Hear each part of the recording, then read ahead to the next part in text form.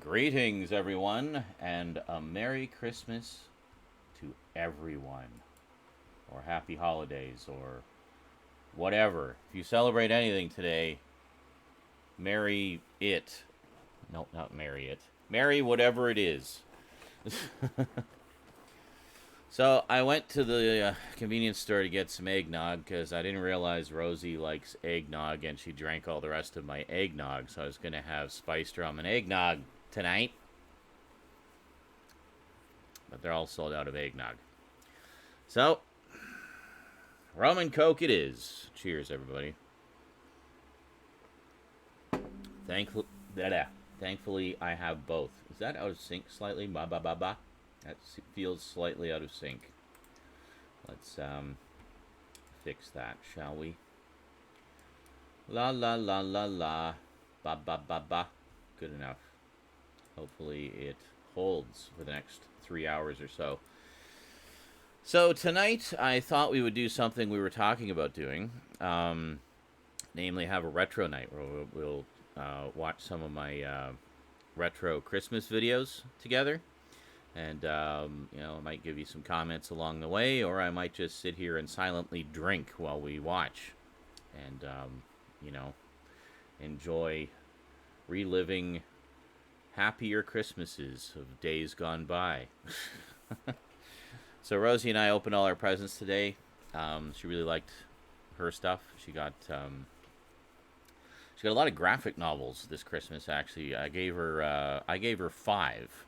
I gave her the first volume of Lock and Key, and the first 4 volumes of The Sandman, which I figure is, she's at the perfect age to discover The Sandman and enjoy it. And of course, there's the Netflix series coming out soon as well, so that'll give her a nice background for that when it comes out.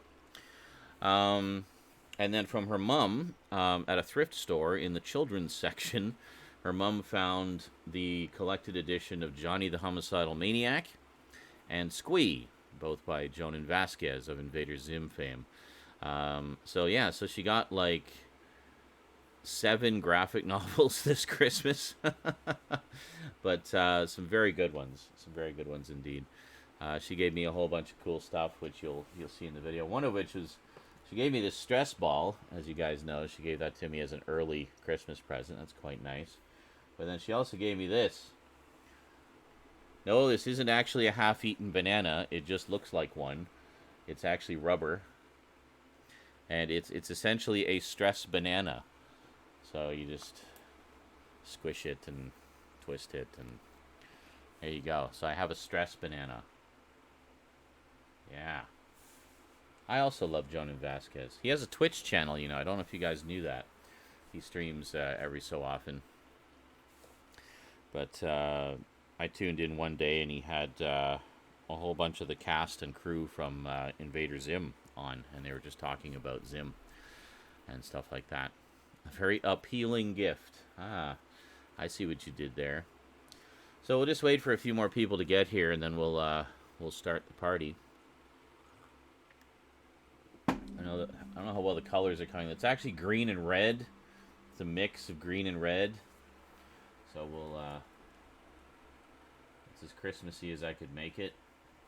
I mean, I guess I could have the barfing snake again. Let me see. Maybe if we do this. Yeah, we'll do this. So we got green up there, and then we got green and red playing across the shelves. And you can see also Rosie did some decorations. There's 3 snowflakes and a rather elaborate Merry Christmas sign, which I'll try to get some close-ups of that for the video. But yeah, so it should be good. Needless to say, I'm feeling like incredibly down this Christmas, and I'm sure this comes as no surprise to anyone. I'm glad that it's almost over, honestly. Then I just got to get through Valentine's Day, and then get rewarded for surviving the pain by turning 50.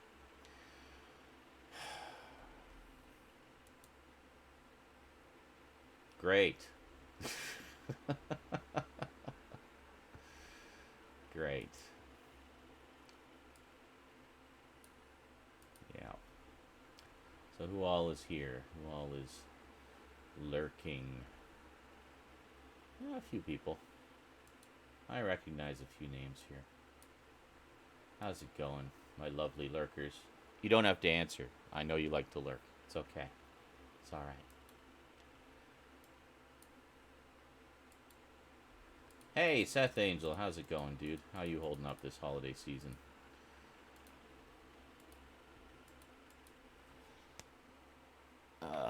Drunk? I'm just starting, so I'll be there soon enough, I'm sure.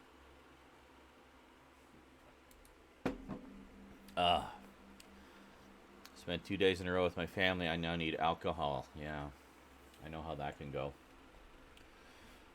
Actually, glad not to have been spending it with family because that's often stressful. At least certain segments of my family, I am stressed by. Yeah, stressed.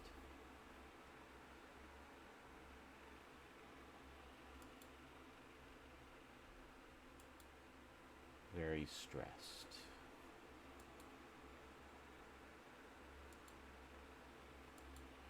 On the plus side, it is snowing something fierce right now. We're in a full-blown blizzard here on the wet coast, which is unusual for us this time of year. We usually don't get snow until like March, but we have got quite a bit of snow the past few days, and it's definitely a white Christmas. So, yeah. It's been really quiet for me, actually. Not a lot of messages from people.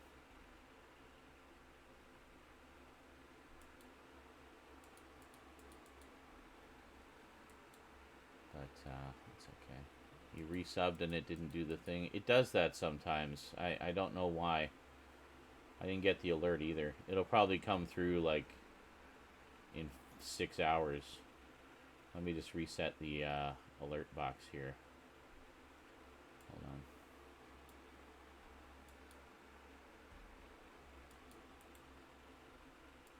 What? Okay, come on. Ugh. Yep. Well, hey. Beggars can't be choosers, right, Seth?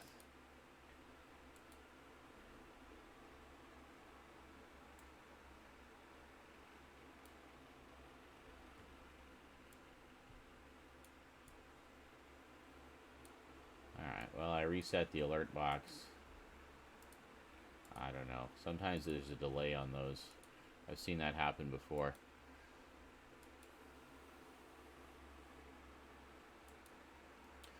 So I got a nice dono, $75 dono from Jet Blast during the repeat last night.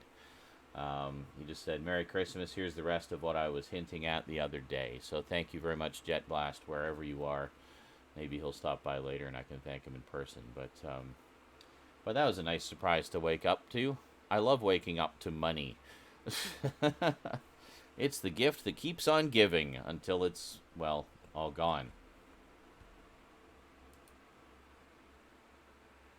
Yeah. I'm hoping, I know traditionally January, February are tight months. I'm hoping it's not too bad this month. Or this year. I guess we'll find out. Anyway, so my I Went Pee While Drunk video got about 2,300 views on YouTube Shorts. So, yeah, it's not crazy, but it's good. Something. People were appropriately confused, which made me happy.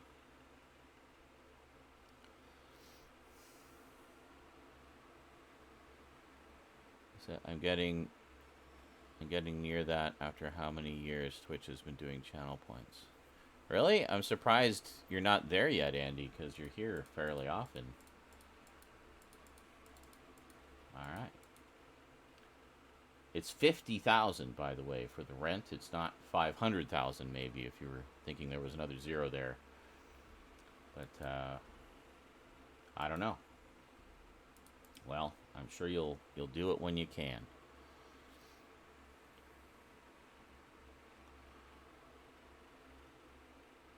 Not even sure what it means. Well, it doesn't really mean anything. It's literally just something for you to spend your channel points on. That's pretty much it. I didn't have much that they could be used for, so I put that in just to have like a big ass goal for viewers to strive towards, and you know, that's that. Yeah.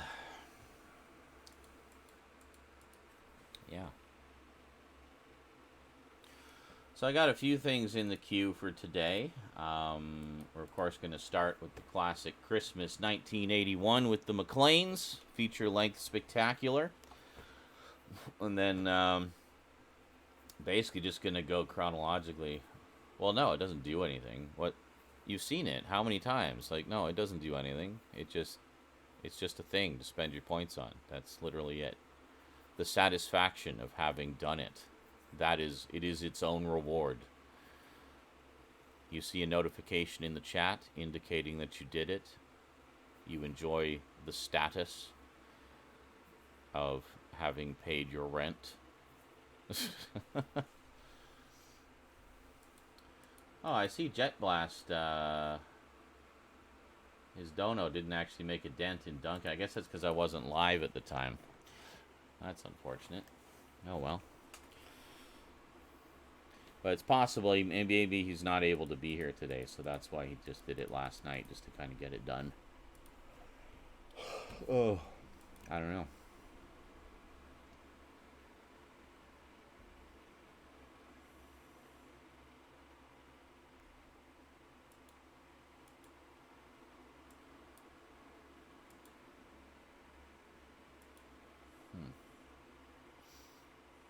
Interesting.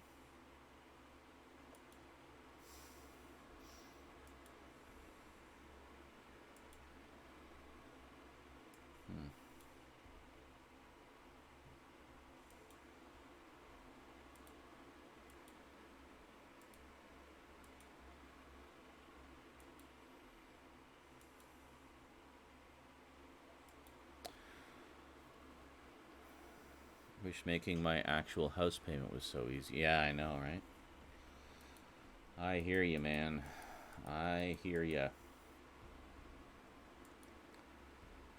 I wish I had a house. I wish I wasn't just paying rent. It feels like I'm just throwing money into a hole every month, never to be seen again. Whereas, at least with a mortgage or something, you're paying towards something, a goal. You are achieving ownership gradually over time. You know, that would be nice. That would be nice. But I mean, it's so hard to save these days, and let alone make a down payment on a house. I mean, that's like $20,000 down payment or whatever. It's like, oh, okay, so basically most of what I make in a year. Great. I'll get right on that. I'll get right on that.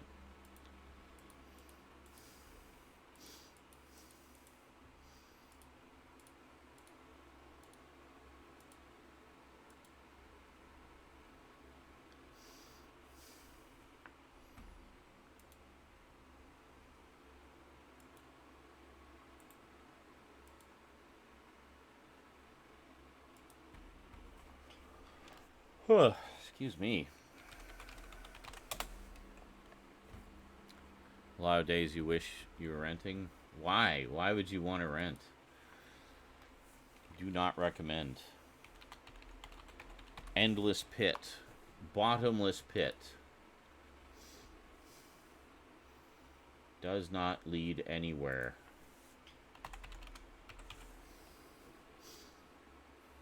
And it's probably not much different than what you pay for your house payments, you know?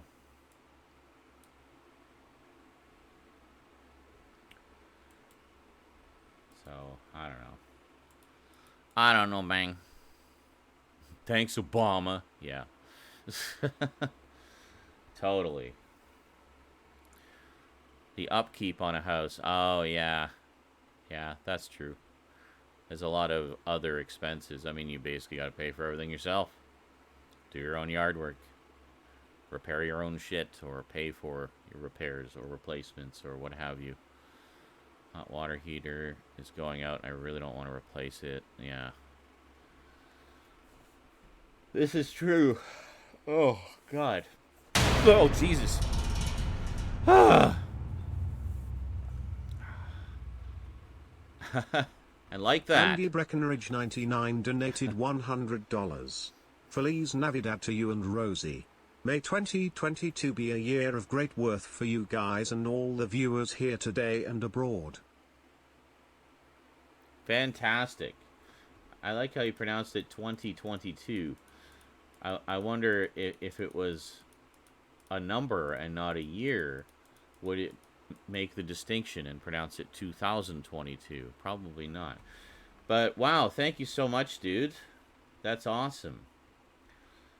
Look at that, 58%, and boom, Andy just takes over the Stream Boss status like it's nothing. It's just nothing. It's like, yeah, whatever. Easy. I got this. That's awesome. Thank you so much, dude. Thank you so much. Oh, man.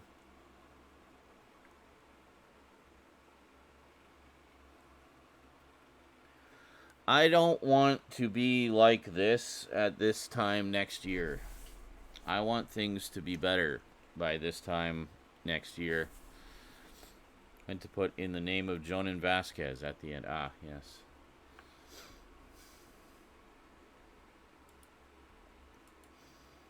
All right. Well, shall we watch some retro videos? I've got quite a lot in the queue here. And I just want to kind of drink and feel sorry for myself. Thank you, Cinema Mike. Thank you. Well, I mean, at least in terms of the career, I think things are definitely looking up. YouTube Shorts has been a huge boost, as you guys know. And it looks like that's going to continue to be so for the time being. So we'll see how that does. That may be the thing that finally puts me on the map, you know? I don't know. We'll see. But there you go. You can all brag about how your OG fans who were there when I was still up and coming, when I was still making music in my garage, figuratively speaking. All right, well, let's head on over here. Holy moly! Things are coming up. Andy Breckenridge 99 donated $25. 2022. Perfect. There we go. That's right. You can say you knew me when. That's excellent. Thanks, guys. Or thanks, Andy. It's so good when you have OCD donators who just need things to be a certain way. Can relate.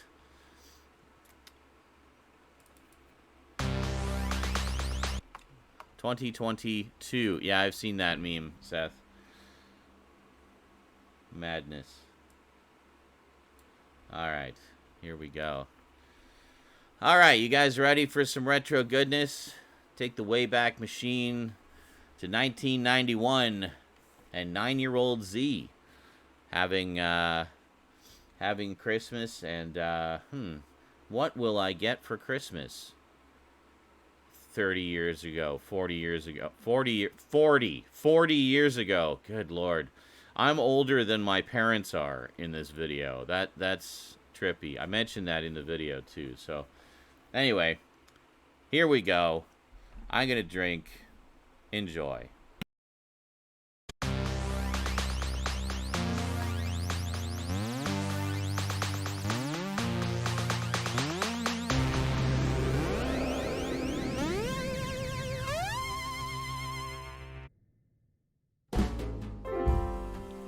I don't think I've watched this in full since I made it. So this should be interesting. I just kind of skimmed it here and there.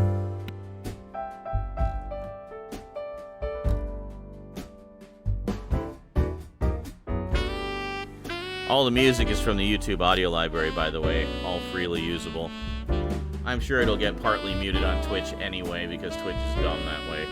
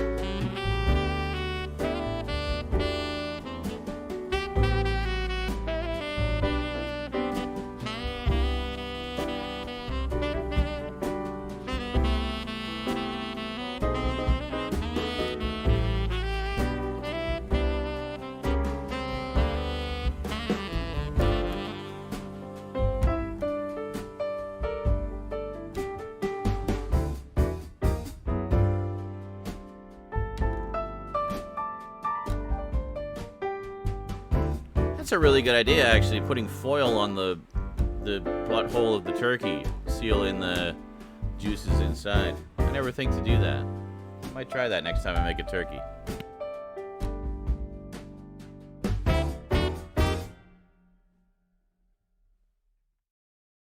Greetings, everyone, and happy holidays. This is Sean from the future, just to give you a brief introduction and a little bit of context to what you're about to see here.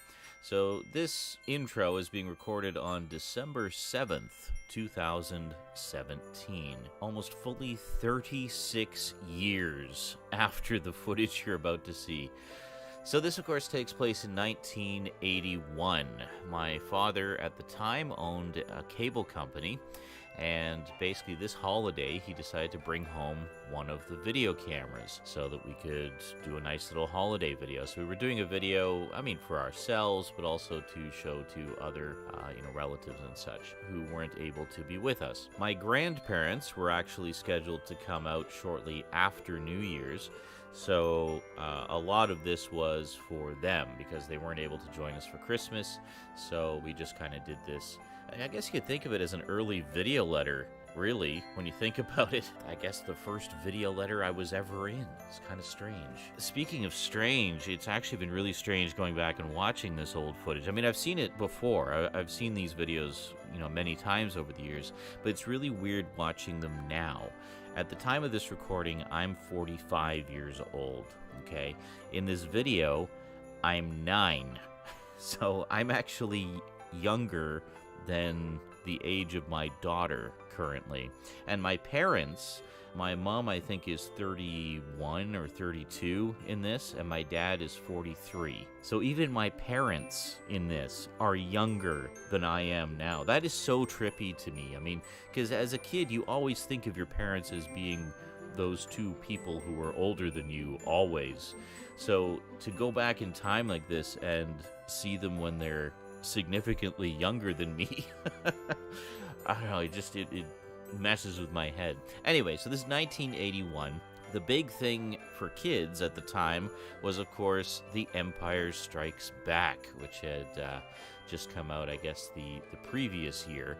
But there was quite a tidal wave of toys that had been coming out based on the movie over the course of 1980 and 1981. So you'll hear lots of mention of that. I do get a lot of cool Star Wars stuff and some other things that are definitely, I think, going to press the nostalgia buttons for you. There's a lot of references to things that are very distinctly late 70s, early 80s. So the primary focus of this will be on stuff that I got for Christmas, just for nostalgia's sake, but I'll throw in a few notable gifts that my parents got as well, just kind of as a means of having them in the time capsule here for you. So I just wanted to kind of give you an intro here, just a little bit of context, essentially what this video is, why we did it, and a little bit about the time period that it is in. For the rest of this video, for the most part, I'm just going to show you edited highlights, raw, straight off the original video, so I hope you enjoy it.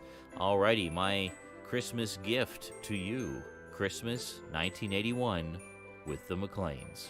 Enjoy. I got some neat magazines. I hear you, Seth, right there with you, dude.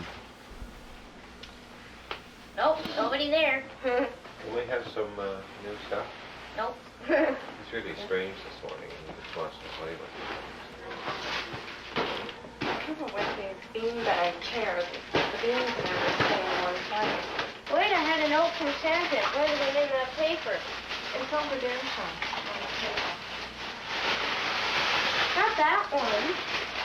Oh, there. One in the trunk. Yeah, it's right there, Jim. Okay. The Viewmaster, Casper, the Friendly Ghost. Another action figure, it looks like. I spent so long finding pictures of the items that I got for Christmas, of course, going by what I was saying as to what they were, and then finding pictures of the actual items, because obviously this is a pretty low-def video. So I scoured the internet to find pictures, high-res pictures of all those things, so I could give you guys a better look at them, at least in terms of, you know, being able to see the covers and the packaging and whatnot. And it is. It's IG-88. Oh, good. IG-88. Isn't this boring, folks? It's not boring. It's not boring. Deluxe These are things wood I've burning. always wanted. Deluxe wood burning. Yeah. Easy, fun, creative woodcraft for ages 9 and up. CE? To 111. I'm sure I'm going to be able to do this. I'd probably be able to. Mommy said I was too young. What? You got one of the things I wanted for Christmas. Well, no one knew you wanted it until I got it for Daddy. Look at this guy. Looks tough, doesn't he? Well, I'm going to save the one you don't know anything about. Oh, that one. I'll be able to have an intergalactic battle with all these action figures. Thank you, my man. Oh, the icicles on the tree. Did you see that? They threw that icicle back on the I tree. really love your old mug. All right, squirmels. It's something you've always wanted. Yeah.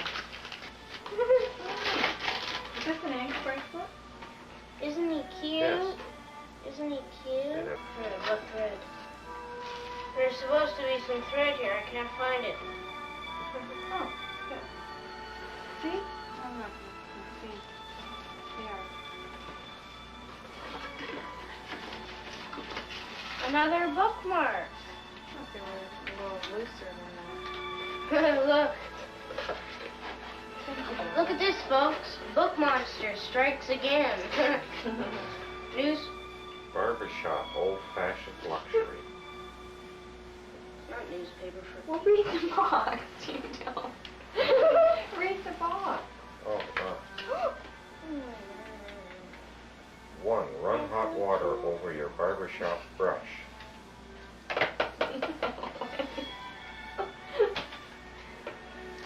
Professional shaving mug. Professional. We have a TV monitor set up right here. That's why you see us look over all the time. Camera up. Winnie the Pooh. One more present in my stocking. A Laura Secord Santa Claus. Mm, Chocolate. sounds See, good. folks?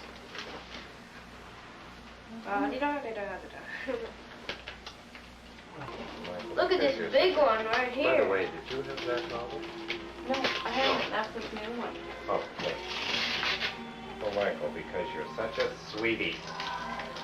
To Sean, with lots of love and hugs and kisses from Mommy and Daddy. Kiss, kiss, kiss, kiss, kiss, kiss.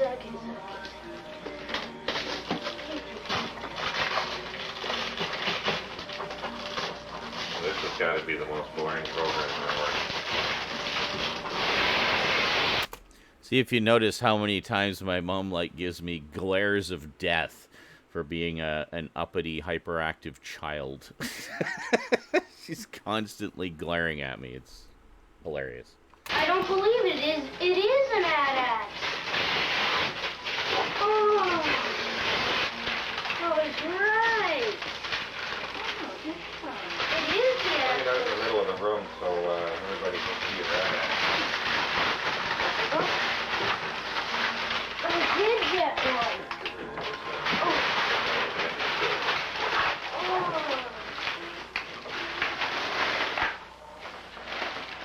Oh. Need some scissors.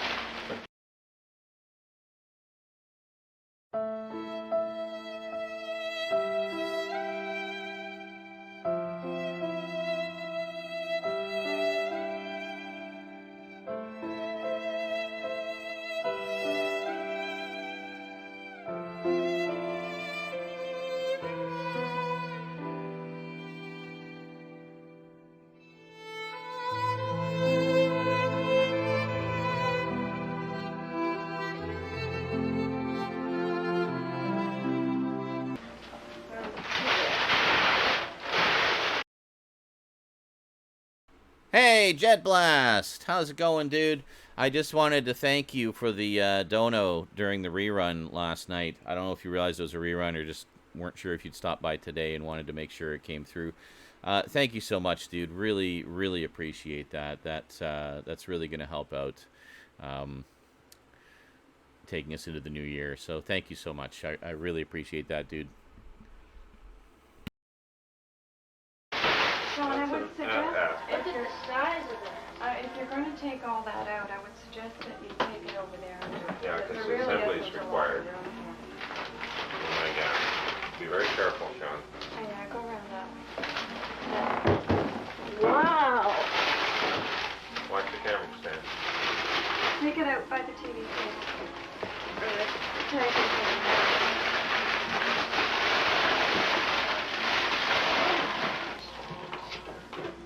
Nachos.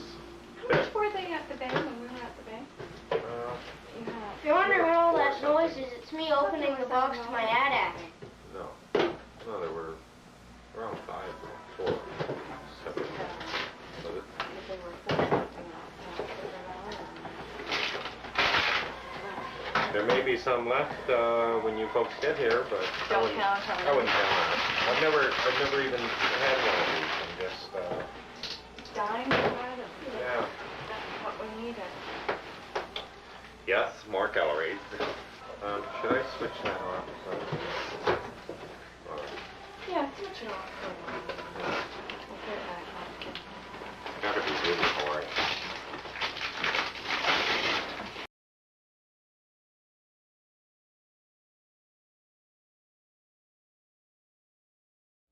The beginning of that was on My Bodyguard, remember?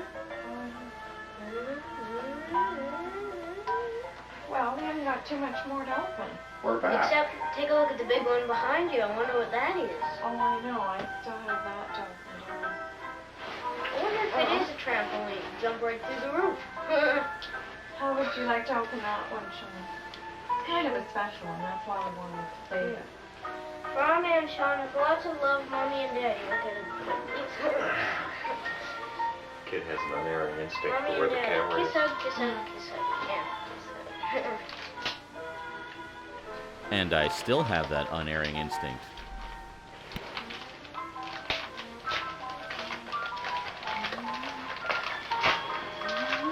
I've got an Abbott and Costello album here, Dad, with Who's On First.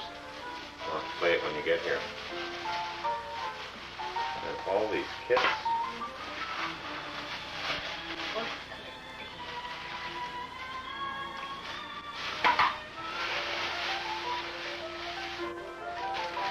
My own digital watch.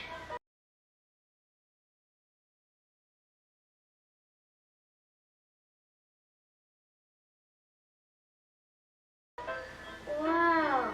Oh yeah, look at the sun. Mm-hmm. Let's Because see the it's sun. daytime. Yeah. At night it has a moon when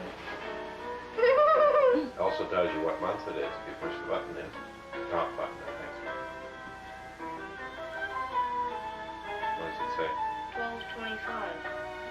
December 25th. Christmas Day. And if you hit it, On the bottom? the bottom is a little light. it lights up at night. See, there's a little light in the side there. I like the sun. Maybe. Hey, where's the box? I'll put it over here, Sean. I thought you might want to wear it. Gotcha. I thought it would be. Daddy, Yeah? remember on Canada AM where they had all those things? A lot like from the Rubik's Cube set thing? Oh, yeah, right. Remember they had that octagon-shaped thing? Yeah. I thought it was one of those. Boy, was I in for a surprise. That's the same watch I've got. It's a Cardinal. You have to take very good care of it. Yeah. That's T-Sean from Auntie Barb and the Uncle same. That's Adolf. the rough Jason. Right. Touchon from... Auntie Barb and Uncle Adolf. Forgot to read the credit.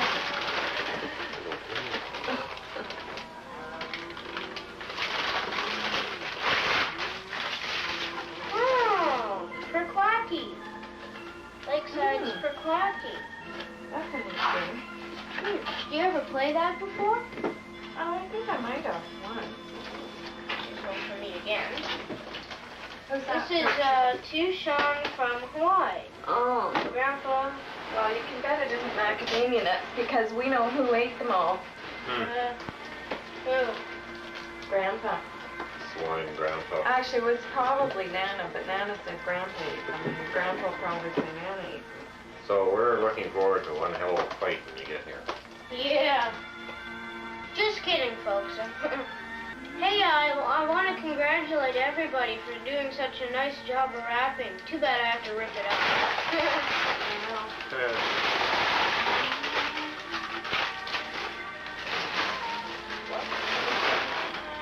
Wow. Well, that's the one from Barb. As you see, Barb, I didn't rewrap it. Still looks crunchy, but... Oh, a T-shirt. Inside the Hawaiian shirt is one terrific kid. Hey! Look good, don't I? Handy, but terrific. It's not open until December 25th. Touchon from Auntie Rosemary. Kiss Hug. I wonder what this would be. Oh, I've been wondering what this would be all I along. wanted to get you the hat, too, but you didn't really seem to go with your... It's a Yoda hand puppet. Oh, isn't that neat? Yoda. And it's unassembly required. So you can just start playing with it anytime you want. This one. This is from, to us, from Mom and Dad, and as you see, Sean already opened it by mistake in his enthusiasm a little earlier. Oh, a baby blue sweater to match my lagoon blue eyes. God bless Thanks, you. folks. To Mike and Marilee, with love from Mom and Dad. You too. Hugs to you too. That is really pretty. Yes, I'd agree to I that. am a famous Canadian artist, Phyllis Bruce. We were at her showing in the fall for the dresser at Fort Wall. Love, love. That is really beautiful. It is nice, isn't it? And it's our colors too. Thanks, Mom and Dad. Hang that up in a special place. Another one for me. Fairly mighty.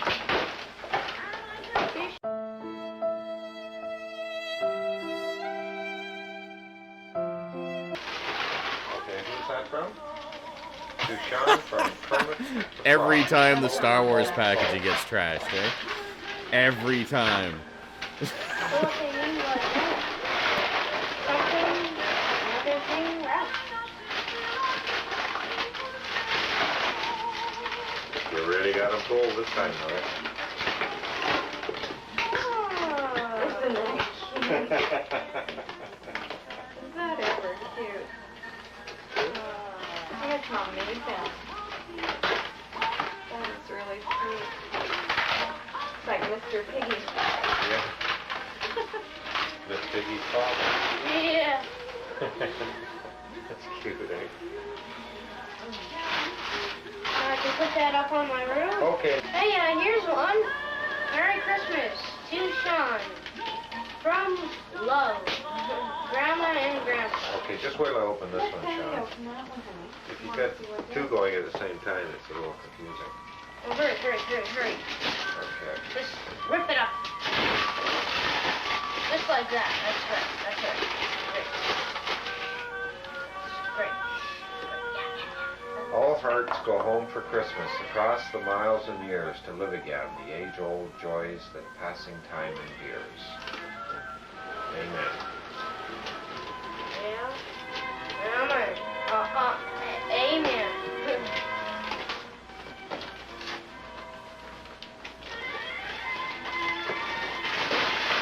That's not enough in it. You know what? Really neat. Sure isn't gonna be a very Merry Christmas. You don't want Oh, that's nice, it eh? open. Kelowna, BC, Canada has a little stone that stops it at the top. Not gonna open mine. Yep. Yep, just that, Sean. Those are tiny. Daddy. Will you stop saying that, or we're going to stop the camera?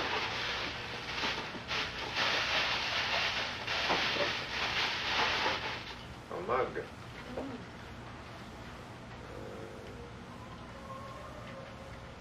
Is that from Grandma and Grandpa? Grandma and Grandpa. Oh, that's from Grandma and Grandpa. That's really nice. So we have two mugs and that's clean picture, right? I got Box two. full of surprises. Nice. I bet those are Tim's. I'll have to ask Mom when she comes. I got These are one. one sweater Oh, you've already opened up. and two sweaters. They're nice. Okay. Oh, those are from Mom and Dad. Yeah. They're beautiful. There you They're go. nice and cozy. I really love that stuff because it's so Oh, here's another one. Yeah. To our son, from Grandpa and Nana. Hug kiss, hug kiss. Where's that from, Sean? Nana and Grandpa.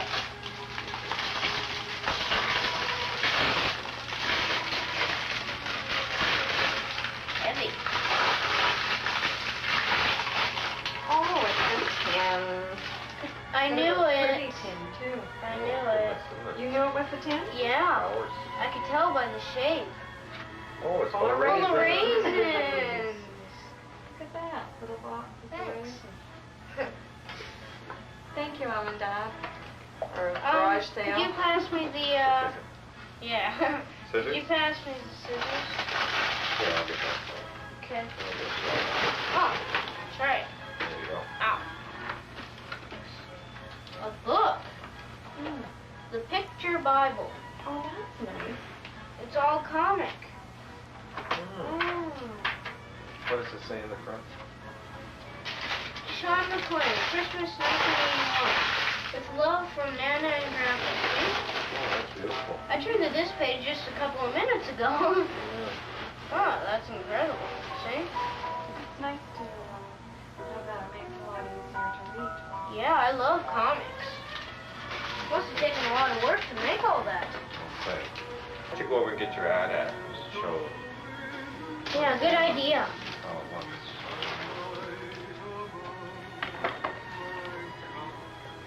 Just set it right down there and show them how it works. Look at this baby. You'll remember the movie Star Wars. Turn the head around, facing the camera. Your camera's over there. That's it. That's really good.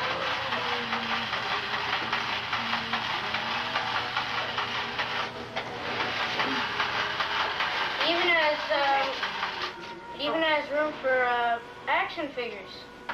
I got this Christmas too. The IG-88. It's from the Empire Strikes Back collection. I got this last year, Boba Fett. Okay. That was just a little filler while... That Boba Fett, which I still have, was actually the original release of Boba Fett before The Empire Strikes Back came out. It was one where you had to send away a certain number of proofs of purchase of other action figures in order to get it, and then you just pay postage, I guess. So my mom had saved up the proofs of purchase from all my other Star Wars action figures and ordered Boba Fett for me. So you could only get it through that special mail-in offer at the time. There wasn't a version that was available in stores yet. So pretty cool little collector's item that I cherish to this day. The legs are fully posable if you didn't know that before. Not a TV commercial. Okay. Can you move it back a little bit, Sean, out of the way? I've always wanted one of these. When I'm wearing my heavy sheepskin coat, a jacket is really too bulky underneath. This will be perfect. It's a Tundra. It's got a little Eskimo carving here. Can I show them this? There. Not right now, Sean, okay? Put it away first. Okay.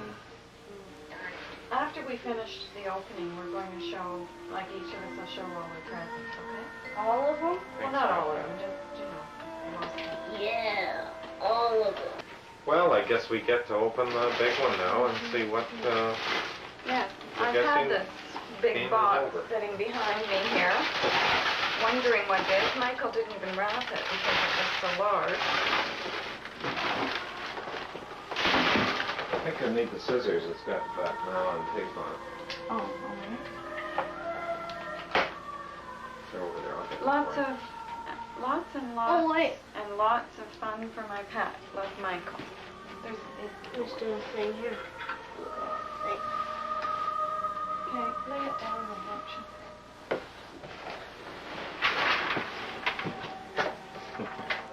We don't trip my ad at it.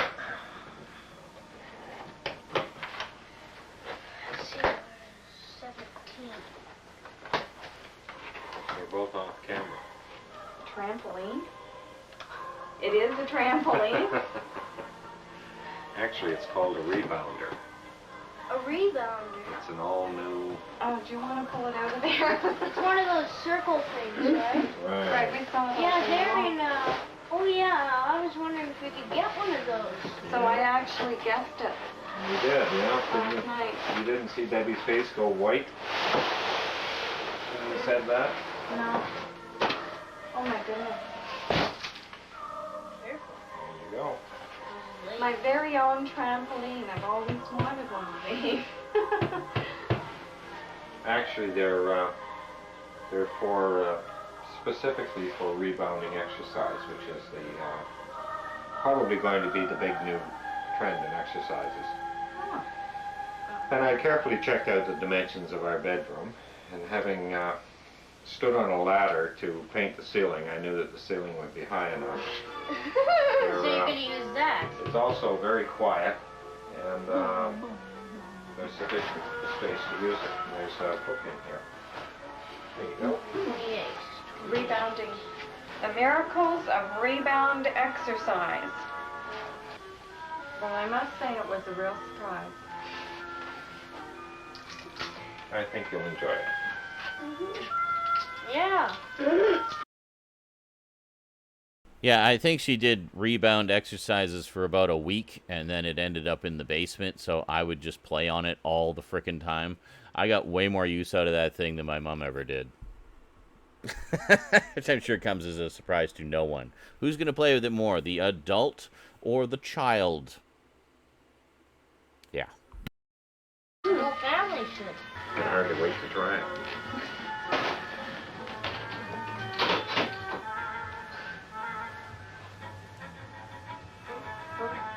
Where'd everybody go? Oh, if you're wondering what I'm doing, these are stickers that come with... These are stickers that come with the adult. I'm putting them on now. Okay, we'll give you a brief look at things. This is from Bob and Denny to Sean. It's carved out of wood. I would assume Bob made it himself. And in the top it has holes. It's the letters of Sean's name there. And in the top is holes for pencils, pens, and things, so it'll sit on his dresser. It's quite thick.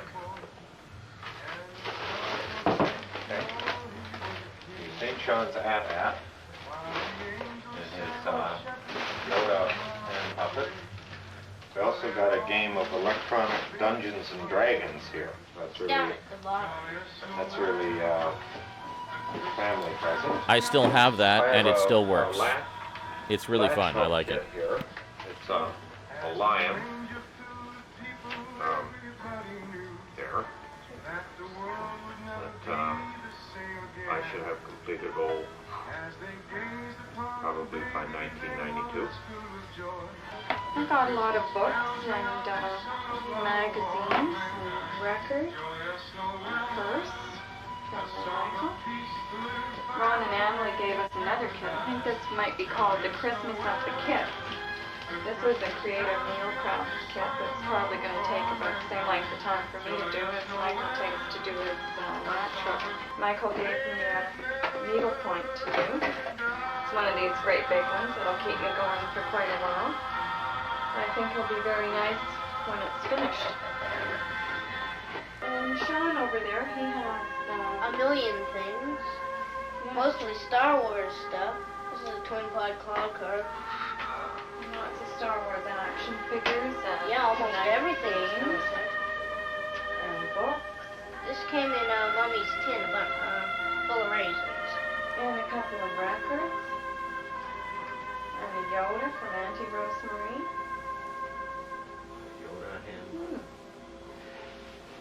Can't see it, John. You're too high. You're up too high. There. Sorry. Yeah, now we get it. Okay, well, I think that should wrap it up for our Christmas opening. Now we're going to stuff bird. Oh, one thing we'll Oh. just mention before we go off camera here is Sean made for Michael and I a game. And his philosophy is anybody can go out and buy a present, but it takes a lot more initiative to make one. So this year he made us this game called Get to Grandma's House Before the Big Bad Wolf Gets You. And it's for ages 6 to adult and for 2 to 4 players. And inside we have a game board. And let's see. This is the game board. You can't really read it on camera, but this is a start over here. And it has a number of cards that you put here, and then you draw one each time, tells you how to move. And you go around to get to Grandma's house. And if you happen to get a good card, you get a shortcut to go through. There's a shortcut here and another one here. And then he made these little people that are the pieces that we move. I think we're probably going to have fun with that later today. Which is December 25th, 1981. If you seem to have forgotten. Well, I don't think anyone will forget that. Sean's just showing off his new watch. Yeah. Okay, well, I think that should about wrap it up for Christmas morning. I think we'll probably see you a little bit later at dinner time. Will we? Yeah, do you want to go turn the camera on? Oh, sure. All together now, folks.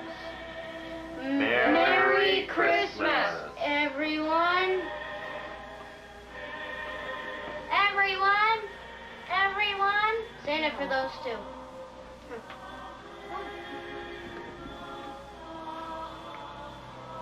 Let's see how our Christmas looked. A little bit more to the tape. Yeah. Like, as we said earlier, in this Christmas production, we said we'd also show you us at the dinner, if you know what I mean. You know what I mean? I thought so. And don't you have something to say, Sean, about what you liked about this Christmas? Oh yeah. I know it's not Thanksgiving yet, but I'm thankful for a few things.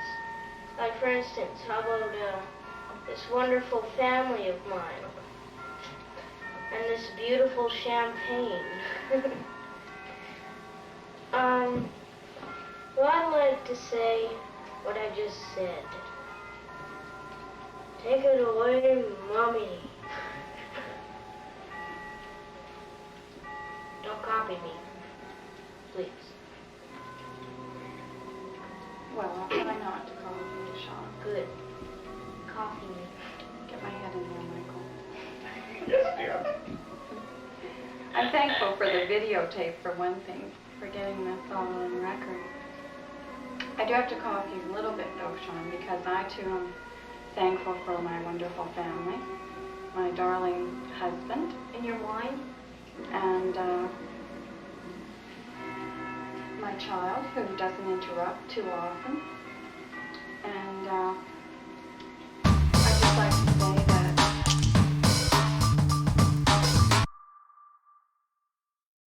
The Jasons just subscribed. Merry Christmas or bah humbug. Thanks, the Jasons, for the 10 months. Bah Christmas and merry humbug indeed. Christmas time isn't just a time for lots to eat and lots of food. It also means that the end of the year is coming near.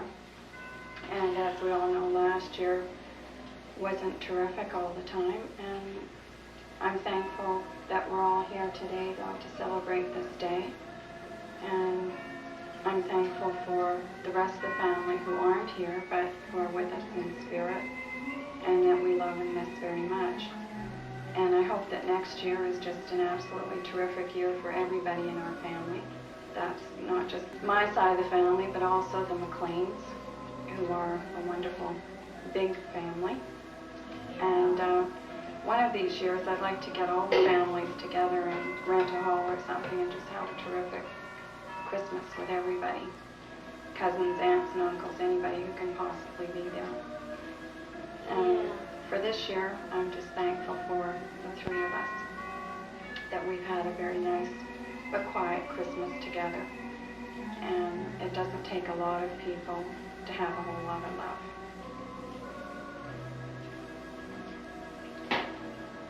Yeah. Very good. You approve, Sean?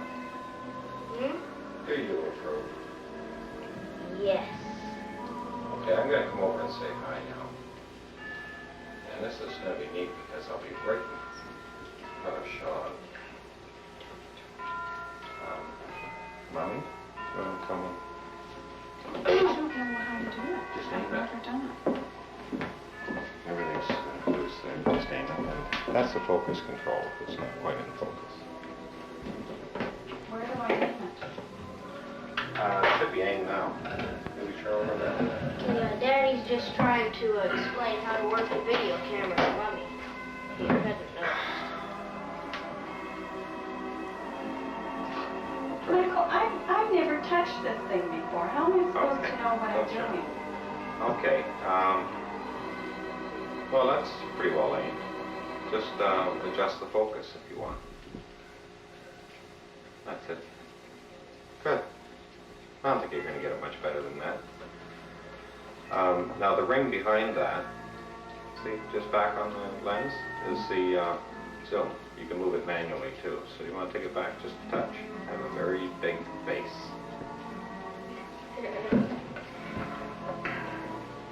Good. Look at that. Professional. I guess as you can tell, we have a new toy. Me. And as with all new things, we're doing a little experimenting, but the main thing we're trying to accomplish here is to share with you, in a few days we hope, our Christmas. And for me to reiterate that I think everybody's been concerned and worried about us enough over the past while. We're in pretty good shape. I'm grateful for the past year because we've all maintained our health. Yeah, I Sean definitely has had, inherited very some. Sorry, I definitely inherited some features from my dad. A lot of the face and the eyes, I think, very me. And my hair is more from my mom. My brother got more of my mom's hair, so it's interesting how that all works out. Rosie, of course, is a mix of me and Annetta. I know that she, again, looks similar to me when she smiles and so forth. It's interesting how that works. Genetics, huh? It's wild. very good year in school. After a rather difficult one last year, as you know, he seems much more secure and settled in his little world. My pet seems to be coping very well with the pressures of business, and that she has told me to take this job and stop it. And I hope next year to be able to take her up on that offer. Everything from a business standpoint is looking up for us. And something that I suppose we take for granted, but seems really quite remarkable to me, is that in spite of the fact that we both come from fairly large families, we're still all together this Christmas. And everyone seems hale and hearty. So I'd like to, Merle just left the room, I don't know what she's doing. I'd like to propose a toast to all of you who aren't here. And Sean really doesn't have champagne at 7-Up. I thought I'd better get that on the record so I don't go to jail for contributing. Where's Mummy? Now I know how the newscaster feels when they don't turn the camera off. How do I take control? Take control. We'll just You'll do that soon enough. I'll be right back, Michael. Yeah. Okay. Want me So, to do it while Mommy's out of here? no, we're okay, Sean. Sit down before I have to break something. You don't have to break it. I'm broken up enough. Yes. I was wondering if you noticed little scratches all over my face. I don't know what they. Wow, that's a very blunt way to ask that, Andy. But yes, he's still alive. He's in his 80s now. He's quite frail now, though. He's been in and out of the hospital a lot this past couple of years. I honestly don't expect he's long for this world. We don't really talk anymore. Long, drawn-out story. I don't want to get into it, but yeah. Anyway.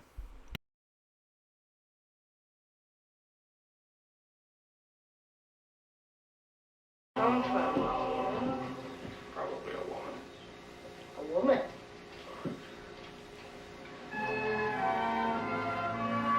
Well, maybe a girl asked me out, but don't go that far. Oh, I'm coming back in now so that I can join you in a toast. Okay? I just went out to change the music. Are we going to sing Faith of Our Fathers? It's on after that. I thought we'd have a toast first. Because you were proposing a toast. That's right. I mean, we can toast everyone until the next Here's to my wonderful family. Here's to us, folks. To us, and to all of you out there. To us. Here's to everyone who couldn't be with us this year and that we couldn't be with.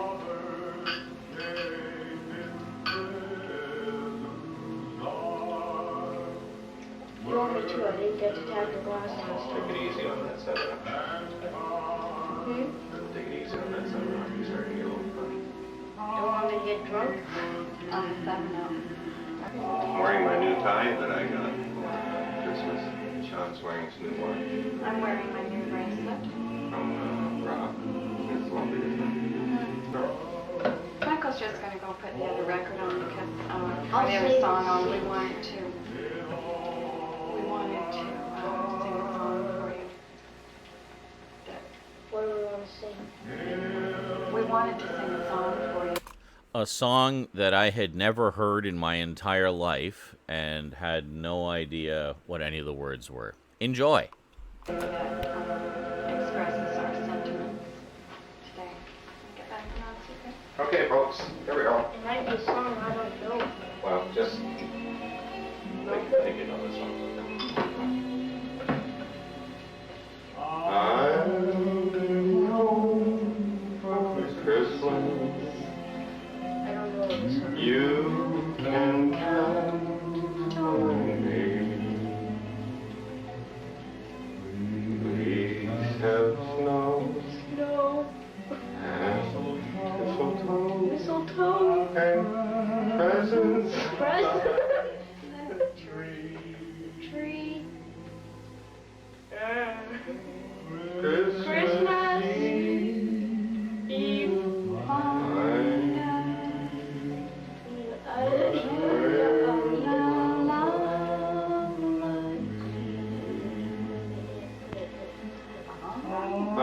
I'll be home for Christmas. Christmas.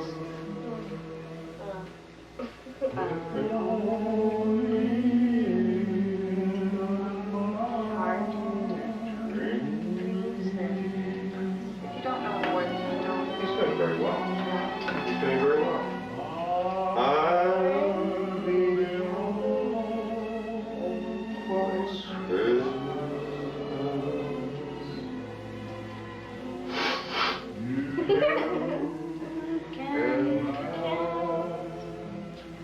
Everybody's here.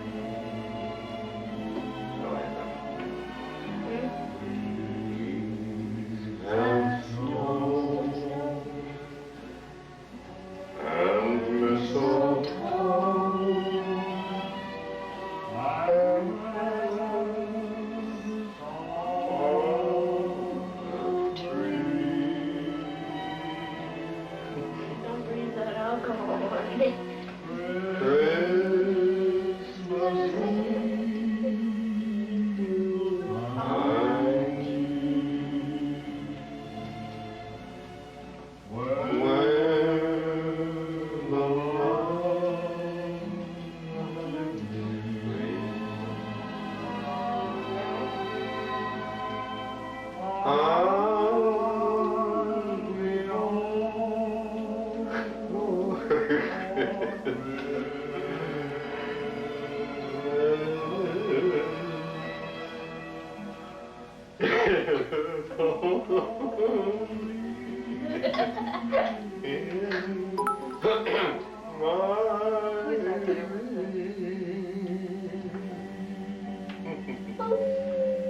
Merry Christmas. Have Merry a wonderful New Year. Merry Christmas. Yeah. Hey, thanks, She-Hulk. Really Fade us appreciate out, it. Michael. You mean gong us? La la la la. Boop, boop, boop, boop, boop.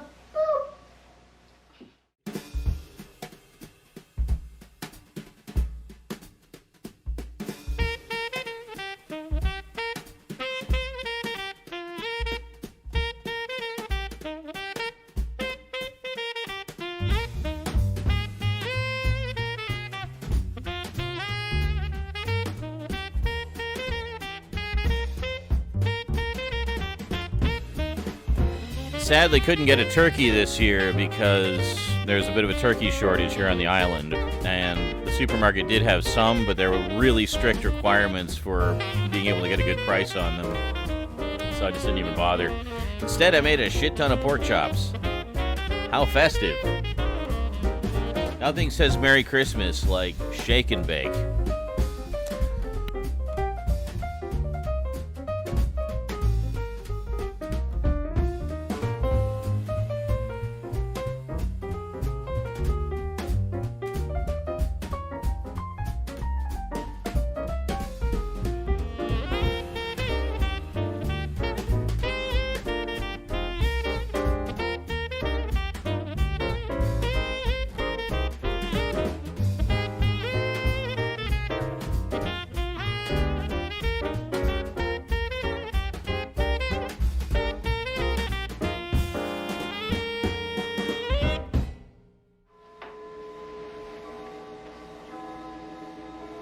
Hi folks. It's get the turkey out of the oven time. Wish you were here, Dad, so I could slap your hands away while I'm carving it. Doesn't seem right not having you here.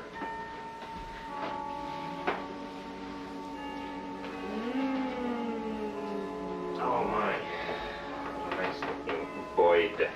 Looks yummy. Now,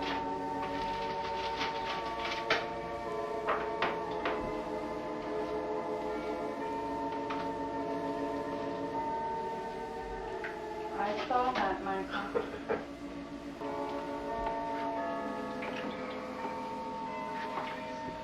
it's amazing. They've made the transition, folks. Hand to cutting board.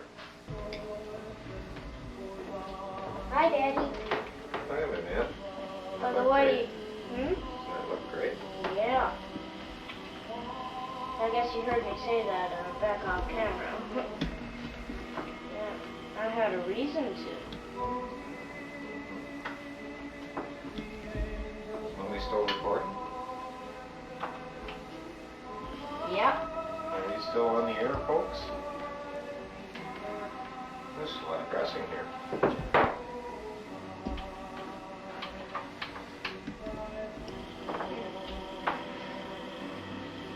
Hey folks, seems like there's more dressing or stuffing, whatever you want to call it, That's room for than it. bird. That's a rather big bird. Big bird? You cooked big bird? I'll just eat it. Doesn't that look great, folks?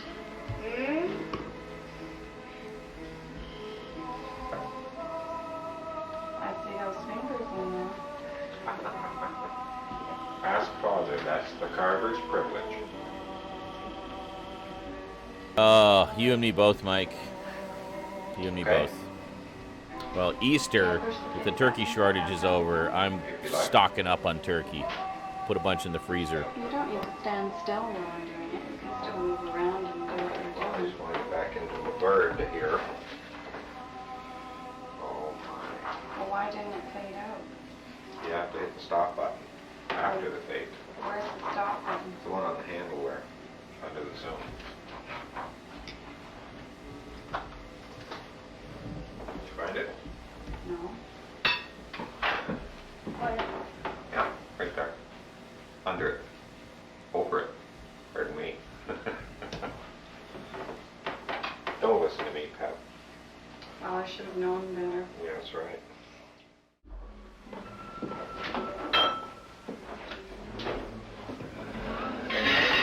Say hi, people. Here we are eating our dinner. Hi, people. It's exciting. Uh-huh. Just thought I would try. Not only that, it tastes good. Said it were moist. Never Isn't gonna it? buy anything but a fresh turkey. Oh, folks. Daddy and I apologize for starting to eat before the camera started to roll, so don't be upset or anything. You're such swine. Alright. This is the kingdom of swinedom. Dum dum. Dum dum dum dum dum. We, this year we got a utility grade turkey. I think we got a utility grade before, didn't we? Well, for one Thanksgiving. Yeah, and we really liked it. It was fresh, not frozen, but a utility grade as opposed to grade A or whatever. And the reason it's a utility grade is there's a little bit of skin off the ass on this thing, or was it the backside? A little bit of skin off it, so they couldn't sell it as grade A. Some of them have a wing missing, or things like that. But my goodness, what a difference getting a fresh turkey makes. Well, last year we got a fresh one, but it was a grade A. It's oh boy, wonderful flavor. And as you can see, Marley remembered to make the cranberries. No gravy though. Right, we decided not to go for the gravy.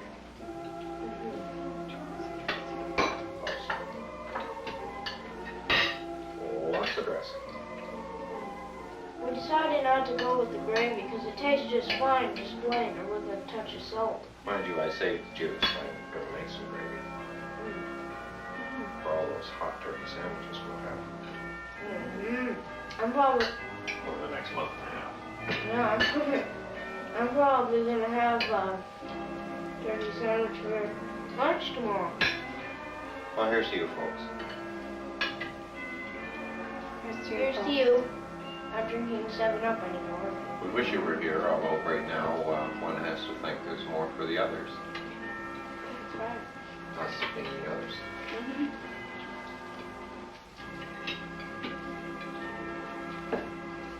Must be really exciting programming watching us stuff our faces. Stuff our faces. Right. Well, do you want to turn it off for now? Sure. And, We'll get back to you for dessert. oh, what's the home? Oh, the table over there. Oh yeah, that's right. Show the table. Daddy did already. See you later. You mean see you later.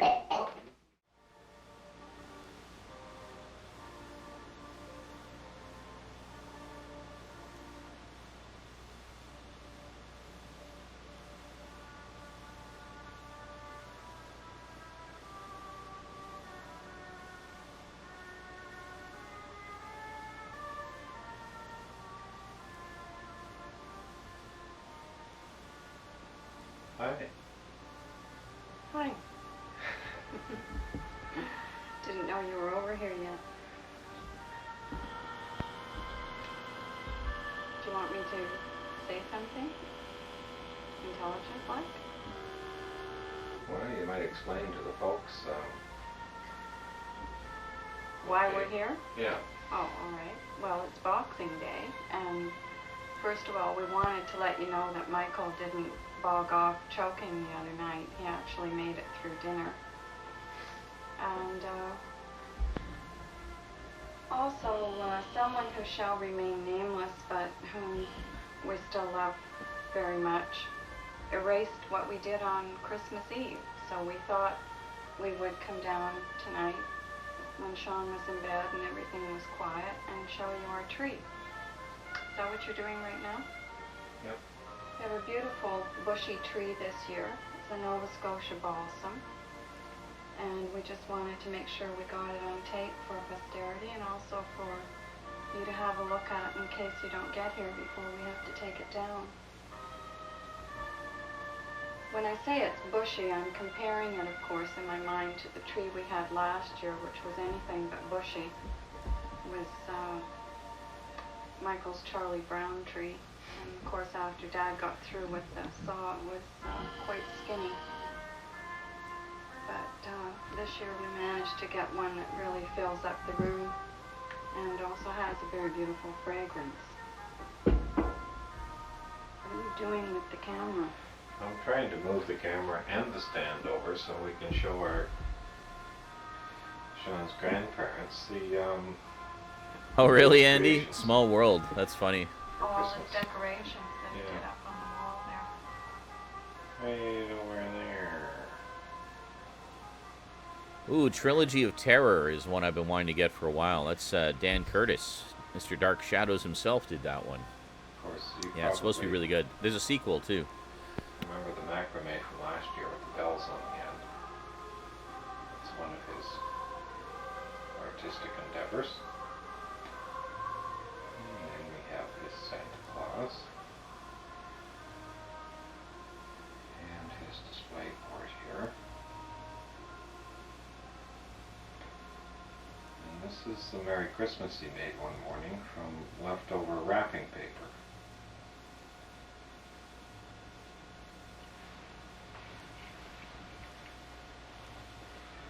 We're back to our tree.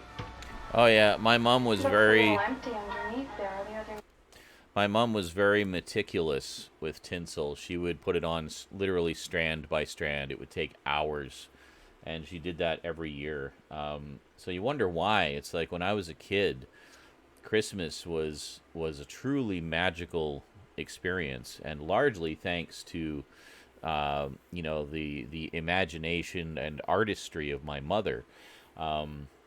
She went all out every year. She'd decorate the house and everything, and it was like a huge inspiration, obviously, to me, even at 9 years old. You saw all the art things I did. Some of those were from school, but some of them were ones I just did for us for Christmas, because, you know, I was inspired by my mom. And before anyone asks, yes, my mom is still alive. She lives in another province, and you know, we talk about once a month or so. You lack the patience. Yeah, exactly. Maybe it's a male female thing. Females just have more patience than us impatient men. I don't know, but it was wonderful. Christmas as a kid was truly magical, and you know, I wish we had more videos of our Christmases back then. I do have a lot of photos and such. I might do like some kind of photo montage or something at some point, but yeah. Night we had quite a good show of all the presents, and as usual there was quite an abundance of them. Now they're all opened and scattered and everything else. Hi. Here he is. Well, it's Boxing Day. I'm tired.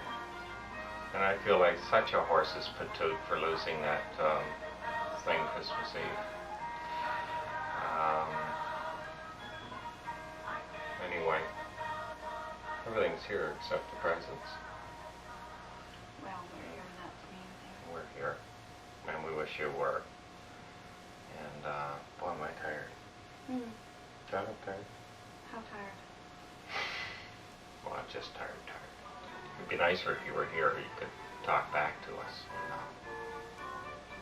it's hard to talk to that skinny little camera. Think of it as Don't folks. worry, when they're here, we'll make them sit here and do this, and then we can look at them talking to us when they're not here.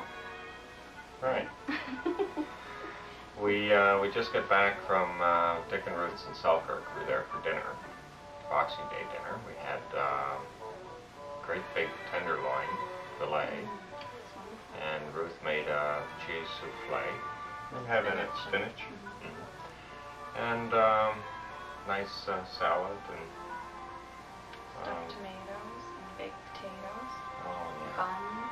Oh, Dick said, you know, we'll go out in the skidoo for a while, and then we'll have light dinner. Snack, I Yeah. thought. He said light. The person he's referring to, Dick, Richard, was a friend of the family who was a dentist.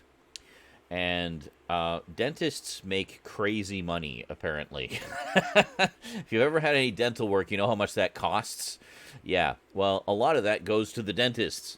So they were very well off family. They had a huge house, big screen TV. I remember he had a big screen projection TV, and he had one of those RCA Selectavision players, like one of the CED players. It was the ones where it was a precursor to Laserdisc, where you would put the cartridge in, it would load the disc, and then it would spit out the cartridge and then play the disc. It was an analog video format, but it was better quality than VHS, not as good as Laserdisc, but really cool. They're considered collector's items now. So anyway, I remember he showed me, I think it was the intro for Your Eyes Only on CED. And said, like, look how good the quality is. He was showing me, because already I was, like, into media and video and stuff, so he knew I'd really appreciate it. So that was sort of my first experience with any kind of disc format. But we would often go for dinners and whatnot at their place. And as my parents just described, it was a frickin' feast. I mean, what is it? We had like filet mignon and like a homemade cheese souffle and stuffed tomatoes and baked potatoes and stuff like that. And that was considered a light snack. Wow. Yeah, it was like catching a glimpse of how the other half lives, you know. But it was always something. And I was really good friends with the kid. They had a couple of kids too, a boy and a girl. And I was good friends with them. We had a lot of fun. Playing together whenever we go to those family gatherings. Great stuff. No, Dick said casual dinner. That's what he said tonight. But anyway, I'd hate to see one of their heavy dinners. we went out on the Skidoo. Dick has a Skidoo. He wanted to take Sean out for a ride, and then I took Sean out for a ride with me.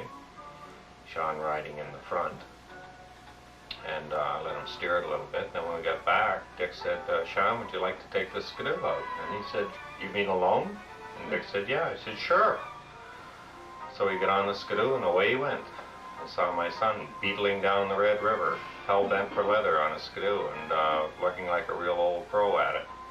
And Dick, of course, was trying to assure me by saying things like, "Don't worry about Sean. He's a very careful kid." He said some kids aren't careful or cautious, but Sean is, cautious. And of course, how he is around any kind of machinery. And to my credit, I was one of the only kids I knew who never had a single broken bone growing up. But I did not compromise my fun in any way whatsoever. I was just, as my dad said, careful. I wasn't a dumbass about things. I was careful. Learned about what the dangers were of the thing I was doing, in this case a Skidoo. For those who don't know what a Skidoo is, it's actually a brand name, a snowmobile. Yeah, so, the tracks in the front, the tractor treads in the back, and it just takes off like a shot. In this case, we're talking about the Red River. We lived in Winnipeg, Manitoba at the time. The Red River is like a major river that runs throughout, portions of Manitoba. And anyone who knows anything about Winnipeg knows that it's also known as Winterpeg.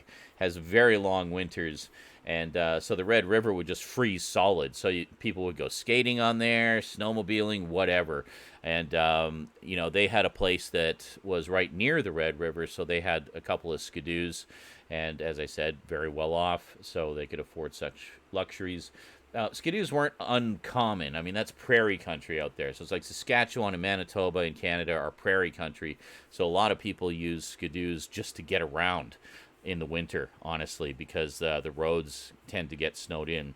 They have huge snow clearing budgets there because the winters are so long and harsh. But even then, sometimes you got to go through the backcountry to get from point A to point B, or it's just faster that way. And if you got a Skidoo, hey, great stuff. Anyway.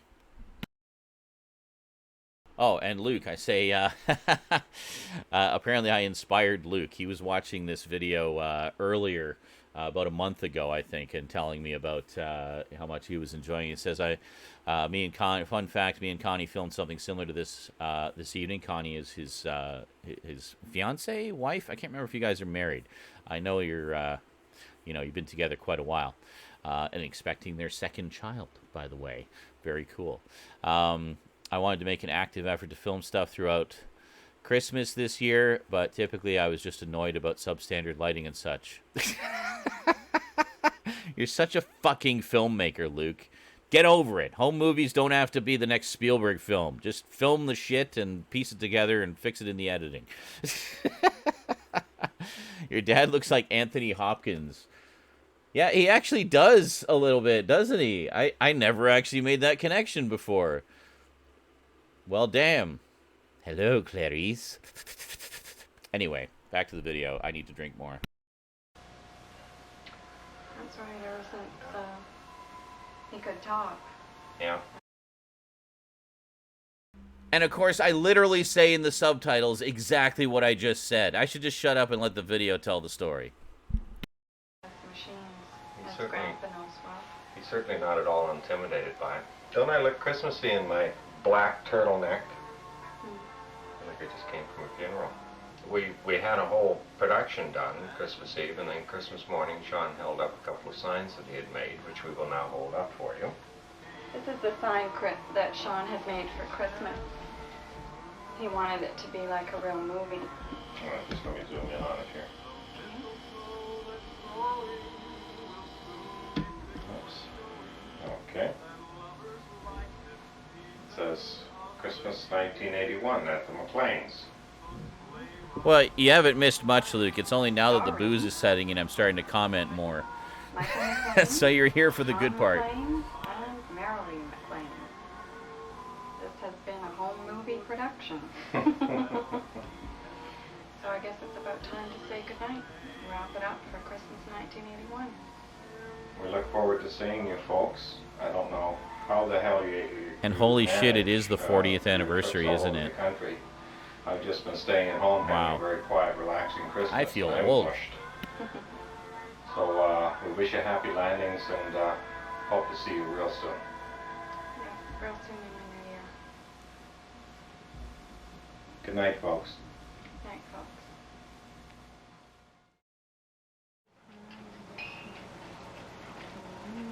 Don't rest your arm on that board there. If I lift it up, that's better. Your tilt.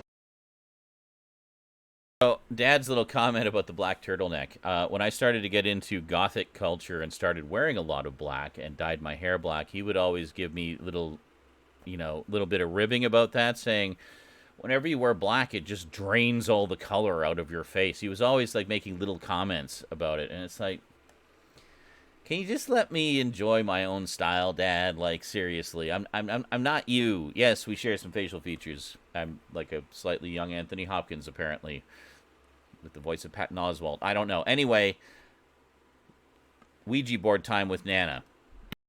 Lord.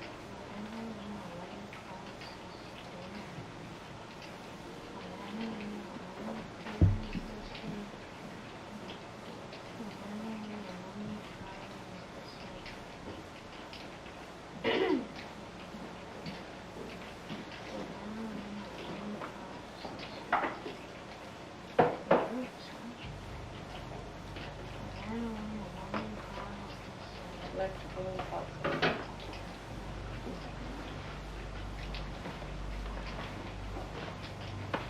I've seen this thing just go zip, zip, zip, zip, zip when Jan and I did it once. It said she was going to have a baby boy though, and she had a baby girl. So it didn't tell the truth. It's what she wanted, you see. A boy.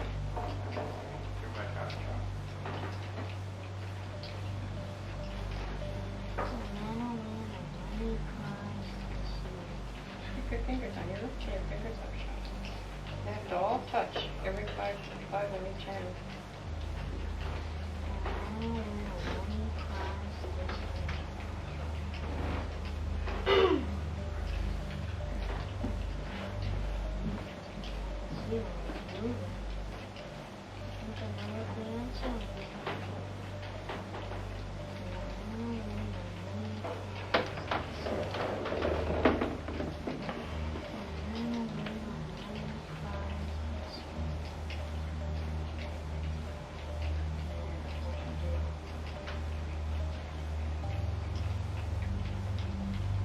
Did you push that? No.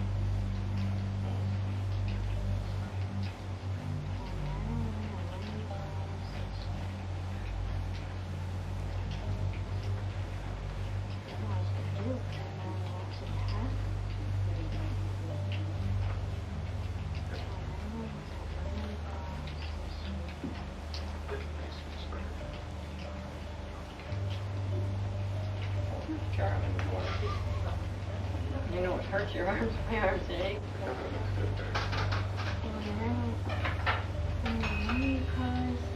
You're not pushing it, are you? No. I could feel it.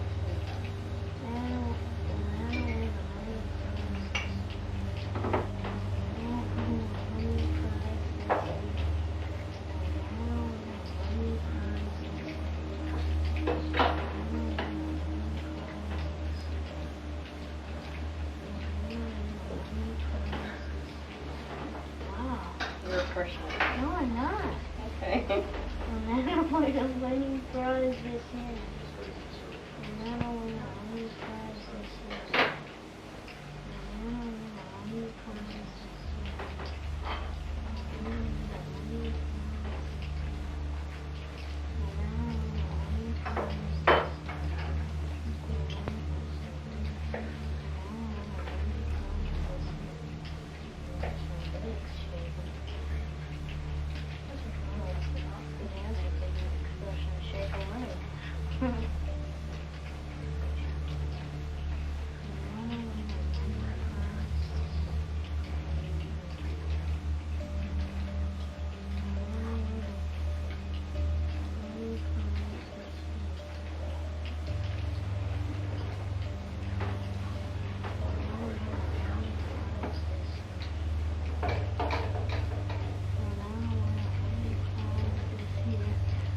That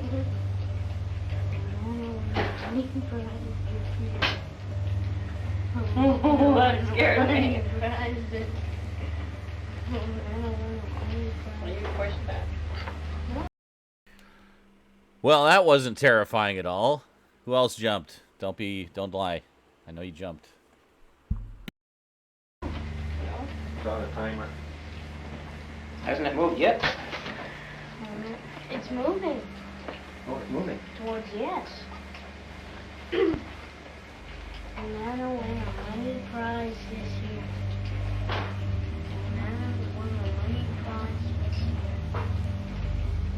Nana won a money prize this year. Don't push it. I'm not. Okay. I thought you were. Nana won a money prize this year. Nana won a money prize this year. Nana won a money prize this year.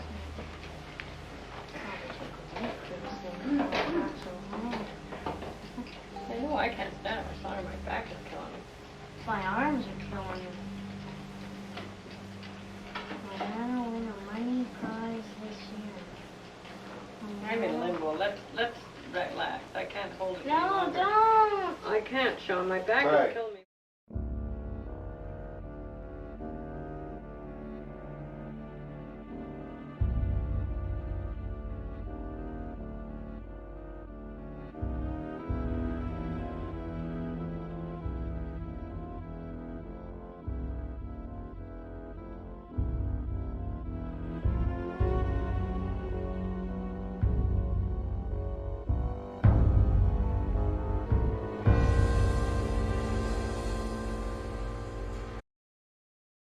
I just want to say, just before you see this, when I saw Ghostbusters, I was just like, it was the Leonardo DiCaprio meme. I was just like, they're doing the game. They're doing the game.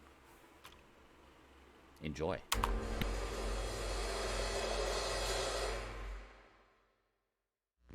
Hi. Hi. What's the date today? February 5th, January Try January. December. 5th. No, January 5th. We're in the new year here with our mom and dad. Mommy and Dad. There we go, right there. There he is. Out of focus as always. That's the Irish cream. Must be the Irish cream, yeah. A Scotsman drinking Irish cream. The smudge of the camera. Good evening, my public. Am I on? Good evening. Yes, you're on, Mother. It's so nice to be here with my McLean. Jolly good evening coming up.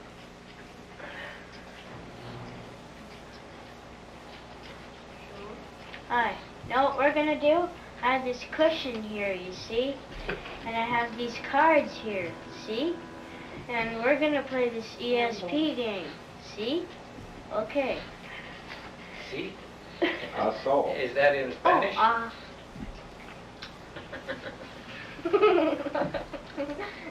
Stick my...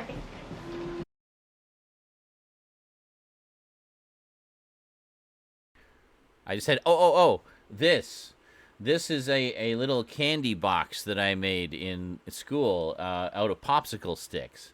So it's like a popsicle stick box, right, with a popsicle stick lid, and then a single stick on top for you to lift the lid off, and then you put candies in it. And there you go.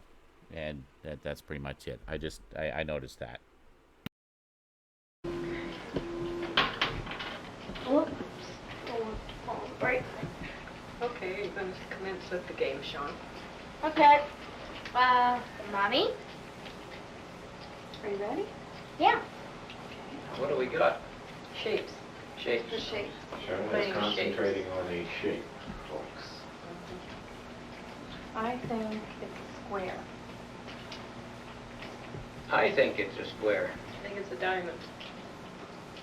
How come she's faster today than she's ever been in her life? Yes. Daddy. What was it, Sean? I think it's a circle. Nana was right. It's a diamond.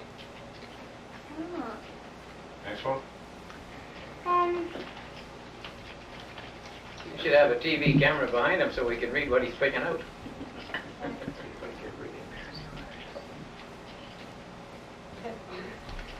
Okay, Mommy? Triangle.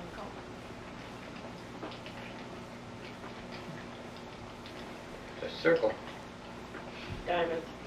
Look at that, my gosh. Triangle. Faster than you've ever been before. You were I never see. that fast before. I say triangle. Very nicely done, Mike. Sorry. Rude little kid.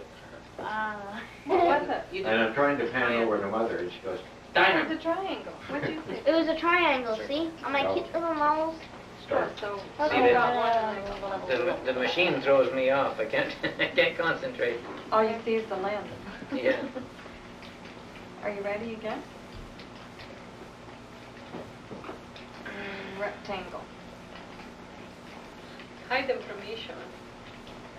Square. Circle. What'd you say, Mother? Circle. Got her. Yeah. Had to get a repeat on that one, Mike. Daddy? Daddy, what's your answer, The Daddy? diamond. What is it? It's a square. Oh, I was right. No, I wasn't right. Grandpa was right. Right. Kind of money you were right. Okay, Grandpa Sean, let's said have another. square, didn't you? Oh, I said a I rectangle. forget what I said I now. thought you said a square. I thought you were right. ready. We'll have to play the tape back to find out what I said. That's right. Okay. The one thing about it, you can't lie. Ready? Okay, ready again. Our kids ready. Stop hogging the camera time, Marilyn. Who, me? Me hog camera time? Yeah, I think you did a square again. It's tricky. You got a diamond. I do. Circle. Speak up. Can't hear you. I said circle. She said circle. And what do you say, Daddy? Rectangle, Sean. Bananas. I got two. Zoom in on the That's circle. better on camera. Zoom in on the Yeah. My circle. ESP Circle, comes circle, out. circle. It was Because a I'm circle. relaxed with this lovely drink here. Okay, Mommy. So what Nana said her ESP comes out when she's drinking. Got it. I've got two. Yeah. You got one and Dad's got one, so.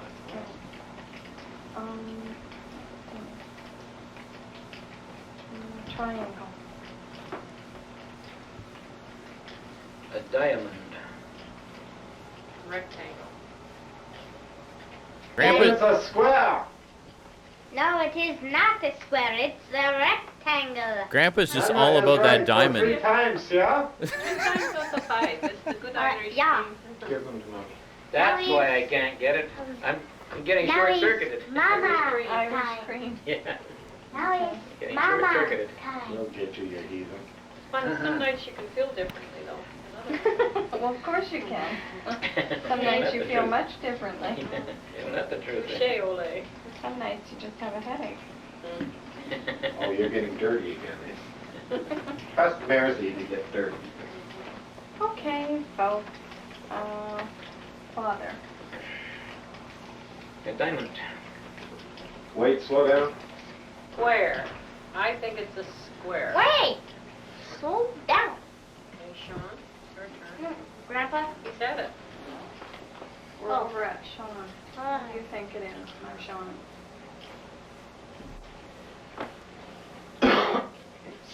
No. Diamond. Daddy. Michael? No. I can't see you, you know, so there's no sense making all those faces. It's a triangle. Michael is right. What's a Triangle. Good.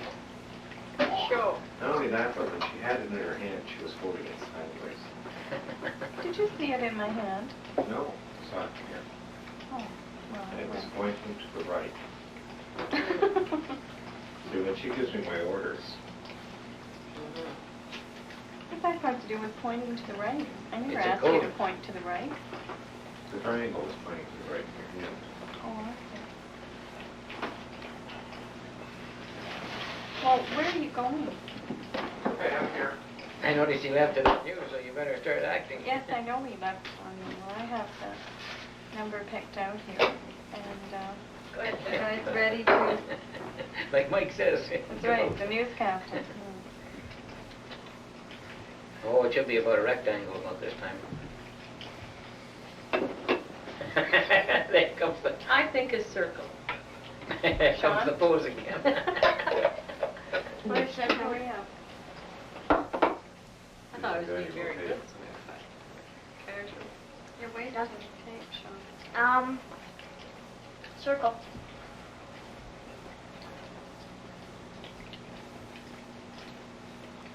Daddy. It's a triangle. You're wrong. It was a circle. Chastising me for wasting tape, yet we're recording at 6-hour speed. We filled maybe an hour and a half at this point. Yeah, just wasting so much tape. So much tape, Sean. Hurry up, Sean. Okay, then. Where? Where?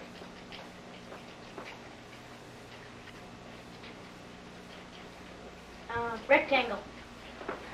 Daddy. Right hit the floor.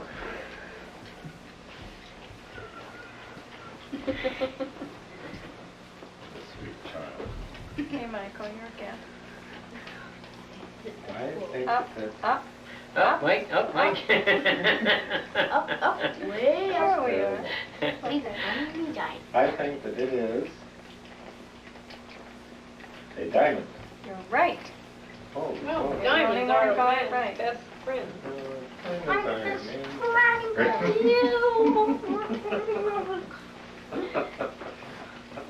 Okay. Let me see what you're doing. You have much room, do you? You. Yeah, give me a little more room. Um, Your darling little boogie. This is Trying to really get it on beautiful. camera. my darling, what? Boobies. Okay. Okay, now, silence, because. Dad making dirty comments and me repeating Well, them it's gotta be a to circle. make it more awkward. Square. Sean?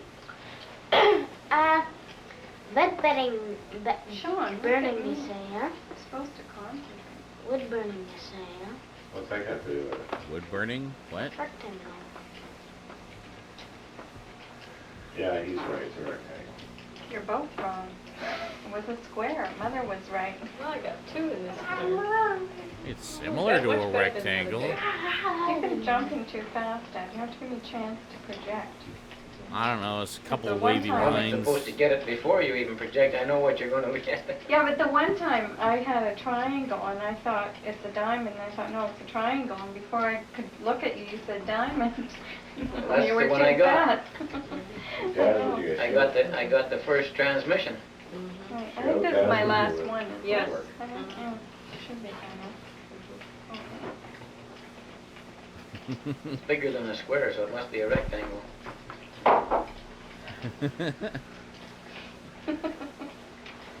I miss my grandpa. I will say circle. We used to go fishing a lot. Wrong-o. Very outdoorsy. Dad. Did you pick one? Yes. you Yes, said a you're not on rectangle. camera, Sean, so you don't need You said a to worry rectangle. about it then. Can you get me back on We literally spend the whole day in his boat just out on the lake fishing. Didn't matter if we caught anything, Missy hanging out, Darling, camera is on. enjoying the day. How come you always go down there, Mike? Nana would pack a lunch for us. Uh, We'd have a cooler Circle. full of sandwiches and Circle. drinks. You know, No, Dad was right. It we was spend the day on the rectangle. lake. It was amazing. Sean. I miss that. Oh, that's right, Sean. Two. Well, Okay. he said that. How about? It's actually one of the reasons I was really excited to meet Ray, because she's very outdoorsy. okay. So I thought Sure. we could do stuff like that together, you know. I mean, that's filming like that with no noise. Oh, there's the candy dish. There it is. You can see That it. was A me little, that just went by, you folks. can see it better now. I made that, you know. I didn't realize it was showcased in the video. I made that. Project. Really nice, isn't it? It's full of candy, you know. They haven't started yet, but I'm projecting anyway. Again, I should literally just let the video tell the story. What are you projecting? I didn't say I was suggesting, I said I was projecting. No, projecting an early end to the winter or what? Wouldn't that be nice? Why are there more horses in there? Grandpa was pretty sharp. He was a good guy. We recording? We're on. Oh. No, you have to make a speech. Make a speech. No, you don't have to make a speech. Just say goodbye. Bye. Bye. I had a wonderful Christmas and Boxing Day and Christmas Eve and had a good holiday with these two wonderful people, even the one who's out of the picture. That's right. I never thought of that when you said over there. That one over there. Yeah. Yeah, and Unerring instinct for where the camera is, right? Right. Goofy kid. Oh, he was. He always made me laugh, and he was always just so much fun. Had I tons of just stories wanna to say tell. Thank you to He was a pilot. He was a pilot in World War II, and man, did he have stories! And he'd been in some pretty rough situations, and almost died a few times in the war. But there was one. What was it? Yeah, there was one I remember where he told me about it. Where I forget exactly what the specific situation was, but basically where he was stationed got overrun, and the Germans came in and just like shot everybody. Like they just fucking killed everybody who was there. He I don't know if he was shot and injured or what, but he fell and he bashed his head on like a table or something. So he had like a like big bloody gash on his head, and he fell to the ground, and he just stayed there motionless as the Germans were sweeping around looking for survivors. He was, as far as I recall the story, he was the only one to survive. I almost didn't have a grandpa, you know. But there may have been a couple other survivors. There wasn't very many, if anything. But he was one of, at the very least, one of the only survivors. And it was a pure stroke of luck. Honestly, hitting his head on that table literally saved his life. He would have been dead otherwise, because everyone else in that room was a fucking corpse, you know. So he flew. He was actually a pilot. He flew in the war, and you know, I guess Canadian armed forces. So we were sent in as backup to help the Allied forces. The Canadians were crazy. You didn't want to mess with the Canadians. We will fuck you up. So after the war was over, he became a pilot for Air Canada. And he would sometimes go for just pleasure flights in a Cessna airplane, and he would take me flying. And it was some of my first experiences flying. Well, other than flying out to BC to spend the summer with him. I would spend the summer with them every summer throughout my childhood until I was an early teenager, and just became too moody and self-absorbed to do so. But as a kid, I would go out there every summer and spend the summer with them. And I always looked forward to the days when Grandpa would take me flying. And we'd go up in the Cessna and just fly around for a couple hours, you know? And it was amazing, just seeing the scenery, the sights. And being in that little plane, it's really a very different experience to being in like a jet plane. Those of you who've ever done any traveling, you've probably been in a jet plane from time to time. It's a very different experience. It's it just feels so much more personal, I guess. I don't want to say intimate, but personal, because it's just you, my grandpa, and sometimes, you know, a friend would be a co-pilot. but it was great. So we do that, and we go fishing. Going fishing was a big thing that we did. They lived out in West Bank, BC, which overlooked Lake Okanagan, which is a huge lake here in BC. And so huge, in fact, it has its own legend of a lake monster named Ogopogo that apparently lurks the depths of the lake. So we would go there. It's a freshwater lake, and we would go trout fishing.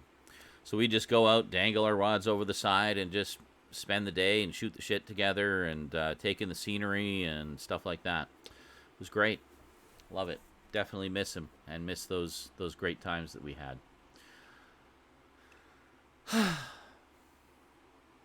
All right. The McLeans for a wonderful Christmas. Happy New Year, everybody. Bye.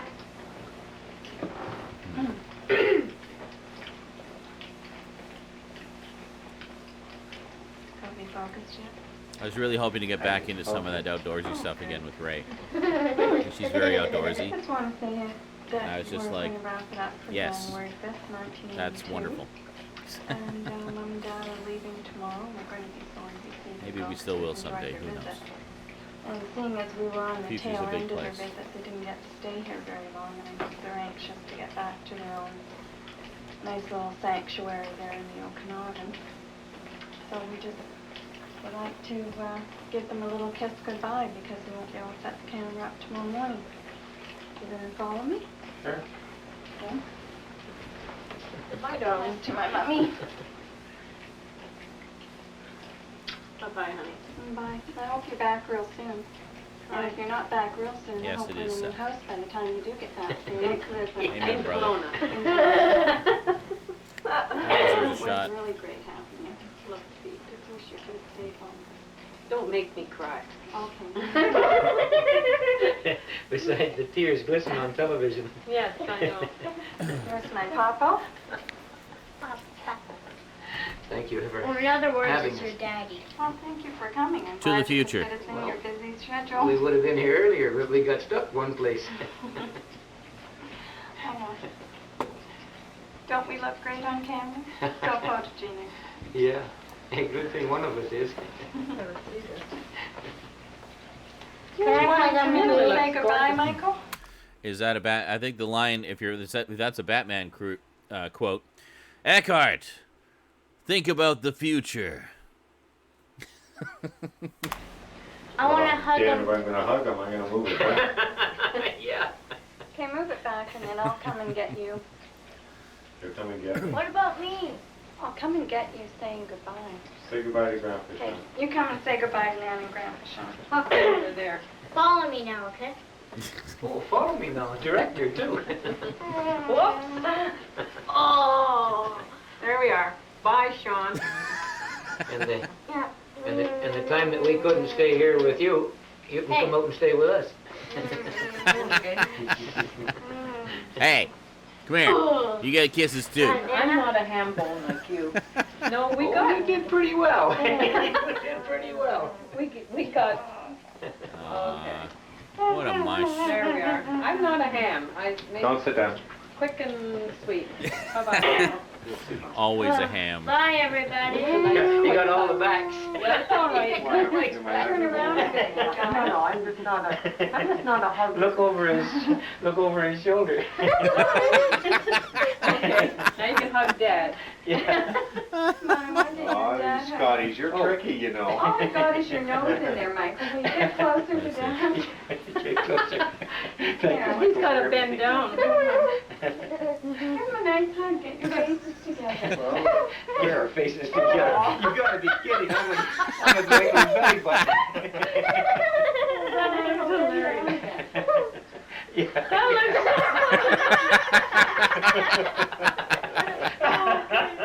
All right. That'll break somebody up in the future anyway. Yeah, don't you know? That'll break somebody up in the future when they see that one. That's hilarious. Okay? I remember that painting. Holy shit. Just the bottles, just the painting of bottles. But it's, nice. Still Yeah. life. That's all the bottles we drank at Christmas. I did. The giggling. Oh.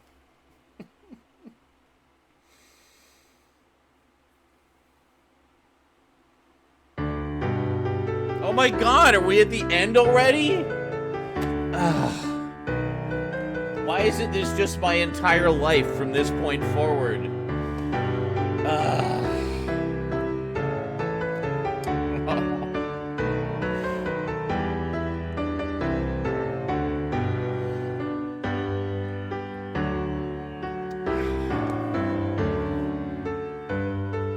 That ended way too soon. Is that just me?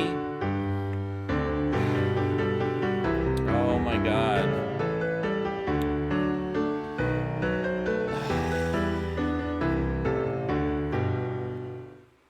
That's such a great goodbye. Oh my God.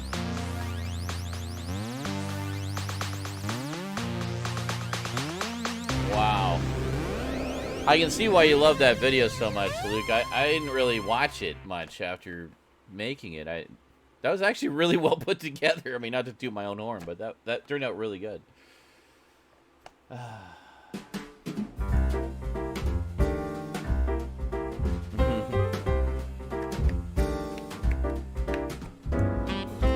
6 years later.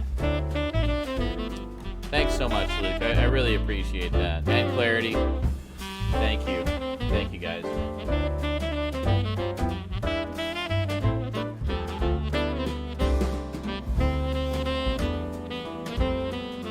Wow. Yeah, exactly, Seth. All the light trails from these old cameras, these old tube cameras. Don't see that anymore.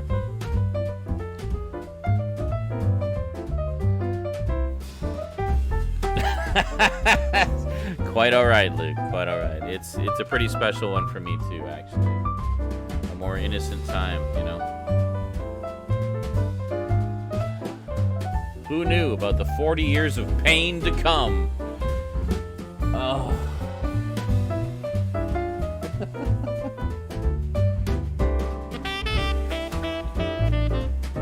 Yeah, I think so. I spent a lot of time paring it down. That was a challenge. The amount of footage that's in the final video is maybe about half of what there actually was. I cut it down quite a bit.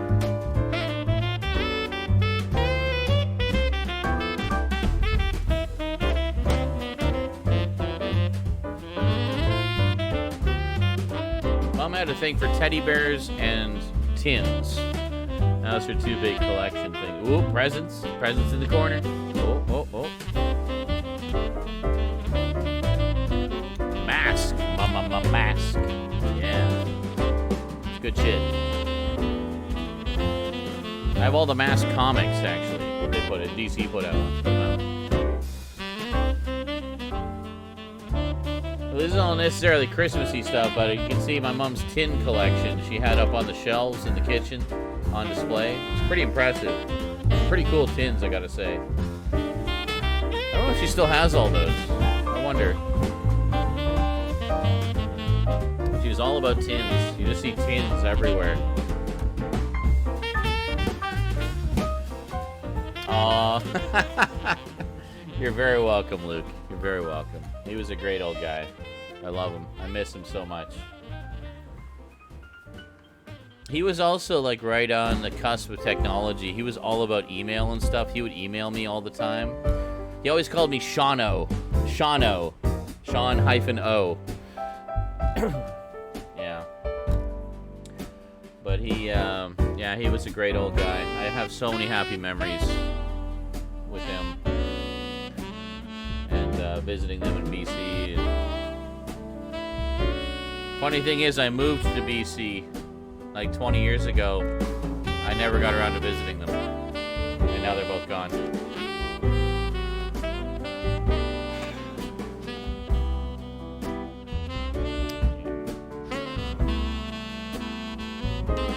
That's right, Seth. Very brown. People don't realize how brown the 80s were. They think it's all primary colors and stuff. Like, no, that was the media. actual life in the 80s was very brown. And hello, David. Merry Christmas to you too, dude. Cream colored, yeah. Very special relationship with your grand. Yeah, got almost 20 years now. Yeah, it's probably been about a decade for me. I mean, he was already old in this video, but he was that energetic and that like together up there. He never got dementia or anything. My Nana passed, and then he passed a few years later. It's not uncommon for couples that have been together for effectively a lifetime, you know. When one goes, the other usually follows a few years later and literally die of heartbreak, you know, and loss.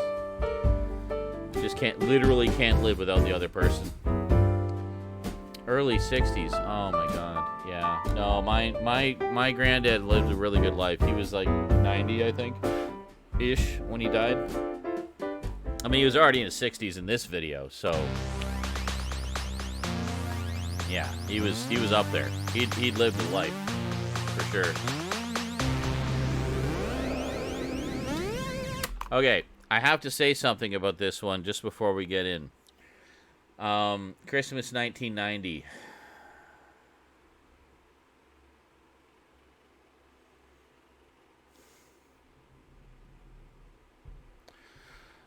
This is a tough one for me.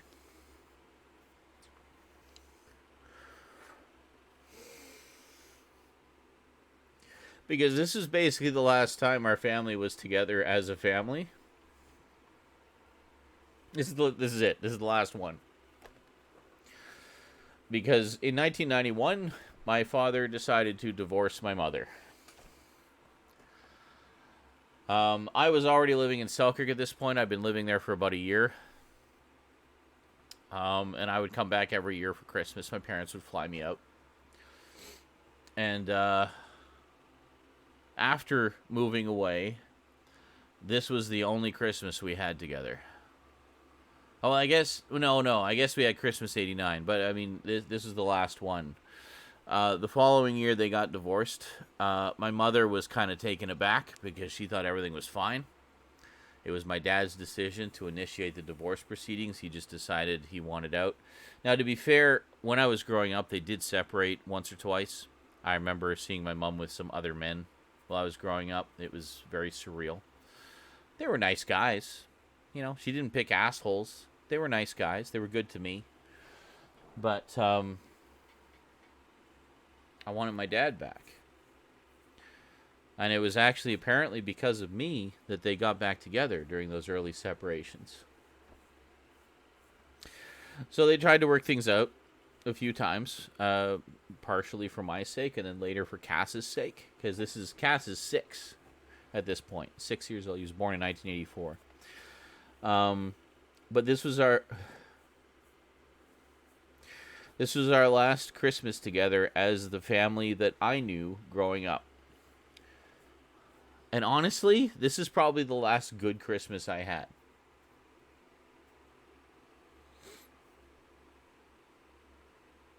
"31 years ago. Ever since then, I've just wanted to have a Christmas with, just like make my own family, you know, continue those traditions. Be with someone special. Me, whoever it is, my daughter, and have those magical Christmases again, but make those magical Christmases for our kid. And every time I think I found somebody, they just leave. And they always fucking leave in like the summer, so we don't even get to Christmas. We don't even have like one. Anyway, Merry Christmas. Let's watch this one, shall we?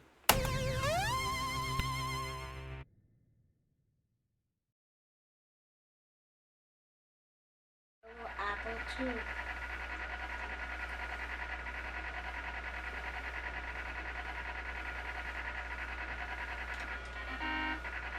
Doesn't it sound different? We're going to take a picture of. Yeah. Okay. I have to say, Cheese. Cass is so fucking adorable in this. My little brother, ladies and gentlemen, 6 years sorry. old. So pretend I was doing a video. I was just doing a video. Pretend our show was just on. Pretend I was doing news. Just writing the stuff that I was going to say on the news. Okay. Pretend we were doing the show. And that was the TV we used to show it to other people. Thanks so much, Mike. And yes, Seth, that is a Macintosh Classic. I think before it became a Macintosh Classic, it was just a Macintosh at the time.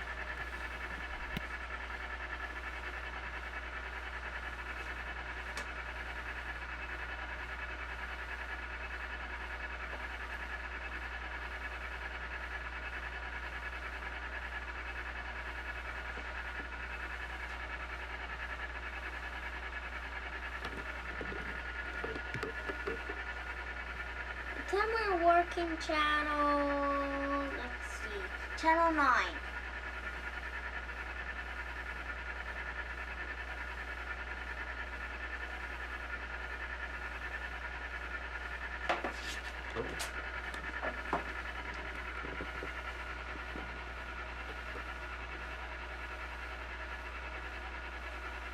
Want to say hi to Mindy?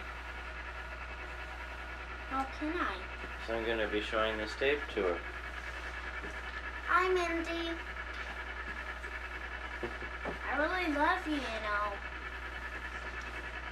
This is so funny. I'll control it into that cloud.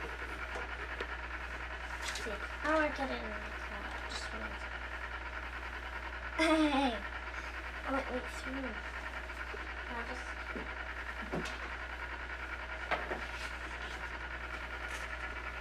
Okay. Hello, and I'm going to tell you about one of the places for traffic. It's a highway. Okay, all of you watching channel 19, also 18 news. Highway 401, Jan, Cassie McLean for channel 19 and 18 news. I did the show. Okay, and that's it? Yeah. Okay.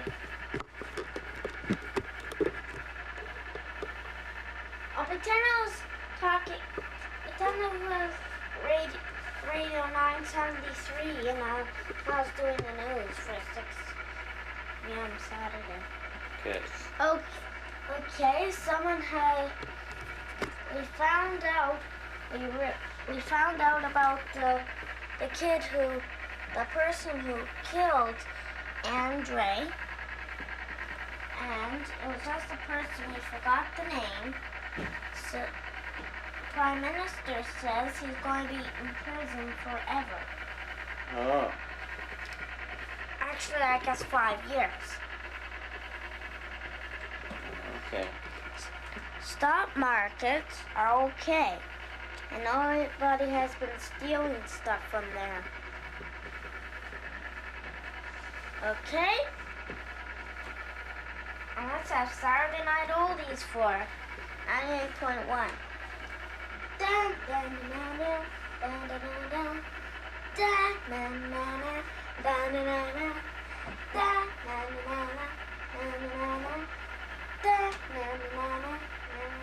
Hi, I'm Don Dana. Welcome to Saturday Night Oldies. And we got some rock and roll songs till 1 a.m. today. Well, until Sunday, because Sunday is out. They change at midnight. So, let's have this song play.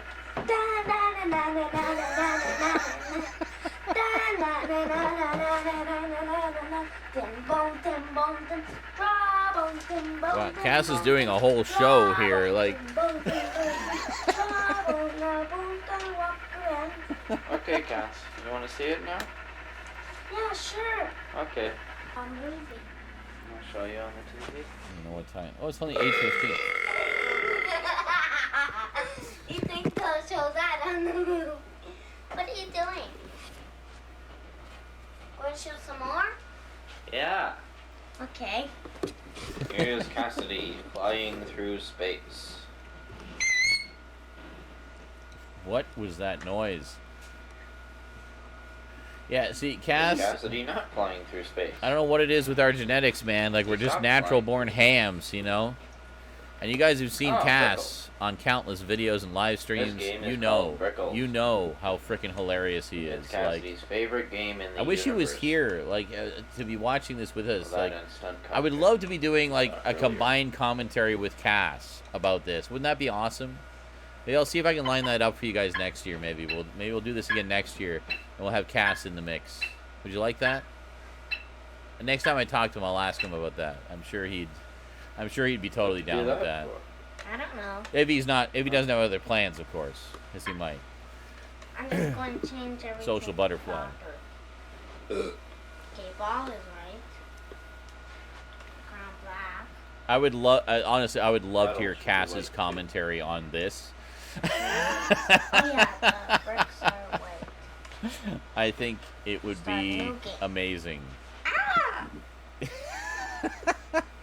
He has like a photographic memory too, so he actually remembers all this shit and could even tell us what he was thinking as he was playing Brickles and how he was tailoring his performance for the camera, just discovering the existence of video cameras 20 minutes prior, you know. Cass lives about a 2-hour drive away from me, Clarity. So not too far. He could actually be in the same room with me, technically. I'm going to make it fun. But, yeah, no, he lives on the island, same island that I do, so, Oops. he is within visiting distance for sure. There's no way he could have come up this year though, because it is a freaking blizzard out there right now. We're having such a white Christmas, it's crazy. And ate it. And there's a mountain between me and him, so he'd have to drive up the mountain to get here. And there's no way you want to be driving up the mountain in this weather right now. It's crazy out there right now. Here's a big Cassidy hair. Pepper it with bathroom stories. That's Cassidy right. knuckles. There's a big Cassidy armpit. Cass was very ticklish as a kid, by the way. Here's a big They thought- Cassidy table. That was the lens cap. He liked it when I would. He always had a very advanced sense of humor, Oh, even as a no. kid. My glasses fell right into the garbage. And there was just like, he would find like the most obscure, esoteric things funny, and still does to this day. Like, he has a very like sophisticated sense of humor. Love my bro. Love my bro. December 19th. I'm just going to keep the mic on. I might as well, because I'm just going to comment as we go. I'm so drunk, I'm just going to keep babbling. Yes, the washing machine. Nothing says Christmas like doing laundry. Why am I filming the washing machine? Why?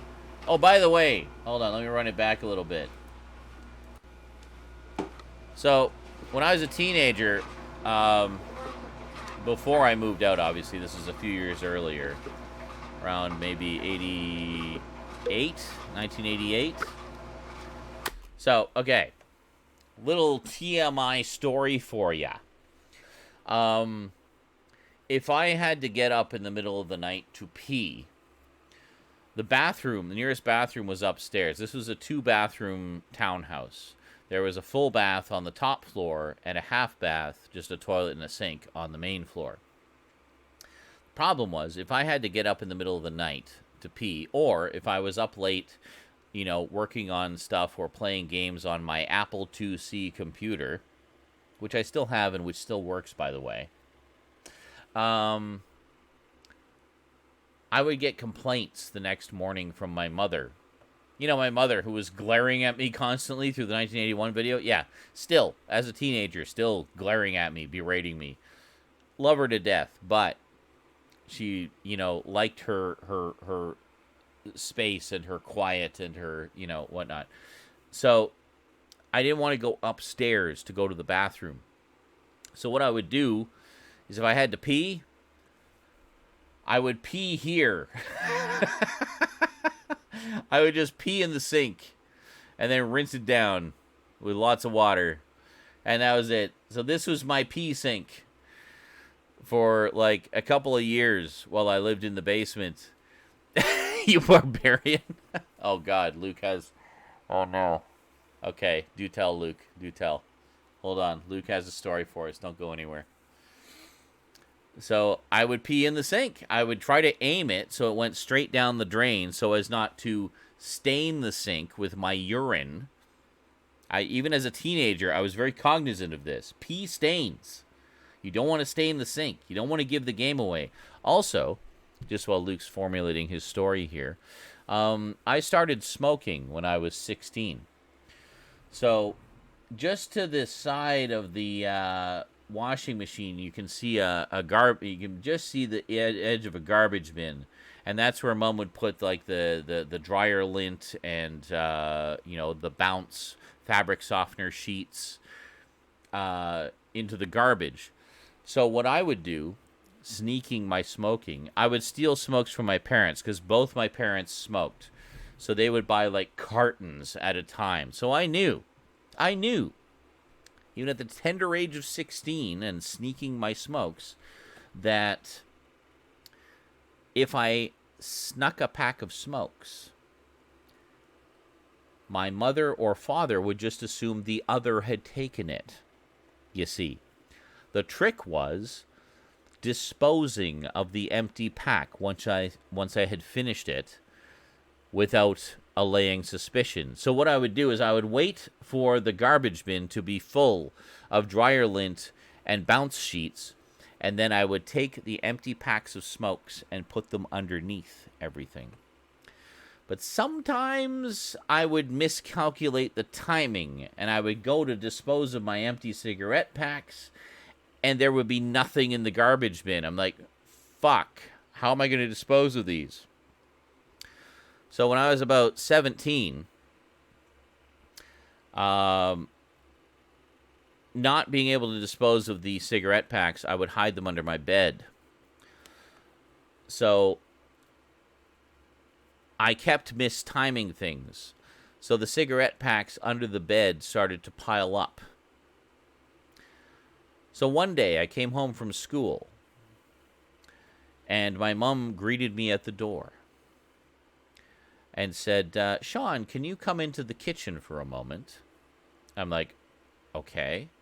So I came into the kitchen, and on the kitchen table was a mountain of the empty cigarette packs that had accumulated over the previous several months.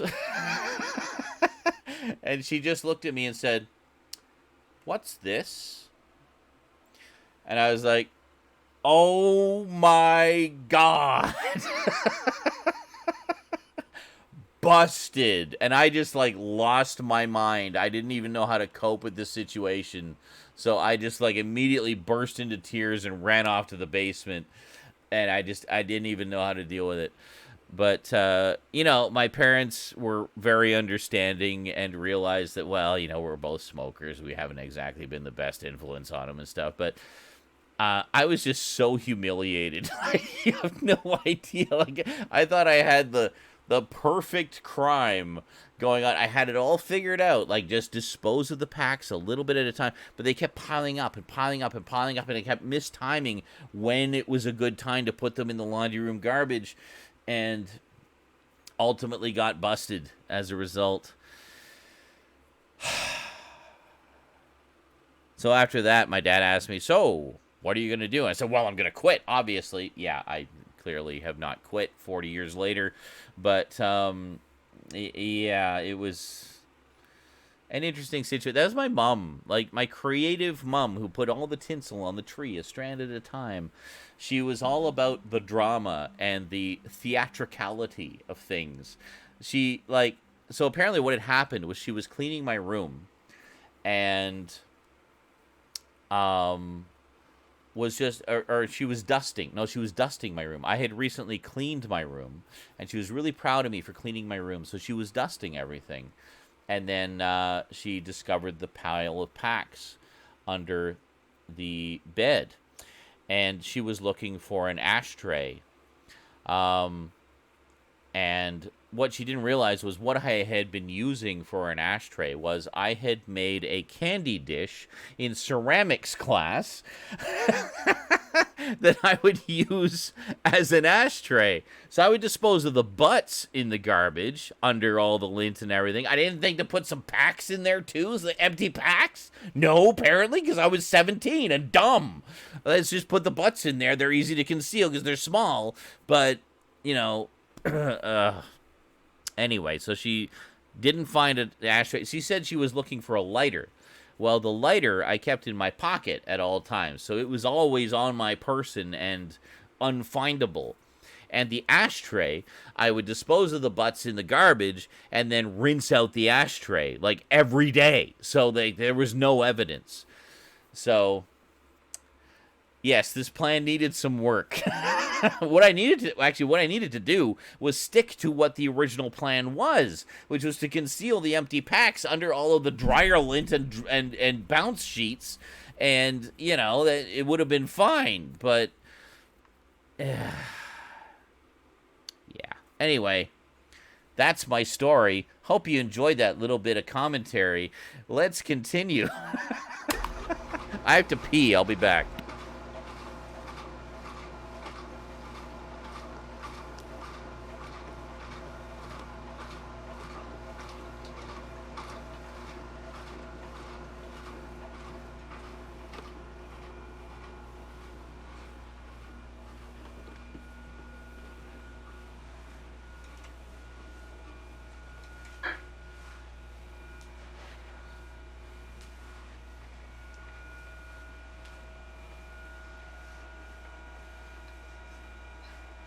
See, first I go to the lobby and then he throws me out of the casino. All you're doing another thing. The casino. Casino.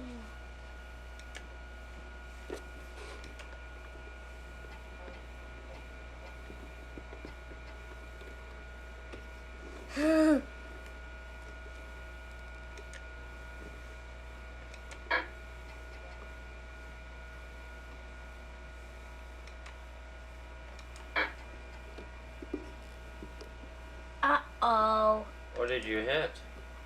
The man. Oh. Man with the car. He's standing outside a fancy brick building.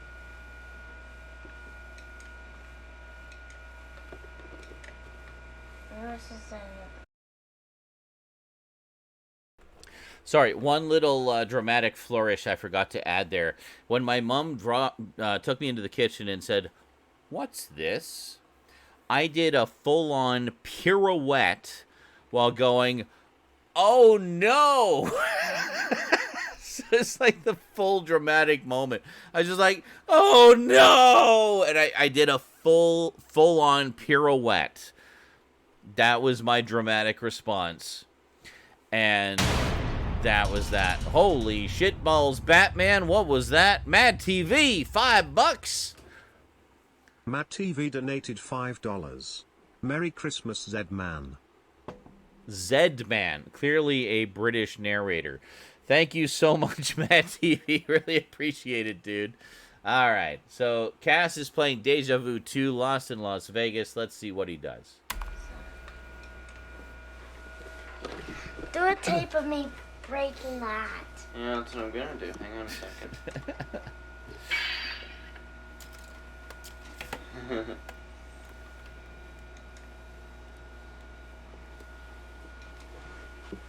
Right into Cassidy's ear.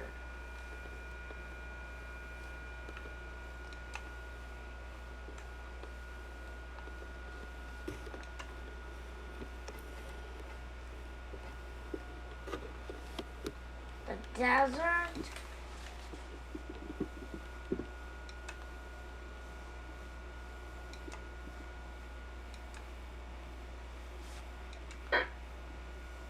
What did you hit?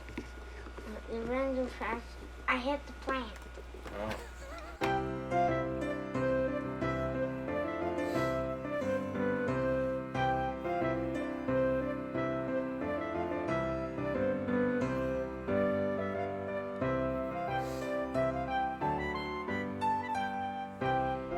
You'll notice no more light trails here. This is the year I got my own camera. It was a 3CCD chip camera, so much more stable image than the old 80s camera used previously.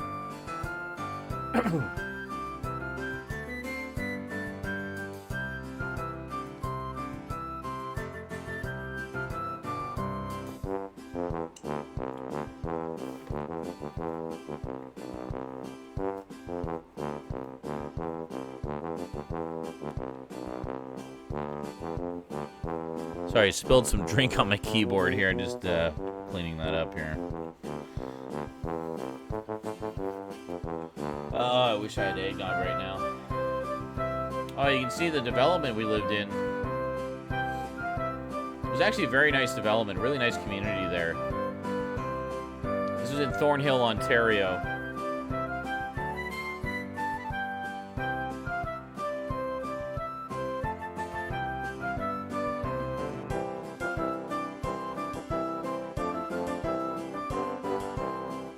Saw the urine of your ways and quit my piddling pension for privately peeing in a plastic bottle. Wow, that is some wonderful alliteration there, Luke. Bravo.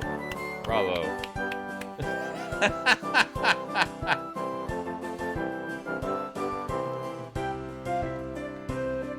Sorry, after this little montage, I just need to read your story. I didn't actually read your full story.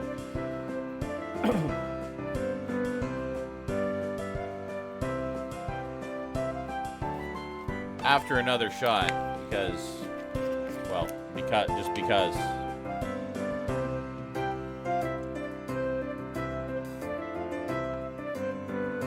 I think this is Jingle Punks did this one. And then I decided I wasn't Howard Hughes. Cheers to Luke not being Howard Hughes.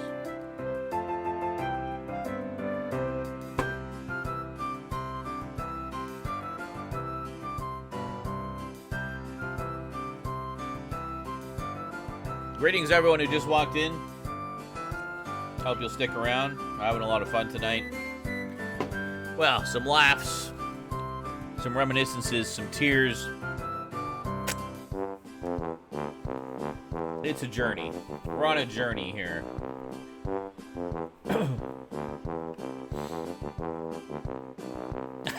I'm like, Luke, I'm particularly proud of your poetic posting on peeing in plastic. Fucking brilliant, Mike. Brilliant.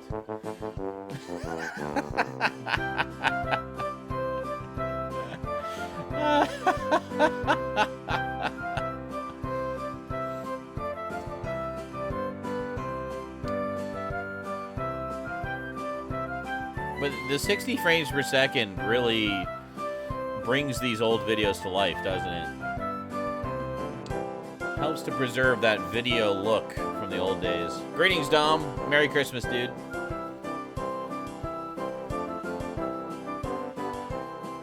Oh my god, that star! We had that star forever! I specifically directed Cass, sit and look at the tree in wonderment. And bless his little hammy heart, he did exactly that. Just be in awe of the tree. Okay. Got it.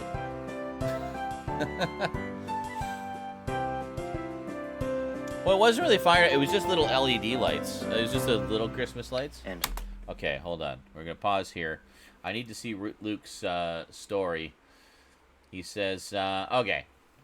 Outdoing my peeing in the laundry sink story. He says, when I was a teenager and I didn't want my stepmom to give me the bollocking for being up at 5 a.m. in the morning, very similar to me with my mother, I'd just pee in an empty Coke bottle. Problem was, I'd forget about it. I had a kind of bunk bed where the bottom was more of a desk than another bed, and I would store them on that desk. So one day my dad came in and said, "What the fuck is in that Coke bottle?" And I said, "Oh, that's piss."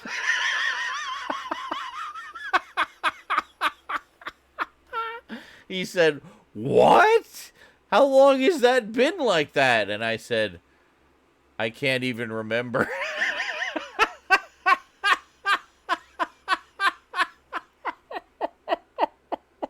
So basically, your piss bottles were my empty cigarette pack story. It's literally the same story, just with two different items. Oh my god. I hadn't really considered how disgusting my habit was until I was caught yellow bottled with it. I quickly saw the urine of my ways and quit my piddling pension for privately peeing in a plastic bottle. Luke, I'm particularly proud of your poetic posting on peeing in plastic. We're all illiterate here. Rich people pee in bottles, Dad. Okay? Yeah.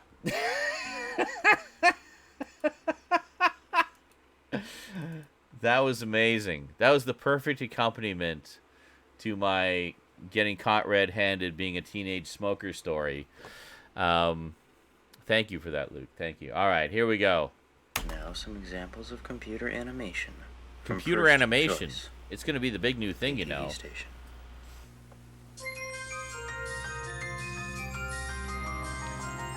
Assault on P-Sync 13. Yes. Thank you.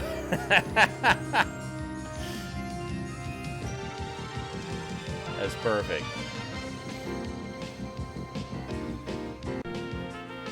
State-of-the-art computer animation. This is a pretty big deal in 1990. 3 years before Jurassic Park, folks.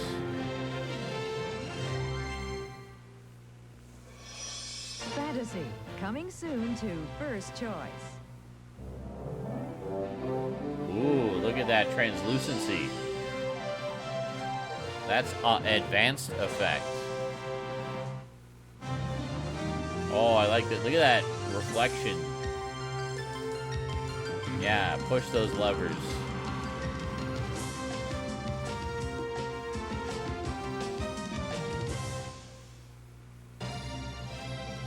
Whoa, so 3D. Look at that.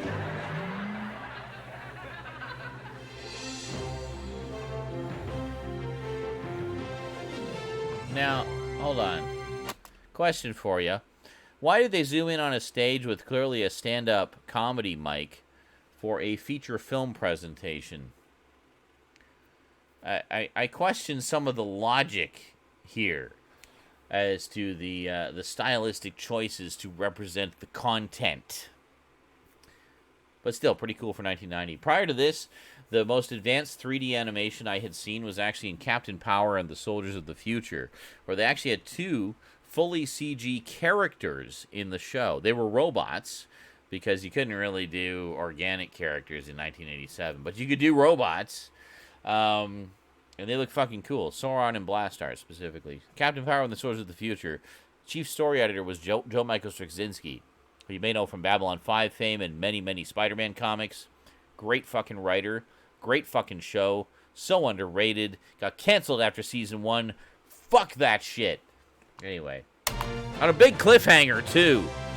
I love that show, though. It's a great show. The following program contains mature subject matter with scenes of nudity. Fucking A. Discretion is advised. Rated PG. PG. PG in the 80s and 90s. Extreme violence, coarse language, and full frontal nudity. PG. Go. I must say, I just saw that for the first time about 10 minutes ago, and it absolutely floored me. It's got to be some of the best computer animation I've ever seen. Jason, if you're watching, I hope you agree. Anyways, it is now officially Christmas. The 80s were awesome. Ooh, weird. Wonder why we're all so fucked up? Because we Don't grew up ask in me the how I 80s, do man. that. I have no idea. Anything flew in the 80s. This was before PG-13. PG-13 didn't exist. I just finished watching a triple bill. I watched Outrageous Fortune. Oh, there it goes again. It went from PG to R. And there was like, there was no middle ground. Anyways, I watched Outrageous Sheena, Fortune Queen of the with Jungle. Shelley Good Long. choice, Dom. Then I watched Three Men and a Baby with Ted Danson, Steve Guttenberg, and Tom Selleck. And then just a few moments ago, I finished watching Cocoon 2, The Return, which is what... Cocoon. And it was after the movie that I got all those fabulous examples of state-of-the-art computer animation. Actually, no. Gremlins was 85, Temple of Doom was 84. So, maybe we did have PG-13 at this point. But I don't think it had made its way to the pay TV channels yet. It was still just like PG or R. Actually, no. Hold on. In Canada, we did have 14.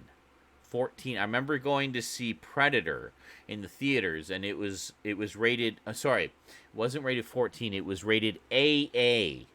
That's not Alcoholics Anonymous. It was adult accompaniment if 14 or under. Or if under 14. You could be 14 and up.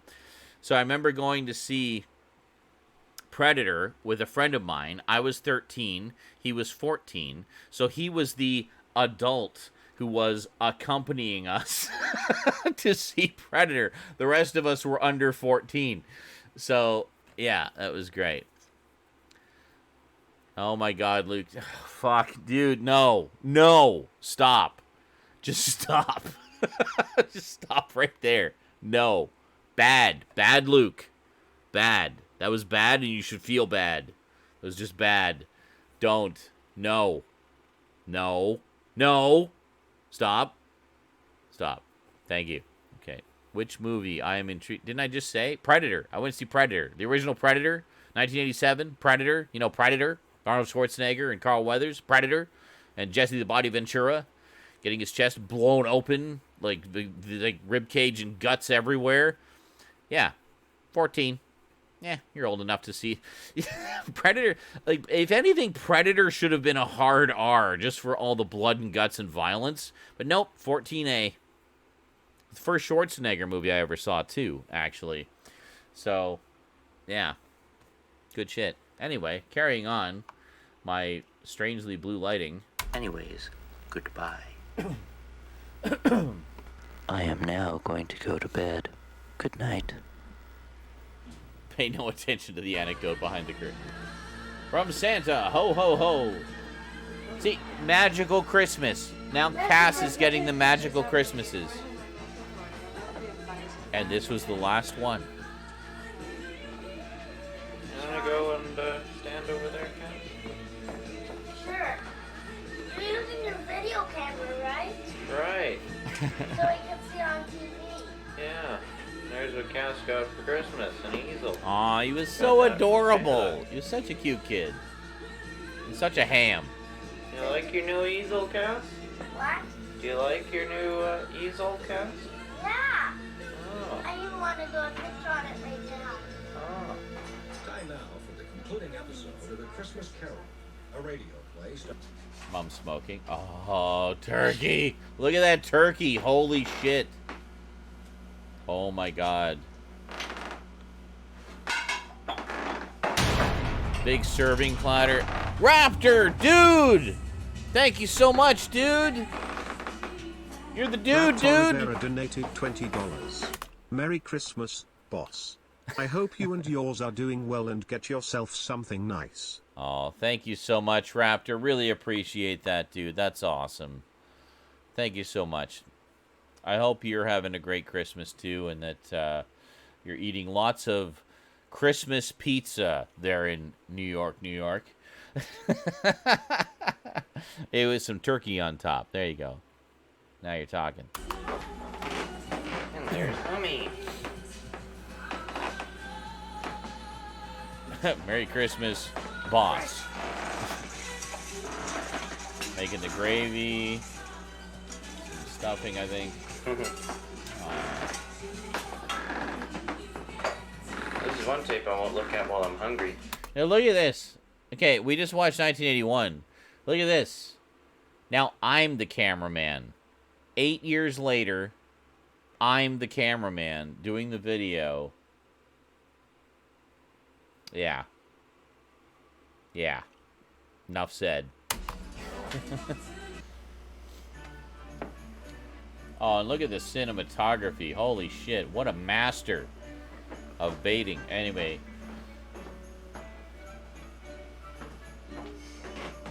Oh, I remember those plastic cups. Holy shit.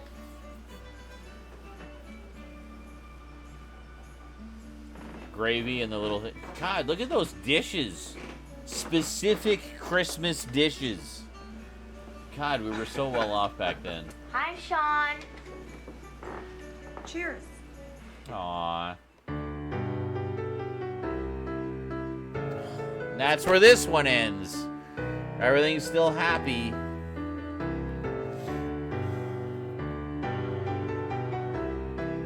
Doing Kevin MacLeod, Audionautics. Oh yeah, these are ones that require attribution, so a little bit more. They're good though. Can't go wrong with some Kevin MacLeod. Dude knows his shit. Man.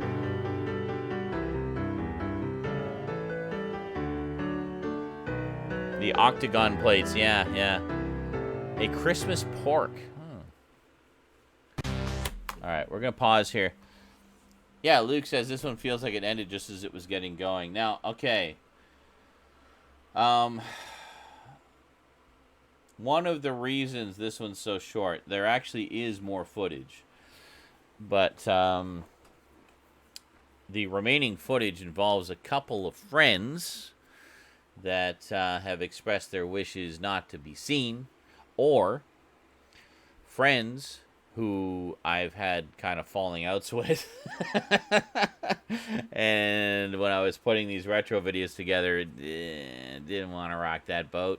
So just kind of, let's just focus on the family stuff, and that's it.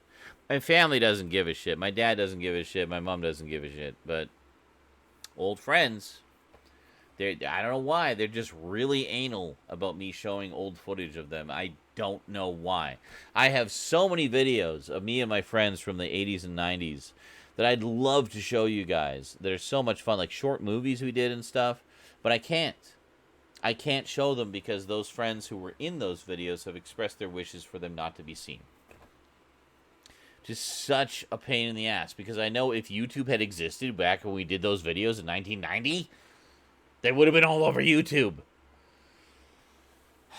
But the internet didn't even exist in 1990, at least not beyond, the use of the government and the military. It certainly wasn't available to the public until the mid-90s. So, yeah. Well, I mean, I'm not going to be an asshole about it. I'm not going to say, well, fuck you, I own the footage, I'm going to post it anyway, blah, blah, blah, blah, blah. Fuck you. No. I wouldn't do that. That's not the way I roll. That's not the way I don't fuck with people that I care about and that have meant something to me at some point in my life. I respect their wishes. You say, leave me alone, I leave you alone. You say, don't post that video, I don't post that video. Simple as that. I work around it. So in this case, there was footage of me and my friends getting together because I was visiting the old homestead again. So obviously you're going to visit old friends. And... so there was some footage of me visiting with them. And, but I cut all that out. So I just kept the stuff with me and, Cass and the family. Fuck you, you showed your dick and now it's on YouTube. Actually, you're not far off. You're not far off, Seth. I do have some videos of my friends showing some private parts that, will never see the light of day on YouTube. But I even sent it to them privately, and they were embarrassed by it. I'm like, really? Come on. It's just like you're being young and stupid and whatever. It's like, see, like, I have no problem with shit like that. I get that when you're young, you do like stupid, morally ambiguous stuff. And I don't have a problem with that. It's like, as long as it's nothing illegal, you're just being doofy, then who cares? To me, it's just all in good fun. But some people are just really anal about that. And it's like, oh, my horrible, unfiltered youth. I don't want the world to see that and think less of me. They're not going to think less of you. They're going to see it and say, oh, you were a dumb kid, So, full of yeah. Thanks, Raptor. Thanks for that one. Anyway. I really want to watch this one. I know which one this is because... well, I did the playlist. Stick around. You don't want to miss this one. This is my road trip home with Dad after Christmas 1990. Lots of great stuff in here. Lots of footage of like many places throughout the U.S. and Canada. Really cool. So just stick around. I'm going to go pee and smoke real quick, and then we'll watch this one. Oh, yeah, no, we're going a little bit beyond, Luke. A little bit beyond. We may even go farther beyond. I don't know. We haven't decided yet, but we'll see. The booze is kicking in nicely, so I'm game to keep this party going. It's not even 10 o'clock yet, so fuck it. I'll be back. Whoa, jeez. Okay, I'll be back. Hang in there.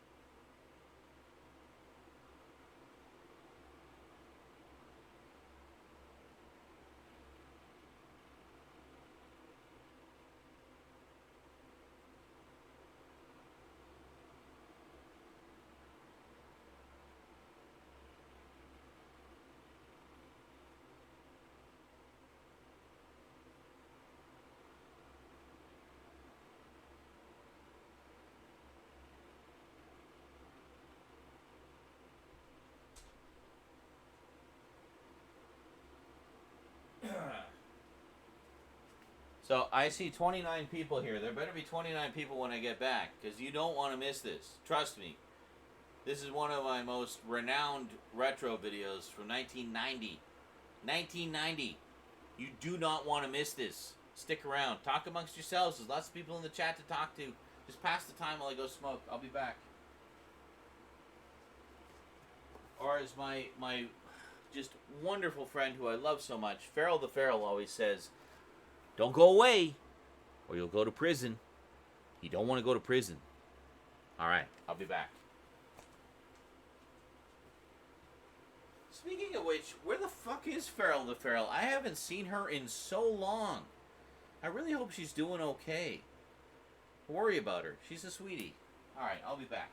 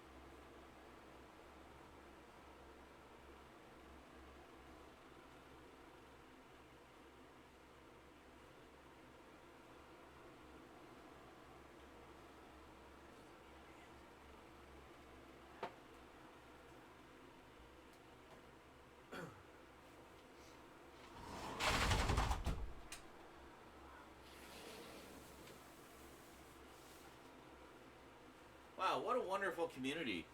Some of the tenants are shoveling the walkway leading to the entrance. Not even the landlord, just tenants taking out a shovel, shoveling the snow. To put this in perspective, we don't get a lot of snow here. This is the west coast of BC. It's usually called the wet coast. It's usually just rain all season. But right now, it is snowing so hard. It's like full-on blizzard out there. We have literally 2 feet of snow. Literally 2 feet of snow. There is zero snow clearing budget in the local municipal government. Like, there's just nothing.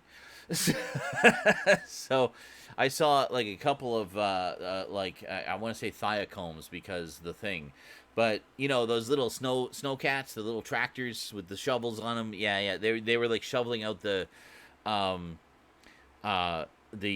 parking lot in the back of my apartment building, and I am sure that they were independently owned and operated and not mandated by the government whatsoever. It was just the community coming out to help the community.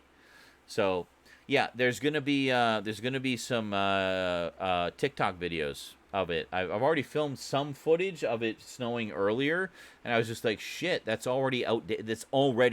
I filmed it earlier today. It's still snowing. It's like freaking this thick. It's crazy. We never get... See, I used to live in Winnipeg, as you guys know. So we used to get snow like literally up to your waist in Winnipeg. So it was not unusual to get this volume of snow. But they have like crazy snow clearing budget there because the winters are always like that there. There's like freaking massive tractors that clear the roads and stuff. But here, there's just nothing because we never get snow like that.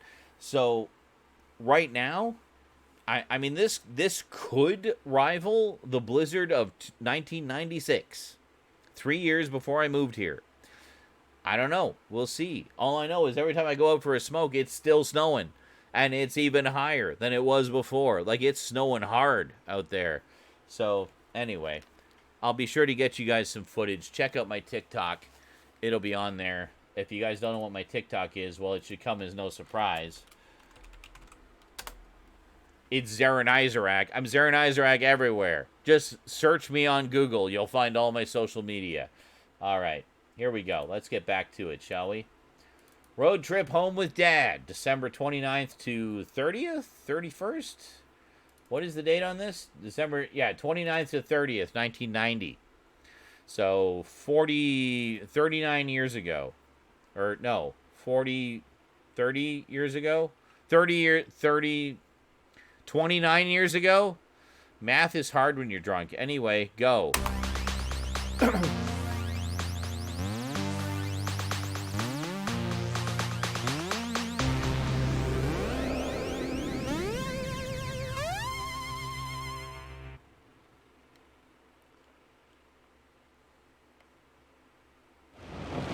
Well, I'm in the car with Daddy, and we are headed home. Home being, of course, Selkirk, Manitoba. The date is December 29th, 1990. It is 4:55 a.m. I shall be chronicling the forthcoming journey in several brief but informative Love my dad's installments. nonplussed comments. He's sighing just with dismay. I don't know if you can see him at all, but do you have any comment, Daddy? Yeah, do you want a coffee? Want a what? Coffee.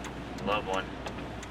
I still called him Daddy. You can see this, but it's rather foggy At out right 18. now. Father just informed me that we're most likely going to pass through every weather condition known to man before we hit anything nice. Raining in December.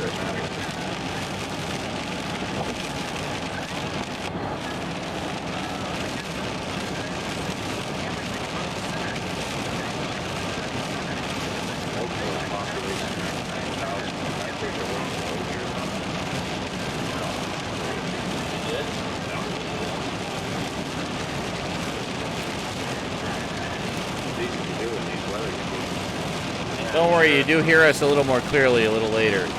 Once we get out of the rain. And you'll see some sights when we hit the daylight hours. Oh, look at that old school dashboard. Cassette player. Nice. Love it. Oh, look at that. A tree made of lights.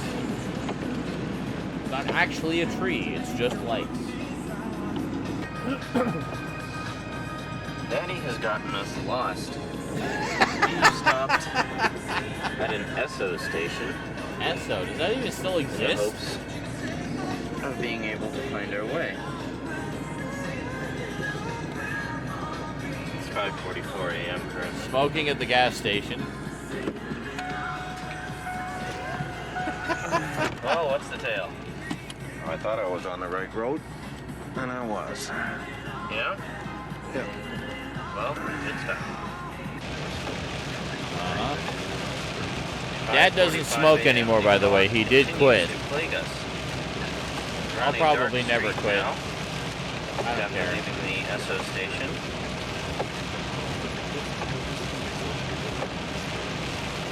Nice. Oh, dude, you have to do a clip of that, Luke. Well, as you can Do see, like a do this, but with yours. You can see about Do it. 30 feet in front of us. Just that. As you can see, Yes. it's raining Do a it. hell of a lot harder than it Do was it. before. 6:08 a.m. Nice. That's the funny thing, isn't it? It's like you have those moments in the moment. But when you look back on them, you laugh at how ridiculous you were. You know?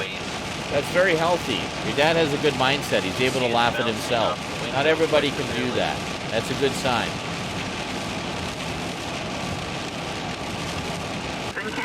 I fucking laugh at myself all the time. Especially when I rage. Like when I rage and stuff, I'm just like, wow, I was losing it. It can thrust its hand into the past and say of this or that event, it never Oh, look at that dashboard. This is So more terrifying than so the torture lighty. of death. The I party love it. says, reject the evidence of your eyes and ears. It is the final, most essential command. Maybe I'm a lunatic. Are we listening to 1984? We're listening to 1984. But the obvious, Audio the silly, drama the of true 1984. has got to be defended. The solid world exists. I wanted to hurt you, murder you. You really want to know? I imagine that you had something to do with the thought police. Oh, no. Not the thought police. Well, perhaps not exactly that, but from your general appearance. Yes, it's kilometers, Mike. It's kilometers, not miles. Canada. We have the metric system here. Maybe you've heard of it. Get you killed off. Yes, something of that kind. Well, a great many young girls are like that, you know. Drive straight in the middle of the fucking road, shall I? Fucking prick.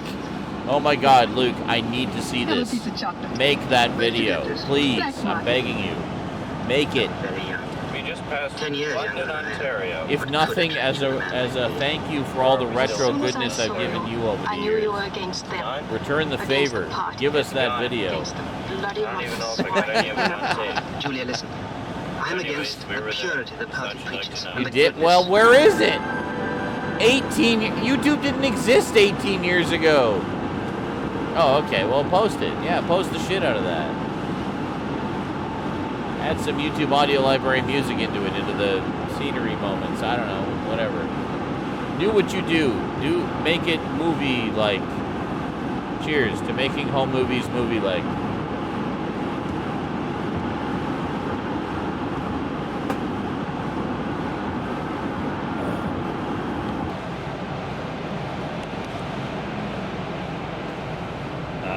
Where are we headed? We're going from Windsor to Detroit. We are now going from Windsor to Detroit. Under the Detroit River. Under the Detroit River. I don't know why I echoed what he said. We could hear It him. looks really cool. It's like it's all underground. I love tunnels. I've always had a thing for tunnels. Just like a tunnel. Yeah.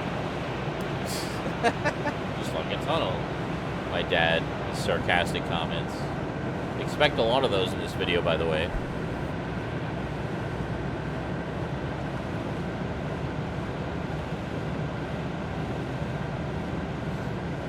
My dad's comments is like, do you think anyone will want to see it except you? Well, let's look at the number of views on that YouTube video.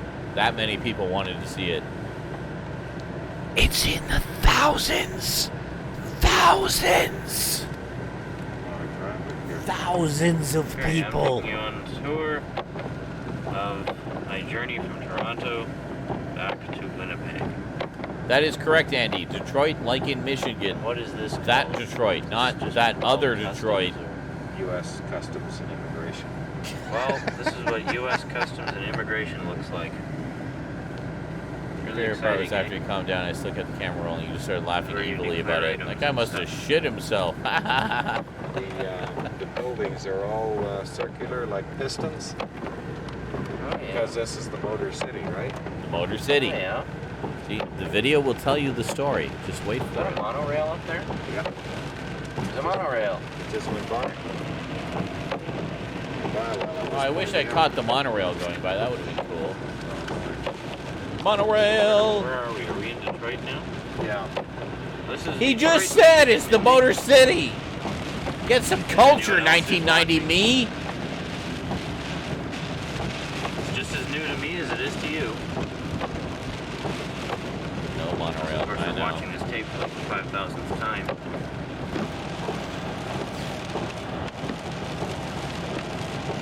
That's Toronto time, incidentally. All the times on this tape so far have been Toronto time. Switching to Winnipeg time a little later on. Winnipeg was, I think, 1 hour less than Daddy Toronto. says I'm supposed to watch for a gigantic Uniroyal tire on the Daddy. left side of the road. Daddy. He's not exactly sure where it is. I was 18! Why was I still calling him Daddy? Good lord. Grow up, me, from 1990. Big Ford sign. Motor City, yeah, it's the fucking car dealerships out the ass in Detroit. Good day. Ford planes there. Also known as Murder City because of the crime rate, apparently. Hundreds of acres of land. Oh, sorry. There it is! Big tire! There's the Uniroyal tire. Tourist attraction. Dead video, dislike. Dead game. Well, freeze Nobody frame plays is going it. to get a better look They at it. only made $3 billion last year. Fair, Clearly fair. dead game. Well, we were having technical difficulties a moment ago. Window wipers crapped out on us. But thanks to my ingenuity. Dead game. Okay, bye. Under my father's careful guidance, of course, we were able to get them functional again. I don't know. Anyways, we're hoping they'll keep working. Will we try to find a place to eat? And empty our bladders? Out into the laundry sink. Oh, somebody got in trouble. Look at those old school cars, eh? That was the Michigan State Police. Big flag. Yeah. I remember monorail now. I laughed thinking of my friend who was reading on the specs of a Criterion and was like, this has monorail audio. Don't see many of those in Canada. Monorail audio. That's amazing. Oh, Mike says that giant tire is still there. Nice. Well, I should hope so. Well, similarly, Chuck the Channel Cat, who I always call Chuck the Catfish, well, Channel Cat is a catfish, is still in Selkirk. Way to go, tourist attractions, standing the test of time. Daddy's asking the fella here. Daddy. We're at a Shell station now, I believe. He's just asking. Energizer Bunny. Look at that. To eat nearby. I see we came from way over there, and then we started going in circles. I didn't know what the hell was going on. God, my improv is terrible in Like, this. I really gotta take a leak, so. Anyways, bye. God, what the most awful improv ever. I could have made that so much funnier. You did? Yeah. Our legacy. She said there's some stuff down further down the freeway towards Chicago. Oh yeah. Chicago, So I'd rather go Chicago. that way than go 3 miles the wrong way on a different freeway. You know what I mean? Yeah. Camera out of my face shot. Get the camera out of my face, We Seth. just got a bite to eat. Kermit improv. Oh, I love you, Seth. Love Now you we're so headed much, man. to a mall near here somewhere. Do some shopping. Oh, by the way, we ate at Weber's. W-E-B-E. Actually, for yourself, that's where we eat. That's where we ate. Weber's? And it is currently 11:16 a.m. Okay, hold hold on. Cinema Mike says, per Google, the tire was actually created as a Ferris wheel for the 1964 World's Fair, then moved to its current site in 1966. Sorry, my stream has frozen on my end. Let me just quickly give this a reset here. See if we can get it going again. Come on. There we go. Still December 29th. The more you know, eh, Mike? The more you know. That was the mall where I got your present, Mindy. I'm not going to show you what A diner it is for in case you're weebs? watching this video before you actually find out what it is. Absolutely. First We real ate mall at the we've encountered Weeaboo in our Diner. entire travels. So far, all we've encountered are outdoor strip plazas to Lakeview Square.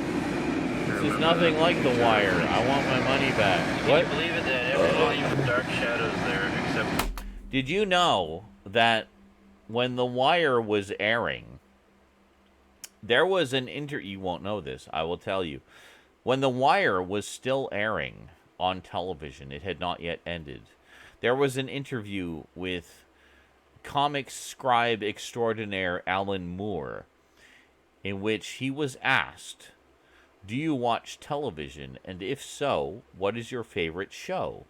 And he said, The Wire. It's the most brilliant thing I've ever seen on television. I still have yet to see it. I've heard it's great. Although, the guy who played the senator who was trolled into oblivion to the point where they convinced the world he was actually dead in Hackers is apparently a major character in The Wire. Fantastic character actor. In Hackers, he kind of did a bit of a comedic turn. But in The Wire, he is like so fucking serious. Great stuff. I actually follow him on Twitter. Can't remember the man's name, sadly. But great actor of color. And love his work. Always a delight to see him in whatever he does. Whoever the fuck his name is. Anyway. Volume 1 and 2. Volume 3 Yeah, to 52. Seth knows who I'm talking about. All I wanted was volume That guy. He's one of those it's that guy. Character actors, right? You never know their names, but you recognize them in everything. See? Well, Seth can't remember his name either, but he knows you know exactly who I'm talking about, don't you? You know exactly who I'm talking about. Oh, that guy. Yeah. He's one of those that guys. Oh, it's Toronto time. Always great. He's so good. He's so funny in Hackers, yet so deadly serious and gripping in The Wire. I've seen a couple of scenes. There was actually one of his co-stars who played I think he was like a gang leader who they were after for a good chunk of the series. He was like one of the main sort of baddies. There's a scene where, in The Wire, where they sit down on a park bench and kind of have one of their last conversations together. And there's like a mutual respect there between them. It's such a good scene. Oh my God. It made me want to see The Wire, actually. So they have this scene where they have this conversation on a park bench. And it's just some of the most amazing acting you've ever seen from both of these actors. Just the tension and the mutual respect at the same time. There's just so many layers to what's going on. But that guy, posted it on his Twitter when that actor, the other actor, had actually passed away. He passed away quite young. He was like maybe in his 50s, I think, early to mid 50s. And he passed away. And he posted a clip of that scene as a tribute to him. He's like, loved working with this man, amazing actor. Gonna miss him. You know, we did so much on The Wire together, and I have like the utmost respect for him. It was just such a touching, beautiful tribute to this actor I'd never heard of because I'd never seen The Wire. But amazing stuff. Anyway, I really want to see The Wire. There's a great Blu-ray set of it where apparently they did crop it to 16:9, but respectfully done shot by shot to get the most out of each shot. The Blu-ray is apparently incredible. It's an example of how to do that right. And I mean, the writing and acting on the Wire is one of the reasons I really want to see it, because it's from just even the handful of clips that I've seen, I'm like, holy shit, this looks so fucking good. I need to see this show. It was an HBO show, I think. Was it? Was it HBO? But anyway, definitely want to pick up that Blu-ray set at some point. Anyway, back to the road trip with Dad. Sorry to sidetrack there. I'm drunk. Oh, anyways, I think I'll start. What is it? Wait a minute. Papa caramel corn. Holy fuck, that sounds delicious. I want that right now. And TV guide? Wait a minute. Did I pick up a US TV guide? Those, okay. I remember this era. I used to buy the TV guide every week at the supermarket, but it was the Canadian version. And one thing I noticed when I bought one of the American versions of the TV guide was TV guide in the US was square bound. It was square. It had a spine. It was square bound. You could collect them and put them on your shelf and see what the date was for all of them. We didn't get that in Canada. In Canada, they were just staples. It was like comic books. They were staple bound at the spine. And that was it. That was the Canadian version. So I kind of wonder, like, I'm looking at this TV guide behind the Papa Caramel corn. I'm kind of wondering, is that a U.S. TV guide? I don't know. Well, yeah, if you lived in the U.S., you would only ever know the square bound. Do they even publish TV guide anymore? I swear it went website only after a while. Like, I remember some kind of thing about that. It's like, yeah, we're just going to, just go to the website. Yeah, Maze Caramelise Papa. Welcome to Canada, where we have French on fucking everything. Anyway, let's get back to the video, shall we, before I get too sidetracked by tiny details. I wonder if that's a US TV guide there. I might have bought one while we were in Detroit. It's recording. Just for the novelty, Different articles, different cover, different listings, different channels. Come on. It's interesting. Oh, we're in the hotel. Super 8, I think. Oh my God, show something. Okay, you're being dramatic. I see. David Lynch. 1990. I was very into David Lynch at this point. All about close-ups and dramatic effects. Uh-huh. See, I would add some Foley in there, some like buzzing lighting sounds, Gotta have some Foley. It's all about the Foley.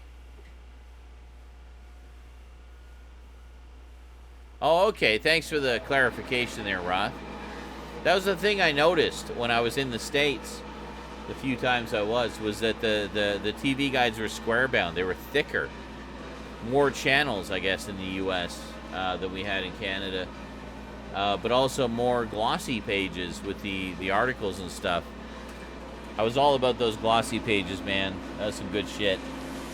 I have like some stuff saved from the 80s and 90s. I got... I should do a video about that, actually. That'd be a really good subject for a video. 80s and 90s TV guides. Super 8. All right, there we go. That is where we are staying right now. The Super 8 Motel. Well, fuck's sake. Hold on. Okay. Now, let me just back it up a little bit. Let me back it up.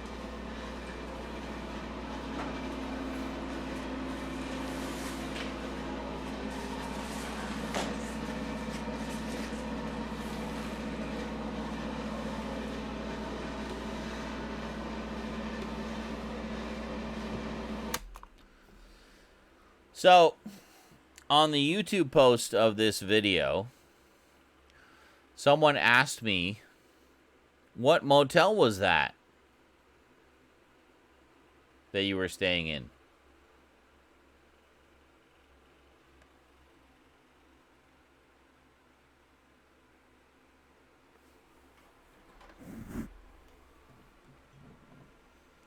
I don't know. What motel could we possibly have been staying in, I wonder? It's such a mystery. Why didn't I mention that somewhere in the video in some way that would have clarified where we were staying that day?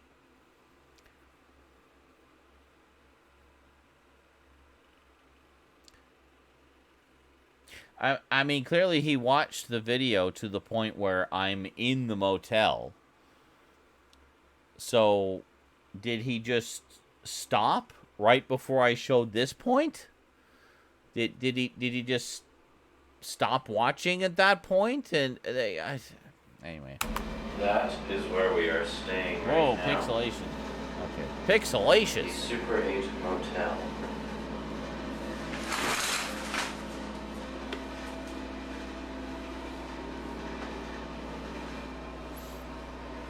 As you no doubt have realized by now, this is my room. Well, this is the bathroom. I wonder what that thing is for. What? Why? The fuck is that? How strange. I don't know. No idea. 30 years on, no idea. 40 years? 30 years? 30, 39? I don't know how many years. A lot of years. So many years. Too many. Hi. Wow, I have the same hair. Look at that. I actually have longer hair now than I did in 1990. The difference is back then I wasn't dyeing it. That is my natural hair color. Look at that shit. Look at that mop. Look at that. Look at that. Look at that mop. Look at this. No receding hairline and no bald spot from stress of working in retail. Never fucking work in retail. It will make you go bald prematurely. Trust me. Okay, here's the thing. I had my bald spot, which I've commented on in a few videos. Well, not bald spot, but thinning spot. I don't like to call it a bald spot. It's a thinning spot. When I stopped working customer service, it stopped thinning. It stopped. It's still at the level like where it was. It has not progressed. It literally stopped cold. Quitting that fucking job, as good paying as it was the best decision I ever made. Save your fucking souls and quit working customer service and retails. Please, for the love of God, save your souls. Anyway. TV with 31 channels. It really does, Seth. It really does. Some of them aren't there. Sprockets. 28. I'm as happy as a little girl. 29 channels. Yes! Oh my God, Andy. Yes. So much yes. It will eat your soul. Seriously. Like, find what you actually want to do. Hold on. Find what you actually want to do and do that. Take the plunge. Change your fucking life. I just up and quit. Okay, let me put this in perspective. My previous job paid really, really well. Okay, I made like, I don't know, was it $1,200 every paycheck. Plus, on top of that, I had stock options and retirement plan and all this other great shit. But the job itself was just eating my soul. Having to deal with these shitty people who just didn't understand their own goddamn technology that they use every fucking day. Day in, day out. It was just eating my soul. So one day, I was like, you know what? I'm doing pretty well with the YouTube and Twitch thing. Let's see what I can do with it doing it full time. So I up and quit. May 2018. I up and quit. I was running late that day. I would have had to take a bus to get to work on time. I still would have been late. And I decided, you know what? I could quit today. This place didn't require any advance notice. You could quit on the day. This was actually a really good place. Like, in terms of what they gave their employees, really good employer. I have no complaints there. It was just the job itself. Dealing with the customers. Dealing with the customers was the problem. And that was the crux of the job.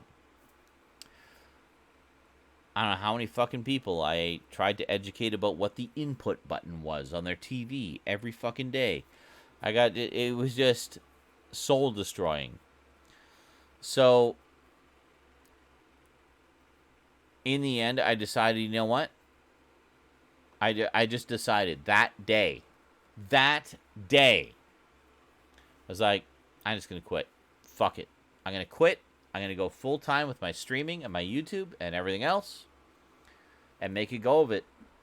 And I've been doing that for 3 years now. Rent is paid on time every month. Thank you very much. Utility bills fall a little bit behind sometimes, but that's okay. The point is, I'm doing something I enjoy. I'm doing something I love. I love you guys. I love all you guys who watch my shit and watch my videos and watch my streams, come to my streams, contribute, and everything. I love all you guys. You are the ones who made this worth it. You are the ones who made me realize this was the right decision for me, personally. Am I making as much as I made in my previous job? Some months are pretty close. Pretty close. Not quite, but pretty close. Honestly, not making a bad living at this. Making a decent living at this. Some months are better than others. It's a crapshoot. I mean, here's the problem. Well, not a problem, but here's the difference. Is when you're working that soul-destroying customer service job, you have a regular paycheck that you can rely on. You know exactly how much you're going to make every month, every week, whatever. With this, it's much more spastic. You don't know how much you're going to make. It's a bit of a hustle. You got to put yourself out there and work it. You got to work it, girl. You got to work it. But in the end, it's so much more worth it. Because I am so much happier and so much more content doing what I do and doing this for you guys. And this being my job. Dude! I'm fucking living the dream here. Am I rolling in money? Am I able to buy mansions upon mansions and Lamborghinis? No. I'm not making as much as I made in the previous job. But am I happier? Yes. Holy shit, am I happier. You have no idea. Some people think like, oh, you just sit in front of the computer all day and just get paid to play video games. It's like, am I playing video games right now? We're watching fucking home movies from 1990. Fuck you. You don't get what I do. You don't get what I do and the value that it brings to my viewers and what it means to them. There's more to it than just sitting. You want to do it? You go right ahead and try. You think this is easy? You think anybody can do what I do? You go right up fucking head and try. You sit in front of that camera for 8 fucking hours and see how much audience retention you get. Not everybody can do that. I'm not tooting my own horn here. I'm just saying that not everybody can do this. This is something that only certain people can do. certain people with certain personality. Look at the videos we've been watching tonight. Since I was 9 fucking years old, I've had a mindful presence of the camera and the performance that you do in front of the camera. A lot of people don't know how to do that. They think it's easy. They watch YouTube videos and they go, oh, I can do that. They fire up their camera. You know what I saw back in the early days of YouTube? A lot of people firing up their cameras, and God bless them for trying. God bless them for trying. I really appreciate the effort. It takes a lot of bravery to even try. And a lot of people don't even go that far. They just into the fucking accounts with nothing on them. But a lot of people tried. They would sit down, they'd fire up their camera, and they'd be just lost. As soon as that camera starts recording, they would have no idea what to do, what to say, what to show, anything. They'd be just lost. So you think what I do is easy? You think what other content creators do is easy? You fucking try it. It's not easy. It's not for everybody. It's for me because I have the personality that can carry a show for 8 fucking hours. Can you do 8 fucking hours in front of a camera? I don't think so. I don't think so. You want to shit on me? You do what I do. You try it. One day. You try it for one day. If you can hold an audience, have 30 fucking people watching you for 8 fucking hours, fuck you. No way you can do that. Yeah. Anyway, people who think what we do is easy don't get it. They do not get it. Promethean Demise, bless you, dude. I know who you are. Bless you, dude. Thank you so much for saying hi. Says, yeah, I never understood the people who say that streaming or being a content maker isn't a real job. Like, yeah, it is. Tons of work involved. People shit on it, but not what actors or musicians do. Exactly. That's the thing. It's like, I let you guys see behind the curtain. I let you guys see behind the curtain all the fucking time. Like, I'll do a stream for like 16 fucking hours where I'm scheduling videos. I'm scheduling content for that side of the audience that doesn't come to the live streams. They're only on the YouTube side. I'm scheduling videos for 16 fucking hours. Marriage 99 donated $10. Oh, hold on. An Oscar-worthy performance. Get out of the way, Brad Pitt. Sean McClane is coming to take the world by storm. Bless your heart, Andy. Thank you so much, dude. Thank you so much.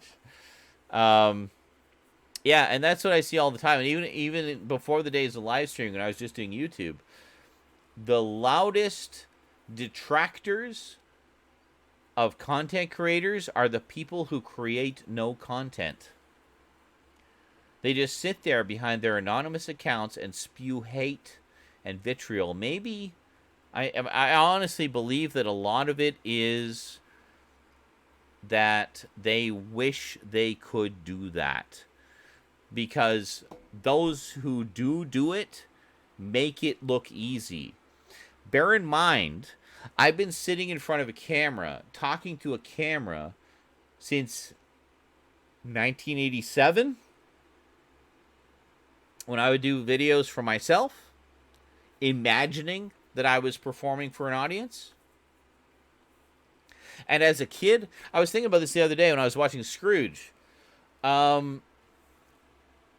I actually did a stage play when I was a kid, when I was probably about as old as I was in that video we watched earlier. I played Scrooge. I was the fucking lead. I played Scrooge. I was Scrooge. Me. I was Scrooge in a play of Scrooge when I was like 9 years old. And things got fucked up during the performance, during the live performance of the show. We had practiced it for months. I was in my element. I knew the whole thing inside out and backwards. The Ghost of Christmas Present. They had this thing in the Ghost of Christmas Present. All the other kids in the class were in the choir. Okay? So the Ghost of Christmas Present would show up and, you know, give Scrooge her little... It was played by a girl. She would give Scrooge her little spiel and then proceeded to conduct the choir as they were singing some song. So as she was conducting the choir, her crown fell off. She had like a crown made of like fruits and nuts and, you know, flowers and stuff. And it fell off. So we're in the middle of a live performance, our one and only live performance. I pick the crown up and I'm trying to put it back on her head. It keeps falling off. So finally, I'm just like like, okay, this is not going to stay in her head. Like, what the fuck are we going to do? I just improv'd. In the moment, 9 years old, I improv'd. I picked up the crown, and she's conducting the choir. And I look at the crown, and I see there's grapes on it, like fake grapes. So I just mimed that I was picking things off the crown and eating them. The audience lost it. The audience thought it was like the funniest thing ever. This was a total improv moment. Just basically trying to save the scene. Because her crown kept falling off. It would not stay on as she's like violently conducting. So I just went with it. 9 years old, little comic improv moment. The audience loved it. Behind the scenes, the girl who played the Ghost of Christmas Present did not love it. She thought I stole the scene from her. She was crying. And I was like, I couldn't deal with it in that moment. Even at 9 years old, I'm just like, I can't deal with this in this moment. I need to focus on the show. You know, things were going south with the show. I improv'd. I made it better. You know? So that was that. But anyway,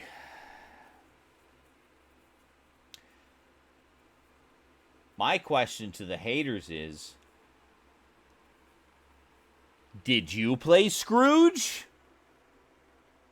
Did you save the Ghost of Christmas Present scene?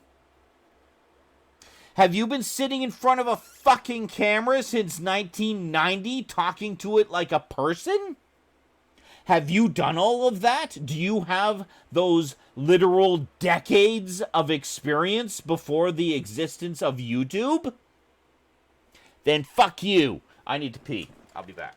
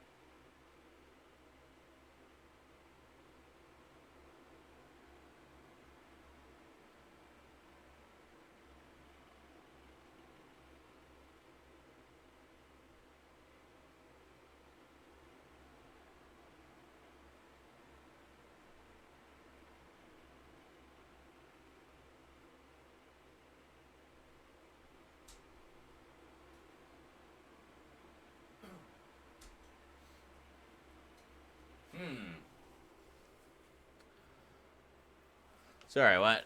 Puts on shades and licks lips, coughs, mic, feedback. I think it looks easy. But seriously, that was like 2 entire seasons of HT rants rolled into one 5-minute burst. Holy shit. Mike says, no, but I did play the Big Bad Wolf in Little Red Riding Hood, and I kicked some ass. That's fucking awesome, Mike. That is not an inconsequential role. That is like the other main character What? I accidentally opened the door across my foot. Why? Because I didn't mean to. Hi. How's it going? Hi. Sorry if that gave you an aneurysm. What? I thought I might have been like patting you too hard. Oh, no. I'm very drunk. Anyway, how you doing? Good. Have you read all of your comics yet? No. It's not a real banana. It's a squishy banana. You can squish it. Squish it. It looks pretty realistic. It does. I honestly thought it was an actual banana. I'm like, why the fuck did you give me like a half-eaten banana? But it's actually one of those stress things. There you go. You can stretch the things as well. The What? This? Oh, hey, look at that. Excellent. Rosie got a shit ton of graphic novels for Christmas. I'm waiting. I'm waiting. I'm waiting for you to read Sandman because I want to hear your thoughts on it. Read Sandman. Okay. You got 4 volumes of Sandman. Read them. Omanopa said that they ordered stuff for us. It just hasn't come in yet. What, did you message them and say, why didn't you send us any presents? No, I just said Merry Christmas, and then they were asking how my Christmas went. Aw, okay. And then they apologized that there wasn't any gifts. They were just, like, it didn't arrive in time. They're old and busy and, Old and busy. you know. Also, apparently Oppo's in the hospital again. And in and out of the hospital, yeah. Yeah. Thanks, sweetie. I was watching 2020 Christmas. 2020? Yeah. Oh, the video. Oh, gotcha. I thought you meant 2020 with Barbara Walters and Hugh Downs. The other thing I got you. What? Oh, yeah. This is another thing that Rosie got me. She got me an Alien book. Look at this. It's called Alien Into Charybdis. This massive frickin' tome. But apparently this big action-adventure story That was like half of the 60 you gave me. has the Colonial Marines in it. And, yeah, it looks like really good shit.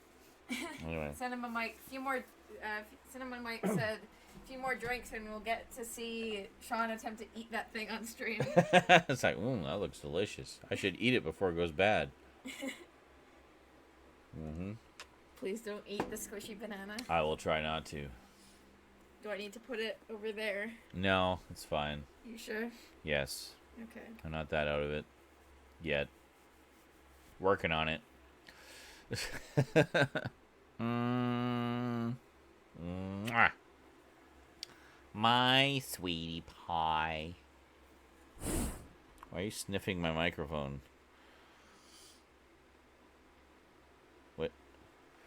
What did you expect it to smell like? Oh, were you blowing on it? Why are you sniffing it? Alright. Good. Now it'll smell more like rum. It smells dusty. Oh, that's great. Anyway. I thought you'd gone to bed. It's only 9:30. Oh, is it? Okay, Yeah. good, because I've been really fucking loud. I don't know if you heard me ranting earlier. I did. Excellent. No, stay out of my candy bag. Just stay out of it. Also, I'm going to Woodgrove with Harmony tomorrow. Sometime around noon. Okay. Her mom's driving us. Cool. Well, let Harmony know that I got another YouTube hit. 31,000 views. Really? There. Okay. We both missed. We got it. I think Cass heard your rant. Yeah, like 2-hour drive away. Cheers. Bye.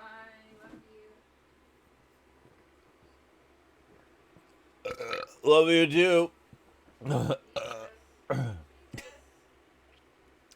You do not mess with a man's candy bag. Exactly. Can I have a shower? Do you need to speed? No, I'm good. I just speed. Okay. So go quickly. Otherwise, I might need to spee again. Spee is a combinated term, meaning do you need to shit or pee? Now, At one point, I misunderstood what the term meant, and I asked Rosie before I needed to shower, do you need to spee or spoo? And then she explained to me what it actually meant. No, spee is, do you need to shit or pee? So it's like, do you need to shit pee or shit poo? So spoo doesn't make sense. Anyway. And it is bedtime for Luke. Happy drinking, ranting, reminiscing. Well, you're going to miss some comedy gold, but hey, more power to you. If you got to sleep, you got to sleep like a loser. I'm going to get a refill. I'll be back. But seriously, glad you were able to join me for some of the commentary there, dude.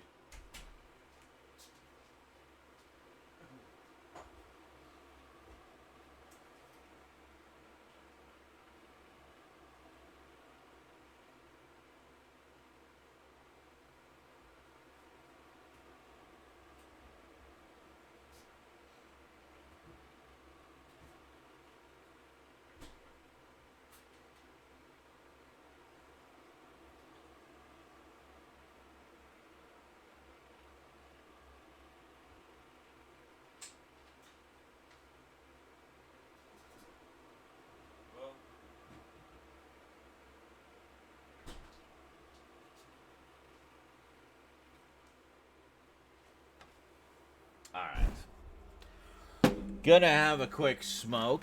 If any of you leave, you're gonna go to prison.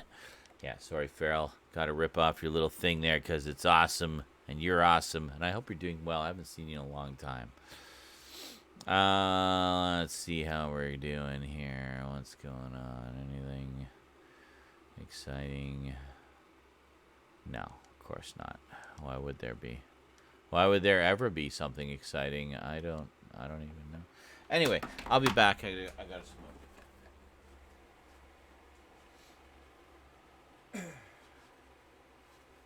Whoa! Okay. I'm fine. I got it. I'm good.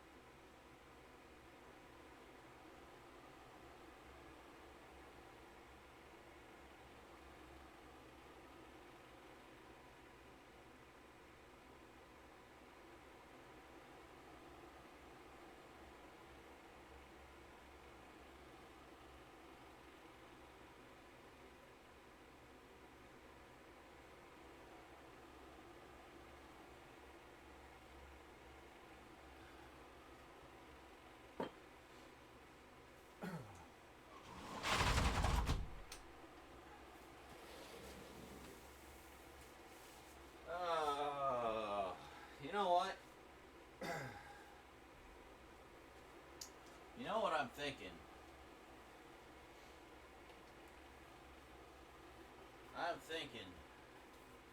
Hold on.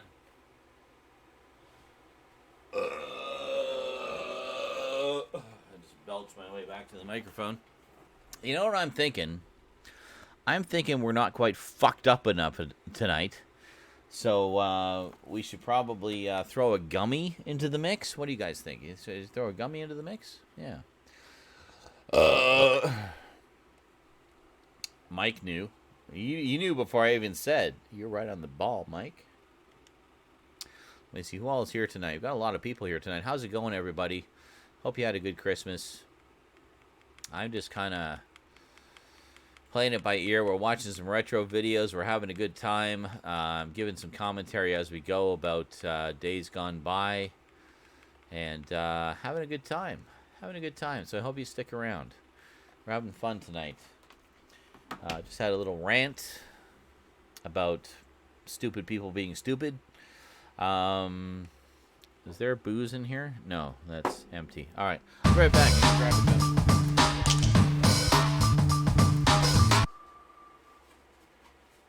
Michael Fecollector 98 just subscribed. We got some strawberry. Good old strawberry. That's good stuff. Hey, thanks, Michael. Or Andy. Holy shit, Michael can speak again. Welcome back, Michael, to the land of the speaking. Love you, man. Hope you're having a good holiday. Free at last. What we got? We got a letter T. We're just gonna have one. When I'm just having gummies, I usually have two. Oh shit! How many have I got left? Let me check how much I got left here. All right, I got 4 left. This is 4 portions. These are already cut, but they're stuck together because they're sticky. Anyway, I still have some indica left, but this is sativa because we want to party tonight. We want to party hard. Don't worry, pot is legal here in BC. Go Canada.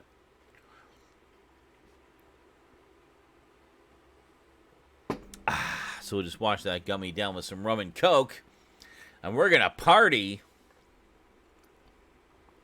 There is so much. It's still snowing out there. It's died down a little bit, but it's still snowing. I will get some footage of it a little later. I will use the tripod because I'm probably too drunk and soon to be high to go handheld. Dudes and dudettes, look, we are at 60% on the donation. 61% on the donation goal. Come on, guys.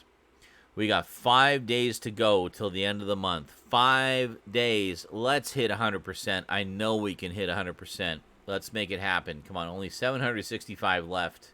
There's 38 people here. We just throw a few bucks into the pot. We can make that magic happen. Let's do it. Let's go into the new year big time. Everything happy and wonderful and delicious. Let's do it. This is what I do. Some people think I just sit in front of the computer all day like a loser. They don't realize this is my job. This is what I do for a living.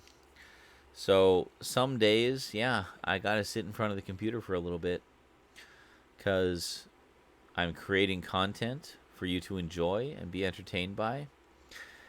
I'm answering comments from viewers who like what I do and want to interact in some deep, meaningful way.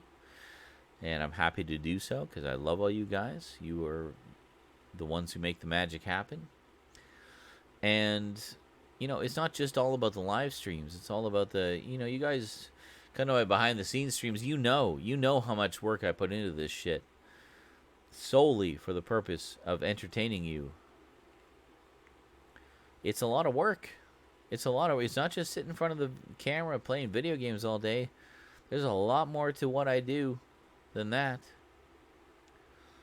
Which is why I would love to have a wonderful, beautiful, sexy, intelligent, funny girlfriend like Ray, who will get me out of the house occasionally. You know? It was all about balance, man. It was all about balance. I was giving her culture. She was getting me out of the house. That's good. That's a win-win. We're both giving each other something that we wouldn't otherwise have. I think that's a good balance. We were good. We worked. We made it work. But she needed something different right now, so I hope she finds what she needs. I also hope that at some point we give it another shot. Because we were cut way premature. Not even close to realizing our full potential. You have no idea, Ray. You have no idea what I had in store for us. You really have no clue. You need to talk to me. Just talk to me. Just talk to me. Like we used to talk. We'll make it good. Anyway. Back to the road trip with Dad, shall we? Here we go. America's favorite in-room entertainment. HBO. Mindy. Bible placed by the Gideons. So Mindy was religious, not very. She claimed to be religious, so I made a point of pointing out that the Bible was in the hotel room. I was reading it for a little while before I started this video. No kidding. Read the Ten Commandments. All right, have a good night, Andy. Thanks for coming out, dude. And thanks so much for all the donos, dude. You fucking rock. You are the champ. You are the champ. We'll see if you're dethroned by this time tomorrow. Stay on your guard.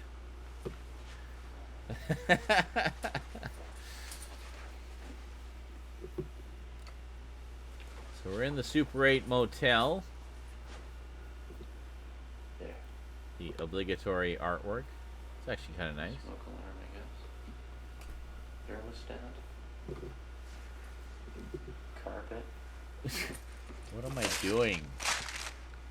Macross Clash of the Bionoids. Oh my god, Macross Clash of the Bionoids. Macross Clash of the Bionoids. That's the original, that's the censored version, which was the only version that was available at the time. But what that is the movie Macross Do You Remember Love, which some of you Robotech and Macross fans might know.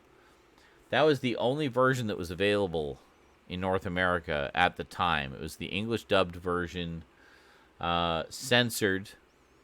About, 15 minutes of footage was cut out. Later, there was an uncensored version made available, which I have on VHS. We still have yet to get a DVD or Blu-ray of that. Do you have that, Jebla? Do you have this exact edition? This one right... Hold on, let me run it back a little bit. Clash of the Bionoids. Hold on. That was the version that was available in North America for the longest time. Hold on, let me run it back. There. Smoke alarm, I guess. Thermostat.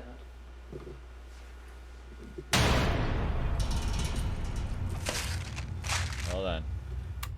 There. Better view. Better view. Cinema Mike 79 donated $10. Let's get a $10 train rolling for Sean. And now, A Christmas Carol. Jingle bells, jingle bells. Jingle all the way. Oh, what fun it is to ride in a one-horse open sleigh, hey. A truly heartfelt rendition of Jingle Bells. Thank you so much, Mike. Yeah, Macross Clash of the Bionoids. Now, a little story here. Little story. There is a comic store in Toronto, Ontario called The Silver Snail. The Silver Snail was like the go-to place if you were an anime fan. Because, okay, you would go into the Silver Snail. It was 2 floors, right? 2 floors. The main floor was current comic books on racks along the side of the wall. And then the rest was bins, as far as the eye could see, of back issues. So I got a lot of the early issues of Howard the Duck and the Incredible Hulk from those back issue bins. Great stuff. Amazing. Oh, and ROM Space Knight. I got the entire collection, 75 issues and 4 annuals, the ones I didn't have already, from those back issue bins at the Silver Snail. But there was a staircase. Hey, Toastman, another $10. Nice. Thank you. Yeah, let's get a $10 train going. Just make it happen. Sanity Impaired Toastman donated $10. We got a text-to-speech deal now? Well, we are in the beam. We're in the bean? What? Thank you so much, Toastman. Thank you so much.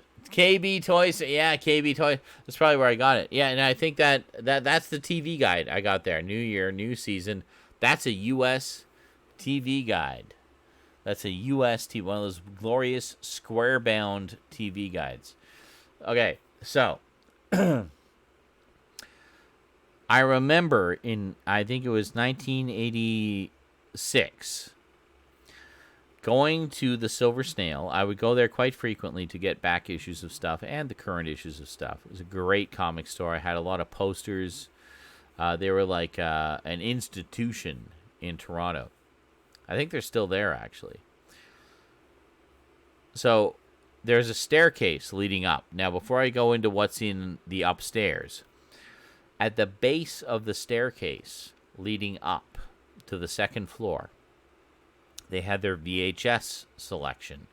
Now, that VHS selection is where I got Akira. Yes, the movie of Akira, based on the manga by Katsuhiro Otomo. Brilliant. They had the VHS of Akira, the first North American release of it. $40, $39.98, I think it was.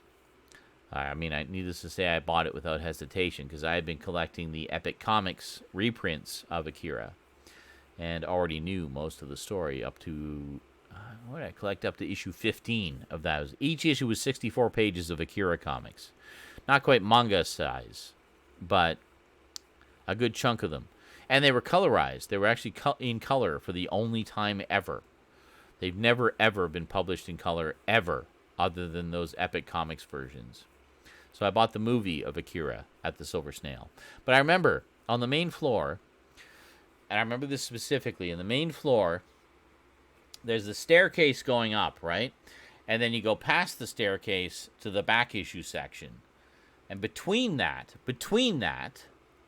I guess in the sort of section of floor where the staircase was, they had a TV. And the TV was playing what I can only guess was a bootleg VHS of Macross, Do You Remember Love? Now, I was hardcore into Robotech at this point in time. I was watching it every week. It was weekly where I was, by the way, twice weekly. Saturday and Sunday, they would show 2 episodes of Robotech a week. Everywhere else in the world, it was daily, Monday through Friday. So I had to wait a long time to see each episode of Robotech. So, there's this little CRT TV in there playing a VHS on loop of Macross, Do You Remember Love? Untranslated. It was in Japanese. There was no English translation. This was before the days of fan subs. Okay.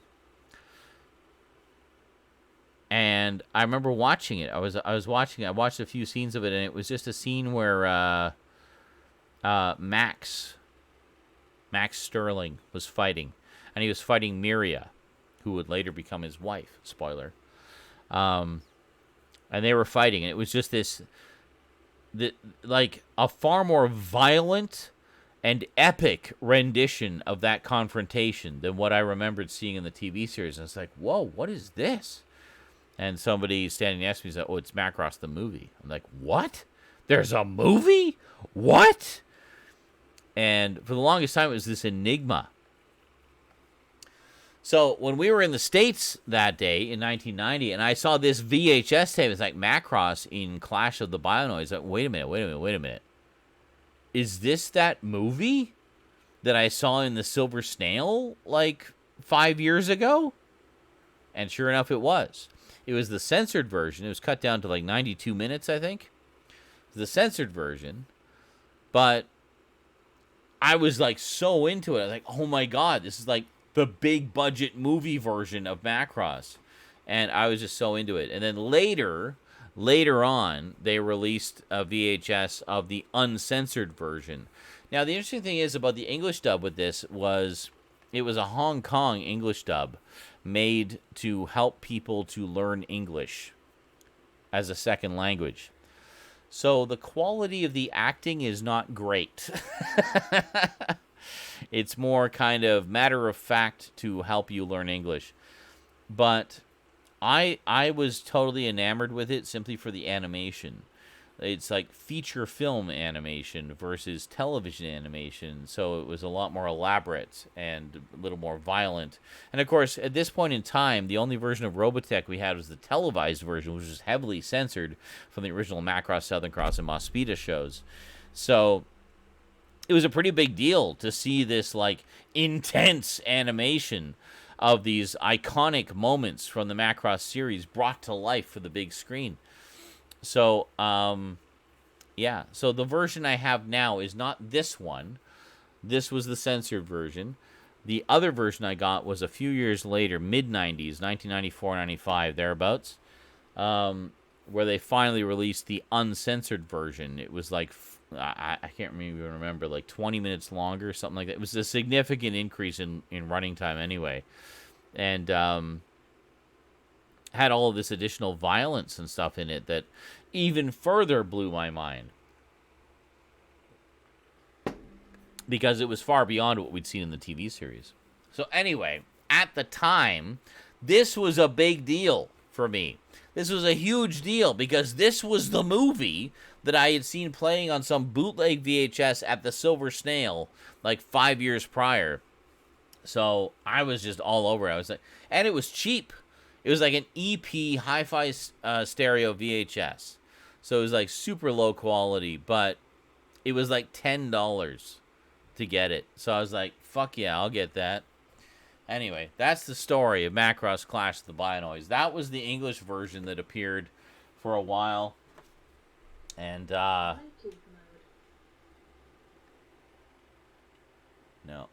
Hold on. There. Good enough. Christmassy. All right, let's get back to the video, shall we? Macross Clash of the Bionoids. Telephone. Great movie, by the way, if you see the uncut version. TV guy. The full version of it is called Macross Do You Remember Love? There is no Blu-ray currently available in North America, but you can find it as a fan sub from the Japanese Blu-ray. That's what I have currently. American TV Guide with an article about Dark Shadows in it. Nice. And you were present.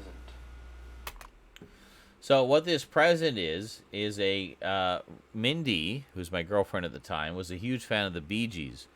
So I got her this collection, which I think was a collection of CDs of the best of the Bee Gees. So very good. As this Toastman says, it's from TF2. There's a map where you fight aliens by bringing beer to a saucer that flies through.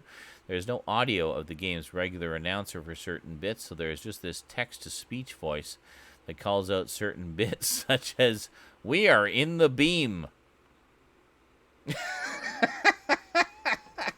Perfection. All right. I've seen so many Gary's Mod videos of TF2, which are just freaking hilarious and batshit insane. I love them.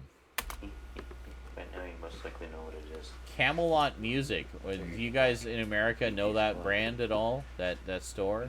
Camelot Music is apparently where I got it. Look at me all gothy in my black turtleneck.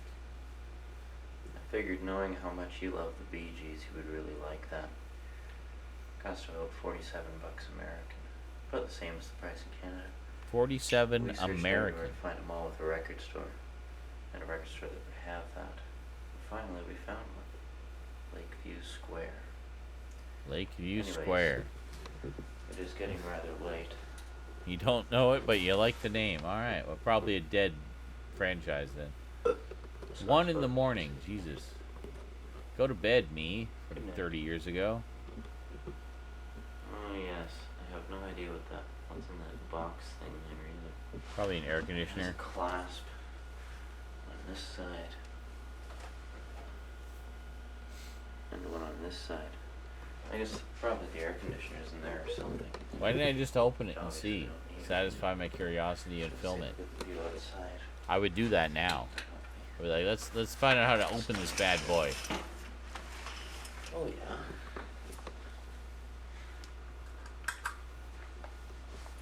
Whoa, jeez.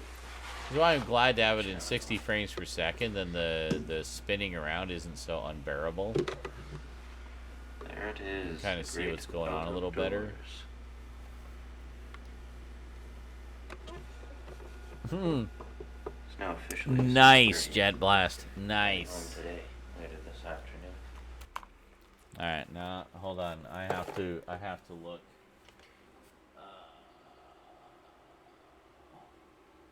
No, fuck it. I don't know where all my VHSs are. I moved everything off the VHS tower a while ago. Anyway, I have another release of that. That's the uncut version. I think it's the same title though. Goodbye. Whoa. Trippy. I I have to take a shit. have to take a shit. I'm glad that's preserved since 1990. Remember when I took that shit in 1990? Yeah, good times.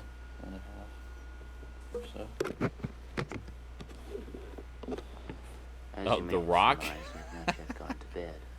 I just thought I would inform you of something, in case you were wondering why there was such a long, or why there was nothing covering what happened between 11:17 a.m. and 9:38 p.m. Well, it's quite simply because I was sleeping during much of that time. Basically, just went to a bunch of strip malls and stuff. I thought I was gonna say strip closets, joints. Looking for a record store to get you that Bee Gees record. Went to a bunch of strip Bee Gees joints. collection. I've just been jerking off constantly ever since. And then so anyways, I believe I will go to bed now. Well, soon. So. Go to bed, Good me. night.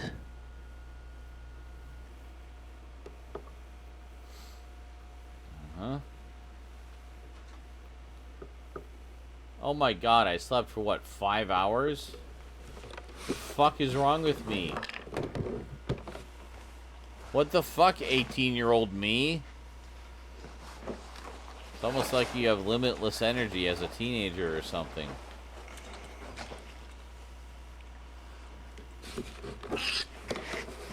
Toon Man! Dude, I was just talking about you. We've been watching retro videos all night. We just finished watching the 1990 video where you were 6. And I was saying to everybody, wouldn't it be great if Cass was here to do a joint commentary with me on this? I bet that would be so much fun. And everyone was like, fuck yeah, that'd be great. And I was just like singing your praises about how funny you are. And then here you are. He's about to call me. That fucker. He knows how much I hate phone calls. So I'm sure that just gives him even more pleasure knowing that he's about to phone me. I better smoke. I have to smoke for... Fuck! God damn it! I'll just smoke anyway. Hello? Hello, you motherfucker.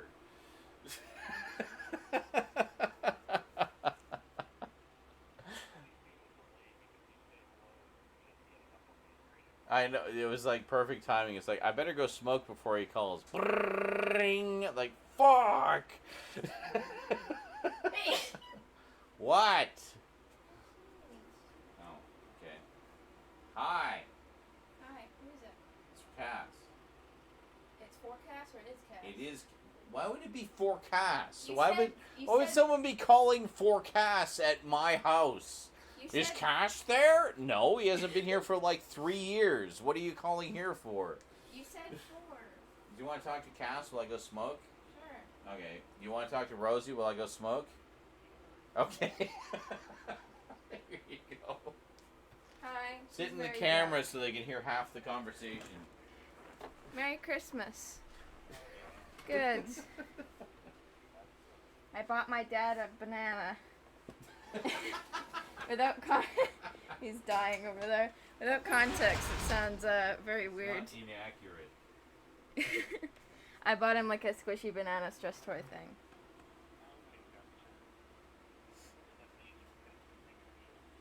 It's nutritious.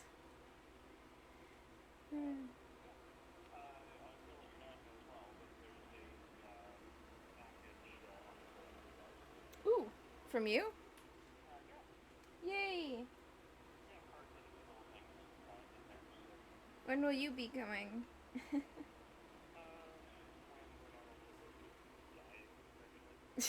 Eventually, yeah.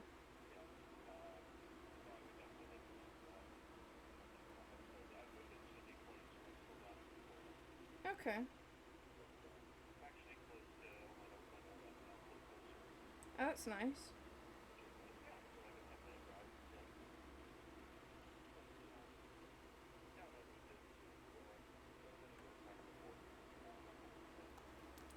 Nice.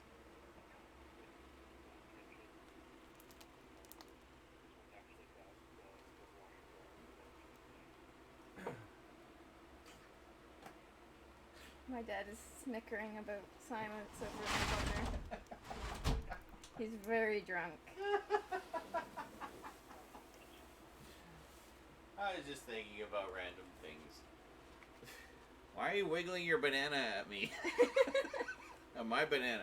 Why are you wiggling my banana at me? That just Stumbling around everywhere. sounds even more wrong. Why is there a crumb under my foot? Where is it?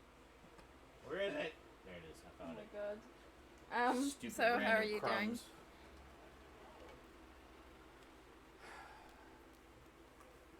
Hold it, my gummy's gonna kick in soon, so hurry up. Okay. What?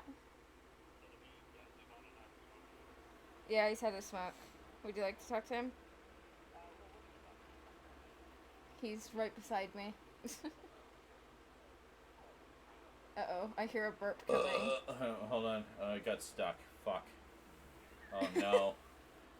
It's gonna come out in the middle of the conversation now.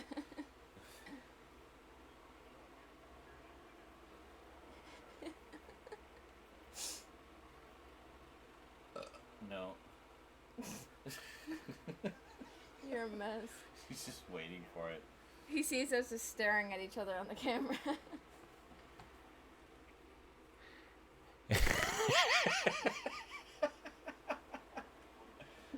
Anyway. Hurry up before Kaz's server has to take a rest. Oh, wait a minute. That was 10 years ago. I don't know. Would you like the phone back, Father? Sure. Okay, If well... you're done. I mean, I don't know if you're in the middle of some big philosophical discussion. No, we're just laughing at your drunkenness. Oh, okay.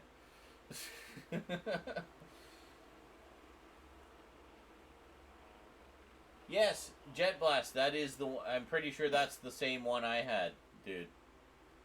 Well, I showed the cover for like 10 years, so you should be able to tell. It's literally the only release that had that cover. So.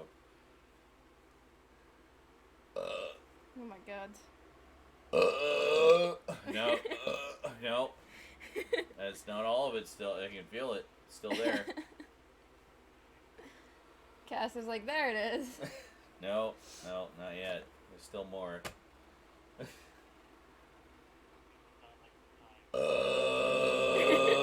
There we go. Oh Finally. I think. Cass said, good lord. You've turned into fucking Elf. Elf. Or Rick. Or Rick. Sorry, what? You're gonna puke. Stop. No, there's still more in there. Oh my god. I can feel it.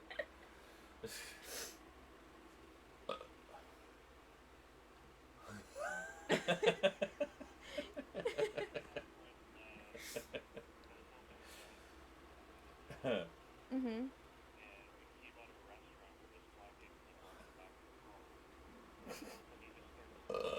No.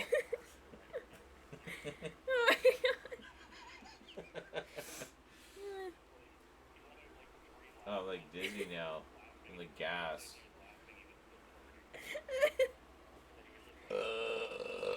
Ow. Good lord. No. Oh my god. Where is it? How is it buried so deep in my stomach? Cass is telling me about a story about... There. I think that was Oh my it. god. This is a mess of a phone call. What I was trying to say is that Cass is telling me a story about how you and him, when he's helping you pack up for when you're... It's just weird. There we go. Okay. I think it finally surfaced.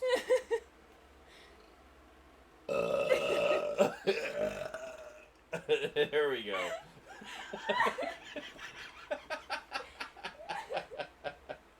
Rosie's losing it. Cass said, what month did you last burp?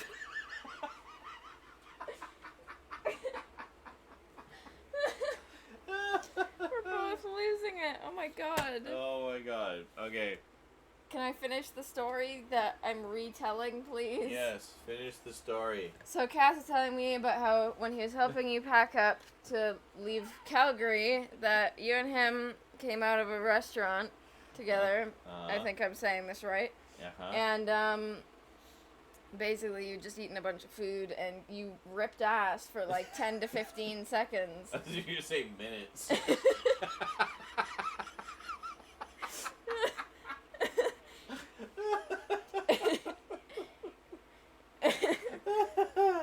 And welcome, Bass Jig Michelle. Perfect timing. But basically, and then you started laughing and farting at the same time. And they were like really loud and you were outside by your car. Of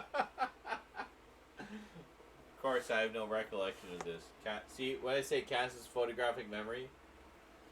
Okay, there we go. Cass was saying... Oh, You're gonna God. puke. Oh, no, I'm fine. Cass was saying if it was 10 to...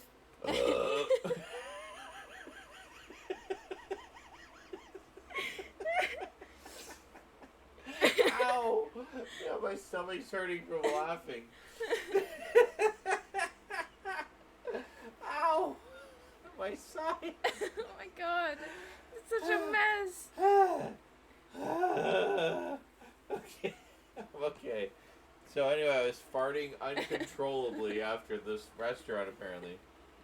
Cass was saying if it was 10 to 15 minutes, he would be checking his watch every 3 seconds.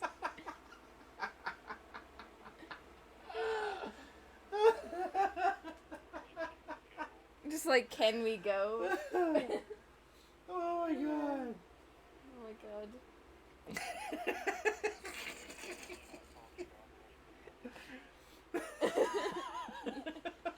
Yeah, we both do that. You both fart for 10 to 15 minutes.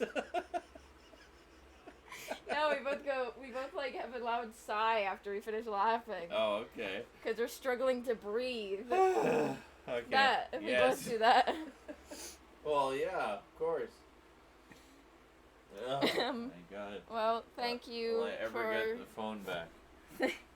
Thank you for the phone call, and I hope your package arrives soon.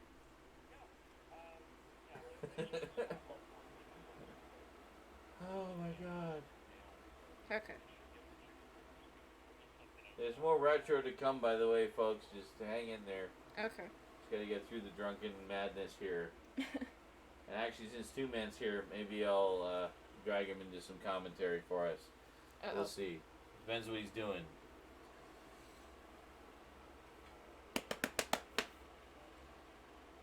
Before I belch again.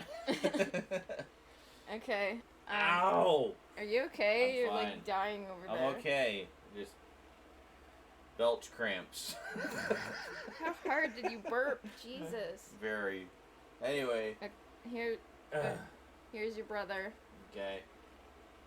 Your drunken mess of a brother. Alright, get out of my chair. I need to sit desperately. Thank you. Hello! Why do you always adjust my chair? Stop it. I'm trying to keep my posture good. Anyway. Well, I slouch, so. Well, so do I. That's why I'm trying to keep my posture good. Anyway, hi Cass. How's it going?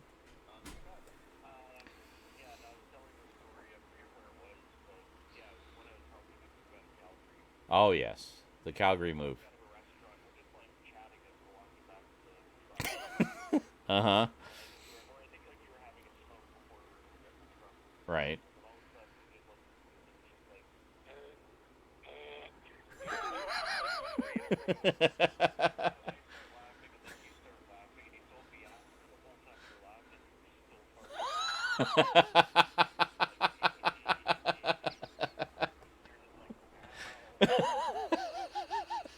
Okay, now I have to relate this tale so people know why I'm laughing. So Cass said, it was when we were moving, he was helping me move out of Calgary. You guys have probably, most of you have probably seen the video of the Calgary move. It ended with us being all punchy at the ferry terminal because we decided to push through like maniacs the whole night. And we were bitchy at each other for about 30 seconds, and then the rest was just like laughing our asses off because we were so tired.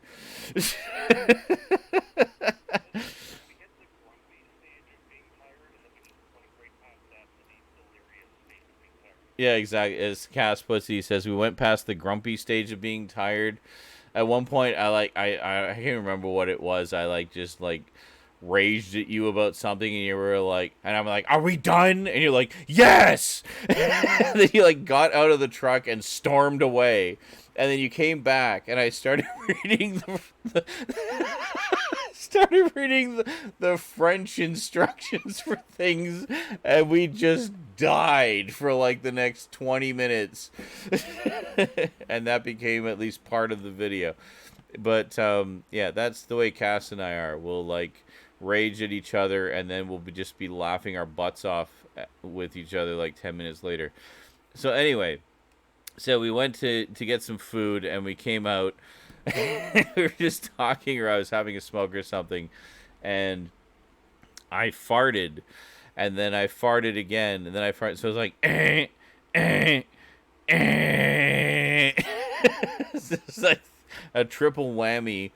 And then I started laughing, and Cass was laughing, and I told him later that as I was laughing, I was actually still farting.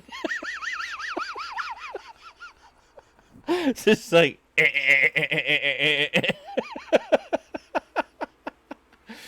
You know what that reminds me of is that clip I sent you of the gorilla.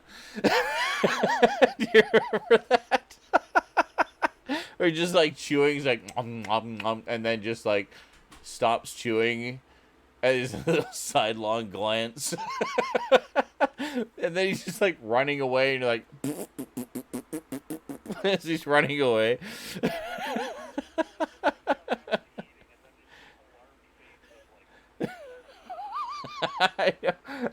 The part that got me, I think I mentioned this in the chat, was the side glance. He just stops chewing and it just glances to the side oh shit. And the fact it was a gorilla just made it even funnier. It's what a human moment. We're totally related.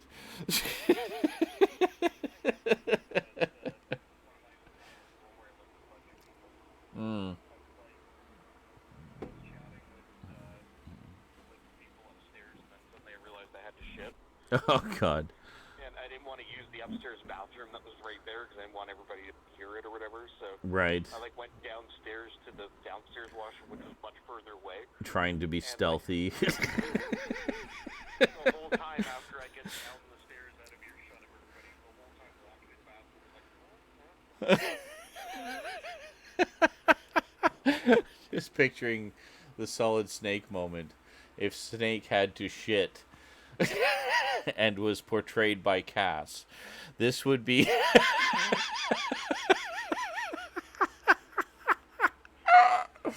This would be how it would play out. Ring.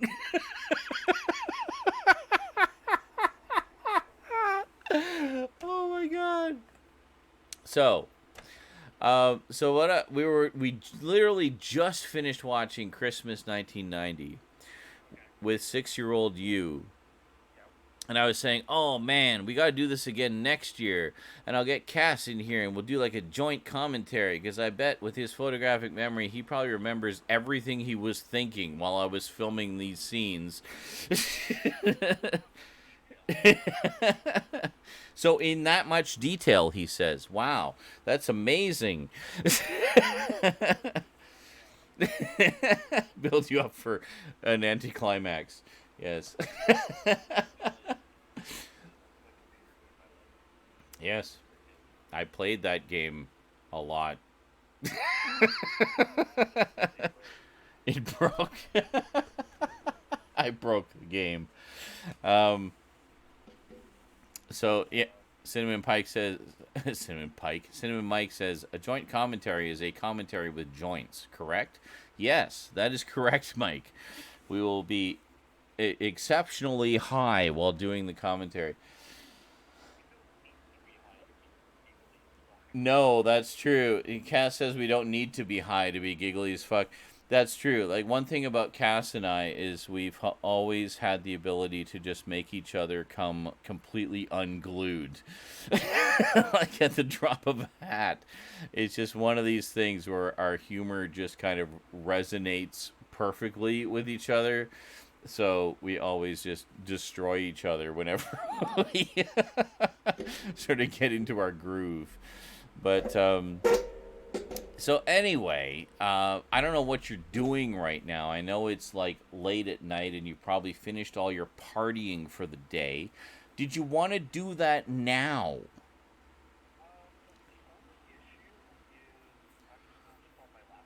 Oh, okay.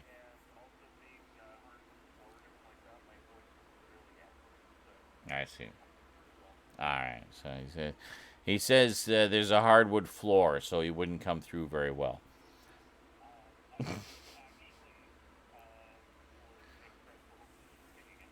Mm-hmm. Oh, you did? Okay. And a shock mount. And a windscreen. Well, shit, sounds like you're ready to go, dude. Come on.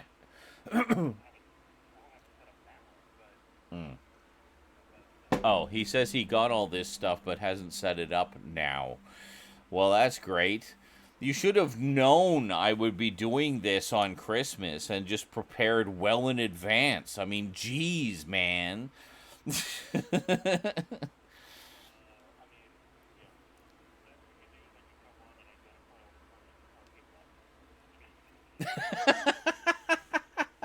Hey, that would do. You know what? In my current state of mind, I don't give a shit. Whatever you can manage, I am down with. And I will do with you, my bro, if you're down, for the entertainment of the people.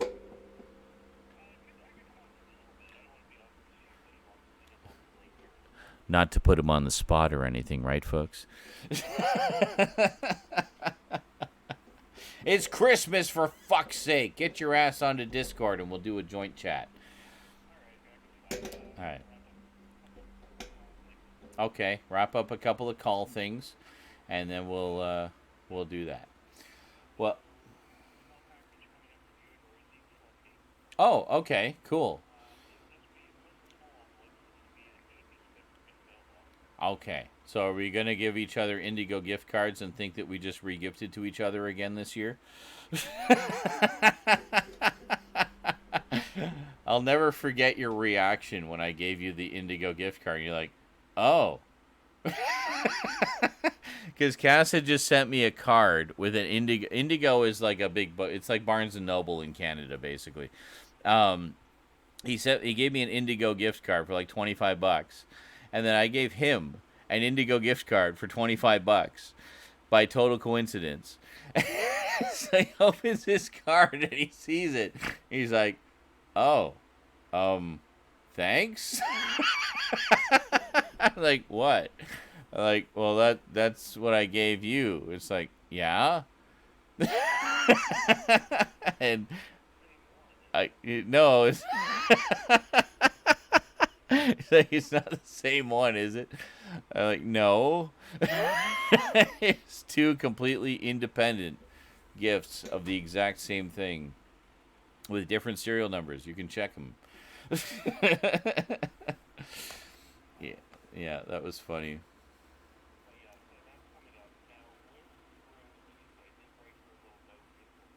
Mm-hmm.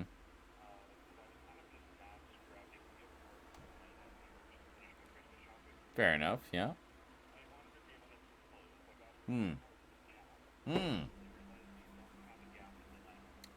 Oh. That could be a problem, yes.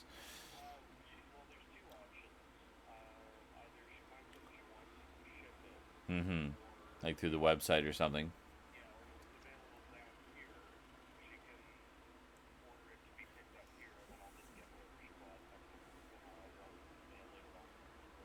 All right. Okay. Well.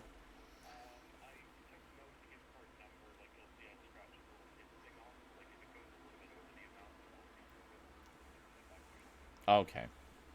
All right. Well, we'll. Okay, fair enough. We will keep you posted then on the status of that. Kaz realized he got Rosie a gift card for a store that doesn't exist in our town. But we might be able to do mail order, so awesome. We do mail order for pretty much everything anyway, so that's fine. Did I embarrass you? Is that why you're giving me the silent treatment now? Oh, he says Uncle of the Year, Kappa. Yeah.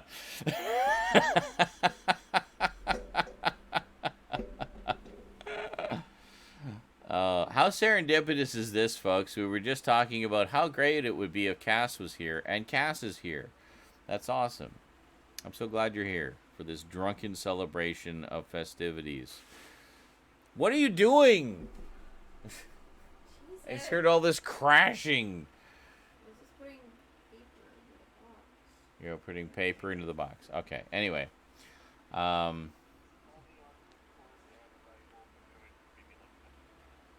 Awesome. Okay, well, you can get Cass for 10-15 minutes, so let's make it last. Oh, yeah. Okay, well, you call Mom first, and why don't you call me on Discord, because I know how long Mom calls can go.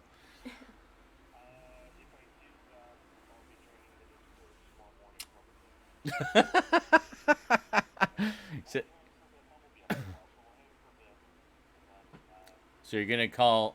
I'm gonna call you before you call Mom? Is that what you're saying?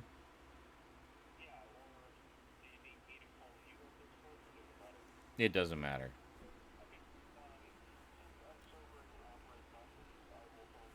Okay.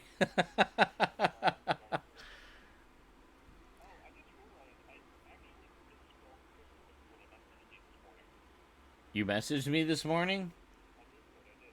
Oh, I actually don't think I've loaded Discord. Hold on a second. Let me,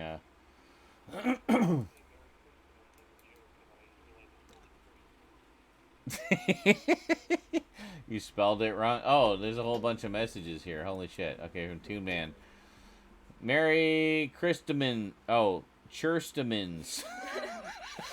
So you misspelled it more. Got it. Oh my god. It's supposed to be Christamins, which is, sadly, yes, and sadly that message may be lost forever now.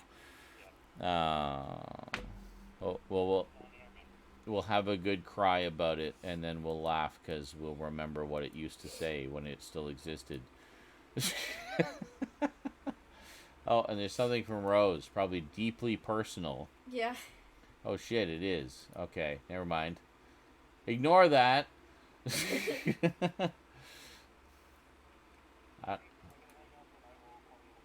All right, sounds Don't good. go back onto All it. right, bye. Oh, sorry.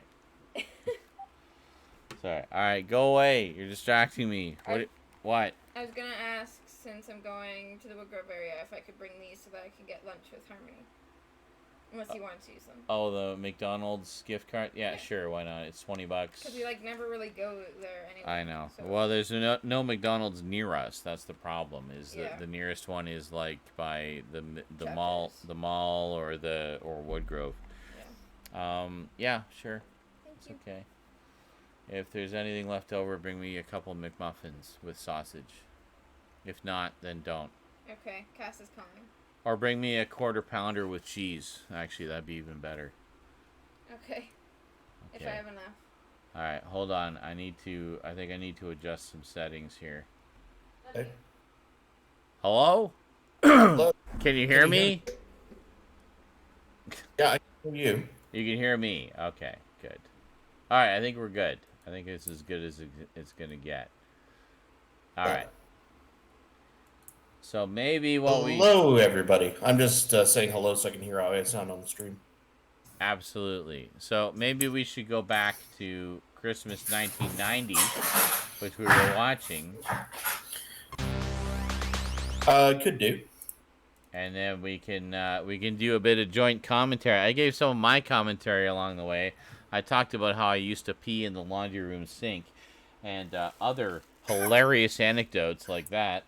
Oh, I also I don't think I knew that. Oh, yes. Well, because Mom would get all bent out of shape if I dared to walk upstairs and the floorboards creaked ever so slightly in the middle of the night if I had to pee and went to the bathroom. I got really paranoid and OCD about it, so I started peeing in the laundry room sink just to avoid going upstairs. I see. And that led into the story of how it was discovered that I smoked at 17. The mountain of empty cigarette packs in the kitchen. What's this? Story. Yes, what's this? Like, oh my God! Yeah, Mom always had a flair for the dramatic. But, all right. So, okay, what I've done is I've brought it up on your YouTube, so thinking give me a countdown, that way I can watch it in sync with... Oh, good video, idea. Good call. rather It's almost like you're sober and I'm not or something, and you're like thinking of logical solutions to problems. Holy shit. Oh yeah, just so I don't Where the fuck did my rum go? Hold on, I need to find my rum. Hold on. He needs more, folks. I left it in the bathroom. Why? And by bathroom, I mean kitchen. Anyway. I'm back. Cinema Mike, I nothing. don't think I had anywhere that I would secretly pee. I think I just peed in the toilet like a normal person. I was hardly a normal child, but No. I got that one right. Definitely not. Well, you also lived on the upper floor, so the bathroom was like 2 feet away from you. I just wet the bed because I was still that age. Fuck it, I'm just not even going to leave the bed. Mom will change it in the Easily. morning. No biggie. That's gross, says Speed. Well, thanks. Thanks, Speed. Thanks for being judgmental, Speed. Anyway, send me money and I'll forgive you. Anyway, so you queued it up on YouTube. Okay, no ads? Are you past the ads? Well, I have YouTube Premium, so... Oh, really? Oh, you actually subscribed. Well, thank you. Mm-hmm. I hope you subscribed through me somehow. I don't know how I get kickbacks from that, but somehow. No, I'm just on the general YouTube Premium. I think I get a kickback from that if you watch one of my videos. Basically, it's like just a YouTube thing. It's like, oh, you watch this guy's video, so we'll give him this, this 3 cents in lieu of showing ads. So I should just sit and watch a bunch of your stuff all the time then. Fuck yeah, please. I mean, I always watch everything my brother posts. Yes. Actually, I've been getting a lot of traction with YouTube Shorts. Are you familiar with YouTube Shorts? Yes, I was gonna say I was looking at the numbers on that, and that looks to be doing really, really well. Crazy, like crazy numbers. Like I've got nothing on my like Fortnite videos normally, but on YouTube Shorts, posting just the best little bits, like a minute or less. 31,000 views the other day. It was it's nuts. Like the normal the normal videos get like maybe 50 if I'm lucky. Usually more like 30 or less. It really plays into the principle of leave them wanting more. Yes. You know, they see a little 50-second snippet of how funny things can be. Yeah. And people are like, you know what? I want to check out this crew on Twitch sometimes because I know I've discovered Twitch channels that way the same way. With clips, yeah. Basically, what I've been doing for YouTube Shorts, I've actually been farming my Twitch clips. Just clips that people have been making for the past 5 fucking years and reformatting them for YouTube Shorts. I have a tool that I use, a free tool called Streamladder. It's just a website that reformats them. It's like you bump the, you put the reaction cam at the top or at the bottom, whatever you prefer. I prefer to put it on the top. And then you put sort of the main part of the action in the bottom part of the video. So you get both the reaction cam and the main part of the great thing with Fortnite, like Fortnite clips, is everything, your character's always in the center of the screen. So whatever's happening is always in the center of the screen. So it's perfect for reformatting for that format. So I've been doing that and just getting crazy views, like between 8 and 31,000 views. 8,000 and 31,000 views. It's just been nuts. That's great. I was looking at my analytics, and my analytics are like, congratulations, your videos got 150% more views this month than they do on average. I'm like, well, fuck me. So, and before you ask, yes, I do get ad revenue on those. So yeah, no, that's great. Yeah.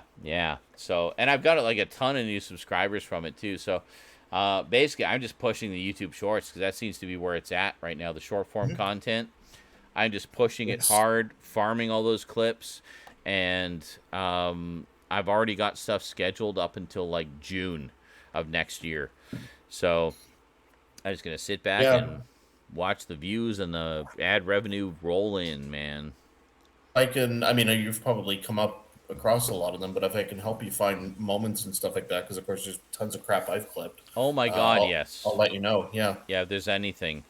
I mean, the Twitch clips are basically YouTube Shorts because they're under 60 seconds. Because they're under 60, exactly. Because YouTube Shorts need to be 60 seconds or less. So one thing I've been doing is I've been going through doing highlights, is picking out stuff that I think would make good YouTube Shorts, just like little funny moments and stuff like that. So I've been doing the bigger clips for my main YouTube channel and the shorter clips, both for the main YouTube channel where you can see it in full 16:9, but also for YouTube Shorts where I reformat it and show it there too. So, and they'll be posted at like different times as well. So, yeah, no, it's definitely a new kind of dynamic for me. Like I've never really worked with that format before, but it definitely seems to be where it's at. Like that's what people are looking at. So, okay, I'll do that. You know. Cool. Anyway, we should probably jump on this video. Yes. What was the video? Oh, right. It was Christmas 1990.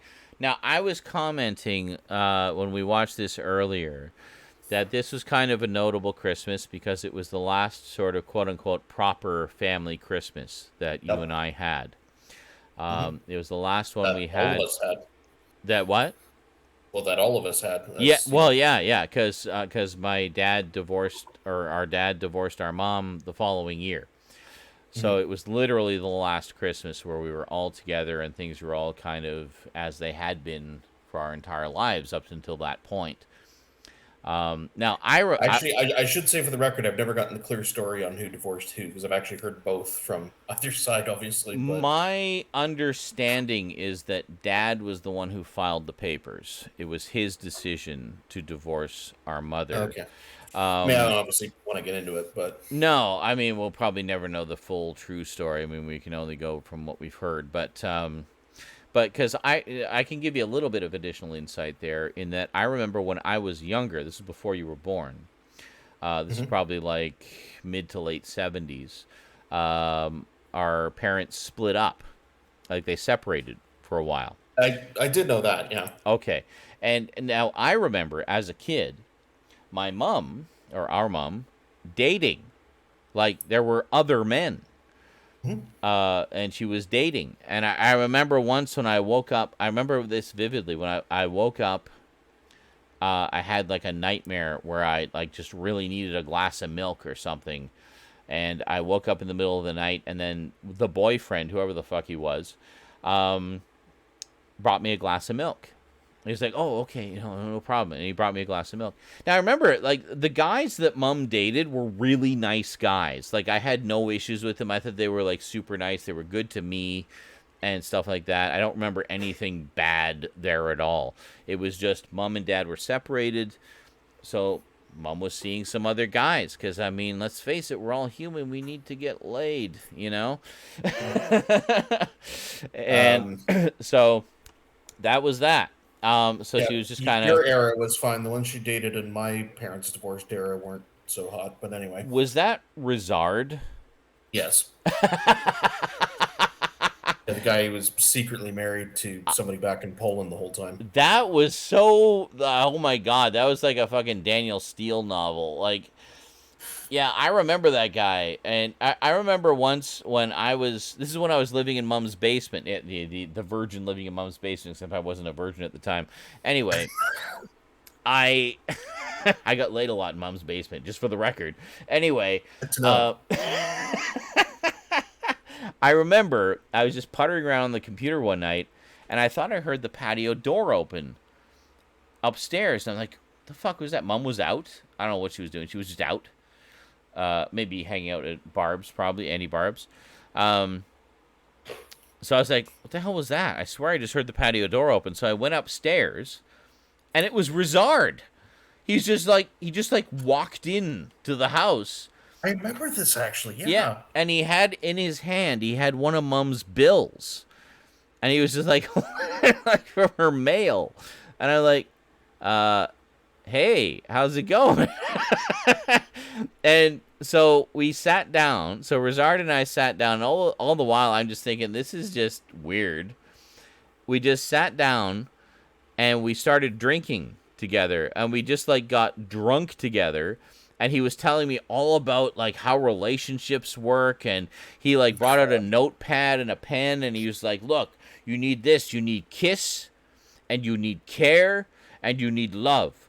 These are the 3 most important things. And he's just, like, going on about, like, the philosophy of Rizard, This guy was so weird.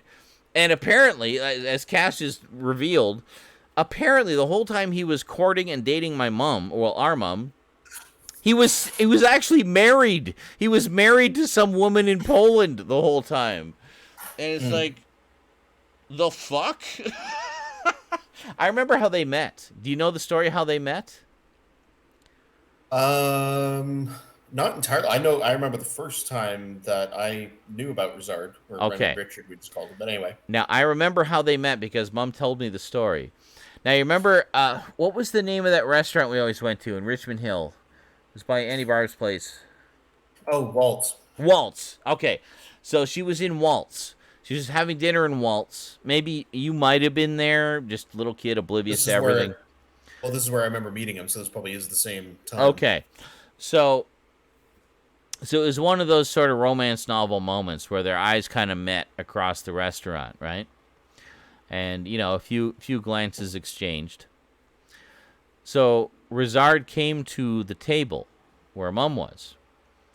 And he just looked her in the eyes and he just said, I like you too.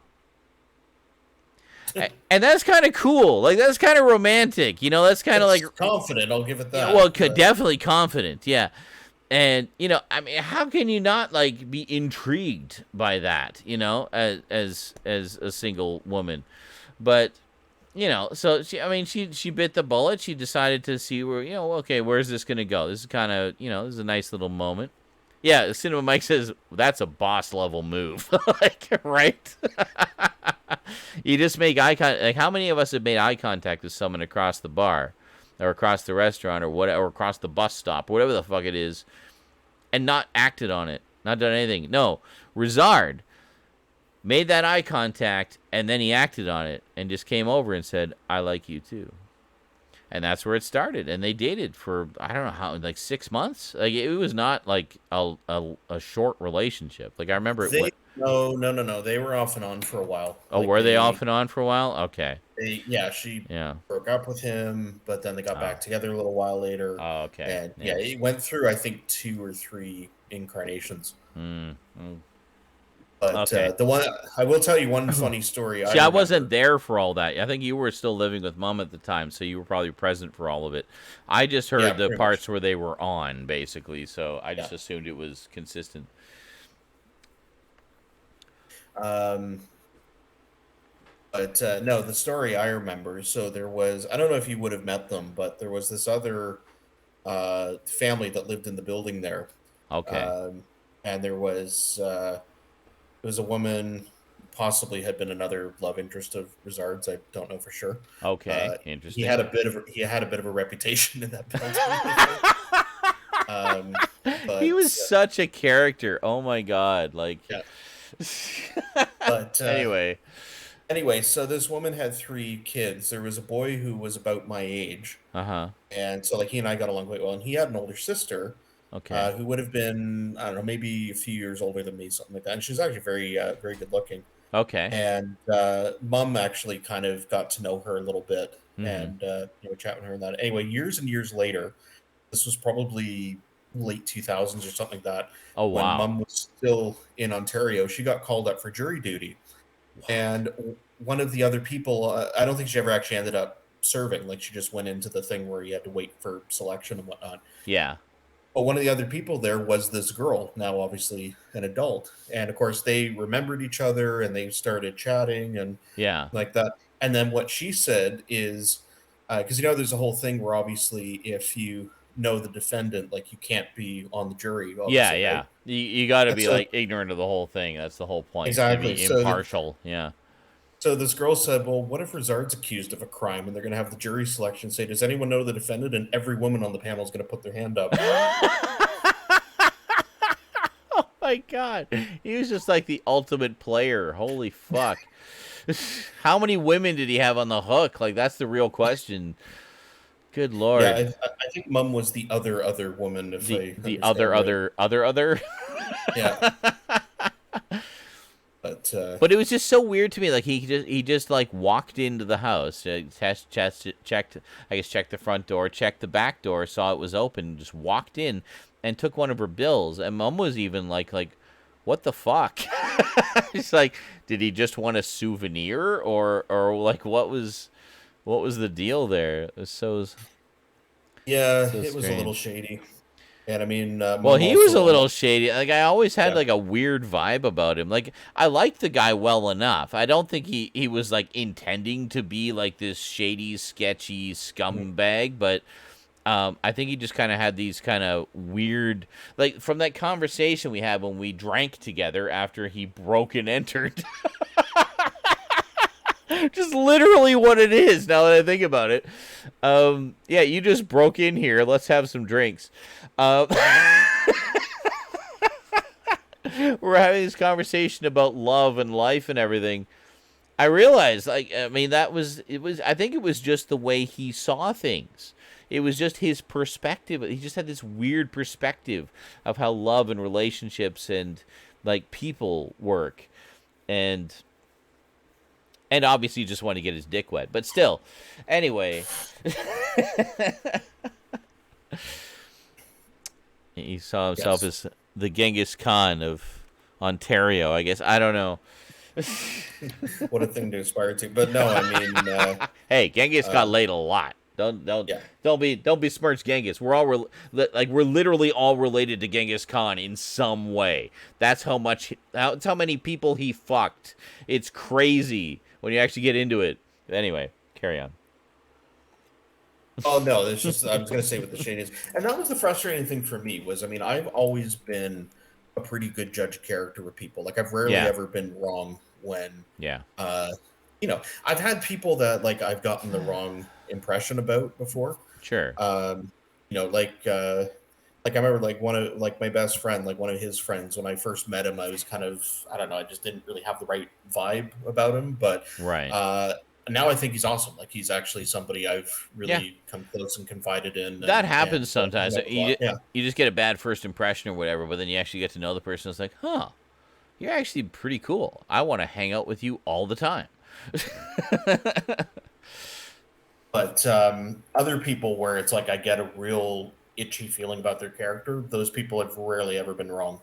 Really? You know, when something sticks. And I had that feeling with Richard, but the problem was anytime I tried to bring it up with anybody, it's just a kid with divorced parents, and now he has to share his mom. And people just always made excuses like, you know, our aunts and there's other people, you know, because they all sound like, oh, Rizard seems like a decent guy, mom's happy, and, you know, and you know, I mean, thought I was being bitter and annoying. Yeah, I totally get that. And like in my case, I definitely got a weird vibe from him. But at the same time, like there was just this quality about him. Like he was charming and personable. I don't think he genuinely meant any harm. I think it was just he had a very kind of skewed view of love and relationships and stuff like that. He was maybe more kind of leaning towards the you know, I don't know, like the personal pleasure or the polyamorous side when the prospective partners may not have seen eye to eye on those particular viewpoints. I think he was just kind of oblivious, honestly. Like he was handsome, he was charming, he was personable. He could, you know, you feel that things were a little bit off, but he quickly set you at ease just through his personality and his demeanor. But yeah, he was just strange. He was a strange one. Like, I don't even know how to clearly define him. There was just, like, strangeness to him. I really have to pee. I'll be back. Hold that thought. Okay.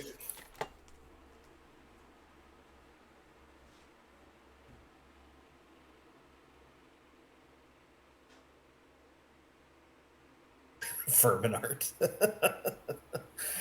I'm watching you. So how's everybody doing? Everybody have a good Christmas? This is kind of weird for me being the guest host on a program because it's like I pose the question and now I'm just sitting here waiting for somebody to say something in text.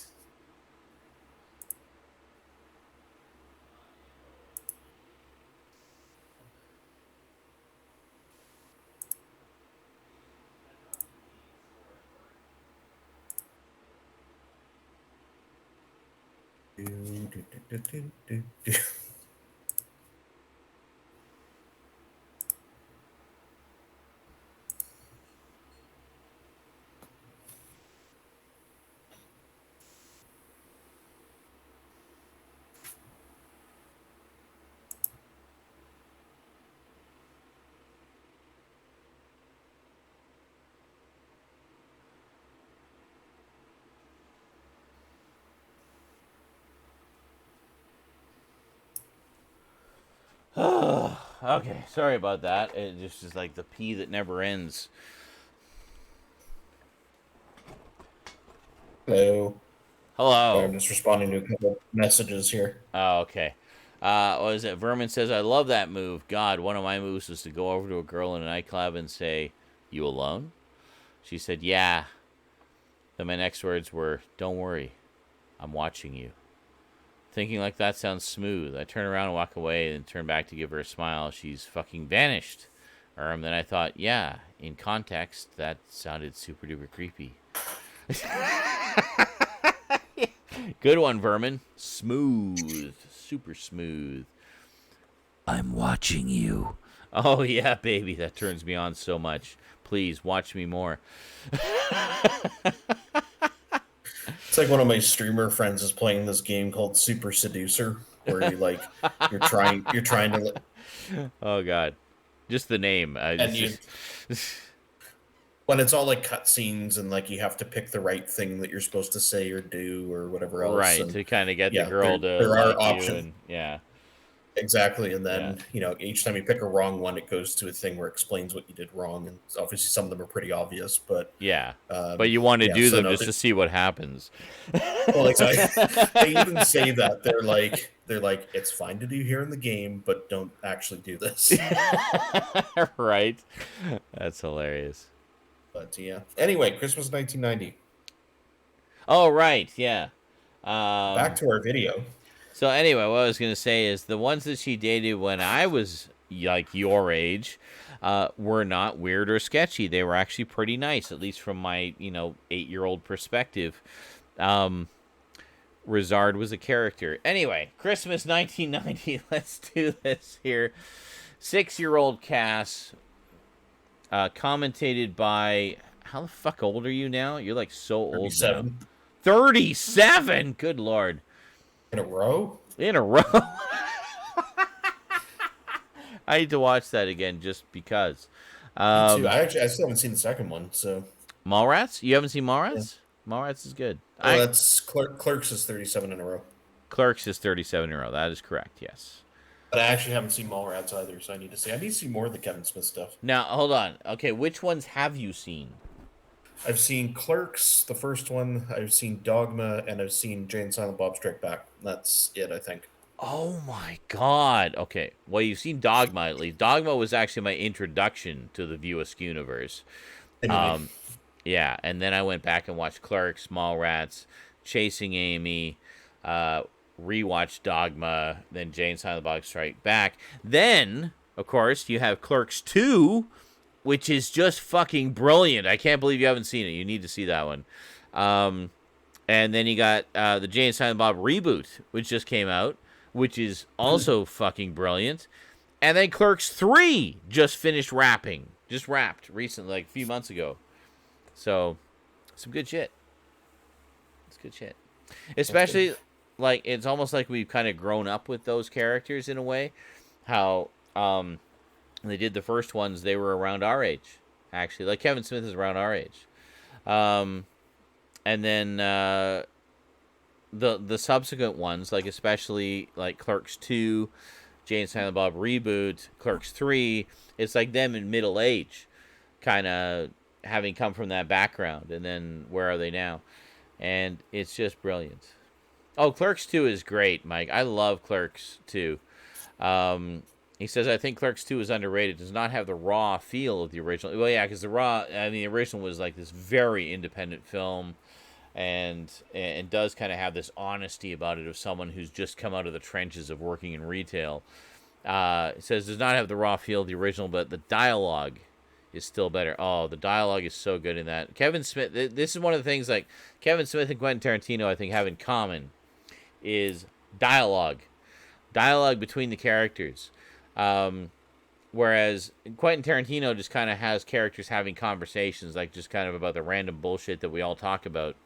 Kevin Smith has very specific conversations, but very open and honest the way people really talk, like about sex and love and relationships and things like that. The characters speak very openly and honestly about it, and I love it. It's great. Both of those directors are ones that I really enjoy for the dialogue specifically. They do such great dialogue and just have such interesting conversations between interesting characters, you know. I don't think anyone on the face of the earth has ever made that comparison before. Why Quentin Tarantino and Kevin Smith are very similar. The Essay, a 3.5-hour YouTube video, part 1 by Zarin Isaac. Anyway. Part 1 is 3.5 hours. Tune in for part 2. It's 5 hours. Okay, anyway. We were going to watch this video. Yes. So this is Christmas 1990. Ow! Sorry, I just remembered how we got into this whole sidetrack about the glorious saga of Rizard, which was, I was commenting that Christmas 1990 was the last one we spent together as a family, like as the family we'd all grown up with. It was it. It was the last one. I was actually mentioning this earlier. I was choking up a little bit, realizing that, just kind of thinking back and wishing how you know, I still kind of had magical Christmases like that. But this was like the last sort of magical Christmas for me. Maybe you've had more since, but this was the last one for me. And I really got choked up talking about it earlier. I mean, I remember for a couple of years after, I mean, I always enjoyed Christmases kind of, you know, when I think back to it, you know, kind of whatever the situation was. Yeah. But yeah, I mean, this was the last one where, you know, like we did a turkey dinner and it was all just like us as a family at the house. I know for a couple of years after, like Dad would still come out. Like obviously they were separated and he like stayed, I think, on the pullout in the basement. But you know, for me as a kid, it's still like, hey, my dad's here too, and you know, all this sort of thing and like that. So we did have that a little bit. But I know for the years after, you know, I usually didn't see Dad at Christmas. I mean, typically I would go out to Winnipeg, usually once in the summer and then once like over my spring break or something from school. Yeah. So Christmases for me were largely with Mom. Yeah. And what we used to do is on Christmas Eve, so one of our aunts married an Italian. Yeah. So he had a lot of Italian family in that. And they were actually the aunt and uncle I was closest to growing up. I've talked about that quite a bit on the streams. So many happy memories of like just epic family gatherings at their place with like those massive Italian feasts. Oh, love it. So Christmas Eve is always like a big seafood and pasta dinner. Yeah. So we would go over to his mom's place, who we affectionately knew as Nona. Nona. Oh my God, I loved Nona so much. She was such a character. Even though she was great. Like we weren't related to her, like she was very much a surrogate grandma for. She really was. As well. Yeah, for me as well. Like growing up, like very much. I'm sure what she was for you is what she was for me.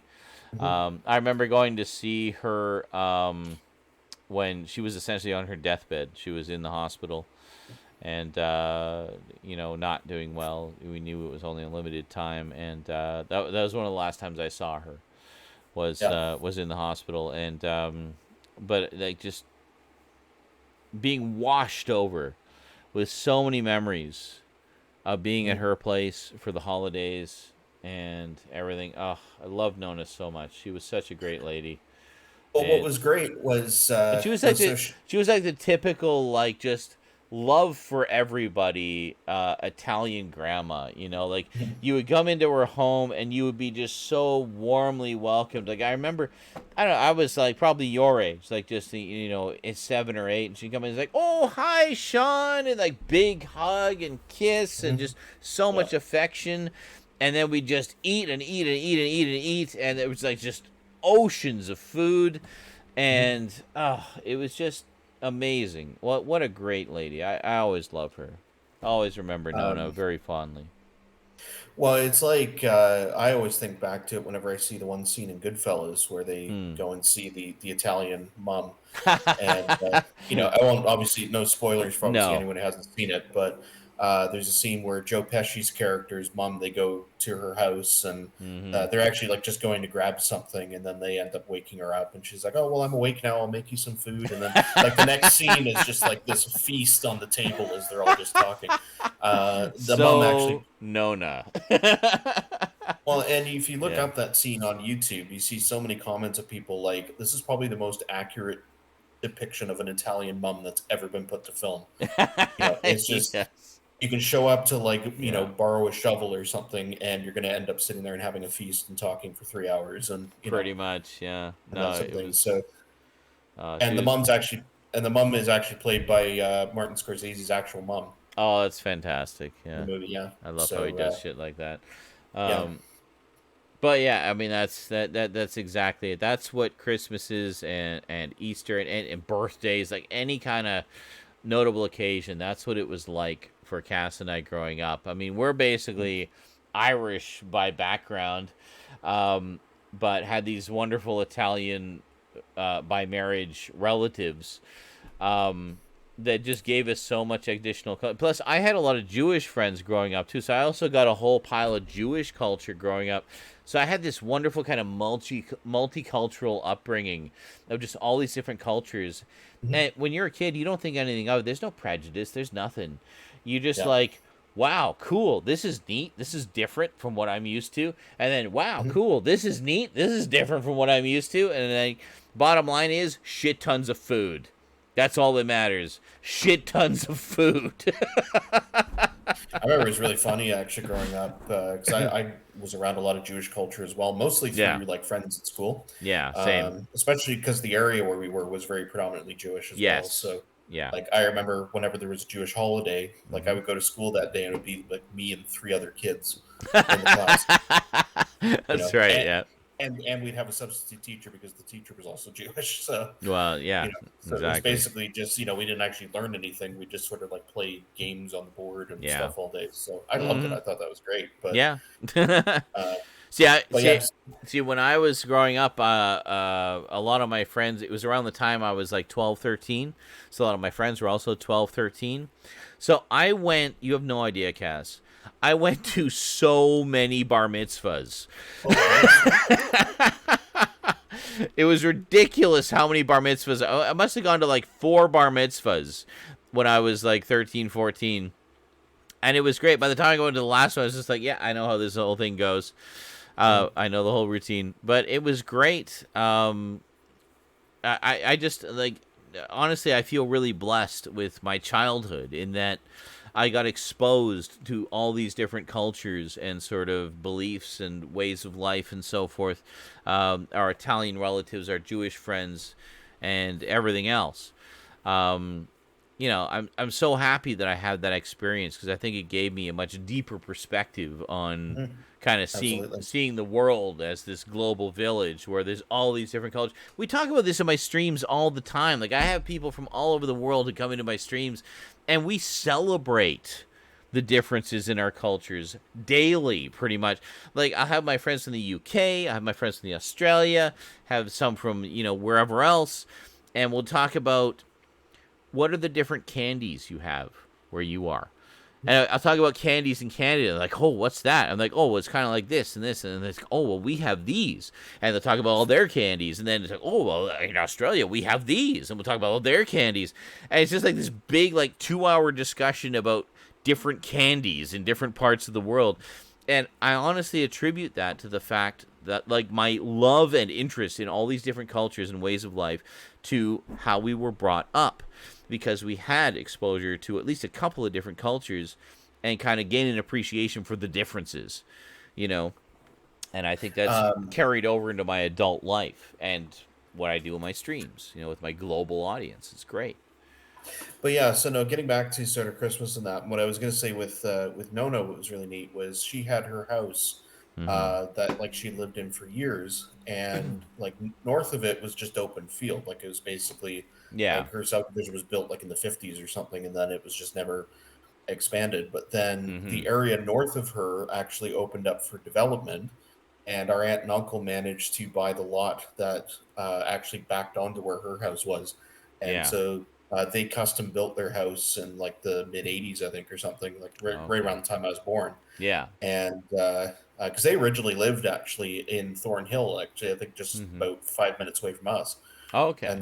And then they moved up to Richmond Hill, and so their house, they managed to get the lot that backed right on. So it was great for us as kids, like with our cousins and that. Yeah. Because like whenever my cousins were babysitting when I was when I was little, we would be at the house and that, and like in the summertime, and then we would literally just go and walk through the backyard into Nona's backyard, and then she'd go and she'd make us lunch. She'd make sandwiches or whatever else. So, having bad Santa flashbacks. Let me make you some sandwiches. That was just how we kept fed through the summer. It was great. Yeah, that's awesome. So Christmas Eve we would always do the Italian seafood and pasta feast. Yeah, and so we'd always do that at Nona's house, and then Mom and I would come home, and then the whole thing we would do is I would get one present to open. Yeah, and that's a tradition. That's a tradition going back to when I was a kid. We would get a Christmas Eve present, just one present, to kind of tide us over, and for that night, and then next day, like Christmas Day, we get to open everything else. Yeah. I remember, and Mom said she would usually pick something out. Yeah, and there was a specific thing. Yeah. And she said it was usually a book because she Yeah. figured then I would go upstairs and read and fall asleep. And then, Exactly. Yep. Same she with me. needed to. Same with me. It was usually the latest edition of the Garfield Treasury. That was, I think that carried straight over into you, because then suddenly I stopped getting Garfield stuff and you were getting Garfield stuff every Christmas. I'm like, wait a minute.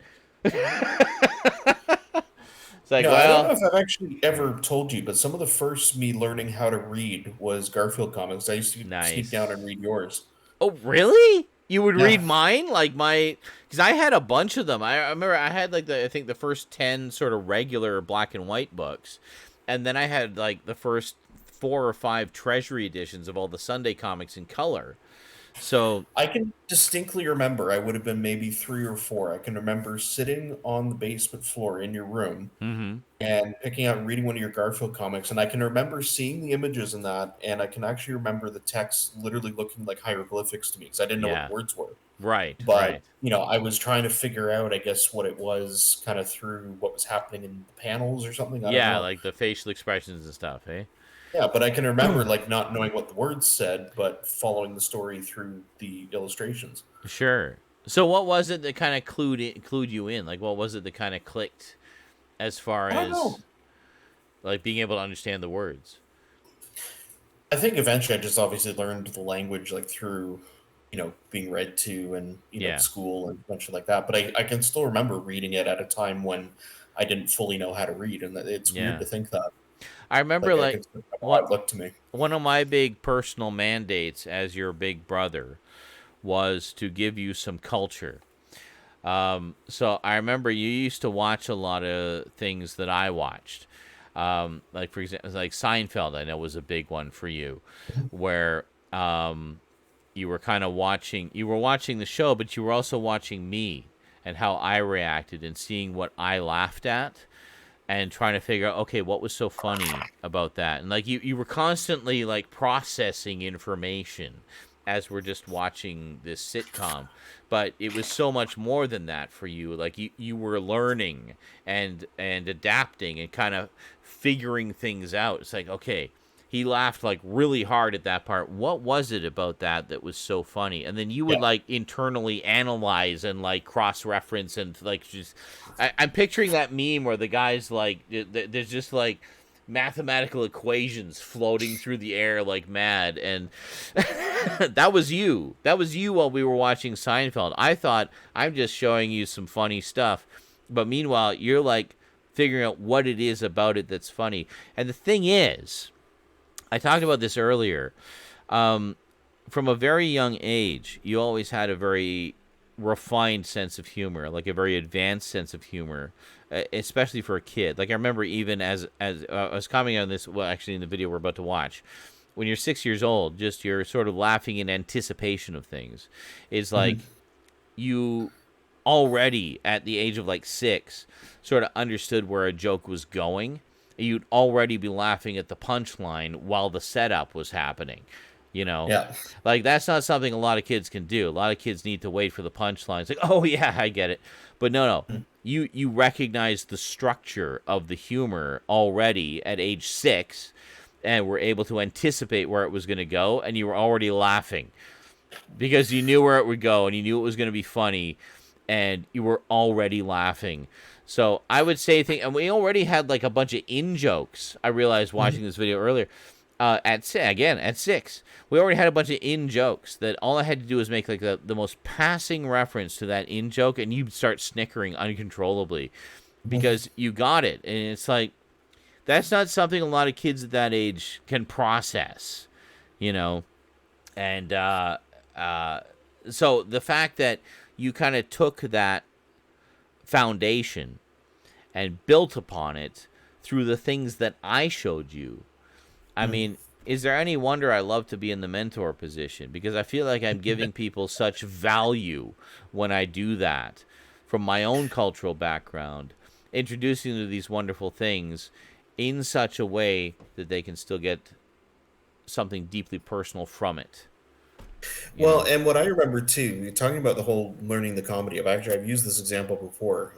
Simpsons was a big one with that as well. Yes. Because I remember what would happen usually is I would tape an episode off TV because it'd be one I wanted to show you. Mm-hmm. And, of course, we'd obviously both laugh at whatever part it was I wanted to show you. And we would laugh at, the more slapstick stuff. Homer does something or whatever. Yeah, like falls and hits his head on something or whatever. Yeah, exactly. Yeah. But then, there would be more dialogue humor or, cultural references and stuff like that. And I would see you laugh and I'd be like, okay, there's something funny in there. Like, what was it? Or, like, what was the joke? Yeah. And I did that. Like, I would figure it out a lot as well. The other one I remember...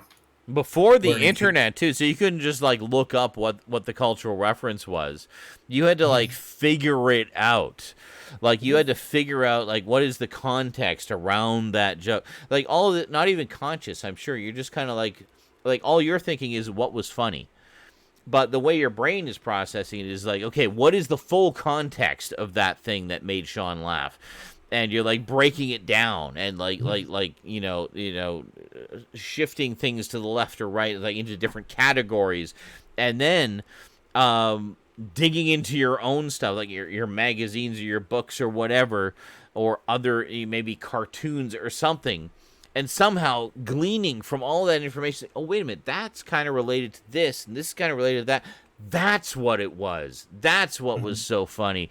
You would put the pieces together. You got to realize, guys, this was the early 90s. This is not when the internet would even really exist. I mean, it existed, but only for the use by the government and the military. It wasn't public yet. So there was no way to look this stuff up. So Cass was gleaning all this information just from the cultural information that he had available to him. So it was encyclopedias, videos of DuckTales, and sitcoms that he would watch on afternoon television.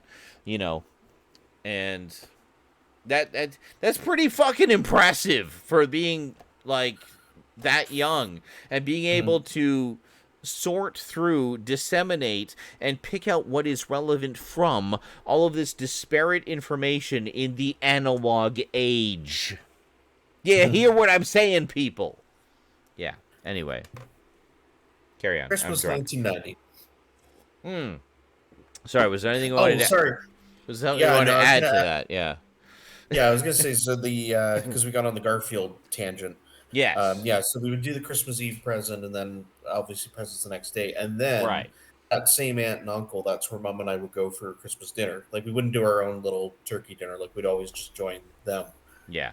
And, that was our thing. And actually, we usually did Thanksgiving and that with them as well. Yes. But basically, any of the big holidays, we would go over there and just stuff our faces and have fun. And then, I used to love dinner gatherings too, because of course, when I was around 8 or so, our two cousins that were there were teenagers, and so they all of their friends would come over and would all hang out in the basement. Yeah, and of course they loved that because they could smoke in the basement, and our aunt didn't care. So she was the cool mom. Yes, and so. I remember smoking with my cousins. Yes. Yeah. So they'd all, hang out downstairs and play Nintendo and talk and stuff like that. Yeah. And so to them, I was the entertaining, funny 8-year-old. That was literally that basement. That basement was my comedy club. Nice. And I would basically. I did not know this. Yeah, I mean, I wouldn't do a full set. But, well, no, but just, me being a kid and all of my knowledge about cars and all this stuff was all very entertaining to them. So sure. So I used to love, being, to go down there and be admired by all the older kids, all the teenagers. Yeah, exactly. The older kids. It's whoa, I'm cool. Yeah.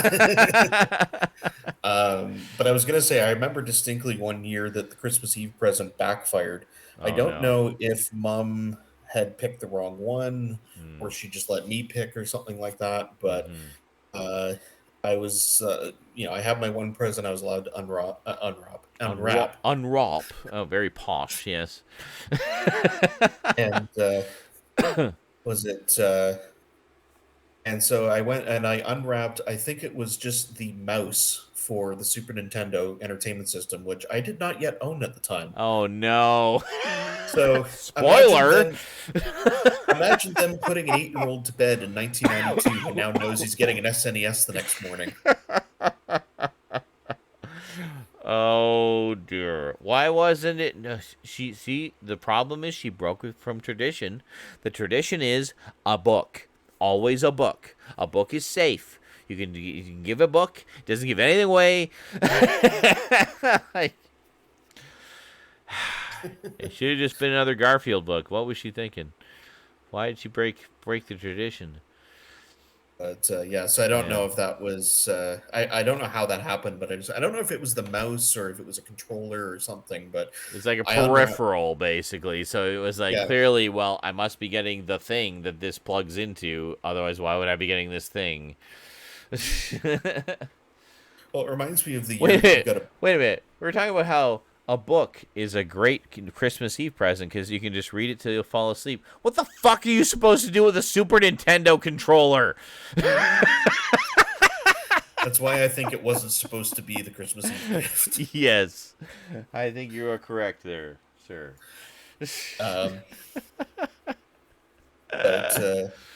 Yeah, so that was a bit of... Well, it reminded me of the one year when you were getting a bike for Christmas, and you unwrapped just the gel seat that somebody was giving you because they knew you were getting the bike. So I think it was our stepbrother was handing out presents, and he just hands you, and so you unwrapped it, you're like, oh, a bike seat, great, and I just watched his face drop, and he's just like, oh, crap. Didn't think that one through. That one out yet. Yeah. A bike seat. Well, whenever I own a bike, this will be great. Thanks. I think that's exactly what you said 20 years ago, too. Wow, it's almost like I know myself or something.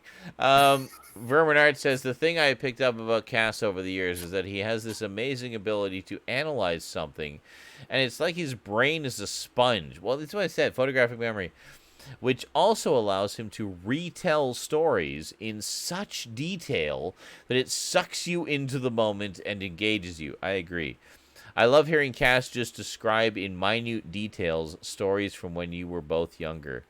Sorry if there are mistakes in that. I'm on my phone. That's quite all right. I picked up what you were getting there, yeah. Yes. Appreciate that. No, that's very true, yeah. It's definitely an art and a skill because, I mean, the issue I had with storytelling when I was much younger was I took after our mom in that I would want to retell everything. Excruciating detail, not minute, just painful. So one project I did last year when I was, we're obviously all in lockdown and I was out of work and that. Yeah. Was I was going through all of my old audio tape collection and digitizing it to preserve everything. Oh, yeah, you found some real gems in that. Holy shit. Yeah, no, I found some great stuff. Yeah. And a couple of times what I had done is I had actually kept an audio diary. Okay. I think I was intending to actually write it down at some point, but I just found... I have done the same thing, and I was terrible at keeping up with it. I've done audio diaries, video diaries, and dream diaries. All of them have like 2 or 3 entries. I think the longest I made it was I made it about a week and a half with one of them. Awesome. But it was still longer cool than me here. And so I was listening to this, and now here was the thing: was I remember I actually found the second part of it first, because I think I explained on the tape. I was like, oh, so the tape ran out, so here's the continuation of. So I'm like, okay, well, part 2. So I went back and I was watching the rest of it. And now, when I got the context of the whole rest of the tape, I'm listening to how much detail I'm describing. Like, I'm describing my day in full, like, as if it just happened. Like seconds ago. And the thing that scared me was when I actually listed the dates and everything like that, I was catching up on, like, a week prior. And I'm still recalling it in, like, literally, like, everything I ate and what I wore that day and who said what to me. And then we went here and did this. And, so I remembered all that detail. Now, when it came to storytelling, like, I would tell in that same amount of, and I still do sometimes. I tell in, too much detail and, people kind of disengage in that. I think you have a much better sense of that now, though. Like, you may have done that in the past. Like, I remember when you were a kid, you'd be telling me a story, and everybody's just like, oh, my God, get to the point. But then later, like, as you became, like, a teen and a young man, you refined that. Like, you took all of those... You know, for me, it was just like, holy fucking shit. But for you, it was a legitimate criticism of your storytelling technique. Yeah. She's like, okay, what is it that's making people go, holy fucking shit, get to the point already? You're driving me mental. Is there a way I can make this more engaging? But again, not even consciously on that level. You just kind of subconsciously process the information and the reaction and refined your storytelling technique. So now, and I'd say like for the past decade plus, basically like the whole time we did SNI and just even random bullshit like this, as Vermin says, Cass, you can tell a story about a fart you once had in September 93, and you make it engaging. I love it. And that's very true. Yeah. Is I remember... because that's the thing. I want to be able to put... Just 1 second. I know. I'm drunk. Anyway. I remember when... was it when you were in school at St. Elsewhere? No. St. Francis? No. St. Mike's. St. Episcopal's? St. Mike's? Sure. Okay. St. Episcopal's of Mike's. You wrote a short story called...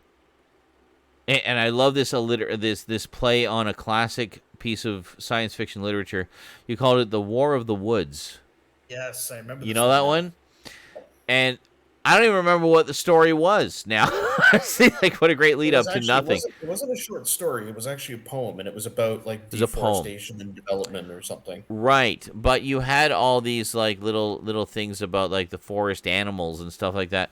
And I just remember you reading it to us, and first off, it was incredibly well written, and second off, you have the same talent your big brother does in that you are able to pick up on the tempo of a text and read it with appropriate dramatic emphasis. So as you were reading, of course, when you're the author, it makes it even easier to do so because you know what the authorial intent is because you are the author. But I've seen this just generally when you read things, like you have a very good kind of sense of tempo for that to get, like, you know, if it's a funny moment to like let it breathe for that half second or half beat or whatever to let the laugh happen and then you proceed. You have a good sense for that. But I remember specifically War of the Woods, I think, was the first time I really picked up on that you had developed that as a skill and a talent. Because you not only wrote this wonderful poem that was very funny, it was very engaging, very insightful, and like rife with social commentary, for fuck's sake. How old were you? 12? 13? 13. Yeah. Grade 7. And then you read it. You read it to all of us at Valhalla at the big house. You just read it. You just picked it up and read it to us. And the way you read it was so funny and so engaging and so insightful. It was like, wow, that was like the most perfect reading of that well-written text there could possibly be. That was how that made me see you in a whole different light that day. It was like, wow, holy shit.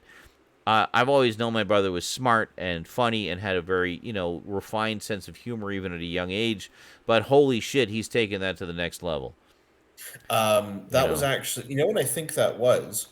That wasn't quite the big house yet. That was when you had come out to visit me not long after. It was the Hollywood house, wasn't it? The one before then. I should say the Hollywood wannabe house. It was like a Hollywood house in terms of how it was designed, but it was like 3 times smaller than a Hollywood house would be. So it was like a Lego version of a Hollywood house. That's what they lived in before. I remember that place. So I remember a family meeting where it was basically just everybody yelling at me for 20 minutes. That was my first family meeting. Oh, good Lord. Yeah, but no, that was early on. And I remember that assignment or that project that we did. because what we actually did was the school paired up with some, I guess, English lit students at York University out in Toronto. Yeah. And basically, we sent our poems out to them, and the lit students read them.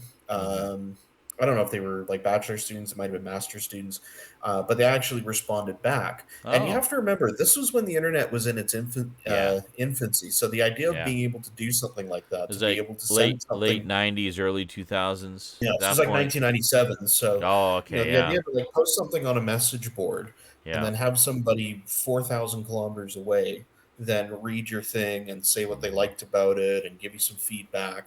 Like that really stuck with me. All these years later. Yeah. It was just thinking like, this is somebody who I don't know what they look like. I don't know anything about them, and I'm communicating with them. And, it was a really neat assignment. And the school was really big on that, about really kind of showing us the good and the potential of the internet. Because it was still really this new thing at the time. Oh yeah. Well, 97, I've been using bulletin board systems from the early 90s. My friends had been using them since the mid 80s. That's where you just phone into a local computer that has like a message board set up that you can chat with other people, and they might have a chat room and stuff too. So there was a few local bulletin board systems, or BBSs, that I used to frequent in the early 90s. I was late to the party. And then it was about 1994, I think, when I was in university at Ryerson, that a friend of mine introduced me to the internet. Now, at that point, the internet was all text-based. So he taught me what the basic commands were. Wasn't such a thing as a web browser. Can you imagine, you Zoomers out there, can you imagine an internet without a web browser? You can move your mouse until you're blue in the face. It's not going to do anything because it's all text. You gotta type shit. What the fuck do you even type? How do I find anything? I didn't know. I learned as I went. But I went from that to web browsers and such. So literally the dawn of the internet. And yeah, so that was 94. So you're saying 97. That's not that far out. I mean, the internet was still very much in its infancy. I remember seeing a bus ad. I don't even remember what it was for, but it was like some attractive young woman saying, "Yeah, I'm not on the internet. Don't care."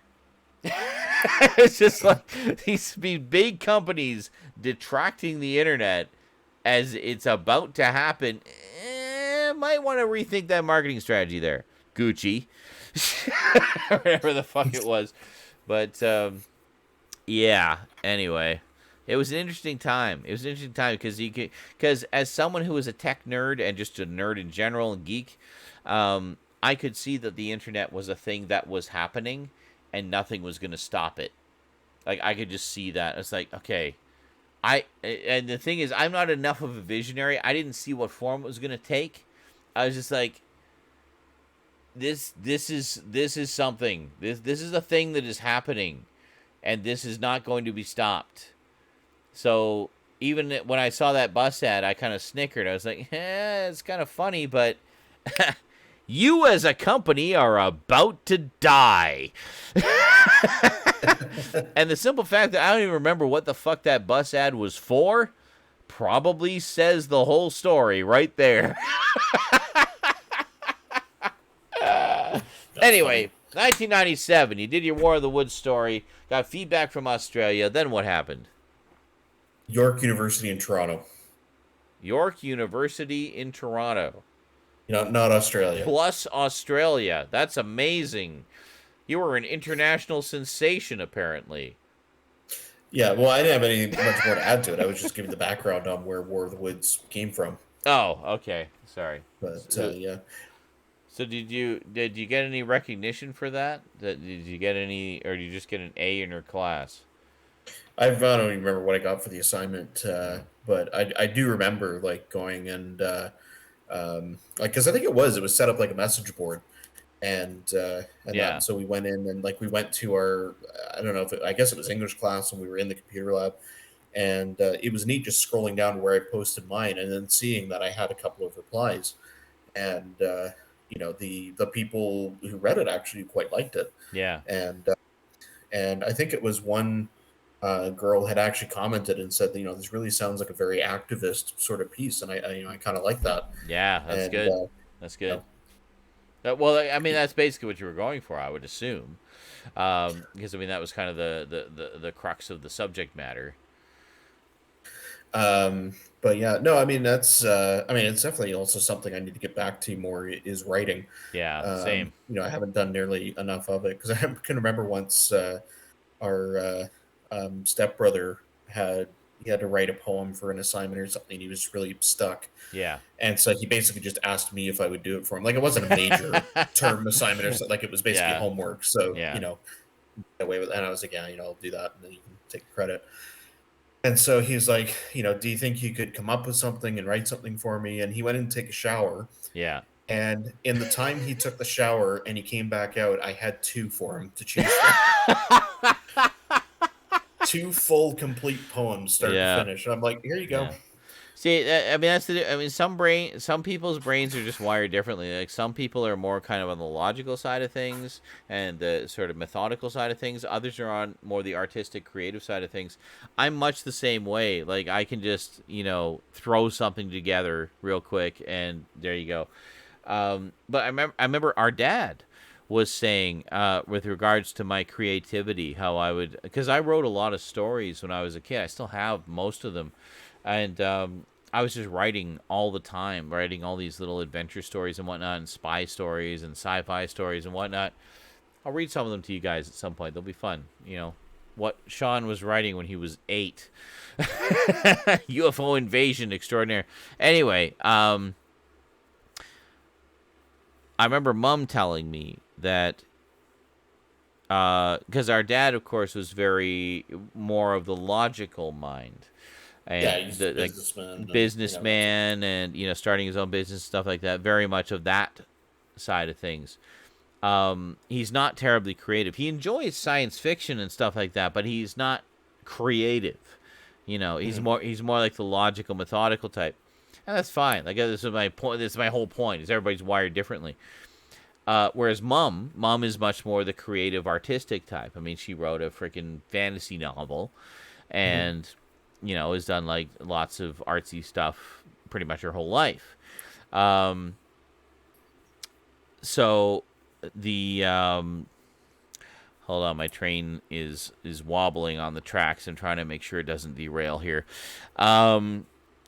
So the point I am trying to make is fuck! Fireball everywhere! All the people, the humanity. What was I talking about?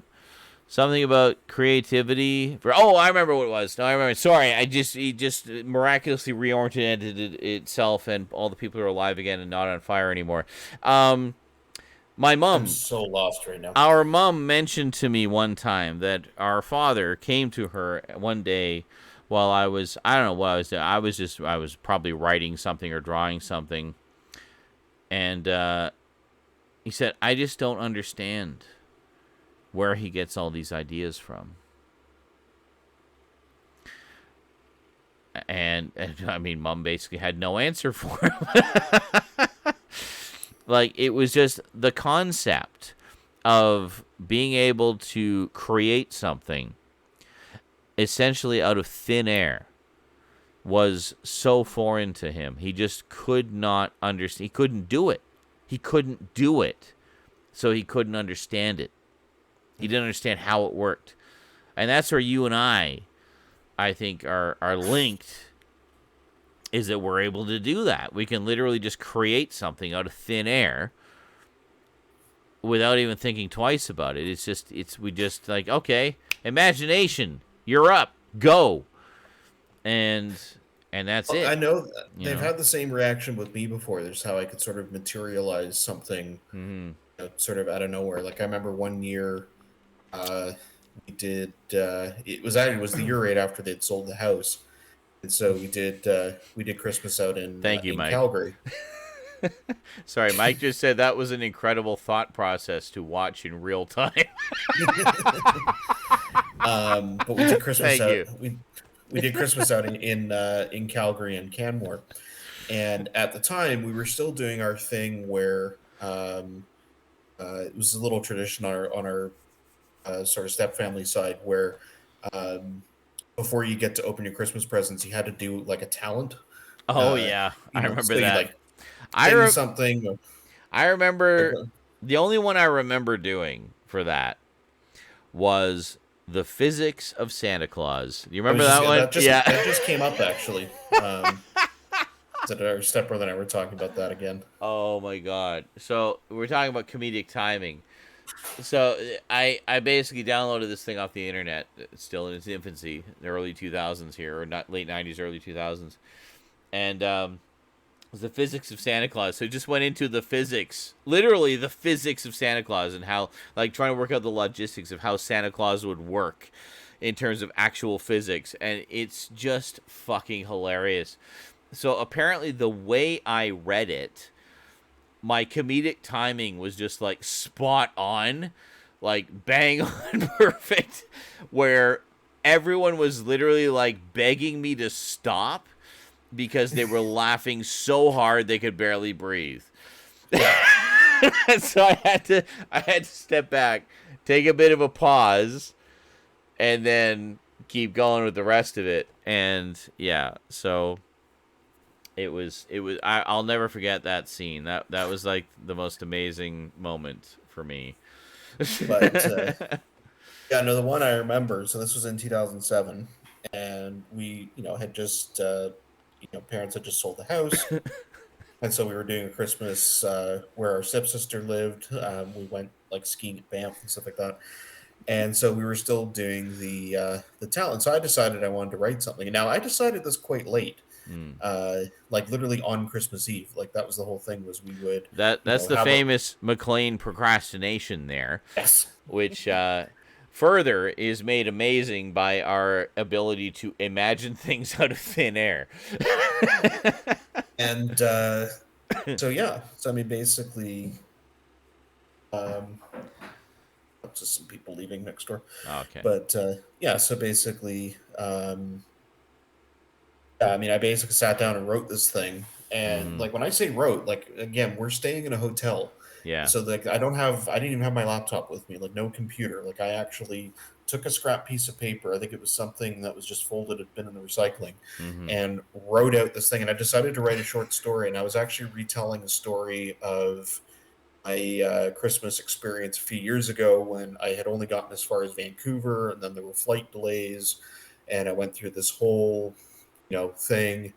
And basically I was writing, and, you started talking about, my ability to kind of put people there. Yeah. It was describing all of like what I was seeing when I walked in the house and what I was hearing and, all this stuff. And so I this is going to be my turn to get choked up. So it's okay. Go for it. I wrote this whole thing out, and, just basically it was like in one take sort of thing. And so I read it to everyone. Everybody was listening. I just remember at the end, the last line was something like, "It's Christmas and I'm finally home."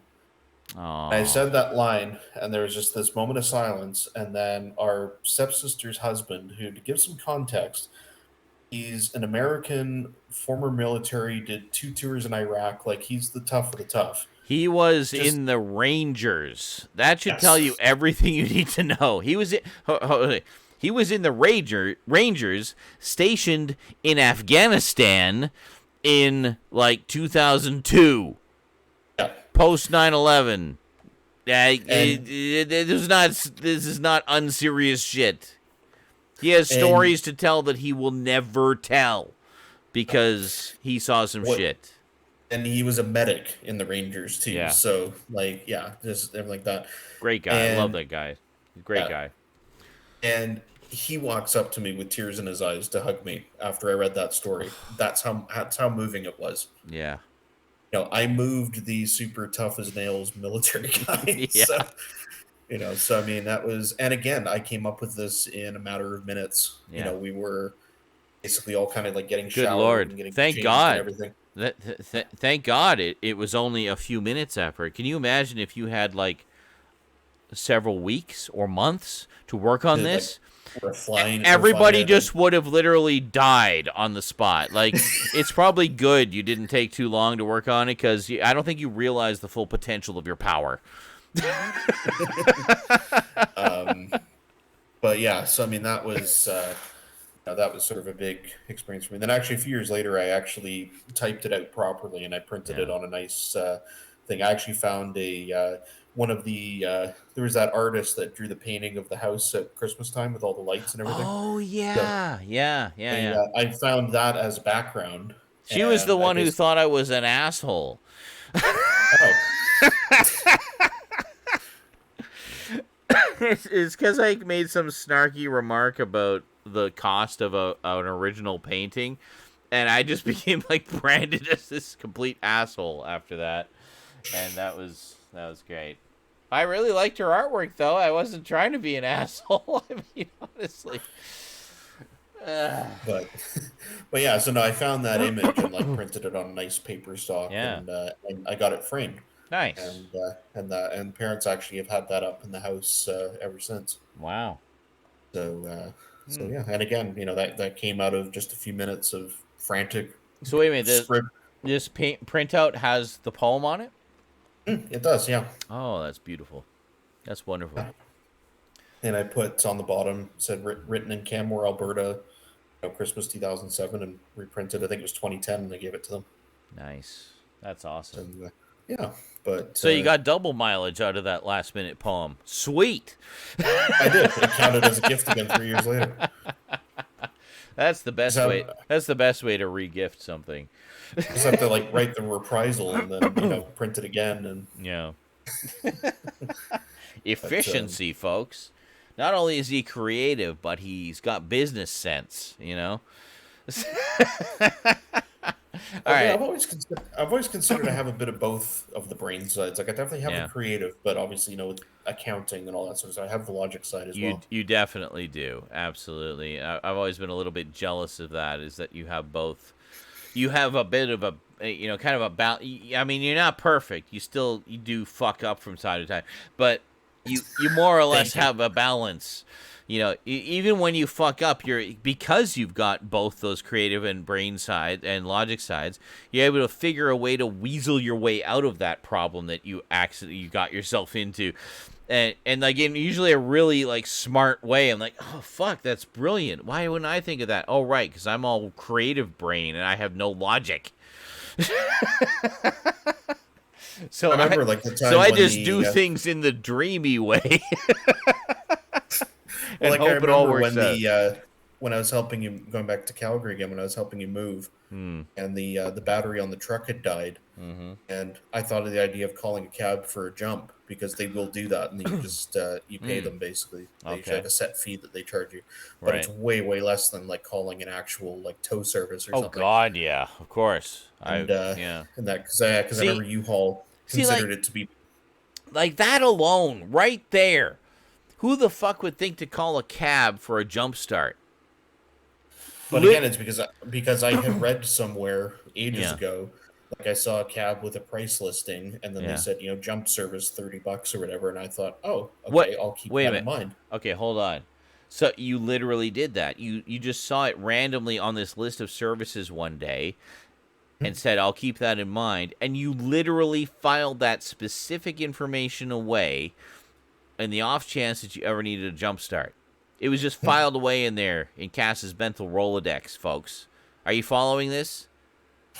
Like this is not how normal people think. This is why I keep singing Cass's praises, because most people wouldn't think of that. They'd say, "Oh, I'll have to think about that," and they would immediately forget it and never think of it again. And the next thing they need a jump start, they call a fucking tow truck and pay $250 fucking for it. I don't think it's that much, but well, whatever. I don't drive, so I don't know what things cost. I take the bus. What do I know? Fair. The whole thing for me, though, is like when I'm faced with a crisis, so to speak, or like an issue like that, is like I'm always thinking of, okay, what's my plan to get out of this, and what are my alternates in case something doesn't work? Because I don't think I told you at the time, but the other thought I had was where you were in Calgary. I'm like, well, Calgary Airport isn't that far away. I could just get my way to the airport on the bus or something like that, and go rent a car to use as a jumpstart vehicle. Because I'm like, that still would probably cost less than the tow service. No kidding. See? Literally just, because I had a corporate rate with whoever, so I could go and get a car for like $40. Yeah. and just go get a set of jumper cables, or I think actually the truck may have had cables with it or something, but or just go to Canadian Tire and get a set of jumper cables, and just literally use the car for that. And I was thinking, then that way I would get a reward point for having rented the car, so it was even better than just calling. Holy shit, people! Are you hearing this shit? Who thinks like that? Nobody. My bro, that's who. Listen to him for everything. He knows all of the best scams that aren't technically scams, and that's why they're the best scams, because they aren't technically scams. He just figured out how to work the system. He's actually figured it out. What we've been struggling with all this time, he's figured it out, and he's living the life. I actually have to go to the washroom quick, and then I'll be back. Then we should start the... All right, that sounds good. I'll go for a quick smoke while you do that, and everybody else can just enjoy the silence. Stick around. Okay. Cass and Sean commentary coming up. Christmas 1990. You don't want to miss it. Stick around. Have yourselves a pee break. Get some snacks. Whatever. Just don't go away, because you'll go to prison. So says Farrell the Pharaoh. Wherever she is, God bless her soul. I love her so much.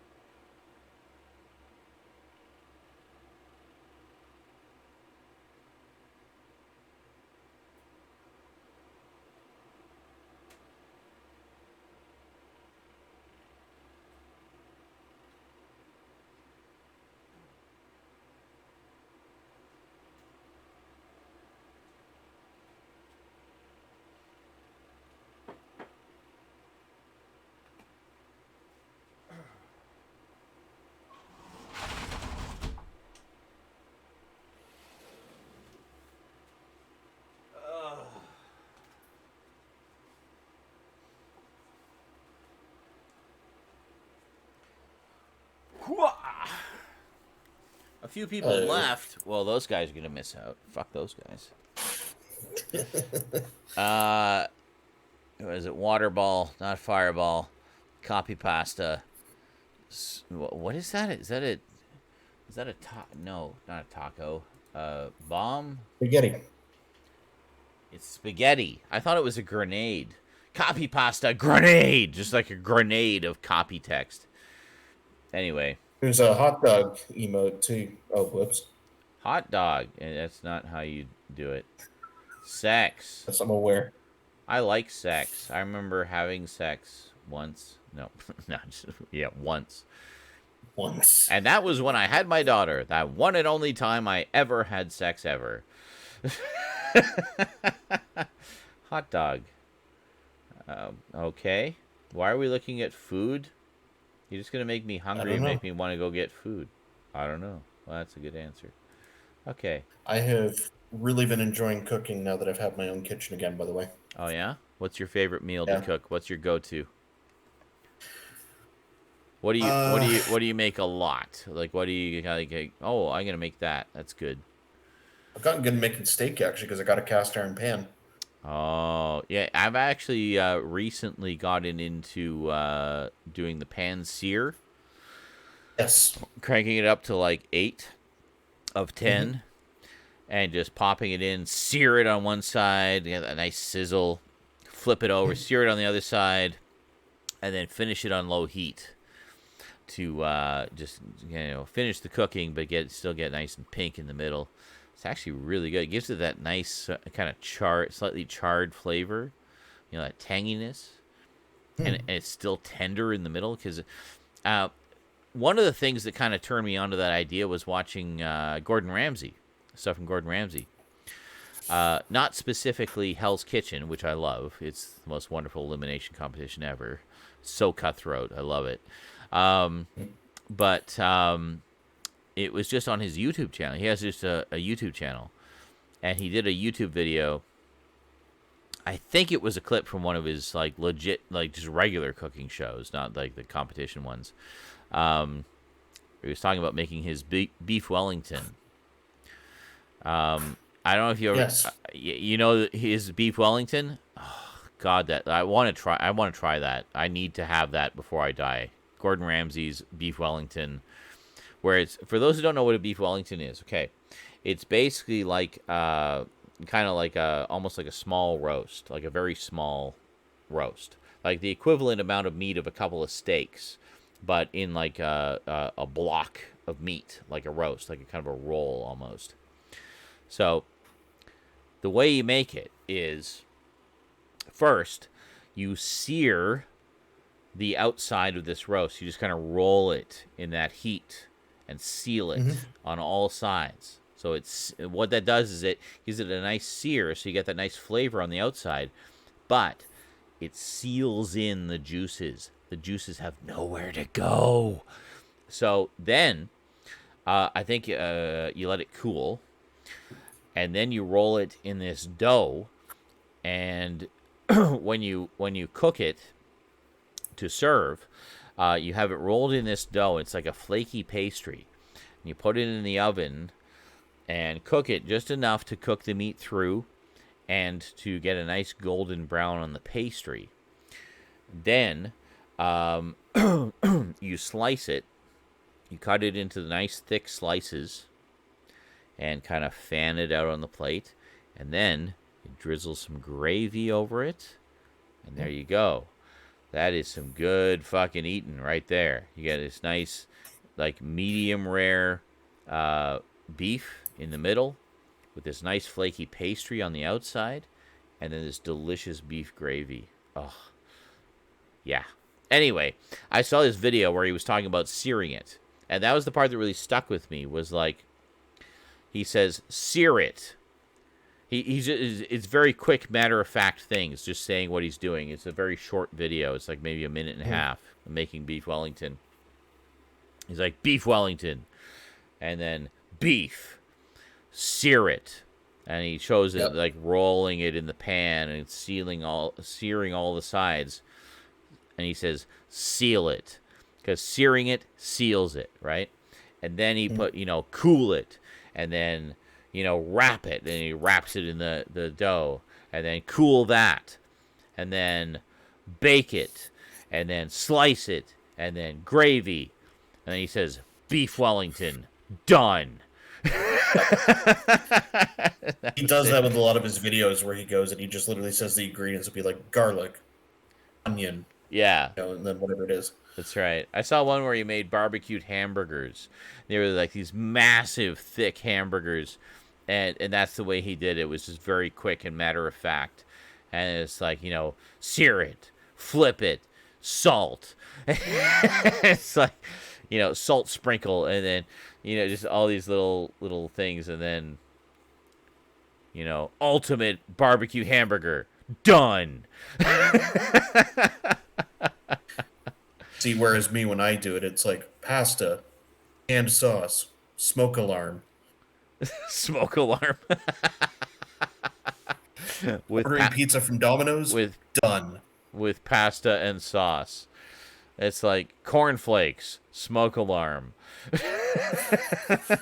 When Homer sets the cornflakes on fire. Exactly. Yeah. Somehow setting everything on fire. I posted a pic of my steak I made in the chat there, by the way. Oh, okay. Hold on. You can see how I did mine. Let's go. Let's see. After all that Gordon Ramsay training.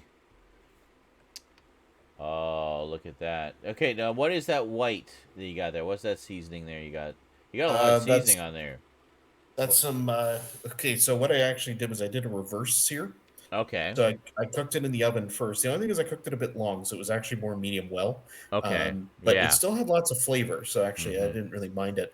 Okay. So I did it in the oven, and then I pulled the steak from the oven and I put it right in the hot pan. Okay. And basically just seared each side for like a minute. Doesn't that kind of hold on? Doesn't that kind of defeat the purpose of the sear though? Because not necessarily, because it still puts the crust on the outside of it. Well, you get the crust, but I mean the whole one of the points to the crust is not just the flavor, but to seal in the juices, so that when you do the finishing in the oven, it keeps the juices inside, so it keeps it tender. You can, but when you do it this way, you can also then baste it at the end, which is what I did with garlic butter. Garlic butter. Oh, that's interesting. I've never tried that. I always use that for garlic toast. Yeah, so no, when I flipped it onto the other side, I put a couple chunks of butter right in the pan, and they liquefy right away. Okay. Well, yeah, they would. Just a little bit of garlic, and I actually had it all ready to go in a small bowl. With that, let me just interject here for a moment. You know what I have discovered in the past year or so, and now swear by? What kind of garlic powder do you use? Garlic powder. It was fresh garlic. Oh, it's fresh garlic, like crushed or just. I just had minced garlic in the fridge. Yeah. Oh, okay. Yeah. See, that's another thing. I was going to say, if you're going to go for the garlic powder, what I would suggest instead is go to Save on Foods. Go to their Asian foods section where they have all the East Indian spices, and get the granulated garlic. I've used that before too. It is specifically granulated garlic. Now, it is actually cheaper than getting the regular garlic powder from the spice section, and it's so much better. Holy shit! I swear by it. I won't buy anything else now. I only buy this stuff and nothing else. Because it's actually proper granulated garlic. You just open the package and you get this huge waft of that fresh garlic scent, and it's like, oh my god. So I use that for the mushrooms, I use that for the steak, I use it for garlic bread, I use it for everything, and it is so goddamn good. The mushrooms were garlic mushrooms as well that I did. Nice. And then I did the asparagus, actually did in the Instant Pot, because it literally takes 1 minute. Oh yeah, I keep forgetting you have that Instant Pot. I don't even know. That's great. I don't fully understand how that even works. But I remember you made caramelized onions one time when you came over here. Was it onions or no? It was potatoes. It was caramelized potatoes. Oh, it was the baby carrots. Oh, the baby carrots. It was caramelized something. I couldn't remember. It's the baby carrots. Yes, that was good. Yeah, because I remember I just brought it up with me. Yeah. That was good shit. Yeah. So you made, that's actually, I like the idea of having asparagus as a side. That's something I should. It pairs well with steak, I find. Yeah, no, I remember growing up again with the mom and the dad. We would often have asparagus as a side, and I actually always really liked it as a kid. Mom would make it much like how you do, kind of steamed. She would do steamed asparagus. They had the little fold-out UFO thing that you use to steam vegetables. You know the thing I mean. And she make asparagus in that to go with it would be steak and baked potato. Usually, also actually, Dad used to make them on the barbecue a lot. He used to make barbecued steak a lot, so he'd make the barbecued steak. Mom too. Yeah, and I guess they do the asparagus on there as well, so it'd have a little bit of a char to it. It was quite nice, and then he would also do red peppers, so like barbecued red pepper strips. And that was actually really good. I ate those quite a bit, even as a kid. I remember that was one thing my parents, our parents, commented on at the time, was that I seemed to like a lot of things that most kids stereotypically dislike.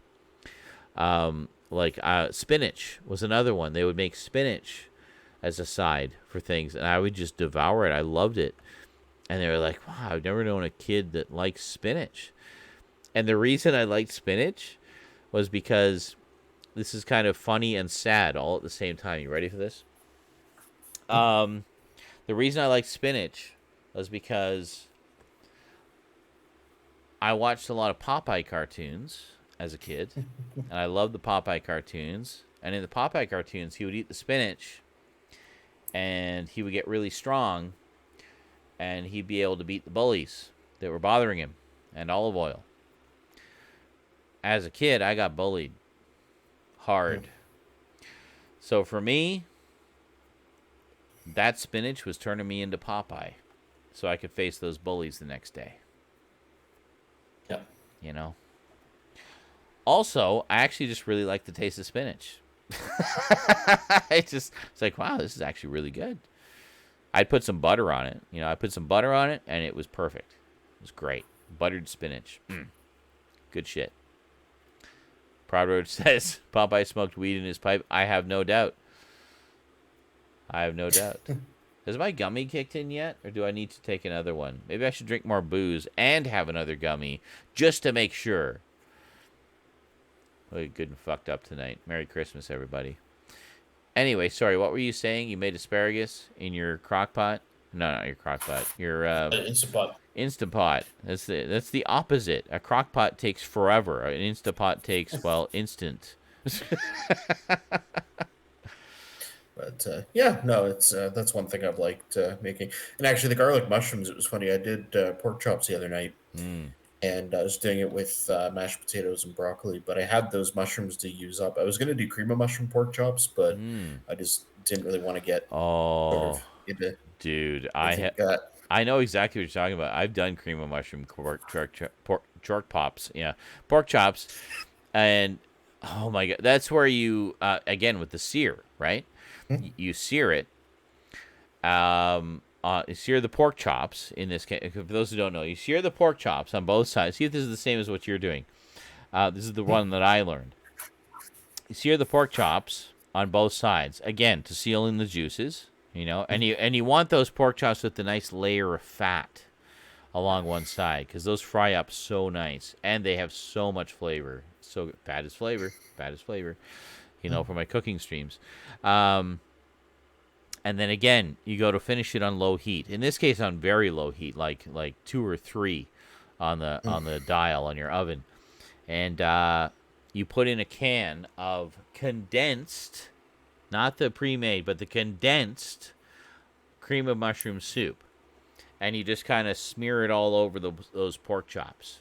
And you cook it up in the pork chops. And what I do is I'll actually put the lid on the pan, like the frying pan, the casserole pan, whatever. I'll put the lid on it to seal in all of that moisture.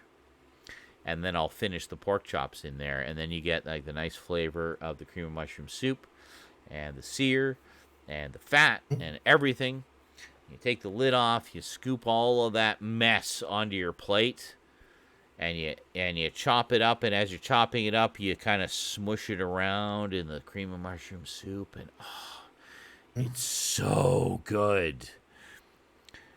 You feel like such a pig eating it because it's like so fatty, and everybody, it's so fucking good. Like you have no idea.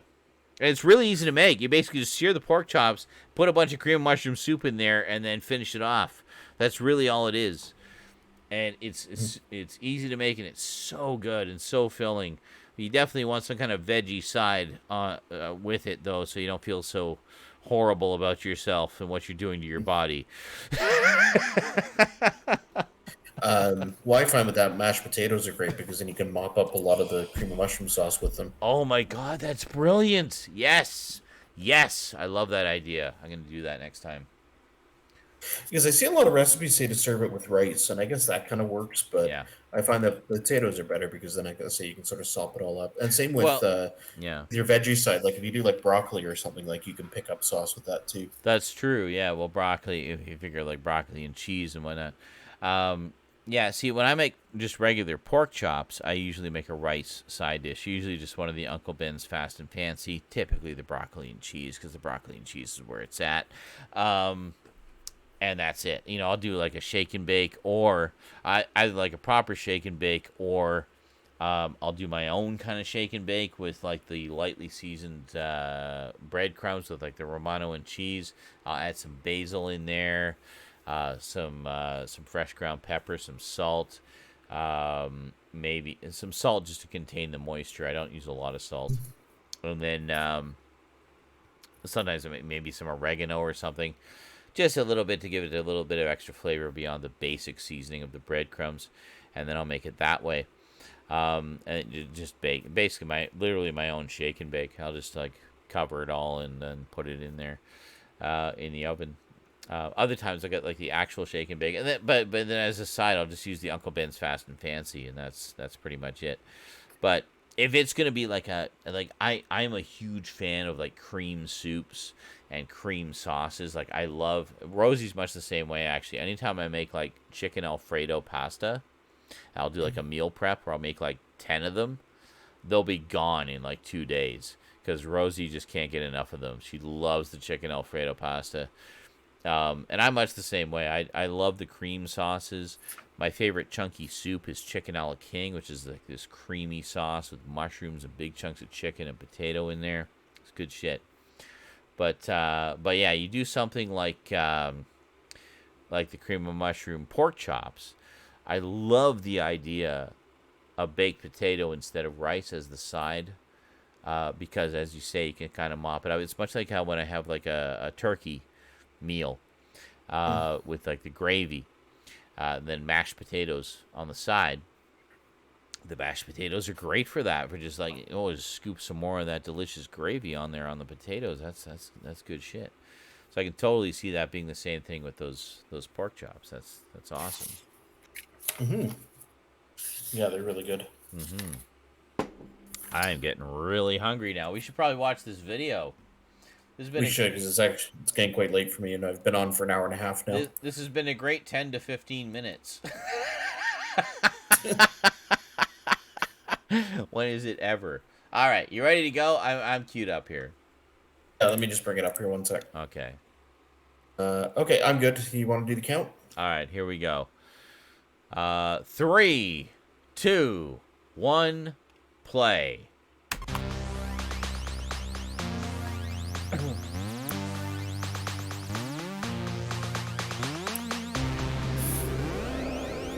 Christmas 1990 with the McLeans. I love the font, by the way. Oh, I picked the most retroist font I could find. Oh, here we go. Level Apple II. Apple II. Well, no, it's the say the Coleco. It's the ColecoVision. No. We're going to take a picture of. Yeah. I remember that painting too, or that photo, or whatever it is. Cheese. This is a video camera. I love that I basically captured on video the moment when you discovered the existence of video cameras. It just Now, look at this here. Okay. Yeah. You told me what a video camera is, and now 20 seconds later, I've now come up with an idea of something we can do. This is what we were just talking about, like the imagination. Dad's just like, where do they get it from? I don't get it. And that was a TV we used to show it to other people. You're already making a show.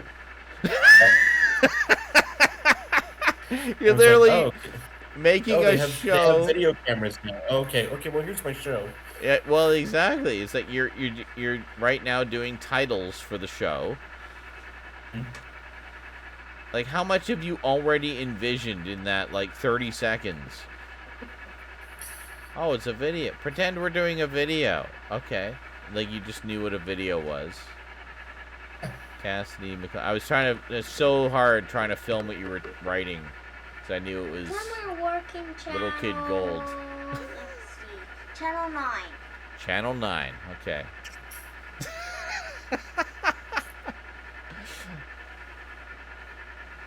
Oh yeah, that's so the weird way you would do 9s. Just do like this big circle and then a horizontal line. Do that for like 6s and 9s at the time. How can I? So I'm gonna be showing this tape to her.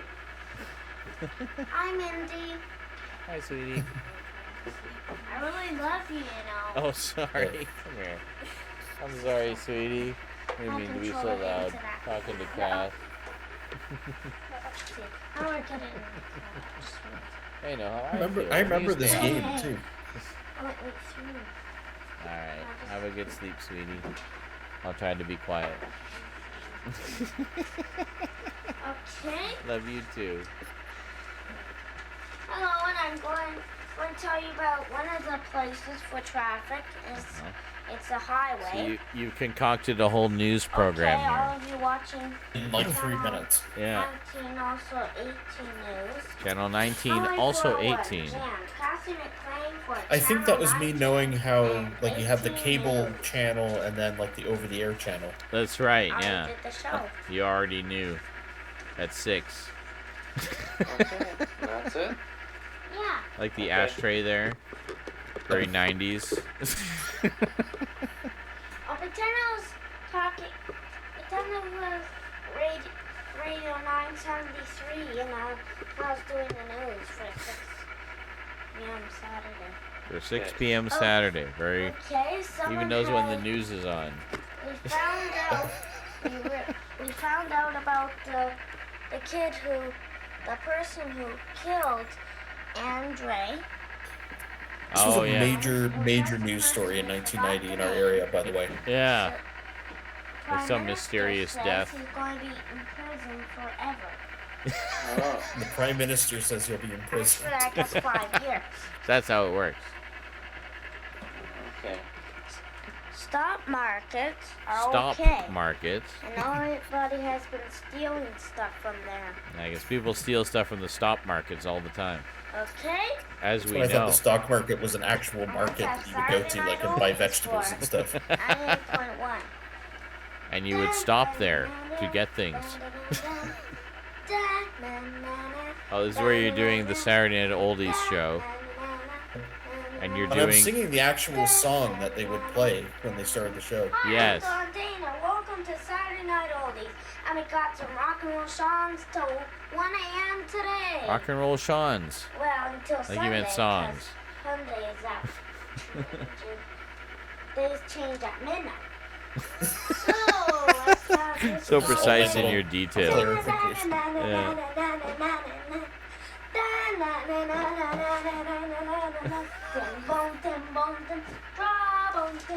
Okay. This is a song they would play on the radio. If you're just going for songs you knew. Okay, Cass. You want to see it now? Yeah, sure. Okay. I'm moving. I'll show you on the TV. Oh my god.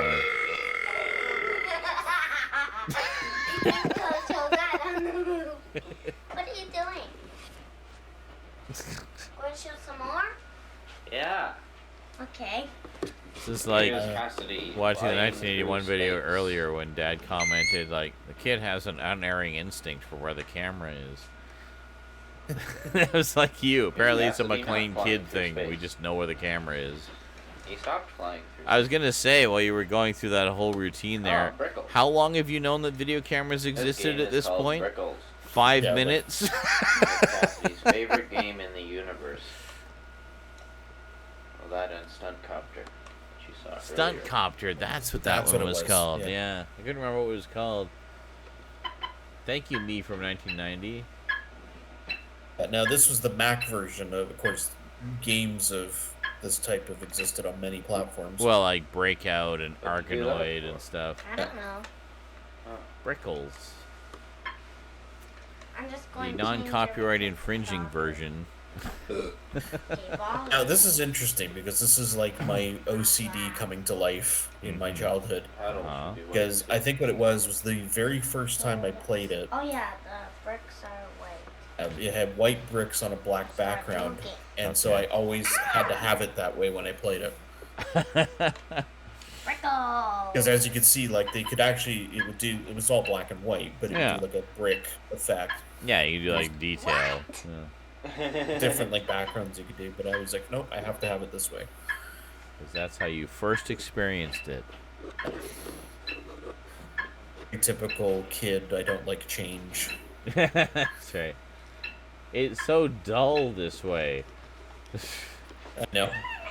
Just plain white bricks with a plain white paddle. I'm going to make it funny. Oh, he's gonna make it funny. Hilarious. And just even watching me, like I knew how to like navigate the menu screens. Yeah. Oh yeah. And I was age 6. Yeah. No, you were very familiar with how all these games worked. Like how to, load them up and everything. Yeah. Well, yeah. Oh, yeah. That's true. Actually, like a lot of kids might not know that. It's like, can you load that game for me? But you're just like, no. Look at that. You're playing backgammon now. I'm just bored, so I'm doing silly bullshit.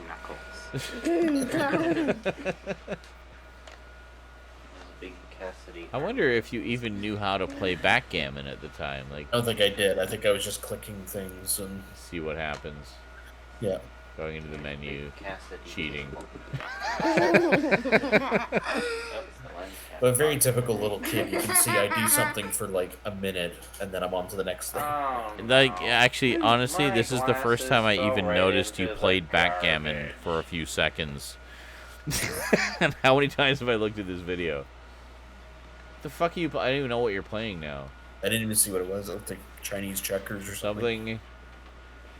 Hey, me, why don't you show the screen? Oh my god, where are we going? What are we doing? Why is it black? What's happening? December 19th. You can hear the washing machine running. Yes. 7 p.m. And it's the washing machine. And there's the sink I used to pee in. I peed so much in that sink. To my credit, how ancient those machines look now. Oh, I know. To my credit, my aim was impeccable, and I almost always just went straight down the drain so as not to stain the sink. Oh, Deja Vu 2, yeah. Oh, and there's the dog. Right yeah, on the back cover. In like full color. We never saw him in color. See, first I go to the lobby. That's and great. Then he throws me out. So glad I found those pictures. Casino. The Casino. I've always loved that. The Casino. But I mean, think about it though. You're 6, and you're already like reading shit. Even if you're pronouncing it wrong, who cares? You're like you're getting the letters and the words. It's not just hieroglyphics to you anymore. You know. That's impressive. That's impressive to me. Remember that mug too, the Blue Jays mug. So do I. Yeah, with all the autograph of the like 1986 team or something like that. What did you hit? The man. Smacking the dealer around. And actually, what's funny is now that I've actually played all. Well, hang on.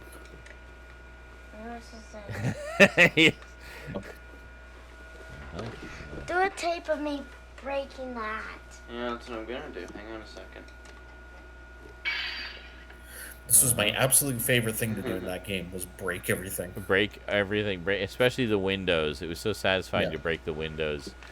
Because it was basically that game, like it was your classic point and click. Yeah. Sort of thing. So you would click the object, then you click the button up at the top. It was like a graphic version of like the parser system in the Sierra games. Yeah. You would choose the action of what you wanted to do to that thing. Exactly. Well, that was the whole thing with Macintosh, is it was all very point and click based, and they were really pushing that. So I mean, obviously, any games that appeared on it at that time would have really emphasized that aspect of it. So with Deja Vu, you would click on an object and then click on the action you wanted to perform, and it would kind of go from there. So it was literally all point and click. You didn't have to type anything.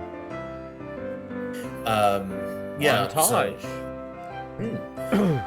So no, I remember when you click hit, the whole idea was your character was a former boxer, so you could like punch things. Yeah. And if you clicked anything glass, it would actually break the glass. And That's for me as a right, kid, that was just such a satisfying little Easter egg. Oh god, so to yeah. speak. We would break all the windows. It was great.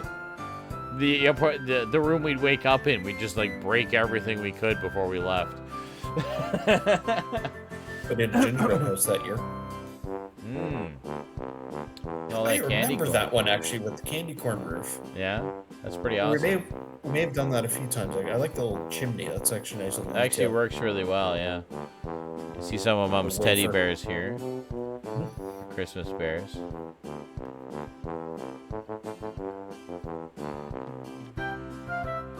Here's the old street. Oh man, look at that, eh? That's nostalgic for both of us, I think. Yeah. I mean, just seeing the old we cars, we too. both grew up in this neighborhood. Man, Yeah, it was a really nice little subdivision. it really was. Yeah, I was commenting on that earlier. Everybody knew each other. And Yeah.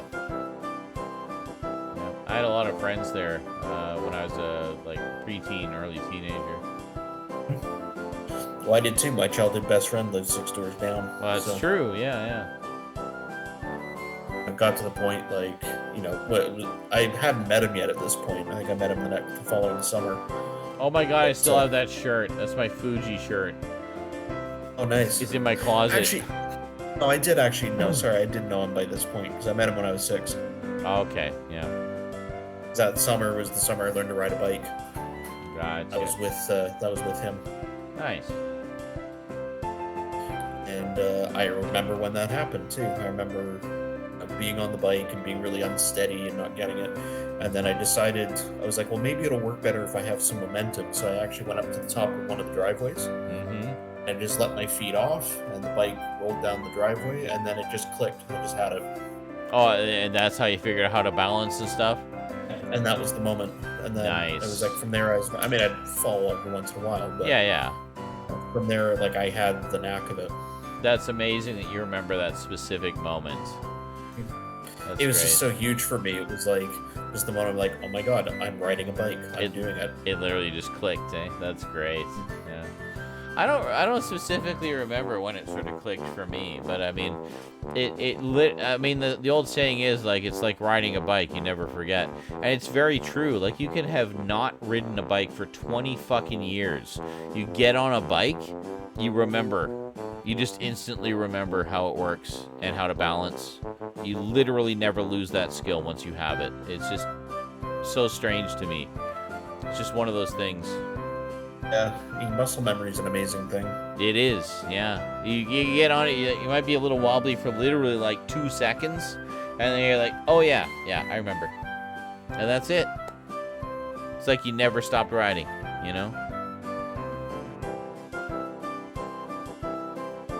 So that's always been amazing to me. It's like one of those skills, like, once you learn it, you literally never forget it, ever, for the rest of your life. I swear, even if you have dementia, I swear you can still get on a bike and you'll know how to ride it. This was such a great cinematic idea that you had here. Do you remember this? Do you remember this? Yes. Tell me. I remember you being like, okay, Cass, I just want you to, sit there and look up at the tree. Don't acknowledge me, don't say anything. And I did it. Like, I actually, sat there very quietly, and it made for such a great shot. And now Pause for a second. Hit pause right now. Pause. Okay. I paused right about It's right. just fading in, which hasn't existed for about 20 years. I wanted to push you to tell us what you remembered about that scene, because I mentioned it earlier when we watched this before, and that was that I had basically directed you, and I was singing your praises just for how well you took direction and just were immediately the performer at 6 years old. and how I basically just told you just look up at the tree, and just like you're in awe of the tree, kind of thing, and then you did it. You just did it. I was gonna say, like, I don't think we did multiple takes. Like, I think we just did the one shot. No, it's a one take. I can confirm that it is a one take. I just said, just look up at the tree, like, you know, it's amazing and magical, and that's it. So literally just directing you, and you immediately did exactly what I asked you to do, and it, as you say, was this sort of beautiful cinematic moment. Because to me, it was just like have the cute little kid looking up in wonderment at the magic of the Christmas tree. You know, that was sort of the idea that I was going for, and you nailed it, man. You nailed it. That was good. Not like I didn't, you know, look back at you and be like, "Oh, is this okay?" Or, you know, well, like exactly. Like just, no, you just know. did exactly as it was in the quote unquote script. And well, and the other thing I can remember from, obviously, you know, you have to pull copyrighted music, but I remember it was "Wonderful Christmas Time" by Paul McCartney was playing. Wow! And anytime I hear that song, I think back to this moment.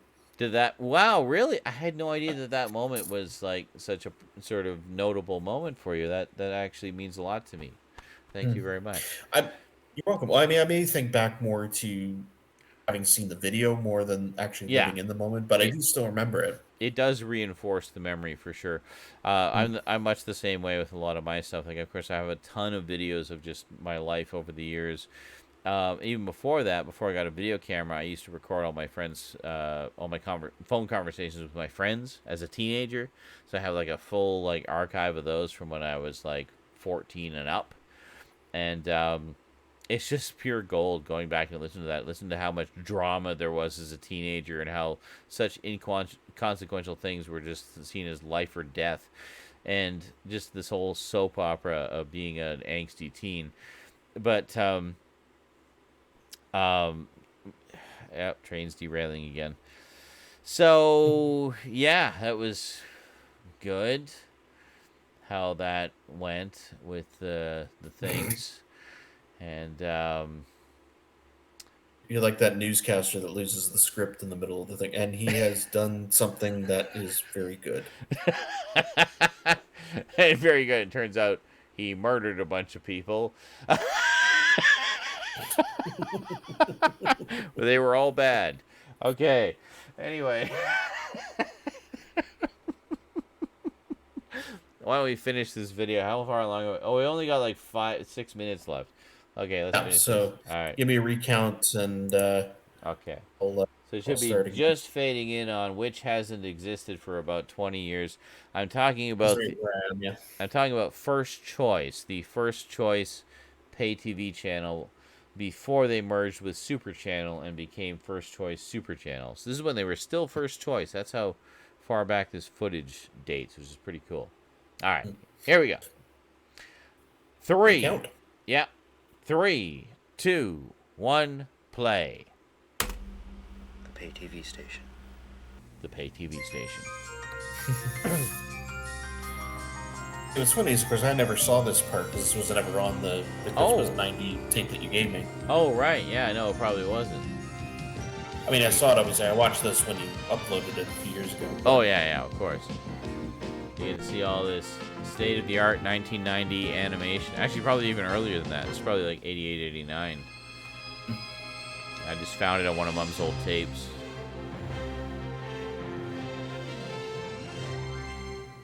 It's actually pretty good quality. Fantasy. Oh, yeah. I wonder if it was one that was erroneously recorded in SP. I bet it was, because this is pretty nice picture and sound quality. It is, yeah. Yeah.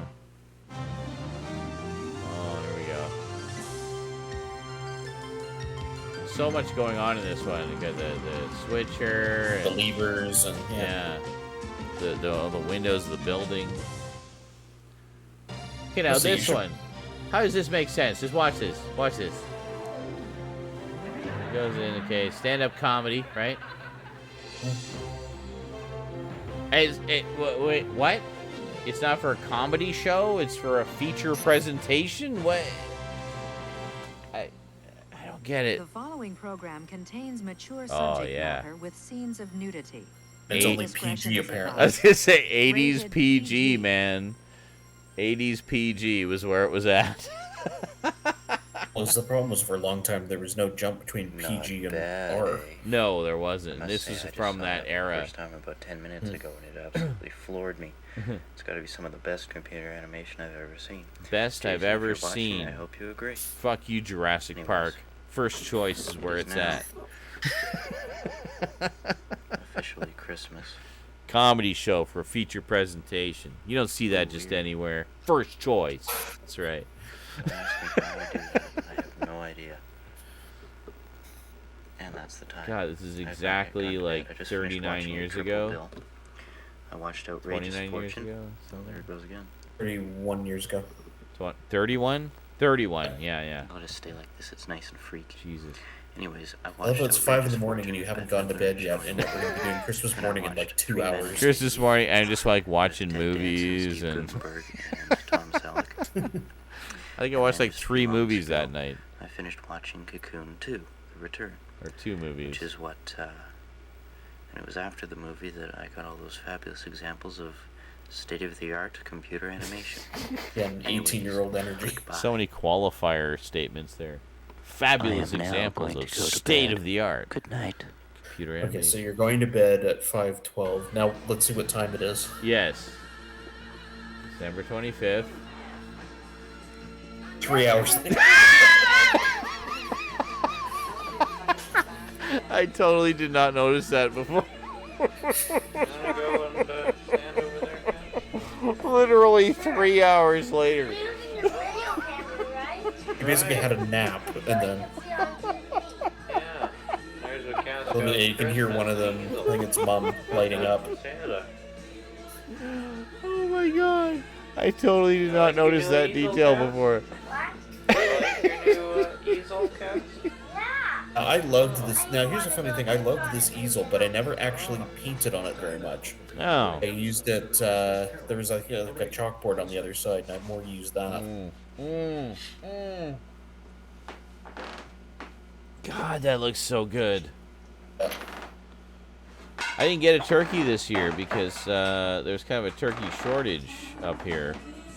Okay. And there weren't that many available. There were some, but you had to meet these like really strict requirements for how much your groceries were costing that day in order to get the good pricing on them. Normally there's like a whole freezer bin like just loaded to the gills of turkeys. This year there was like one tiny little freezer with about 12. It was crazy. So I just made a shit ton of pork chops. And rice. Oh, look at this cinematicness. What beautiful camera work there. Me. Yep. See, when you pan around, you gotta go slow. A lot of people don't do that. You gotta go slow. Take your time. Gravy. Like how I get a little bit to nibble at. Yes, keep the kid satisfied. Dad being a ham. Hi, Sean. And Mom being a ham. And cheers. And that's it. That's where it ends. I always feel love the bit of dad carving the turkey when he managed to stand on like the one squeaky part of the floor.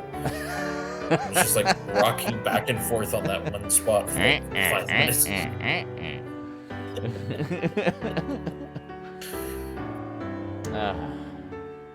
And so I hope you had a nap that afternoon, because otherwise you've been up for 30 something hours. Forever.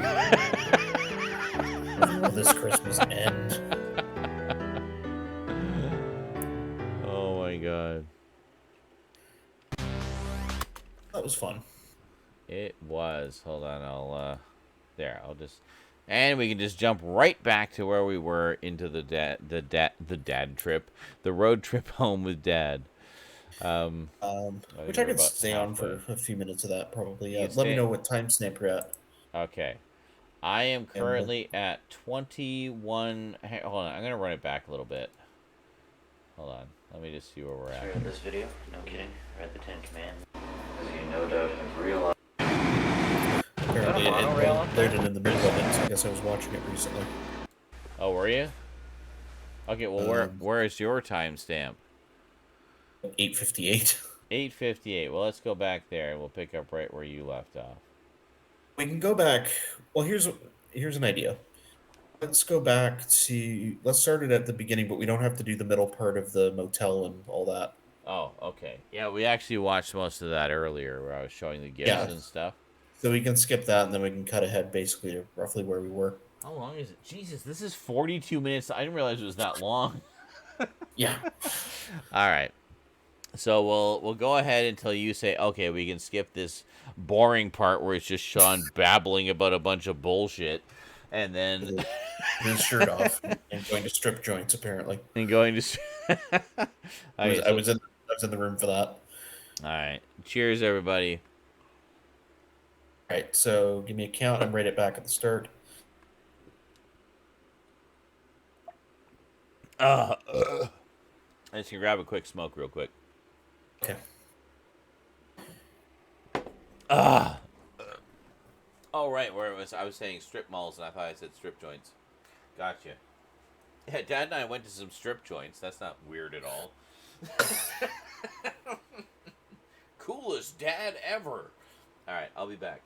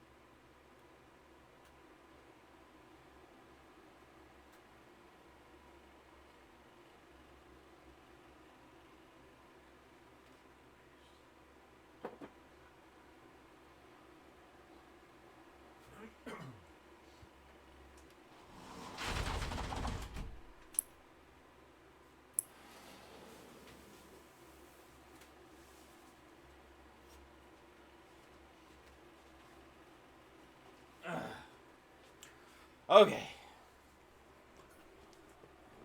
Hello. I think we're ready. Where's my headphones? Help if I can hear what you're saying, or if I'm just talking to myself. Hello, hello. Hello. Okay, here we go. All right, we ready to go? I'm at 0. I'm at 0 as well. I mean, okay, let's go. Okay, you may count. 3, 2, 1, play.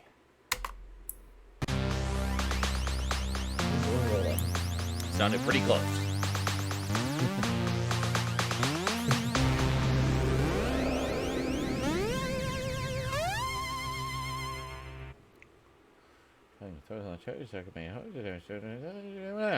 Okay. Well, I'm in the car with Daddy, and we are headed home. Home being, of course, Selkirk, Manitoba. And this is literally right down the road December from 29th, our street. 1990. Even in the darkness, I recognize all this area. Yeah, well, you probably drove it many times.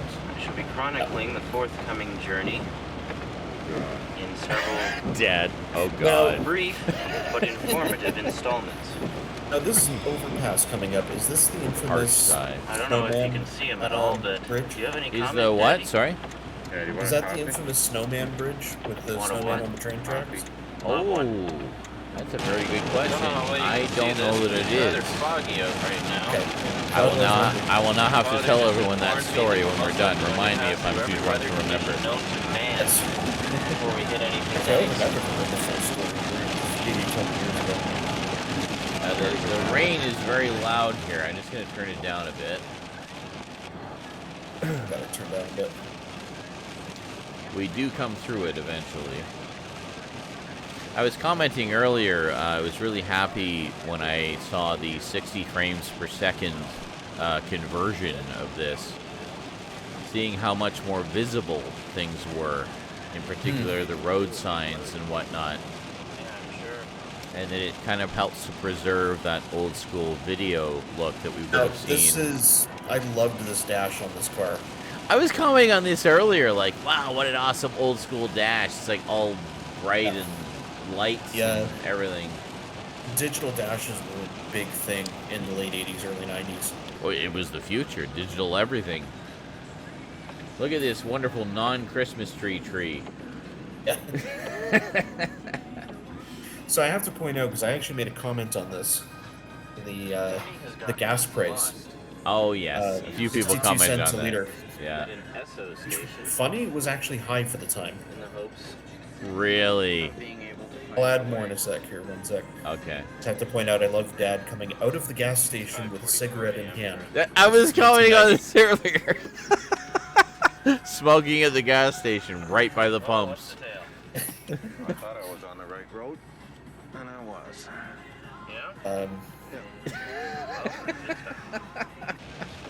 The classic yeah. cigarette hanging out of his mouth dad.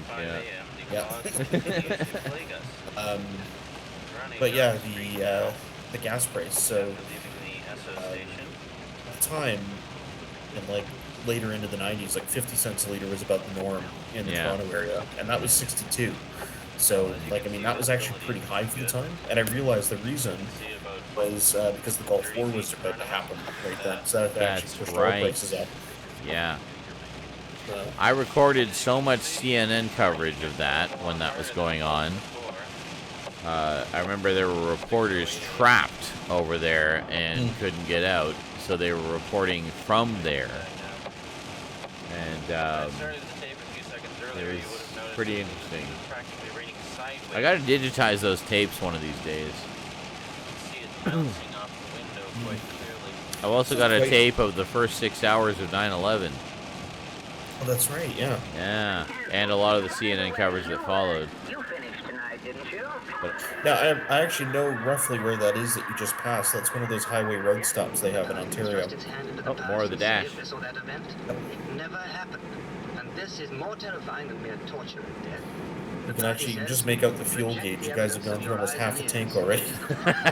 Since going to the gas station the dad was smoking at. I'm pretty sure the audio play we're listening to here is 1984, a radio drama adaptation of 1984. I really want to know. I imagine that you had something to do with the Thorpe police. Oh, no.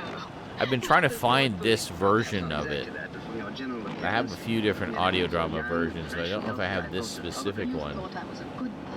So Dad's car he's driving, if anyone wants to know, because I know, was a Ford Thunderbird. It was a Thunderbird. I always thought it was a Taurus, but okay. No, this was the Thunderbird. This was the two-door. I take your word for it. He didn't have this car very long. No, for a few months. Yeah. He hated it. What did he hate about it? I think he wanted the 4 doors, and I think it was just the ergonomics of it just wasn't really his bag. Yeah.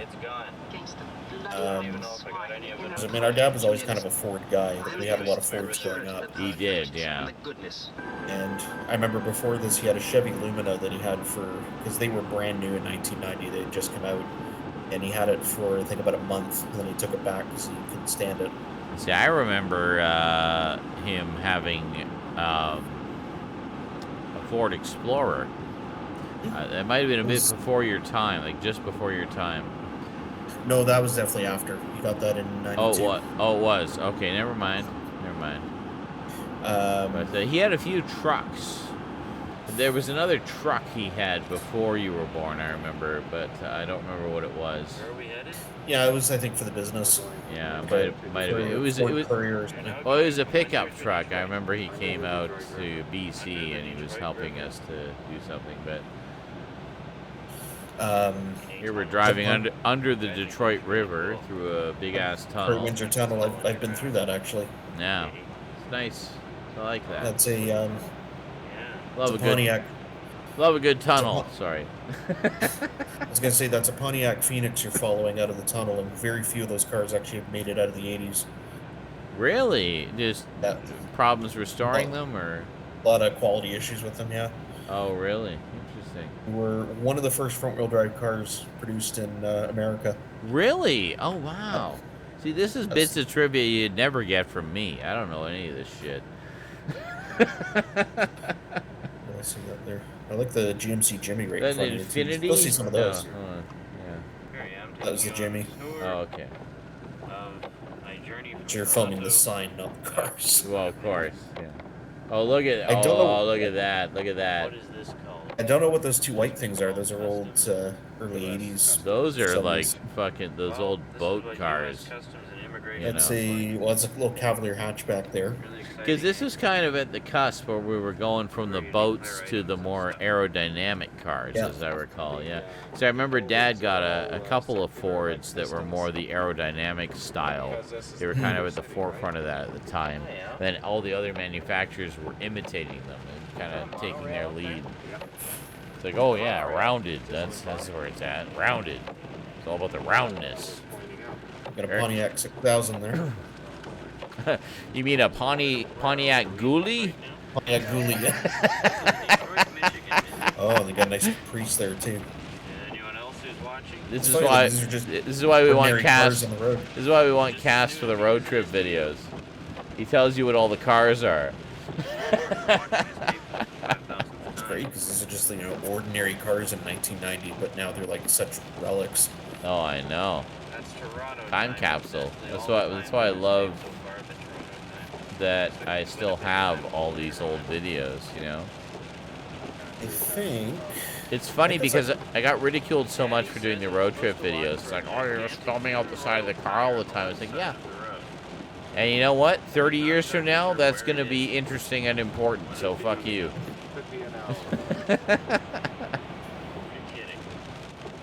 What's funny is... found some old video of me when I was in high school, just filming with my little digital camera. Nice. And it was when my friends and I, when we did a big grad camp out up island a bit. Yeah. And I remember I filmed. You can only film in like 30-second segments with it. Okay. And so the first segment was like us driving to the grocery store to go and get all our junk food for the trip. And, it's like shots of the road and stuff like that. And I remember at the time, I always skipped over that clip because it's like, oh, this is boring. It's just us talking, whatever. Yeah. When I found this last year, that was the clip I wanted to see because it was so cool to see the cars on the road in 2003. Of course.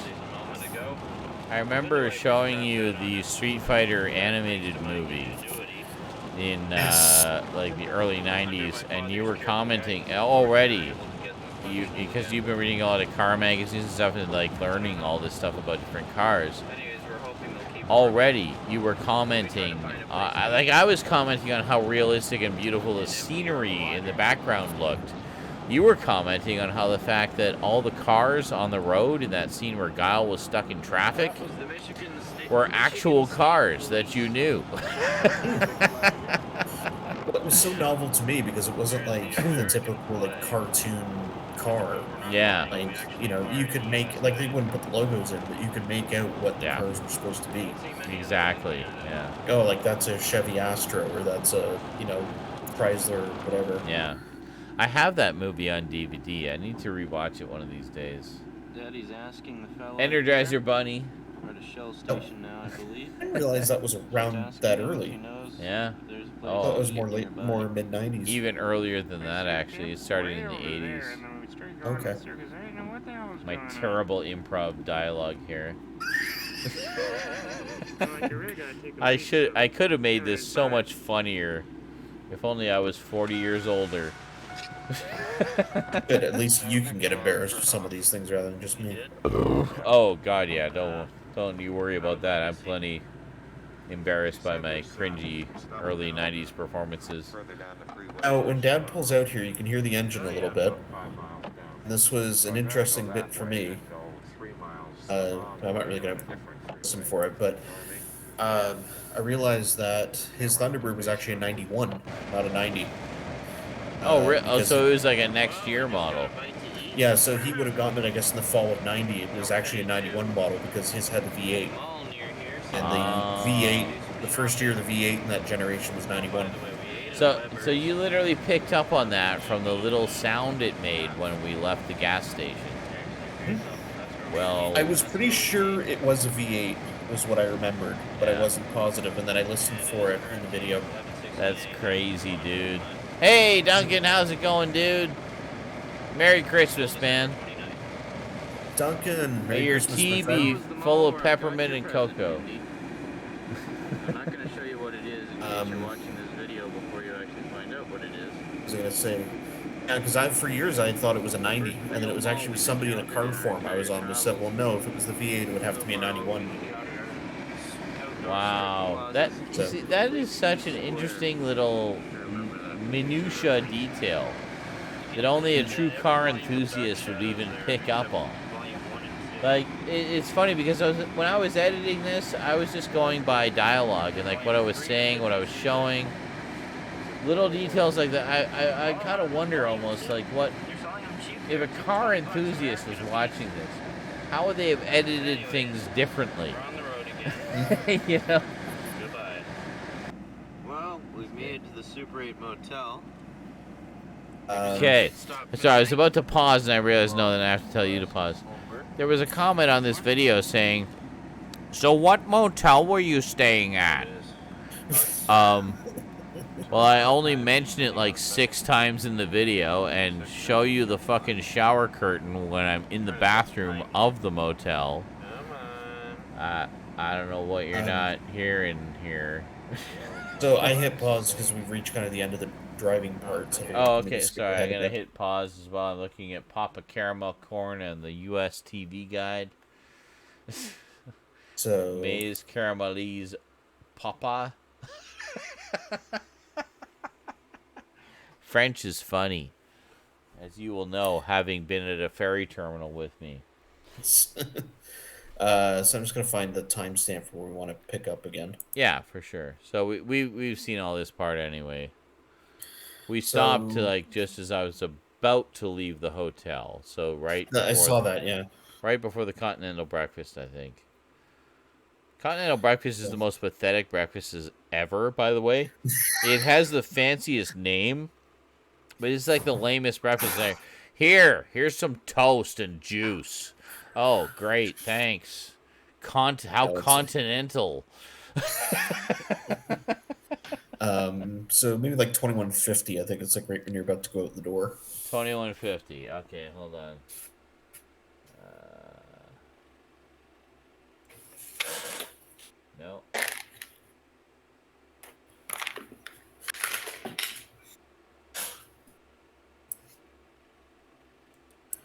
Perfect. Nailed it. 21.50. Let me just get a quick refill. I'll be right back. Sure. I'll be quick, I promise. I don't have to pee or anything. I'm just storing it all in my liver.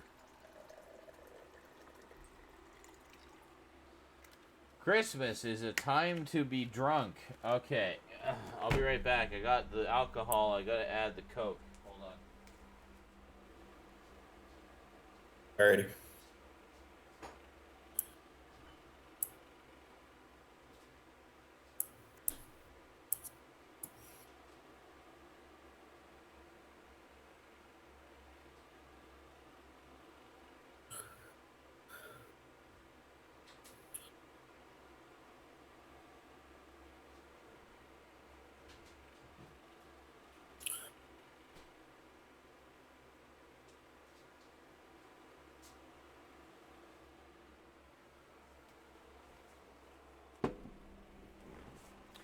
I almost feel like standing on my balcony and just screaming at the top of my lungs, would anyone like to have sex? Come on down. I don't know. Is this a bad plan? I don't know. I don't see no. I see no downside to this plan. So anyway, I mean, it is Nanaimo. You might get a result, but it might not be the result you want. I'm not too picky at this stage. So anyway, I'll take what I can. I'll take what I can standards, get. Man. You're worth it. Oh, thank you. If only the rest of the world, i.e., the women of the world, thought so. Anyway, I'm looking at a light. I'm looking at a light switch on my screen. Is that kind of what you're seeing? Yep. Excellent. Perfect. So I'm at 2150. Perfect. I think. Yeah, 2150. Bang on. Bang, bang on. Bang on. Bang, bang on. Sorry. The Jackal flashback starring Bruce Willis and Richard Gere as an Irishman. Anyway, you ready? Okay, here we go. 3, 2, 1, play. We are leaving the hotel because nothing interesting happened in the hotel. We saw it all earlier, and if you weren't here earlier, well, sucks to be you. And hello, Duncan, who wasn't here earlier, and who apparently it sucks to be Duncan. I love you anyway. Thank you for all of the tea. Now, the one little detail you'll notice is on all the hotel room doors, you actually still had a key back then. Yes, it was not a key card.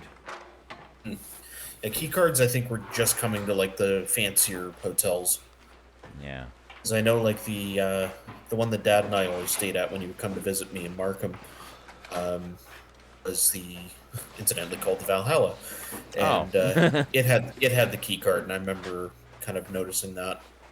I remember actually after this, most places I stayed had the key cards. That just seemed to be the standard going forward. It was just way easier because you could just program them at will, and yeah, you just pop them in. There you go. Exactly. So you're not like losing an actual key. There we go. Continental breakfast. We got some coffee. All right. And I think you could get a croissant. I love croissants, by the way. And that's pretty much it. Coffee and a croissant. It's a Lumina minivan beside you there. That's actually, they were pretty new at the time. See, there you go. These are trivia details you wouldn't get from. How nice. Yeah, so there's the Thunderbird. Which one are we in? We're in this one. Okay. Why am I standing at the back like a weirdo? Dad's opening the trunk. Oh, I'm opening the trunk. You notice he was standing at the door. Oh my god, there. I still have that suitcase. That's that tan suitcase. I still have that. What's I gonna say? Yeah, those cars had the keypad entry. That's what he was doing. He was punching in because he had it running with the key in it, locked. Okay, and then you could punch your code in to open the door. Yeah, yeah. I used to have two. It was a set of two, a larger and smaller tan suitcase. I only have one of them now. I don't know what happened to the other one. No idea. But I keep feel how cold that is just looking at the video. I know, right? Prairie winters. I think I only keep my whites in there because I never wear them. My hanging closet is all blacks. Big surprise, I know.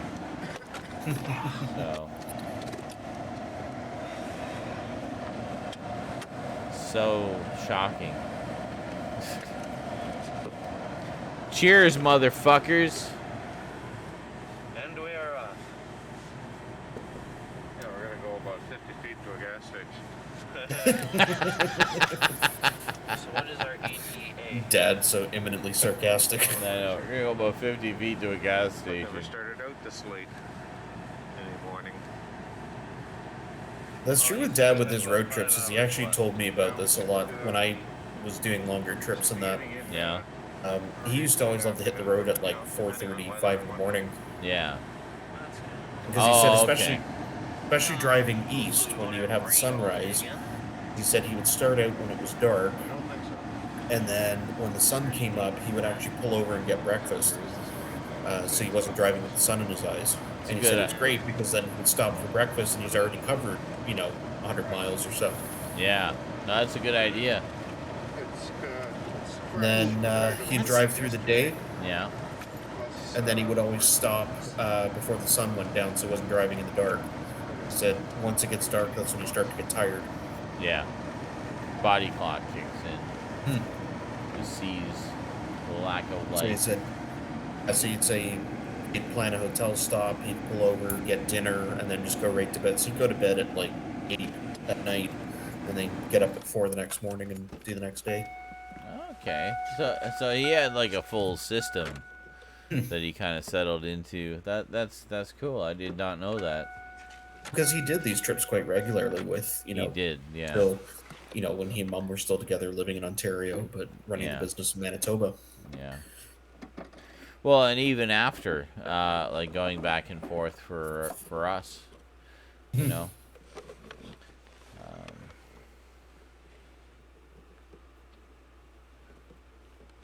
we go. But you've never seen this before, eh? Somebody gassing up a car? Amazing. Well, not in 1990.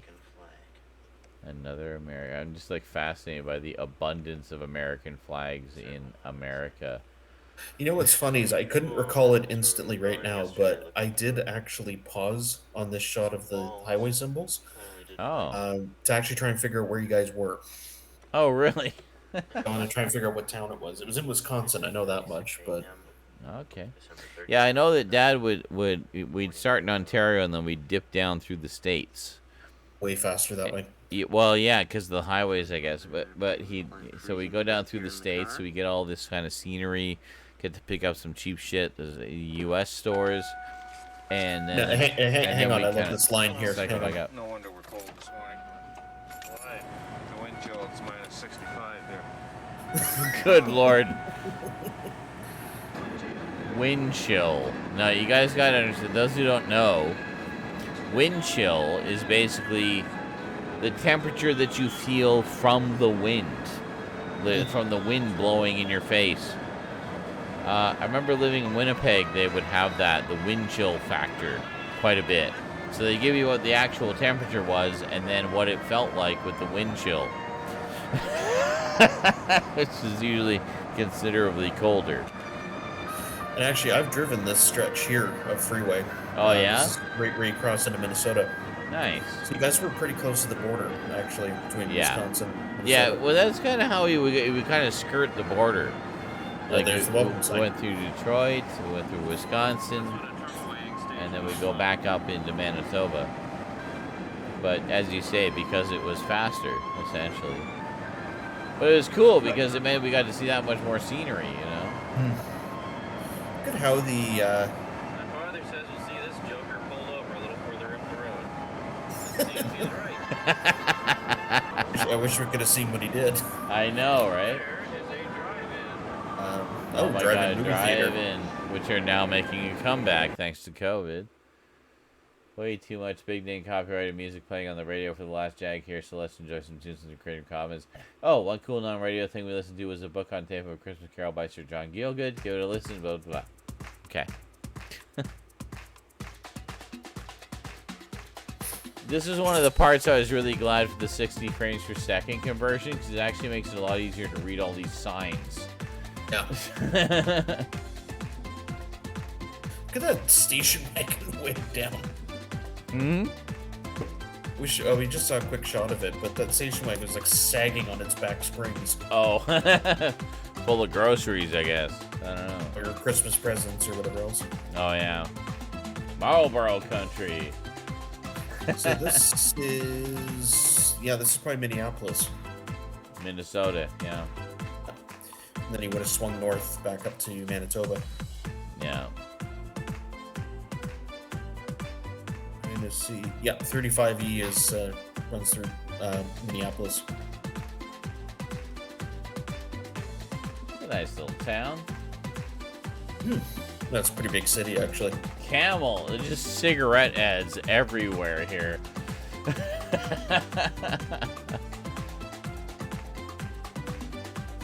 Another Camel ad. You got there. Oh, it's an old Mustang. Right? Little Canada Road and Jet.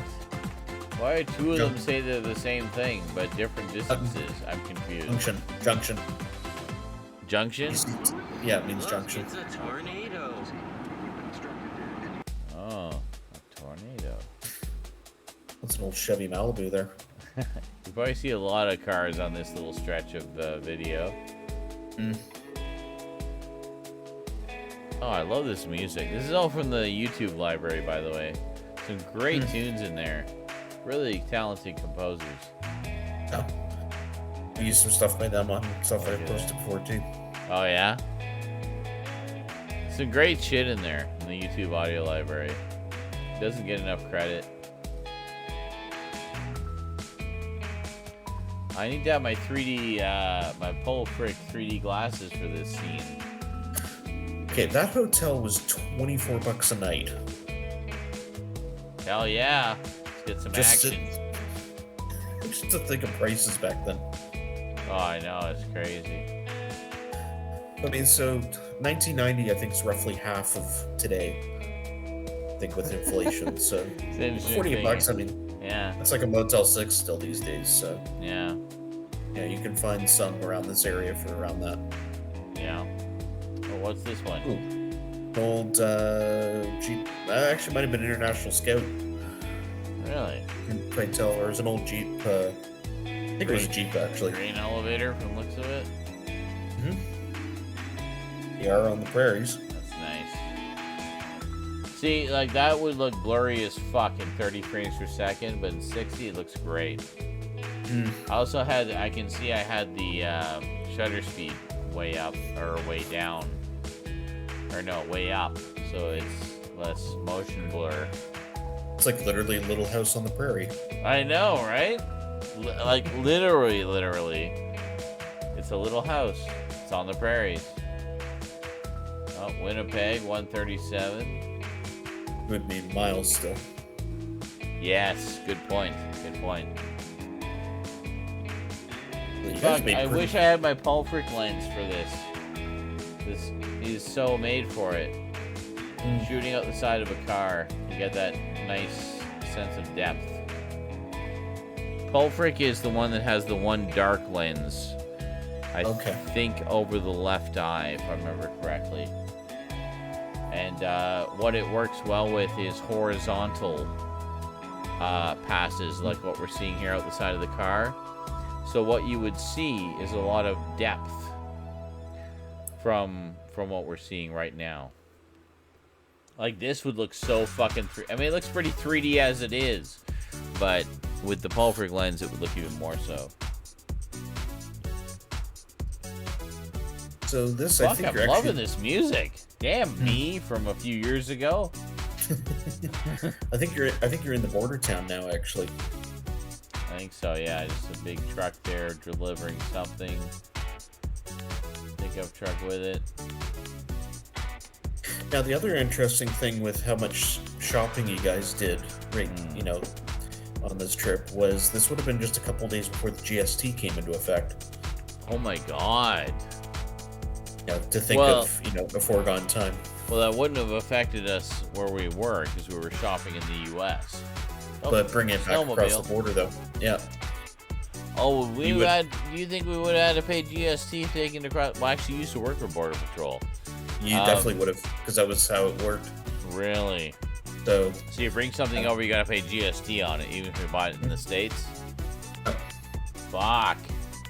But that's probably why Dad was like, yeah, let's load up on stuff. This is going to change everything, Sean. You have no idea. I remember it being pitched at the time as the GST was introduced to help clear the national debt. That's part of it, yeah. The idea was that, well, we'll just do this for a little while, we'll clear the debt, and then it will go away. Yeah, well, it's still here. Well, it was Kretchen who proposed to abolish it if he got in, and then he got in and he didn't.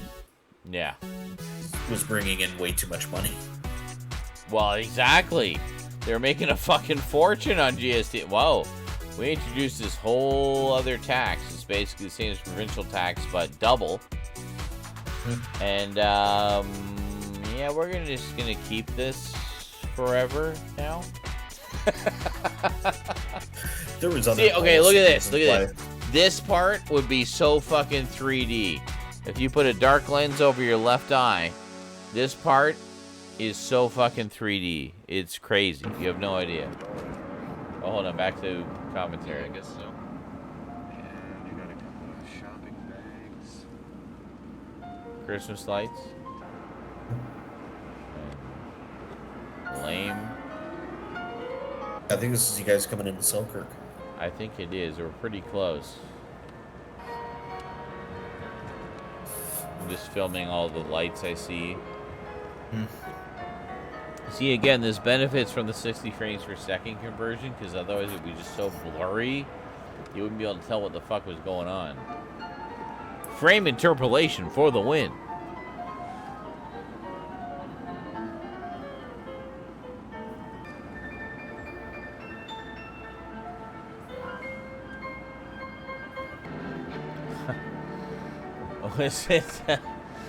So Duncan says, Happy Christmas. I've just been setting up a replacement cordless phone. Now I have an answering machine so I can listen to and laugh at all the companies that try to call me. Excellent. Says, oh my god, this tea is amazing. Got 10 tea bags of Tregothan tea. Entirely grown in England. He used 3 bags in the teapot. And he says, decorative house, that one. Yes. They even decorated their satellite dish. Yeah, I know, right? I wonder how that affected their reception, if at all. Always been my favorite. Duncan says, if I defocus my eyes, I can make anything 2D look 3D. It's really cool. Well, this video must be trippy as fuck for you then. You better be defocusing something fierce, because there's some serious 3D going on here, especially when I'm filming outside the side of the car. Like that. There we go. It says somehow it tricks my brain into filling in the gaps, making depth appear to be there. I trained myself to automatically do this whenever I saw a magic eye picture. I love those. I'm one of the ones that can see them quite easily, and love them. I actually have a book of them. I have a feeling that may be something to do with it. That can definitely help with it for sure, because I mean, the whole thing with magic eye pictures is learn to defocus your eyes to be able to see the 3D picture. So I don't see why you wouldn't be able to apply that to a motion image as well. Zoomed in on the traffic light. I guess you wanted to catch the moment it turned green. Yes, correct.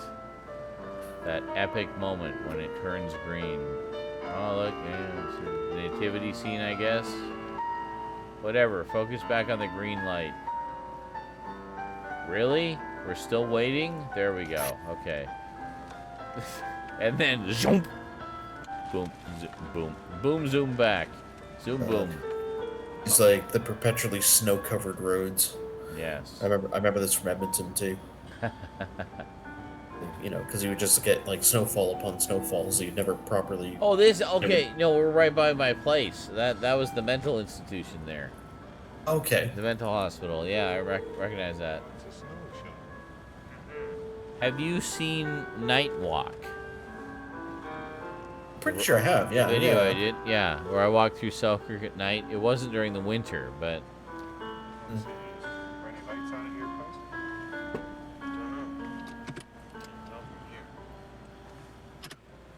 Now, a little bit of backstory for you. This is, I believe, if I remember correctly, I was with Mindy at this time.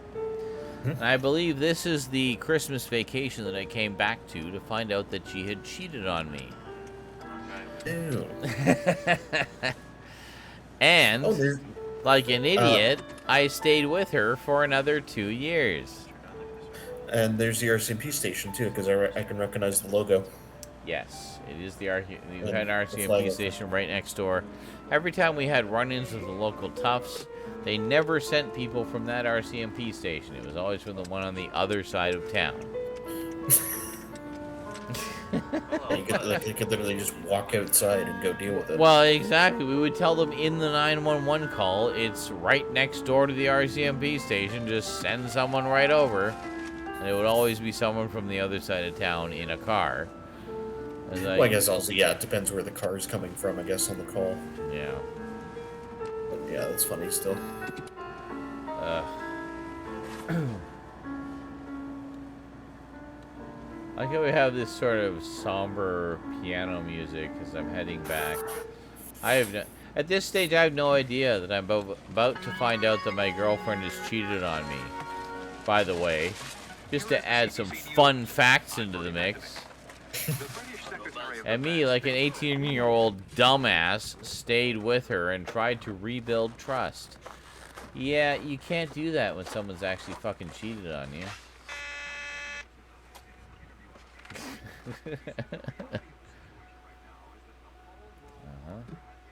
Probably out fucking him right now.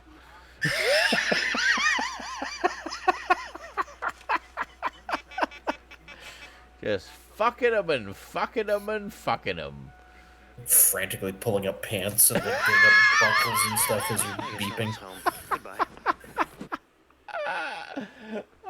Home at last to the horror that awaits.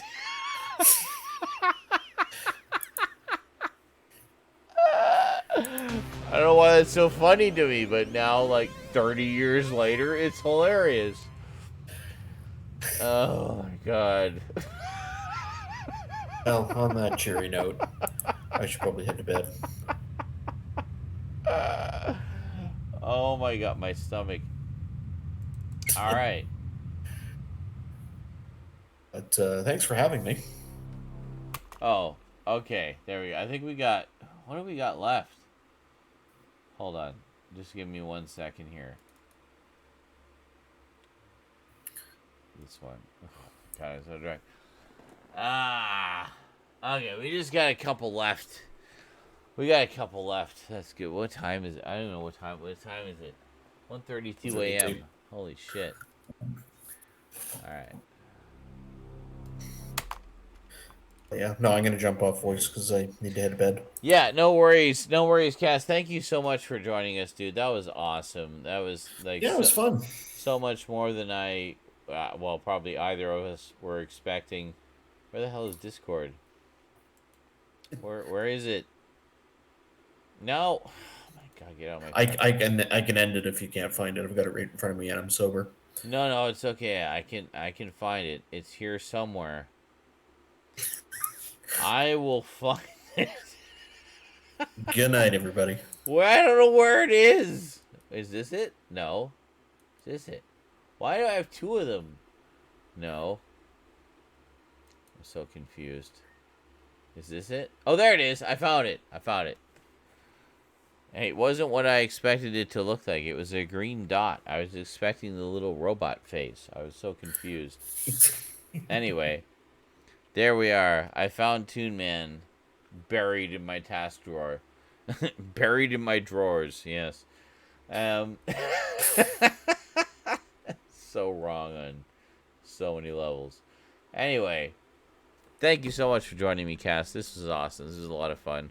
We gotta do this. We gotta do this more often because I enjoy our mutual nostalgic commentaries. They are Yeah, well, fun. once I got a bit of a better audio setup, yeah, it'll be great. And But you sounded pretty good this time. I don't know. I don't know whatever you're using. It sounds good to me. literally a built-in laptop mic. Perfect.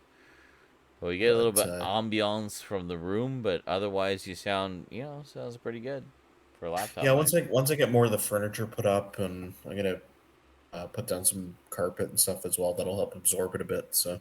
Oh, it won't be so echoey. Yeah. Exactly. For sure. Yeah. Anyway, all right. Have yourself a good night. All right. Thanks for joining us, Cass. Much obliged. Merry Christmas, bro. Love you, man. Merry Christmas to you too. Love you as well. All right. Take care, dude. Bye-bye.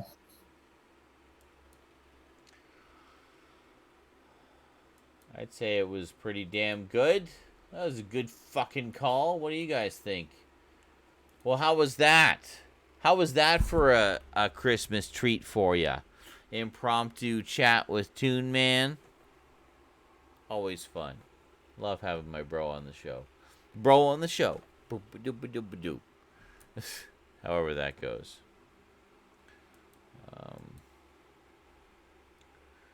Yeah, just give me a second here. I just want to quickly take a skim through my messages. Have a quick smoke. Zoom. There we go. Ba ba ba ba. Okay, thank God we're still going. Holy shit. That would have been crazy if we hadn't still been going. What am I even looking at? I don't even know what I'm looking at. I'm so drunk. But I don't care. It's all good. What? Comments? What? On what? What I comments on? I don't even know what this is. I don't even know what I'm looking at. Okay. So I just have to look at just a tiny bit of porn, and then we'll be good to go. What is this? So I see the donation meter jumped up a bit. It did, 62%. We're actually doing really good right now. Andy dropped some major Christmas donos. Jet Blast dropped some Christmas donos as well. So anything you fine feathered folks wish to add into the mix is much appreciated.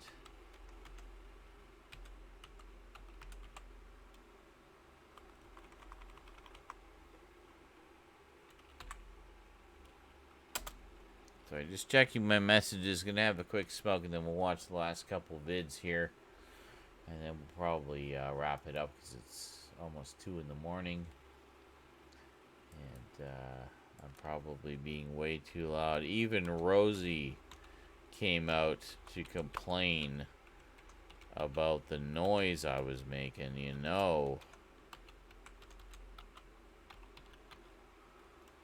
that's not good. To be fair, she makes a lot of noise too when I'm trying to do stuff and she's supposed to be asleep but isn't. So, yeah. Alright, so nothing there.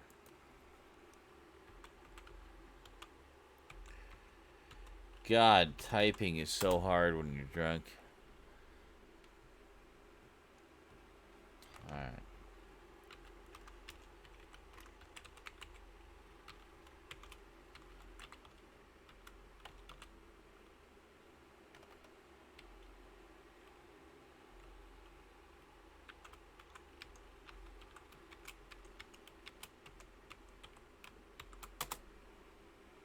Did I get that right? I think I did. Yay!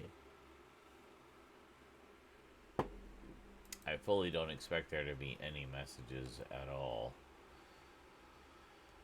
Because it never is, because I'm not an attractive 20-something girl, so I don't get a lot of messages. So maybe middle-aged dude. In a small town, what are you gonna do, right? Like, there's not a lot of options here. What can I say?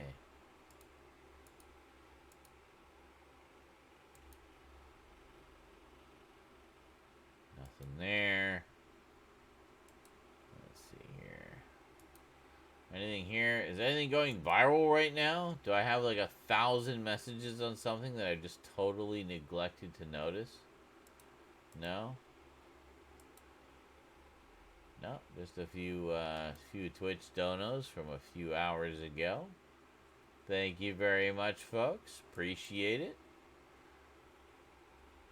Oh, there we go. Oh, this is what I was waiting for. My online dealer for gummies.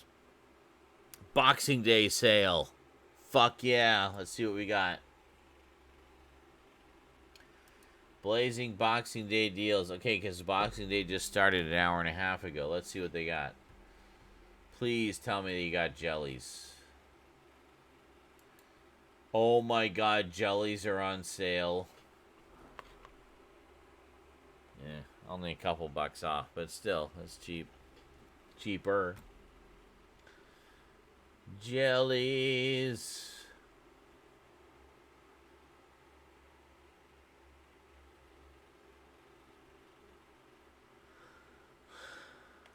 There we go. Alright, I had a feeling they were going to have a Boxing Day sale of some kind. It looks like about 30% off. And 30% off literally everything in the store. Holy shit. Or 20%, whatever. Anyway, good time to stock up on jellies. Those are the ones I like to get. They're the, like, soft gummies that absorb faster. Yeah, so keep those donos coming here so Z-Man can be happy in the downtime. Alright, give me a minute here. I'm just going to go pee and smoke.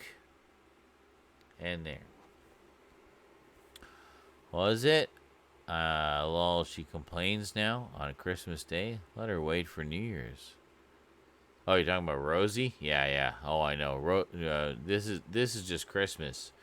I'm having rum and coke because there was no eggnog at the local convenience store. Do I have a shot in here? No. Okay. Just checking. So I'm just having what I have. And, yeah, it's going to be pretty wild on New Year's Eve. I mean, I wanted to get drunk tonight because it's fucking Christmas. And I know that New Year's Eve is in 6 days. I am aware. I'm going to get even more fucked up then. You ready for that, motherfuckers? I hope so, because it's going to be wild. You want to see drunken Crazy Z? Crazy Z? Yeah. You think you're seeing that now? You have no idea. 5 days, ladies and gentlemen. 5 days. I will not touch a drop between then and now. 5 days. Booze, gummies. We're going to have a good fucking time. So you know you want to be there. You know you do. All right. New Year's Eve. Z's place. It's where it's at. Maybe we'll listen to some Amiga tunes, ringing the New Year good and retro proper. Would you like that? I know you would. I fucking know you would. All right. I am going to go pee and smoke, and then we will watch the last couple videos in the queue. All right. See you there.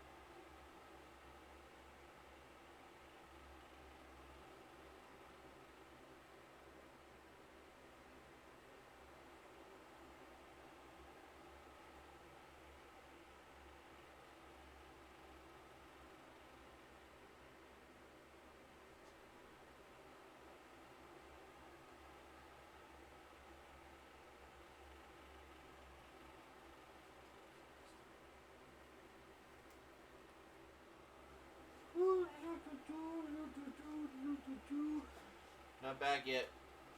I'm smoking. I'll be back shortly. Don't you worry. What's going on here? I've seen the slip off the chair event. Oh. What is that event? How can I get in on some of that chair slipping action?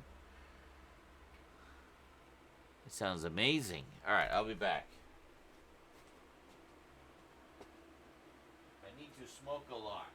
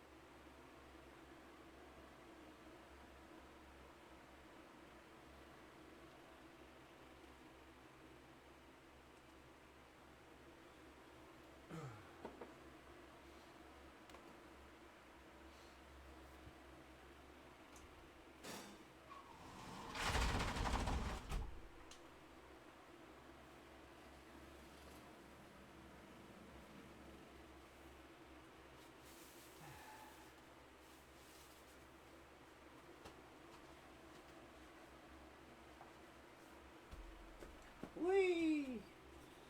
I'm wasted. Oh, yeah.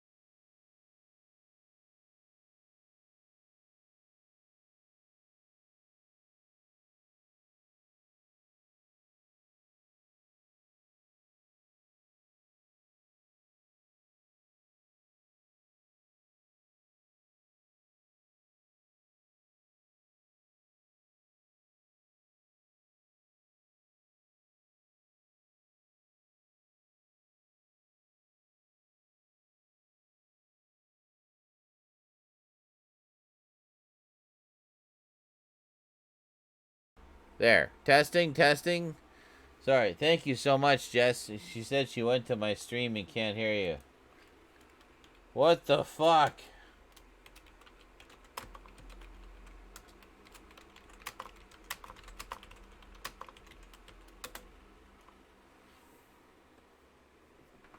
Alright. She is here somewhere. Can you hear me now? Are you here? Hello? Hello? Where's Jess?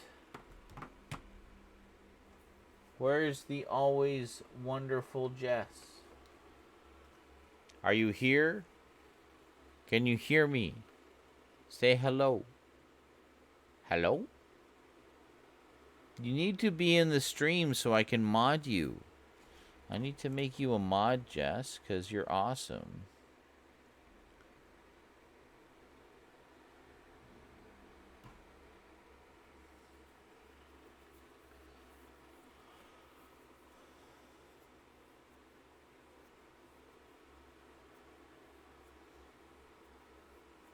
Hello? Hello? Hello? Are you here? Hello? Can you hear me now? Hello? Can you hear me now? Can you hear me now? It's like that cell phone commercial. Can you hear me now? Good. Can you hear me now? Good. I still don't see Jess in the chat. Where are you, Jess? Come on, Jess. Don't be a stranger. Come on. It's been over a month since you last co-streamed with me. We gotta make this happen here. We can't be going this long.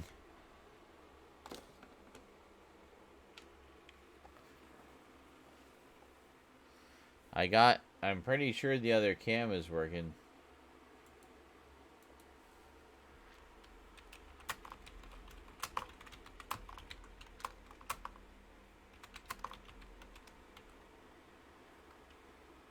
Hey, happy Boxing Day to you too, Funk. Is that something you guys celebrate in the UK? I have a feeling it is. I have a feeling we stole that from you to feel independent here.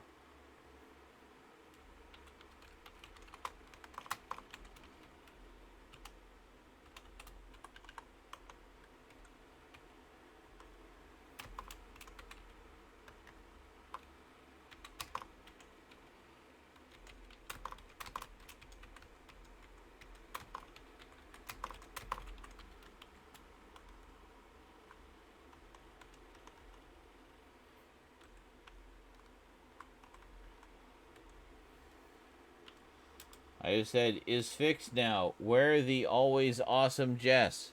The people of Toronto want to know.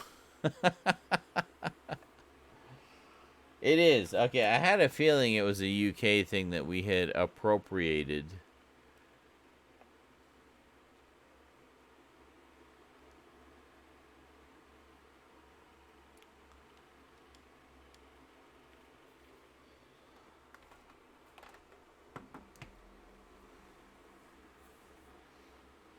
I am waiting to see.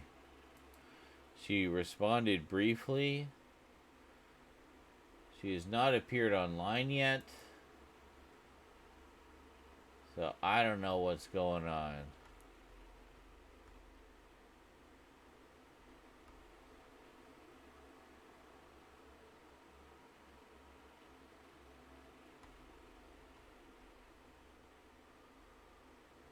Oh, hold on. From Jet Blast.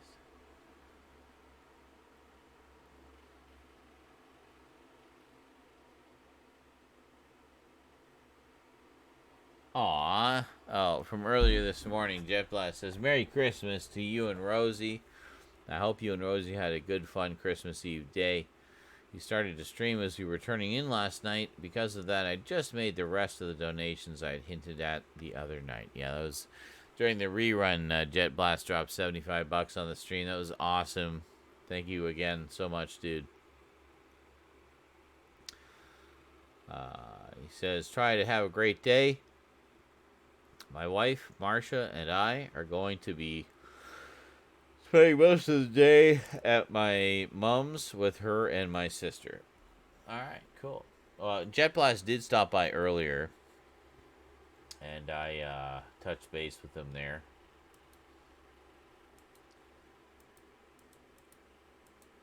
Where is the Jess? The Jess, where are you? Looking for you. We had a pretty good Christmas. Yeah, Rosie got me some pretty cool stuff. One of which was this squishy banana. It's not actually a rotten banana. It's just so well made it looks like one. Actually, I was fooled, but it's not. It's all rubber. It's all squishy, and it's basically like a stress ball. It's a stress banana. You just, the satisfaction of just letting it flop around and squish it and make the middle come out big right in your face. Suck it. Sorry. Anyway. Yeah, it's actually very satisfying. Rosie was like all about getting me stress items. She got me this stress ball, which is pretty cool. But honestly, I'm kind of liking the stress banana a little more. I don't know what it is. It's just more satisfying to hold this long shaft in my hand and squeeze it. Yeah, it's good stuff. I like it. I like that stress banana.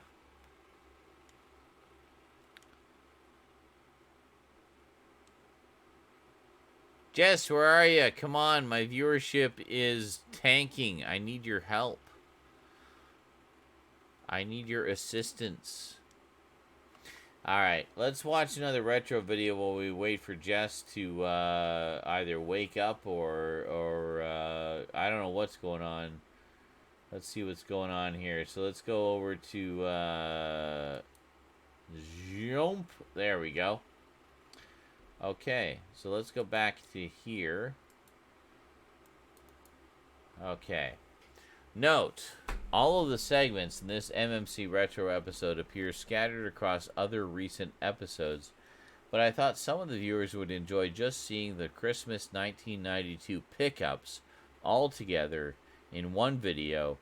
So, this is that video. Here we go. Now we can read it after I read it to you. Okay, there we go. December 31st, 1992. 5:06 a.m. Going to Max. Be back in a minute.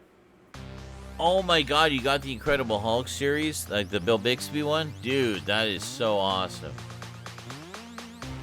Where's our title? I missed the title. I muted the title, apparently. Oops.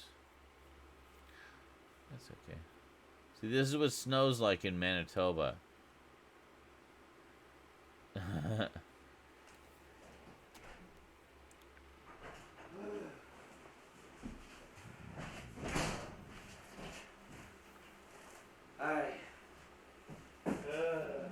I was just going to the convenience store down the street.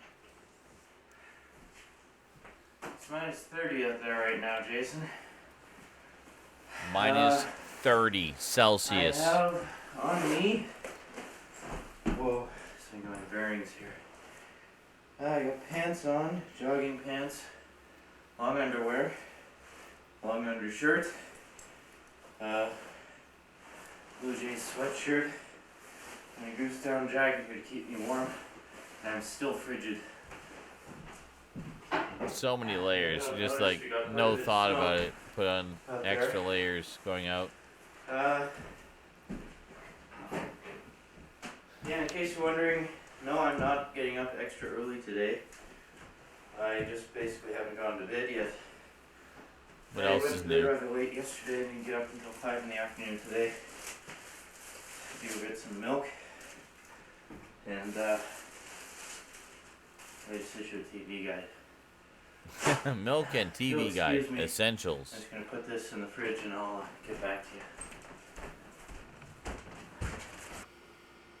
Maybe you didn't quite understand the concept of walking off frame. You had this obsessive need to keep us in. What am I eating? Keep us in frame. Hi. Just having some leftover Chinese food here to help recuperate from the cold. Chinese food. Oh, very nice. Just actually left me shaking. Oh, Mindy's on the couch there. I can see her elbow right Yeah, there. well, it's after Christmas, Elbow. obviously. Mindy elbow. Mindy's sleeping on the couch behind me there. Thought you might be interested Oh, to know okay. a few of the things I got.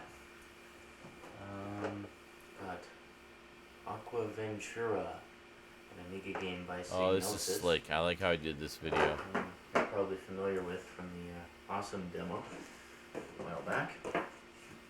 Also for the Amiga, I got Final Copy 2. Oh, well, look at that nice very, high-res very good picture word I found. processor program. Excellent, as a matter of fact. Oh, Excellent. and certainly not one of the least of my presents. That's right, my very own Sega Genesis, complete with Sonic the Hedgehog. Sonic the Hedgehog. Love when I get the high-res pictures, And also right? got Definitely add another something. cartridge for it, namely Kid Chameleon. Both excellent games. Well, you're familiar with Sonic. I showed you. Now, the trick with... let me just tell you a little behind the scenes now. The trick with getting the pictures for these Sega Genesis items was getting high-res versions of the Sega Genesis covers. Because, of course, the Sega Genesis in the UK was known as the Mega Drive. So a lot of those covers, like cover art, the high-res cover art I would find would be of the Mega Drive version. And it's like, no, I need the Genesis version because that's what I had. So, you're welcome for finding the high-res versions of the Genesis versions. The first few levels a while back. Maybe I'll continue that. Kid Chameleon is great, by the way. I have it a few times over. Do it, you know. Fuck, this is making me hungry. I'm gonna get food after this. Yeah, oh, another thing I got for Christmas was the Laserdisc of Batman Returns, letterboxed as well. I watched that Quite a few nice. times. That was really like good. this movie. Good Laserdisc. That was from my dad. I also got the 5th and most recent Hitchhiker's Guide to the Galaxy book. For my mom, I got the indispensable Calvin and Hobbes. Wow, I went all out with the high-res pictures. This makes Nice. 3 of the big books that I have. I have the Essential Calvin and Hobbes, which was the first big book. And I have the second one they did. I can't remember what the title of that one is. And this one, which I believe is the 4th one. I think. Pretty sure. I now have a box set collection of 3 oversized hardcover editions of the complete Calvin and Hobbes. Every page is on beautiful glossy archival paper. The Sunday strips are in color. The daily strips are black and white. It's just a gorgeous, gorgeous collection. But it's one that you want to kind of lay down in front of you, either on a table or laying on your stomach in bed to read. Yeah. So like that. What else did I get? Yeah, that's more or less it. Lots of chocolate, lots of cookies. Oh, the Hulk series is so good fun. Another thing So I got, good. if I have enough tape. I need to get the Blu-ray set of that. I need that in high I def. understand these are quite popular in not want, Ontario need. right now. Got a collector's edition Nutcracker. I do not have that Robin Hood. anymore. I don't know where it went. Style. That's from my mom as well. She figures it'll be a big collector's item someday. So she got me one. And I like it. It's nice. What else?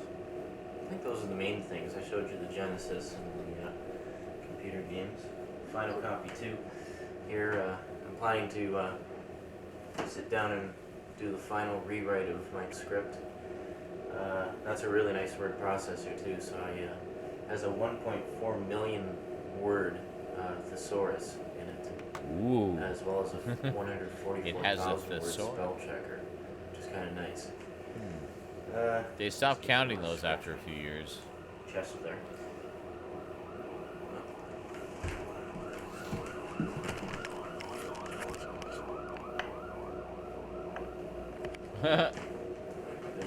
Fire truck. Well, anyway, I will bid you farewell Yeah, Mindy and I are having our New Year's Eve party here tonight. I guess that's about it. That's about all that's been happening lately. Well, there's some other news, but I don't have enough tape right now to get to that. So I'll talk to you on the next tape. So until then, adios. Ding. Okay, I guess that's it. Stuff I got for Christmas in 1992. Bye.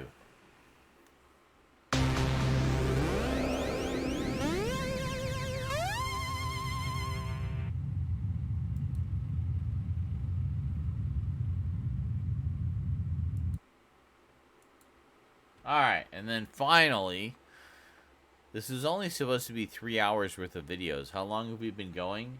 8 hours and 16 minutes. Jesus. The Great 2014 Christmas Light Hunt. We'll get to that shortly. I just have to see what's going on with Jess here. Hold on. Why didn't she check Facebook again? I like... Jess, are you here? Are you here?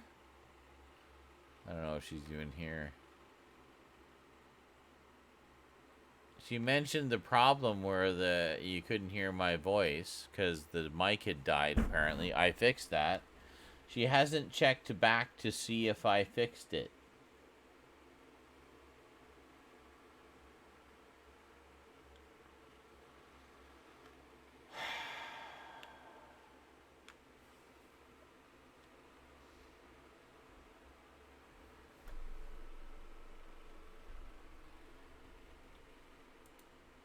Uh-huh.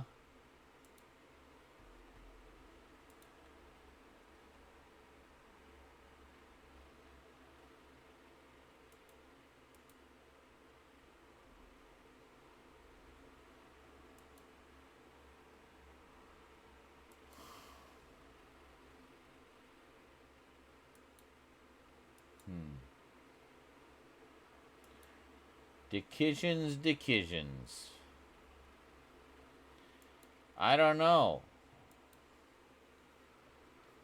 Been a while since I've seen it. Yeah, actually, when when they first started releasing the Incredible Hulk on DVD, I picked up a double feature disc, which had the original pilot film, and I think it was the second season premiere feature-length film, basically presented as a movie. And I watched those and listened to the commentaries and thoroughly enjoyed them. And then finally I got the complete series set and watched a bunch of the episodes. I haven't watched all of them, but I watched a bunch of them. And was really surprised, actually, by... yeah, dude's mute. I ain't coming back. Yeah, I know, right? Like, where the fuck did you go, Jess? You checked, like, for a second and then didn't check to see if I fixed the problem? Alright. I don't know. I don't know what she's got going on, so who am I to judge? Anyway, Incredible Hulk, I found held up really, really well. So, yeah, there are some aspects of it that are kind of like, 70s and early 80s isms, if you will. But overall, the psychology of it and the acting of it and everything is very, very good and holds up very well. Largely in part to Bill Bixby, who was just so dedicated to the character and the story and the psychology of it, the whole sort of duality of the Banner versus Hulk. It's great stuff. It's great stuff. I like it a lot. I love the original series. I mean, I grew up with it, so, I mean, obviously there's a nostalgia factor, but honestly, going back and watching it now, after not having seen it since I was a kid, it's actually pretty fucking good. Especially, you watch that pilot movie. The pilot movie, holy shit, it is so good. It is so good. Yeah, check that out. It's good shit.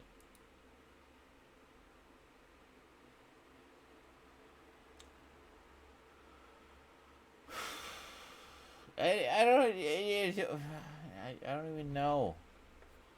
I don't even know. Like, it shows she hasn't even read the messages. So I mean, why would you just say thing isn't working and then not check to see if I fixed it? I just don't get it. I just don't get it. No, I don't see her here anyway. I keep wanting to come back to the stream so I can mod her, because she said she wanted to mod for me. And I totally trust her to mod for me. So,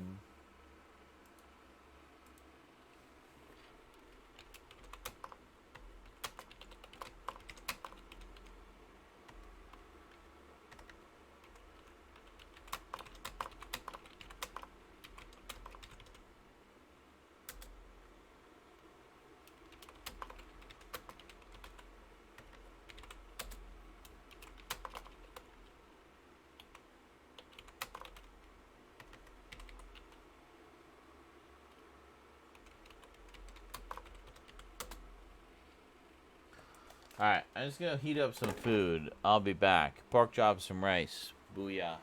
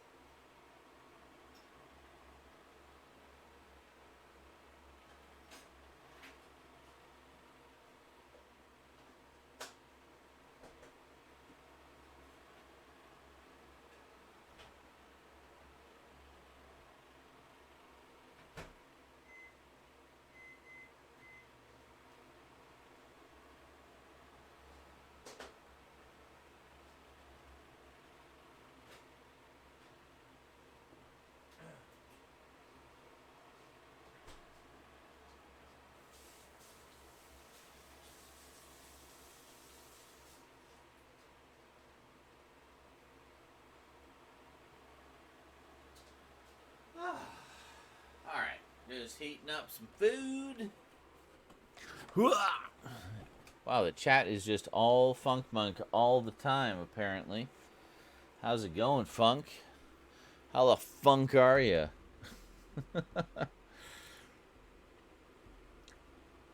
Dude's mute. I ain't coming back. I know, right? Like, what the fuck? That's exactly it. Jess, where'd you go? Come back. Come on, we gotta make this an epic Christmas special.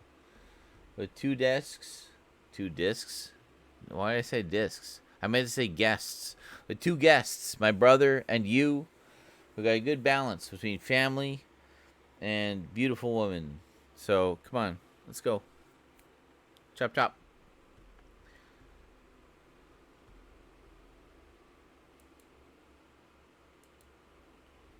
There.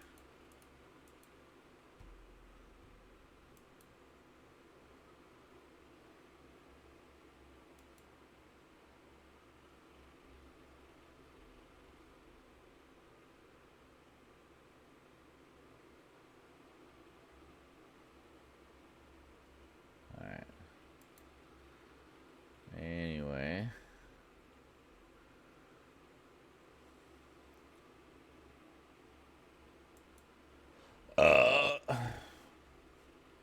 I'm just heating up some pork chops and rice. Because they're good. They're good just up. Oh, you slept in a little bit today. 10 in the morning? The fuck is wrong with you? You should be awake all the time.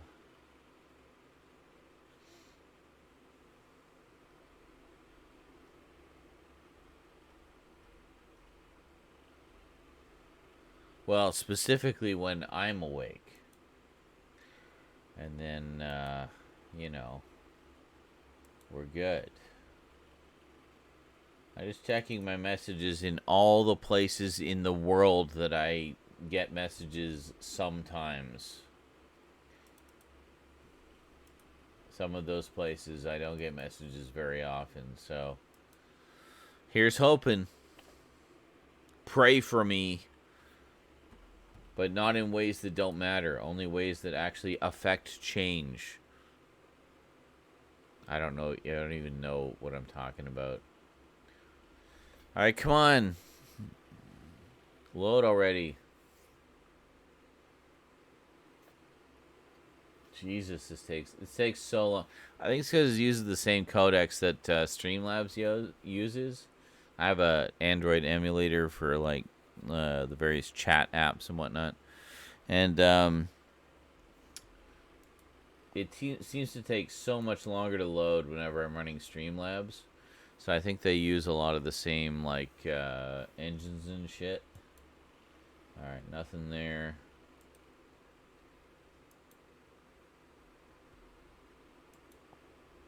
And waiting. Nothing there. Alright, well, that satisfies my curiosity. Oh, pray to Satan? Excellent. Well, that's... I mean, at least that's someone who's going to, I think, affect some change, because he's going to want my soul. So he's going to put in the effort, you know? He's not going to say, like, yeah, whatever, I already got his soul. It's like, oh, you think so? Well, Satan's knocking on my door, so you better compete. You know? Competition is good for the consumer. You want to consume my soul, you better fucking compete. Anyway, I'm going to get my food.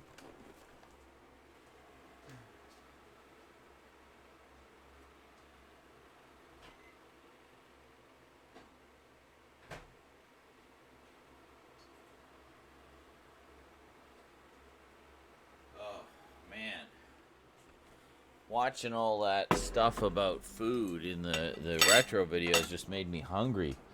And I've been putting it off forever. Here, look at my food. You know you wanna. There you go. So what we got here is a single solitary shake and bake pork chop. I have one more left. And then some Uncle Ben's Fast and Fancy broccoli cheddar rice. Now, the broccoli cheddar rice doesn't have a lot of broccoli in it, but it does have some cheesy goodness. It's quite flavorful. Just seeing what we got here, so just kind of mop up some of the shake and bake a bit. There we go.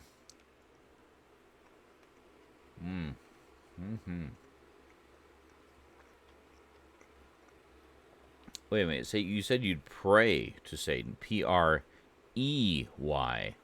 Meaning you will make Satan your prey. Are you proposing, Funk Monk, to hunt Satan like a godless animal? Is that what you're proposing?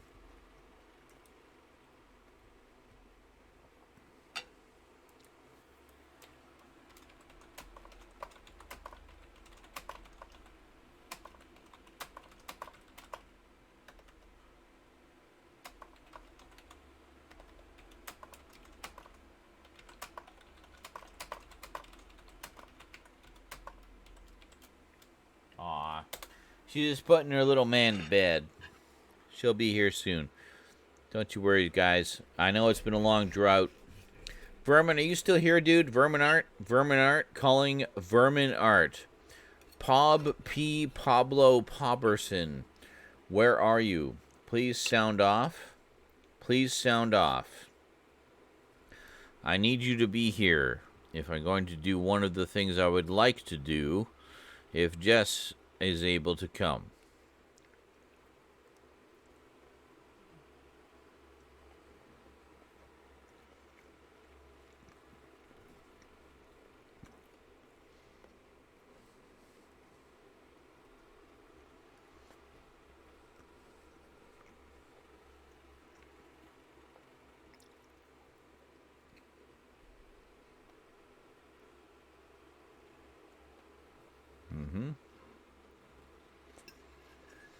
I told her it's okay. I'm eating food right now, so you do what you gotta do.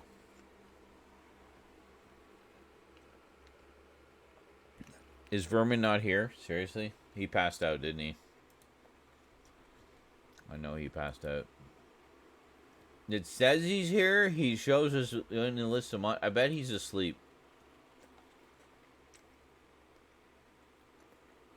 Did you get Vermin or Art for your Christmas? Well,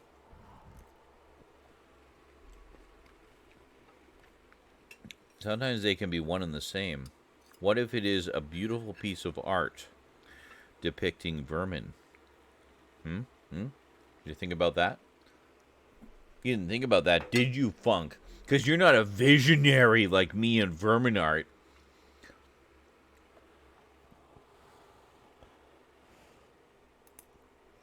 You weren't here earlier.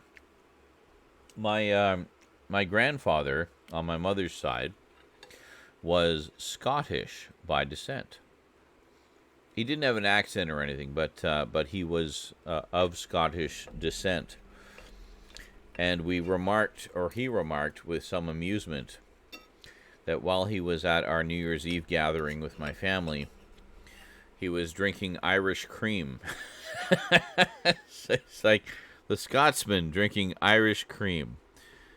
I immediately thought of you because you are my favorite Scotsman, Funk.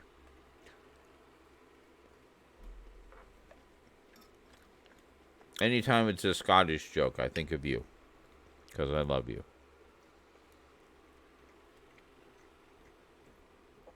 I think, oh, Funk would have enjoyed that joke, but he's not here because it's like the middle of the night for him. Woo!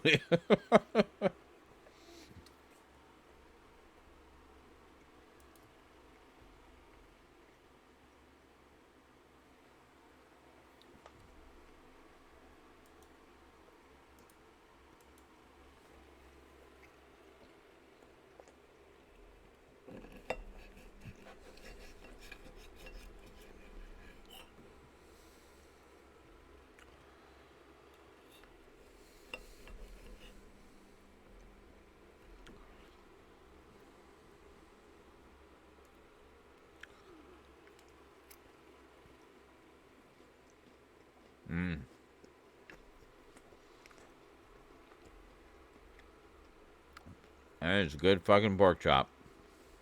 I make good food, you know what? I really do. You want to do my meal prep, you heat this up. It's good shit. I mean, look at that.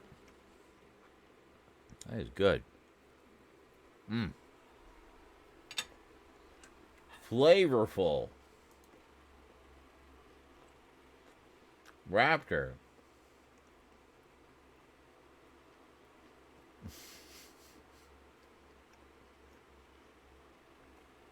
He put you as Sir Sean Connery.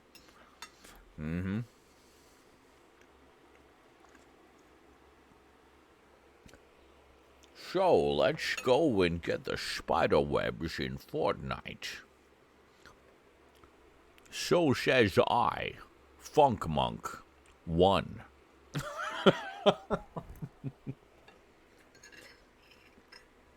Absolutely. Let's go to Condo Canyon and get some spider webs. It's exactly what Funk Monk sounds like, to a T.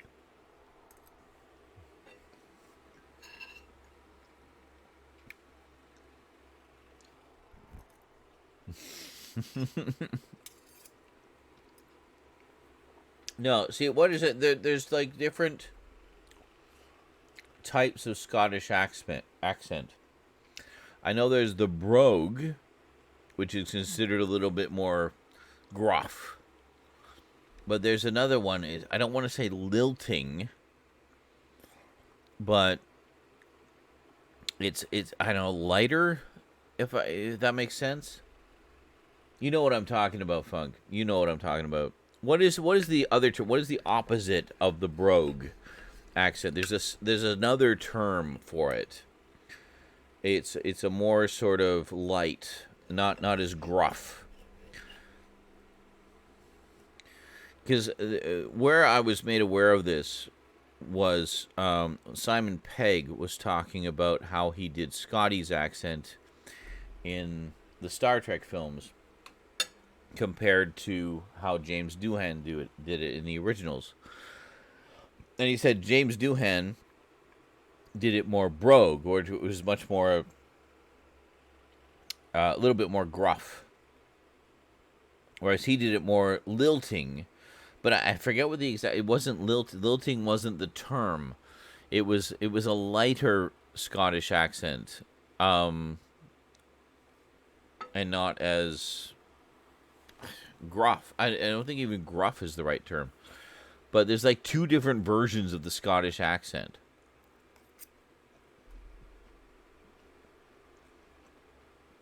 And that was one difference that, you know what? Actually, now that I think about it, Funk, I think it's much like you asking me, hey, what's the difference between these two Canadian accents? You know, like, it's like, I don't fucking know.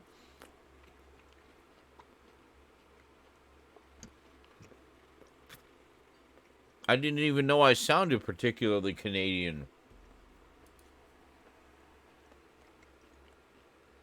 I just talk words.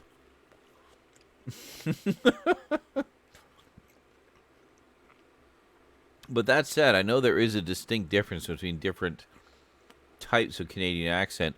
Like if you go like to the far east coast, like Newfoundland, it's a super, super, super thick accent. Even I can't understand it, and I live in Canada.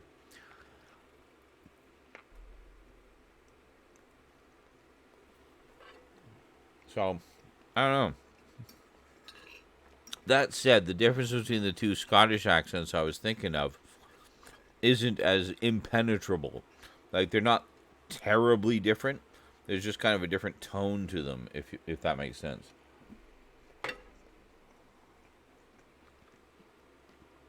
Far East Coast Canadian is fucking impenetrable, even to Canadians. And I'm usually really good with accents. You know? Not to toot my own horn too much, but I rock. No. Especially at Fortnite. I'm so sweaty. Holy shit.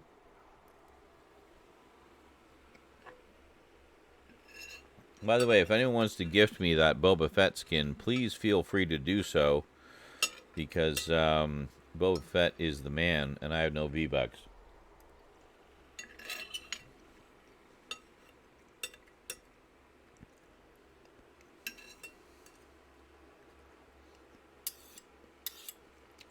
And we'll see it the next time I log into Fortnite, and you will get, like, so much credit. You'll be so famous.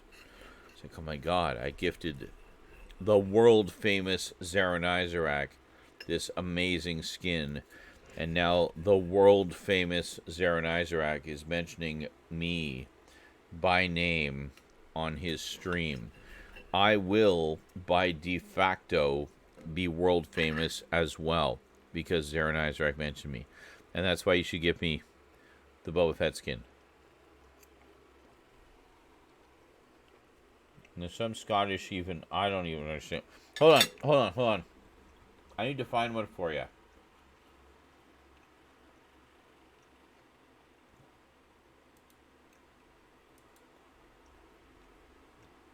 Okay, let me find this one here.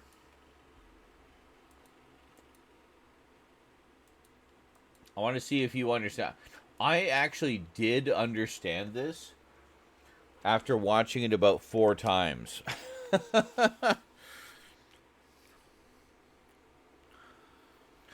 And I remember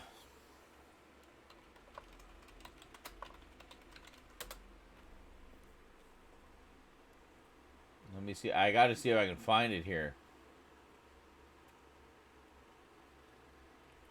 No.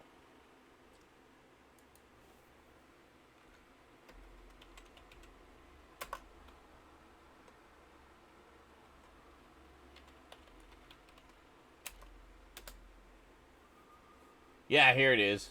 Irish schoolboy with thick accent warns of frostbite. Here it is. This is the most Scottish thing I've ever heard, and I actually had to listen to it about 4 times before I got it. Let's see if you know this one, Funk.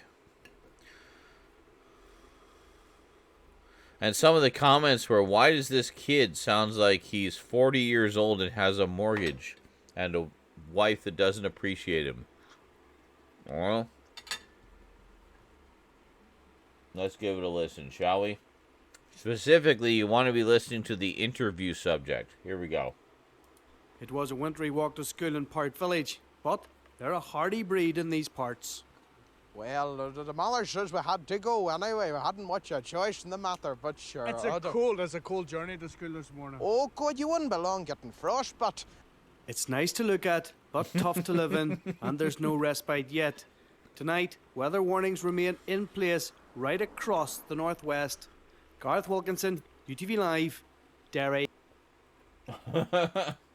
Oh, you're going to get frostbite.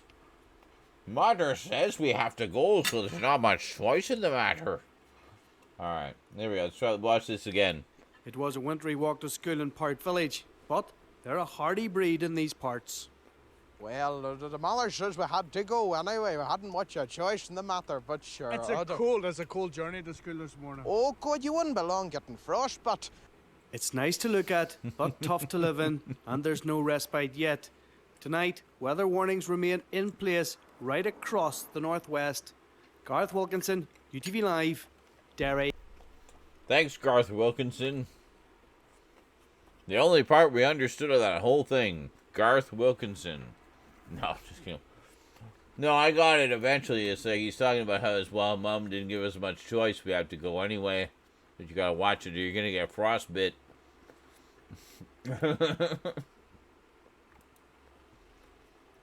Have you not seen that one before? That was like great. I saw it went like low-key viral a little while ago. It just showed up in my feed. Oh, you like Scottish accents, do ya? Well, check this out. I do.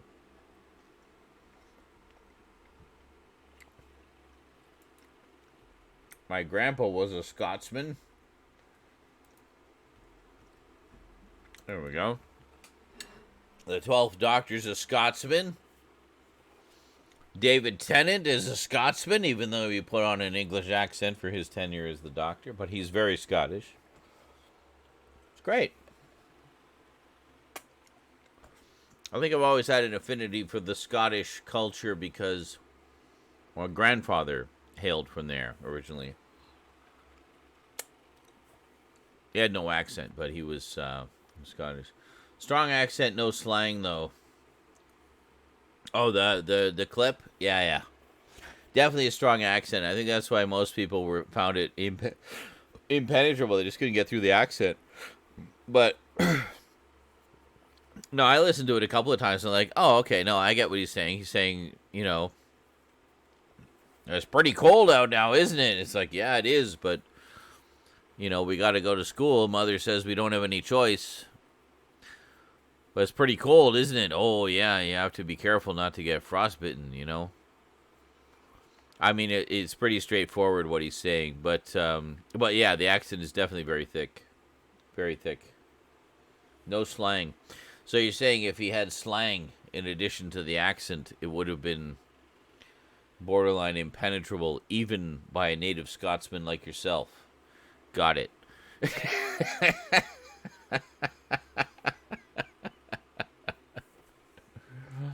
See, now that's what I go through here in Canada. People are like, just throw some Newfoundlandese at me, and I'm like, I don't know what the fuck they're saying. But you're in Canada, they're in Canada. Well, yeah. But, like, completely opposite coasts. It's like, might as well be 2 different worlds, dude. You have no idea. It's a completely different world over on the far east coast. You have no idea. That's where, like, it seems like a combination of that and, like, maybe central, like Manitoba, where this sort of stereotypical Canadian accent comes from. is kind of a mix of those. In the actual Canadian accent, yeah, there's a few things. I think I just did it right there. A few things that we say a little differently, like a car. You get a car. I just say car, but some, East Coast says car instead of car. And, what else? I can't remember. There's a few others. Anyway, I remember actually watching Captain Power and the Soldiers of the Future, which was filmed here in Canada, with largely Canadian actors in the secondary roles. There are a few characters in there that do say some things a little bit Canadianly. I have noticed. But Scotland is the Canada of the UK. Wow. Just mess with my brain, why don't you? I guess that's true. Yeah, I speak proper, but I don't understand Scottish slang, especially in Glasgow. Oh, okay. It's funny you mentioned Glasgow, because you know where I was born, Funk? This is gonna blow your fucking mind. You know where I was born? New Glasgow. Yes, New Glasgow in Nova Scotia, Canada. That's where I was born. Yeah. Which explains why you never understand what I'm saying.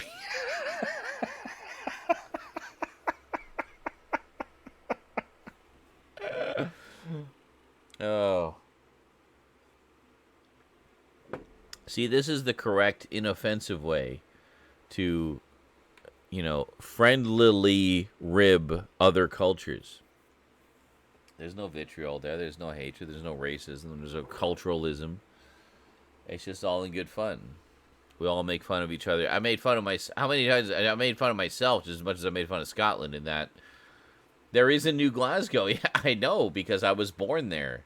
I can't say I remember because I was, an infant, but it's on my birth certificate, so it exists. There's Glasgow, and there's New Glasgow. As for the dialect, I'm pretty sure there's no similarity between them. But there you go. If you're just tired of old Glasgow and want the Glasgow experience but in a new way, go to New Glasgow. They got you covered. The Glasgow experience. What even would that be? What is the Glasgow experience? I feel like that's a museum tour or something. Like, let us take you through the walking history of Glasgow. Be warned, you may not understand most of what you hear.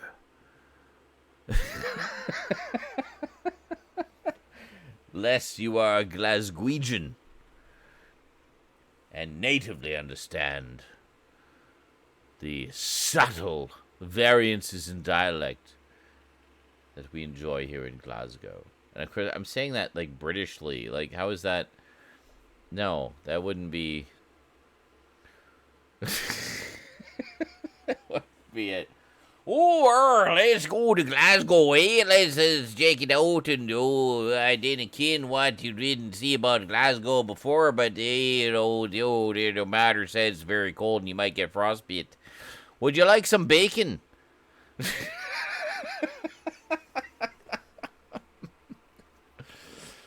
I don't even know. I don't even know what I'm doing. Just punch me in the face. I deserve it. I've earned it. Just deck me right here as hard as you can.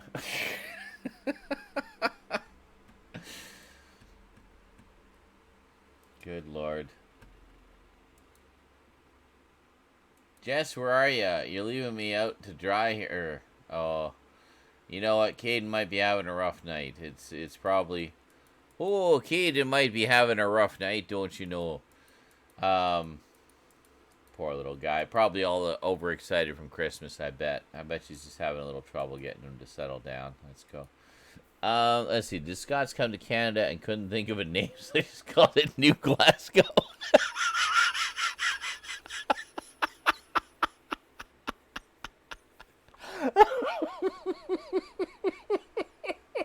You know what? You're probably not wrong, honestly. Because I mean, pretty much all of Canada is fucking colonists from Europe, so that would not surprise me. It's like, so we got this new town. What do we call it? New Glasgow. But we just came from Glasgow. Yeah, it's fine. Whatever. Who cares? It's like, okay. Would you like some haggis? I brought some haggis and blood sausage for you.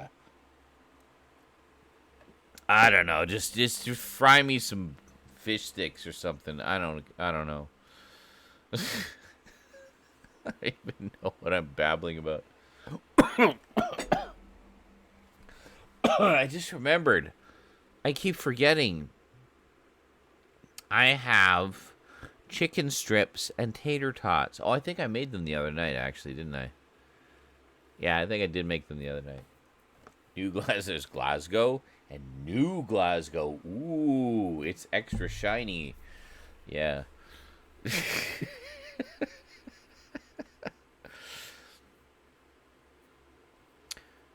Well, they must have been pretty happy when they settled in New Glasgow then, because I did. Yeah, that's what I thought. Yeah, no, I do vaguely remember. They must have been pretty happy when they settled in New Glasgow. That's on the Atlantic coast. And you got so much fishing there of, like, shellfish, crab, lobster, in abundance. It's funny because lobster is usually seen as that rich person's fish food. Not in New Glasgow. Fuck no. It's like what's the equivalent here, like, of a cheap food? I don't know, like hamburgers. It's ridiculously common there, and you can just, like, throw out a trap and catch your own damn lobster in a matter of a couple of hours. And a bunch of crabs while you're at it. So you got some crab and lobster. There you go. Bon appetit. Come back tomorrow. More of the same. You can just fucking live on lobster there, man. It's crazy.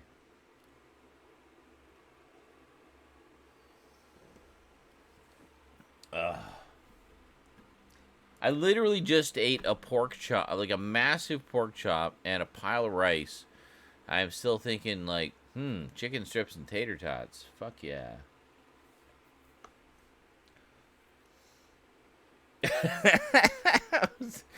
Remember when I found out there was a New England? Was there something so wrong with England that they needed a new one? Lol. Totally. It's like, you know what? We're just going to start over. Let's just call this England. Well, no, we can't. There's already an England that's going to cause people confusion. Okay, well, all right. Hold on. I got it. We'll call it New England. So people will come here instead if they want, like, the new and improved England. We have a bigger Big Ben. It's called Big Boris, which is a longer name than Ben and a bigger clock. You want to come here. Don't go to that old England. Go to the new one. Hey, Brad UK 77. We're actually talking about a bunch of silly things in the UK and Canada. So you're just in time for cultural misappropriation. No. Bigger Ben.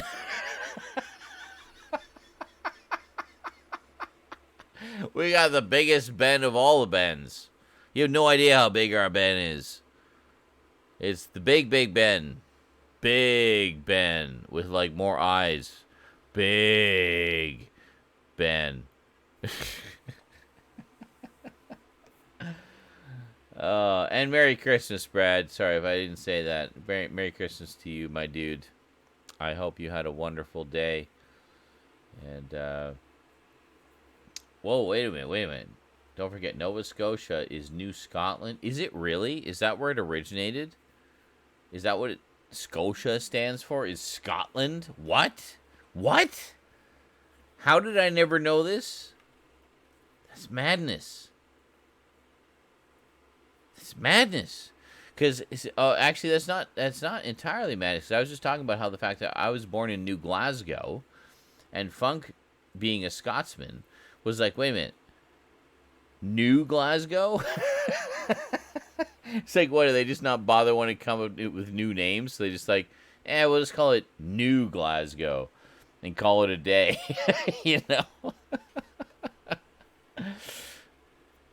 Well, that makes a little bit more sense because New Glasgow is in Nova Scotia, and so Nova Scotia is New Scotland. So that means I was born, get ready for this. You ready for this, Funk? You ready? In New Glasgow, in New Scotland. Well, fuck, I guess that makes me Scottish then. No wonder I love Scottish people so much. They are my people. They are my people.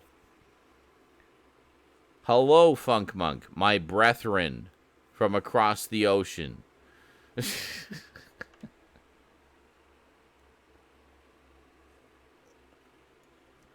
The British are among the largest immigrants to Canada ever. Well, that I know. That I know. We're just a bunch of fucking colonists here.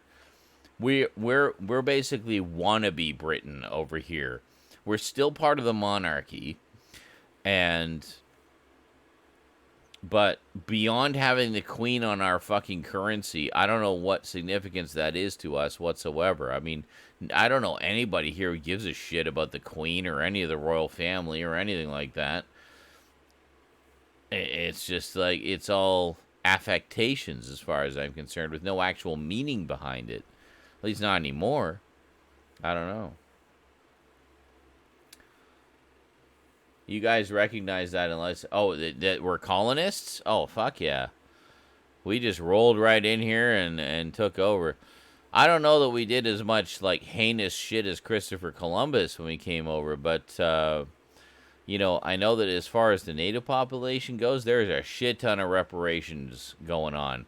You know, like the reservations, they get like so much shit tax-free. And, you know, we as far as I know, try to be very, very, very fucking good to our native population. You know, which I think is great. I love our native population. I've had a number of native friends. I actually dated a girl from Nunavut a while back. Holy shit. Wild. That's all I'll say. Wild. Mind blown. Anyway. Yeah.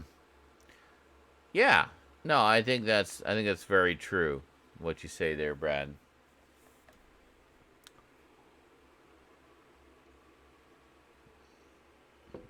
At least 800,000 British-born people who live in Canada, so we still come. That's excellent.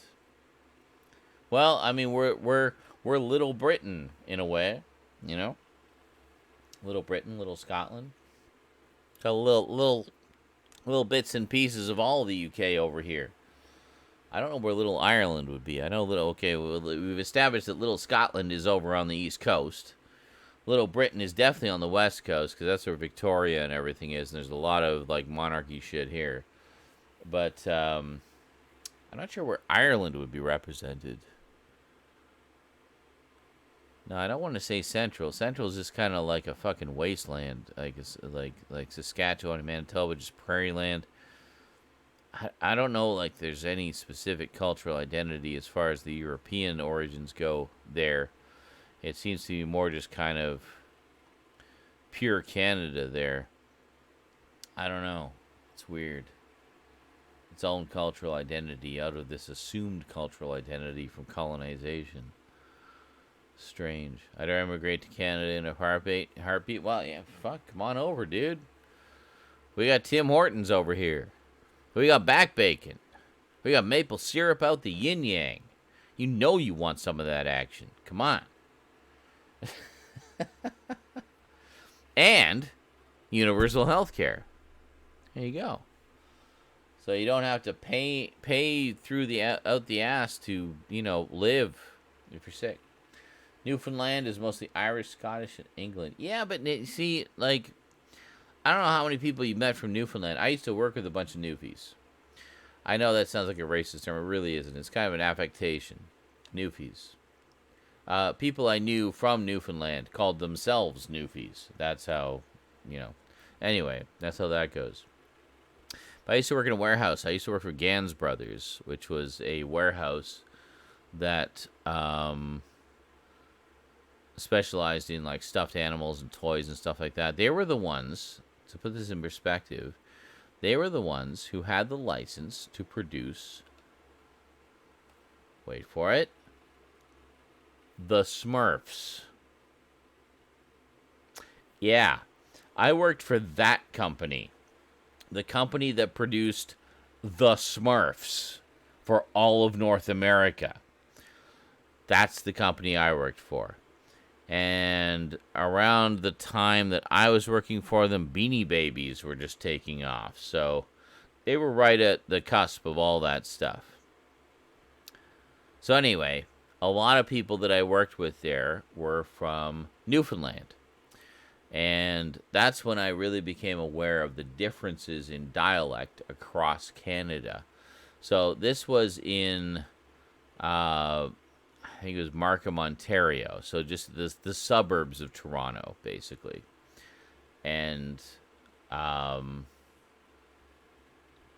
the Newfoundlanders would come over, work in Ontario for like 6 months. Then they get employment insurance, EI, for another 6 months. So they'd work 6 months, they get 6 months off. Work 6 months, get 6 months off.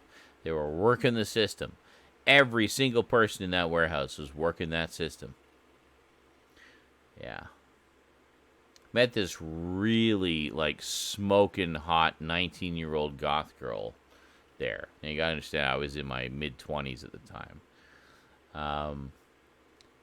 God, I wanted to fuck her so bad. But anyway, we became good friends. She took me to see the Rocky Horror Picture Show. Some of her friends were in it, doing like the stage portion of it.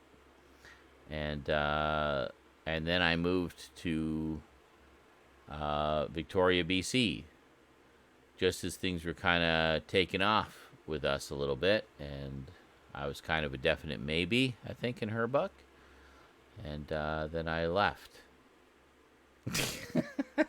Pre-internet form of ghosting, unintentionally. It's like, God damn it, I ghosted the hot goth girl. Fuck.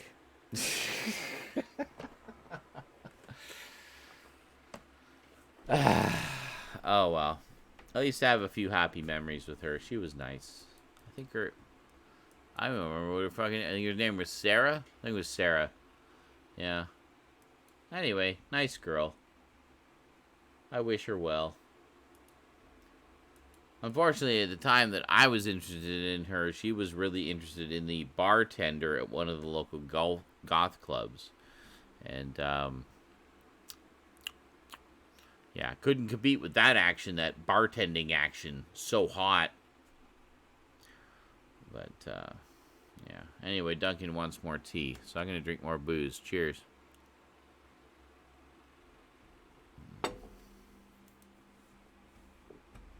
Where the fuck is Jess? Where'd you go? Almost 3 in the morning. Says, just putting Kate into bed. I coming. That was 40 minutes ago. Well, that's okay. We'll give her a little more time. I had my food.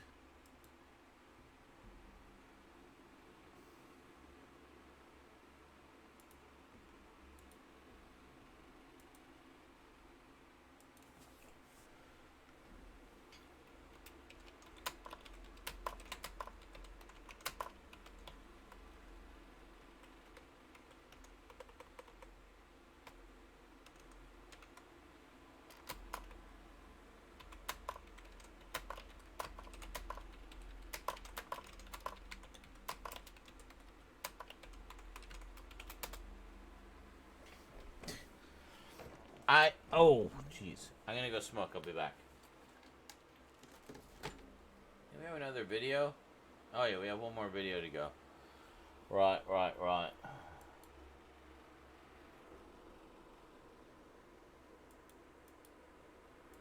one? Oh yeah.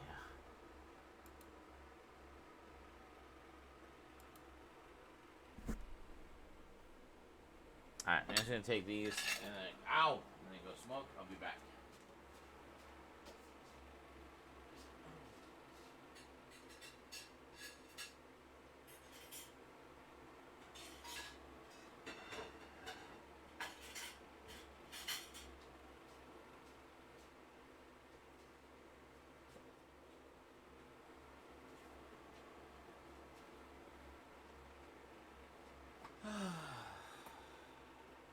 We need the female perspective here. There's too many dudes.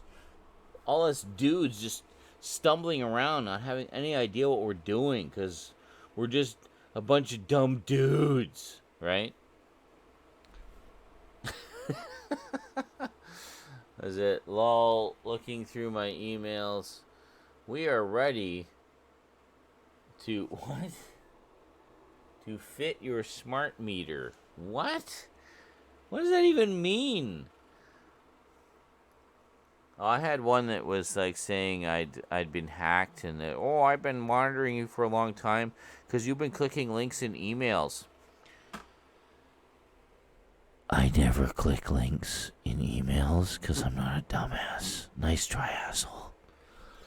Oh, and I have video of you pleasuring yourself to pornography. Wow, you have good taste in pornography.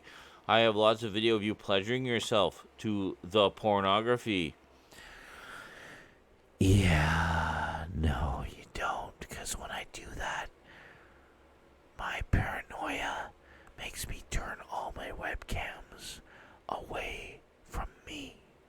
So at most, if anything, you would see the wall. And my mics are not set to the camera mics. They are muted, so you would not hear me pleasuring myself. Nor would you see me. So, yeah, nice try, buddy! Anyway. Hey, August, how's it going, dude? Hope you had an acceptably decent holiday as well. Mine has been a bit of a mixed bag of emotion.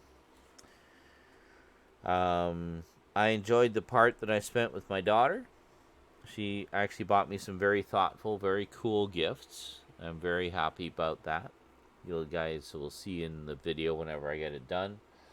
And, yeah.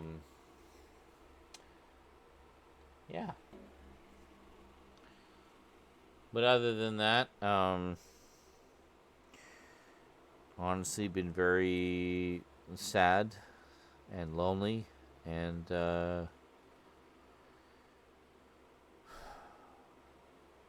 wishing things were a little different.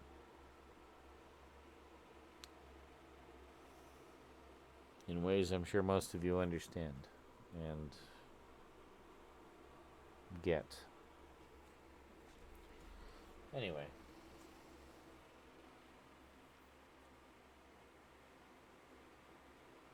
I've made the most of it that I can. Last night, I watched a movie. I watched A Christmas Carol with Alastair Sim, which is my favorite version. It's the 1951 version. It's very good. It's wonderful. And watched that while I was wrapping Rosie's presents. So, that was fun. I enjoyed that. Yeah, I hear you, August. I hear you. It's been a particularly rough year this year. I mean, it's been rough.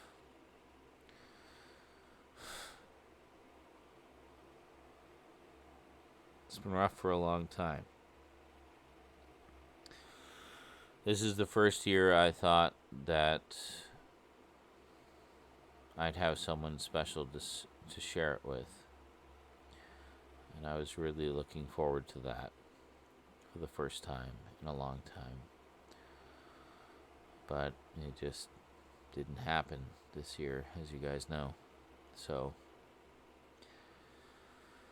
alone again. And alone again after the thought that I would be with someone. That just makes it worse. Honestly, it just makes it worse.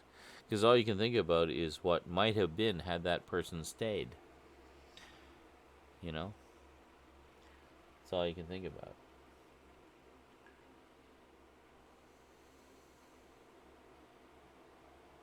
And then to rub salt into the moon, the thought into the moon. Rub salt into the wound, or into the moon, whatever. Whatever is more painful, do that. Rub the salt there. The thought that she's instead having that wonderful, happy, joyful Christmas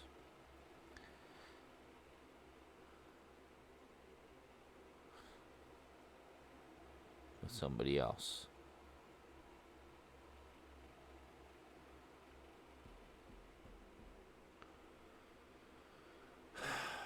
I'm gonna go smoke. I'll be back.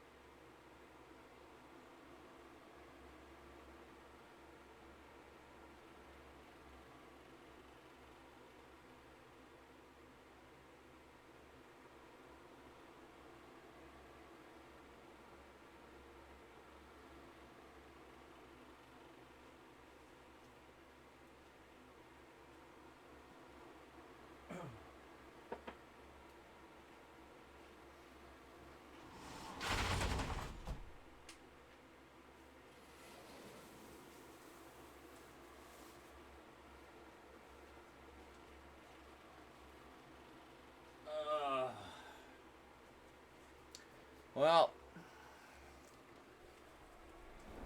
I don't know. I think we might have lost Jess this evening.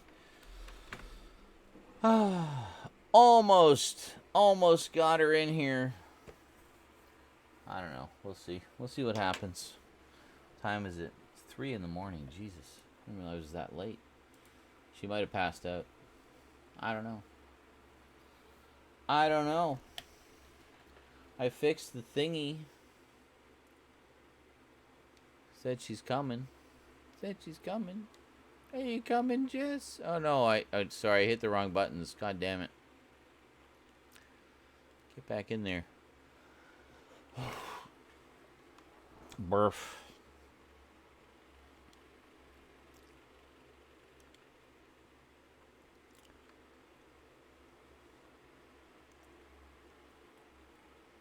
No.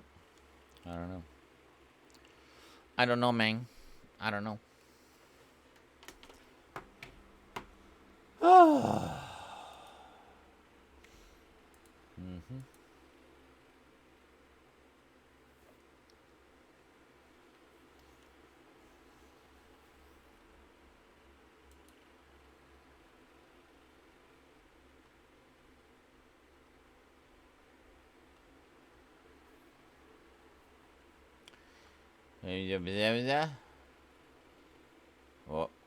What is that? Shrugging and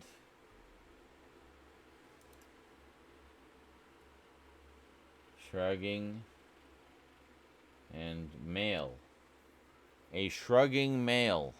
Okay. Very good.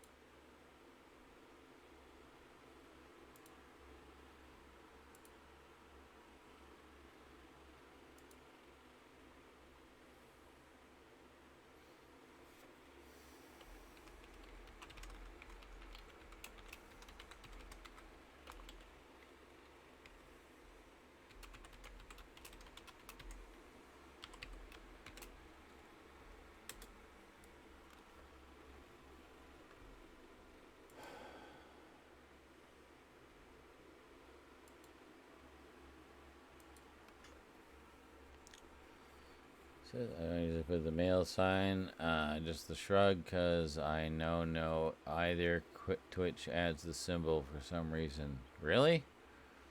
That's weird. One of the many mysteries of Twitch, I guess.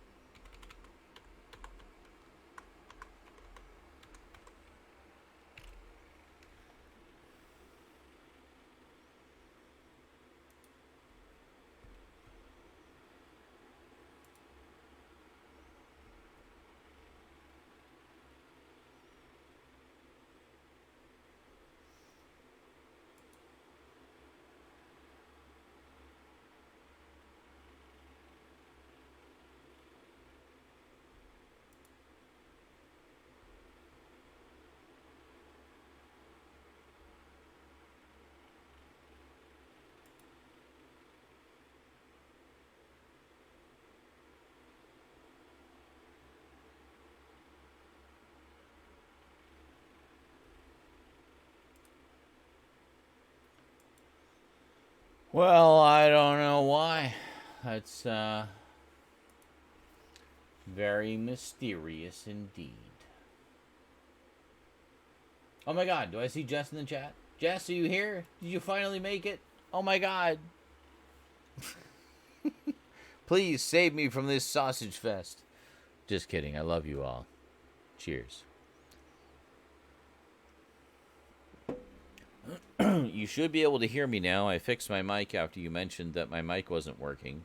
You literally came in during the few seconds that my mic wasn't working.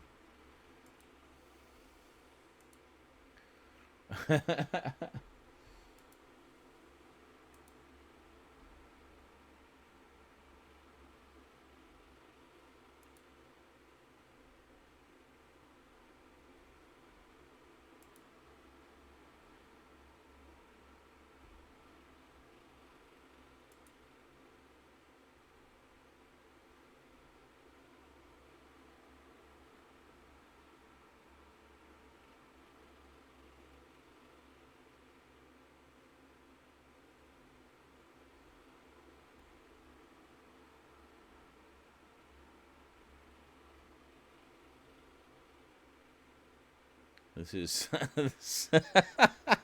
Sausage Fest of Love. Ah, yeah. Everybody gather in a circle.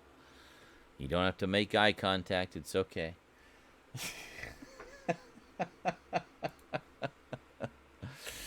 Won't think any less of you.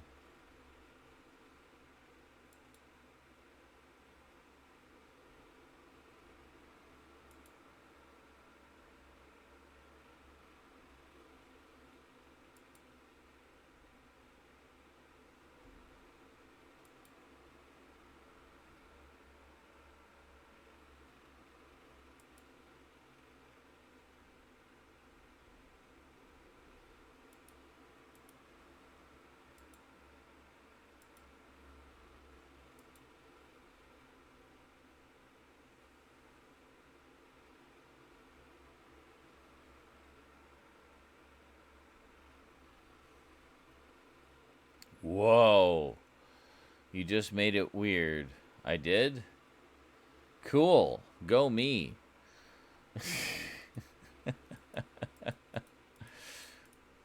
When do I not make it weird? If I don't make it weird, that's weird. Like, come on. It's gotta be weird.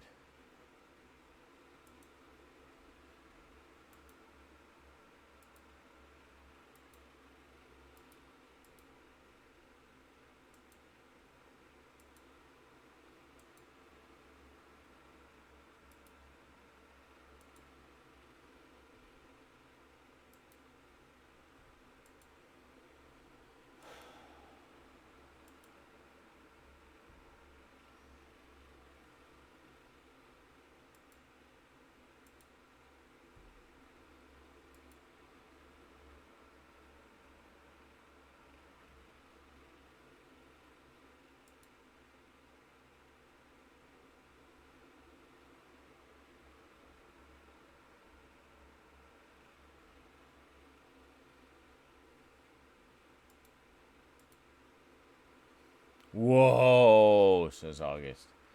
Just mind blown by something, apparently. Well, I saw Jess in the chat list. I don't know if she's actually here. Jess, are you here? Jess! Nope, she's still here. Hello? Say hello. If you say hello and acknowledge that you're actually consciously, willingly here and not against your will, I might mod you. Just saying, because I know you were wanting to help me mod, because I helped you mod. For those who don't know, Jess does live streaming on TikTok occasionally, and I have helped her with the modding there, helping to keep the weirdos away. There's a few weirdos, because I don't know if you guys have ever watched Jess's TikTok, but she's quite a lovely lady, and thus attracts some weirdos. So me as her mod at the time when she live streamed was tasked with keeping the weirdos at bay. Now, it's very different from when middle-aged white guy does a stream or attractive Asian girl does a stream. And, well, suffice it to say, the comments in the chat are a little different than what we usually get here. Yeah, we are the weirdos, mister. I love that. I still need to see the new one, The Craft, The Legacy. I heard it was actually a pretty decent follow-up. I think it has some cameos from some of the original actors in it as well. So, it's actually a sequel, not a remake, which I like. I like when they do that. Like, yeah, just do something set 30 years later. Just go, do it. And that's what a lot of them have been lately, which I like. I'm very happy about that.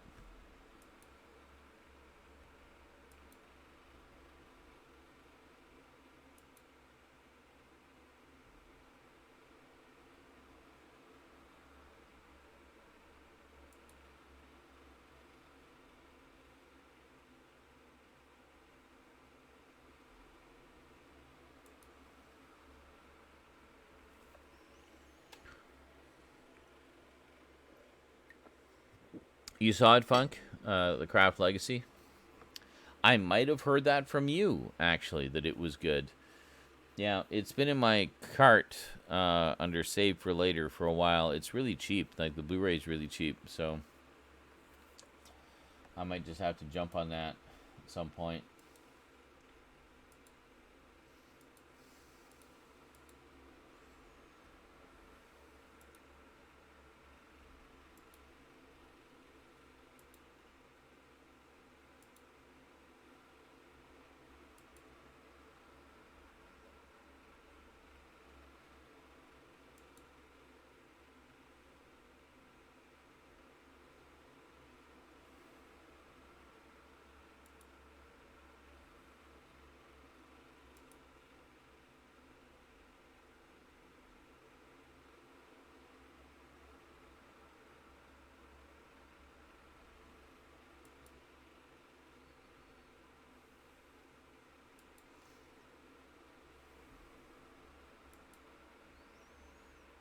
We'll go with horrific.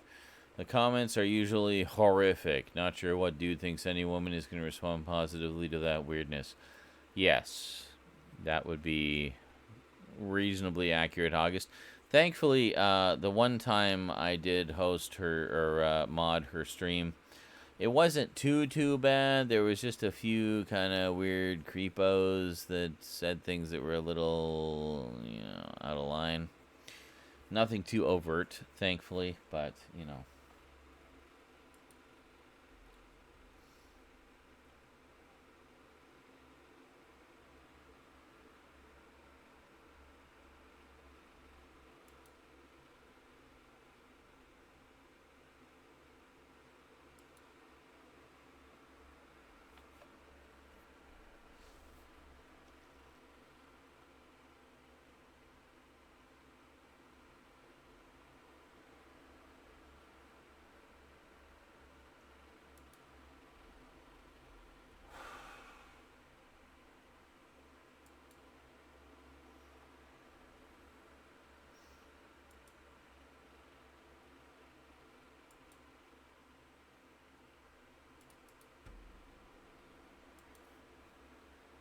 must have what?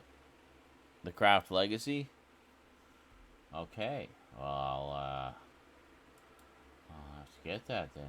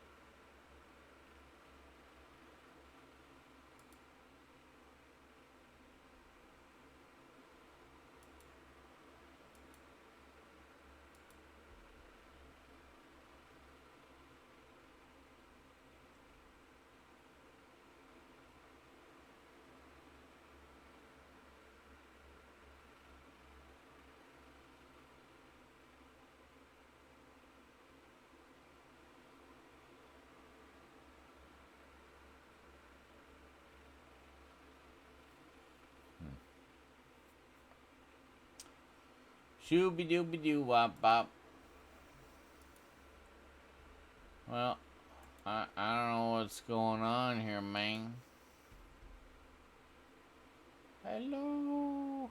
And she's gone. She was in the chat. And now she's gone. So I don't know what's going on, man. She hasn't responded to me on the messengers, so I don't know. I don't know.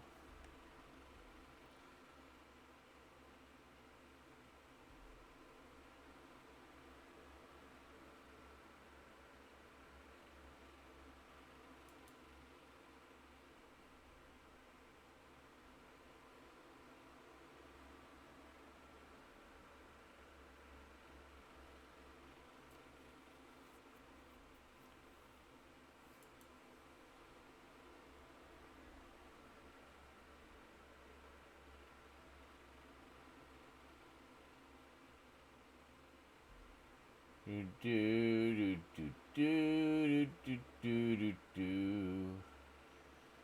do do do do do do do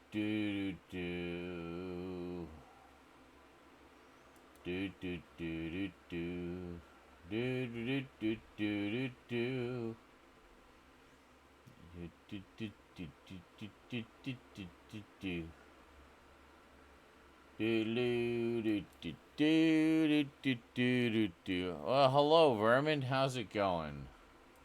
Good morning, I guess. Do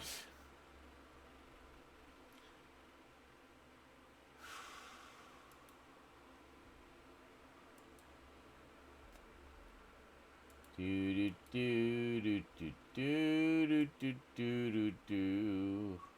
Do do do do do do do. It is indeed the art. What is vermin? The vermin art. Well, I think we had one more video in the queue here. Yes. The great 2014 Christmas light hunt. Let's check that one out. And then we'll see if Jess shows up or not. And if not, well, we'll assume that she was just too tired to participate tonight, which is okay. It's been a busy day. She does have family and boyfriend and whatnot to attend to. So let's watch this one. The last of the Retro Video Fest, the great 2014 Christmas light hunt from 7 years ago. So Rosie would have been 7 or 8. I guess 7? I think 7 at this point. Here we go.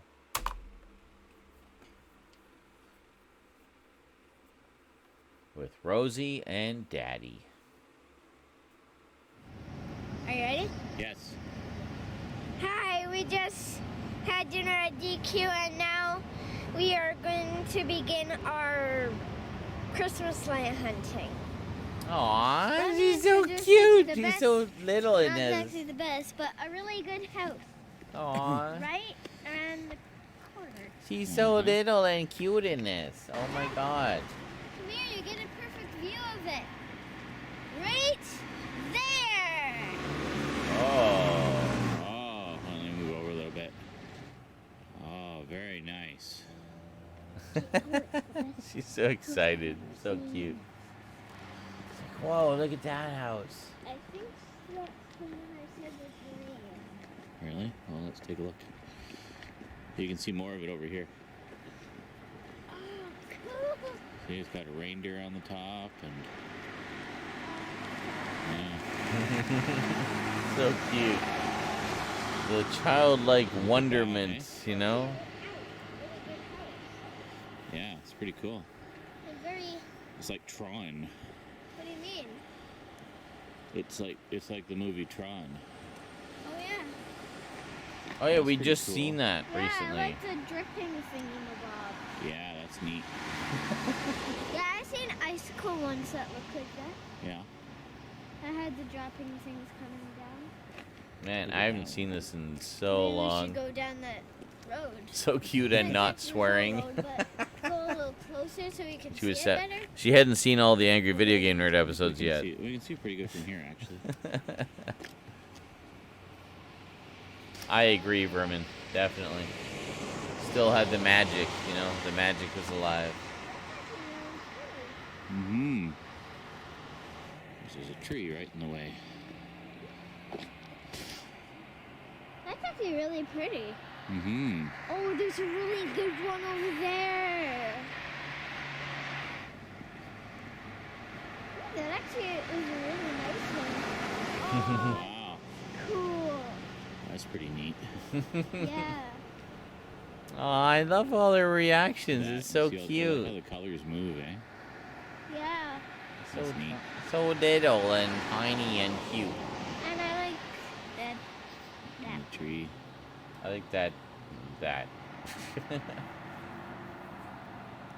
Cool. Isn't that a nice one? Yeah. I knew what we were leading up to, so. That is pretty spectacular. No kidding. Awesome. No kidding. I have no clue why I'm saying that 1,000 times. So we found a really cool one up here, so we crossed the street. We check it out a little closer. Why are the lights flashing on and off? I don't know. It's just the way they designed them. I don't like it like that. It might be time to go with music or something, but we can't hear the music.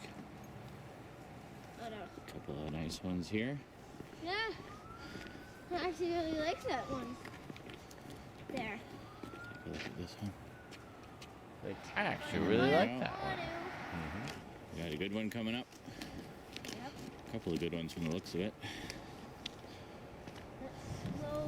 Go slowly. Try not to go ahead and slower. Perfect. It's hard to see. God, she's so adorable. A couple. Just randomly starts singing. Yeah. 3. Jump on that one. But it is my favorite color. Purple. Oh, red. Oh, it changes colors. Oh. Cool. Pink. Purple. Purple. Purple. Oh. I like the blue. Sam, it makes the house look purple. The blue is cool. The blue makes the house look purple. Yes. Got a nice one here. Red candy canes and bicycle lights. I think we can probably see it better over here. Go away, you bullshit. There we go. We got a good view over here.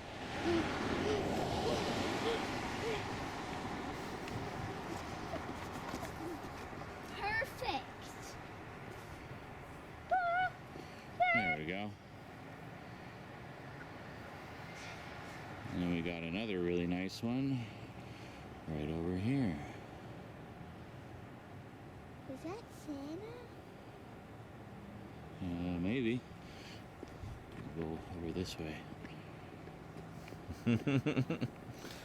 The magic of Santa. Yep. It's Santa and some penguins. No, inside. Oh, I don't know.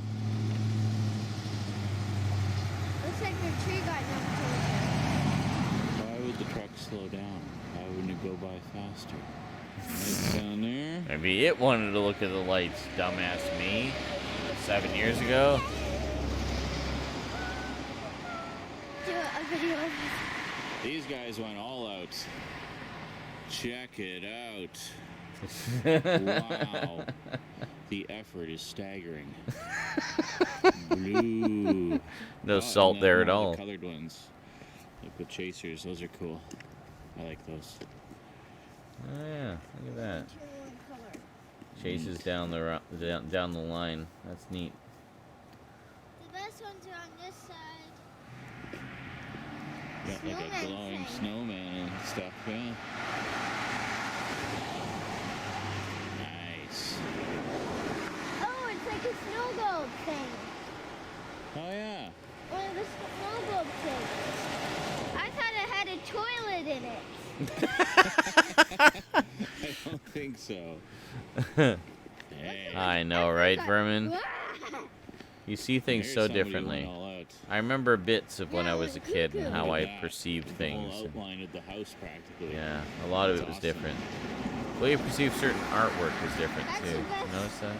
house I've seen. Like comics and Let me sort see of that on the camera. kids, The best one colorful kids artwork. Wow. Had this Amazing? magical quality That to was it. amazing.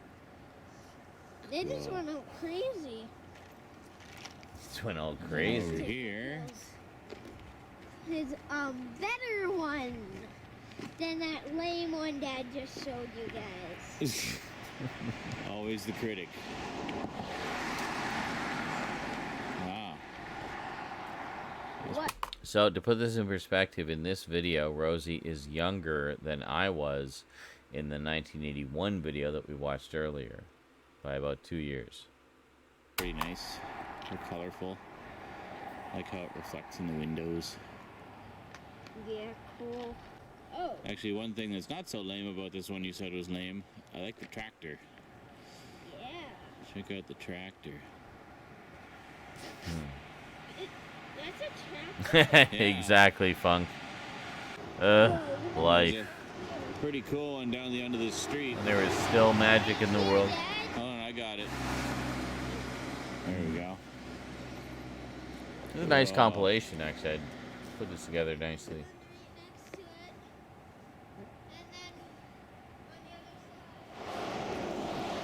That one's nice too.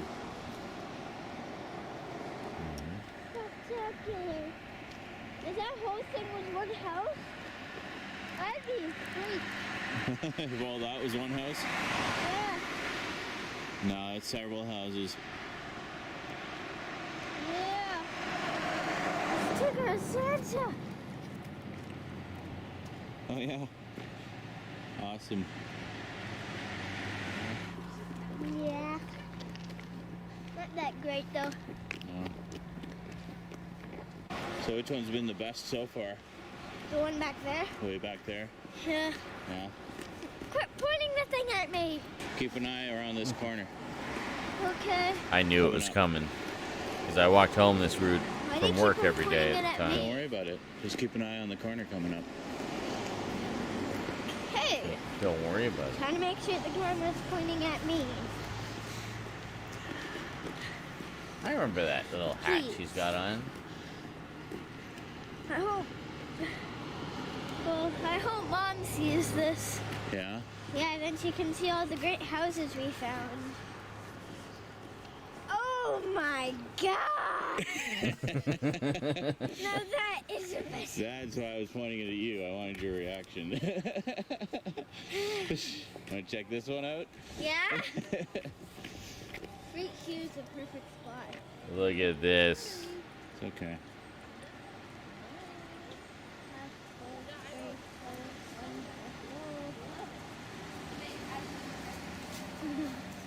Wow. We even decorated this.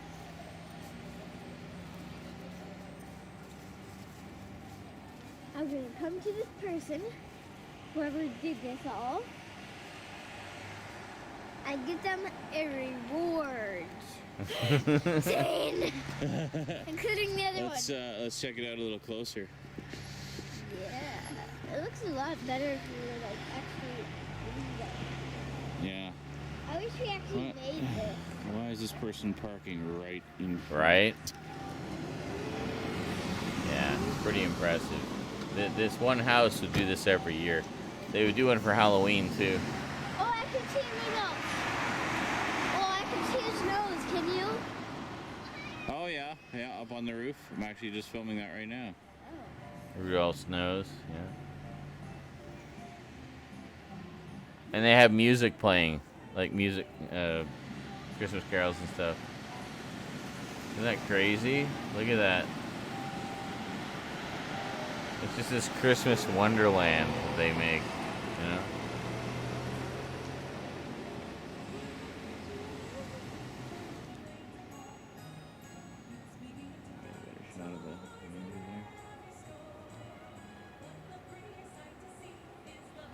So what do you think?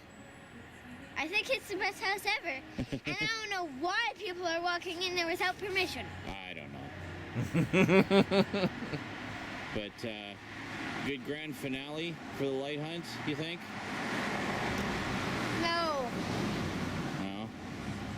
Well, it's a good house. It's just, I was thinking, let's continue.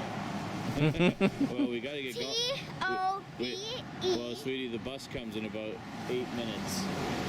So we gotta get heading back. Aww. She wanted to keep going forever. But Daddy doesn't have limitless energy like 7-year-old you has. Wow.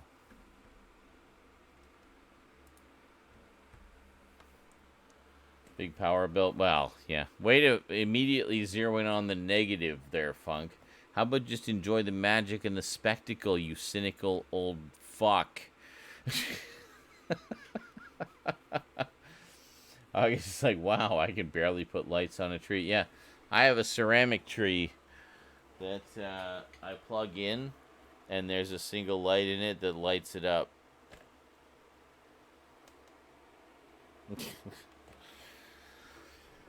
Vermin says, see, miserable old fart like me is like, why bother with all that? I can't see it outside my house. Electricity bill will be stupid. Bah, humbug. Don't want children looking at it. But innocent young me is like, wow, that's fucking awesome. Exactly. See?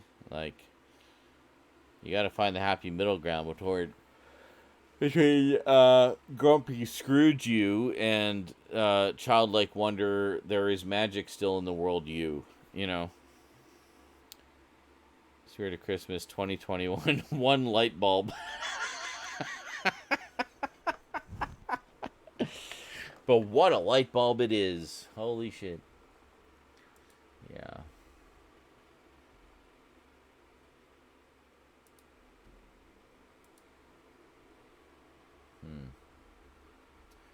Well, I don't know where Jess disappeared to. She might have passed out. I don't know. Might have passed out.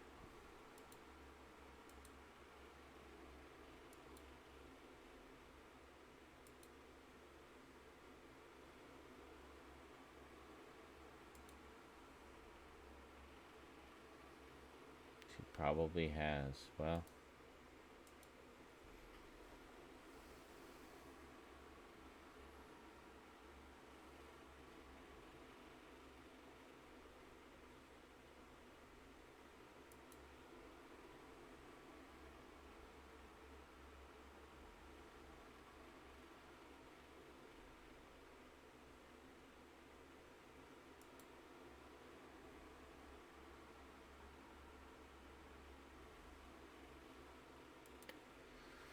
Alrighty, folks. Well, how long have we been going today?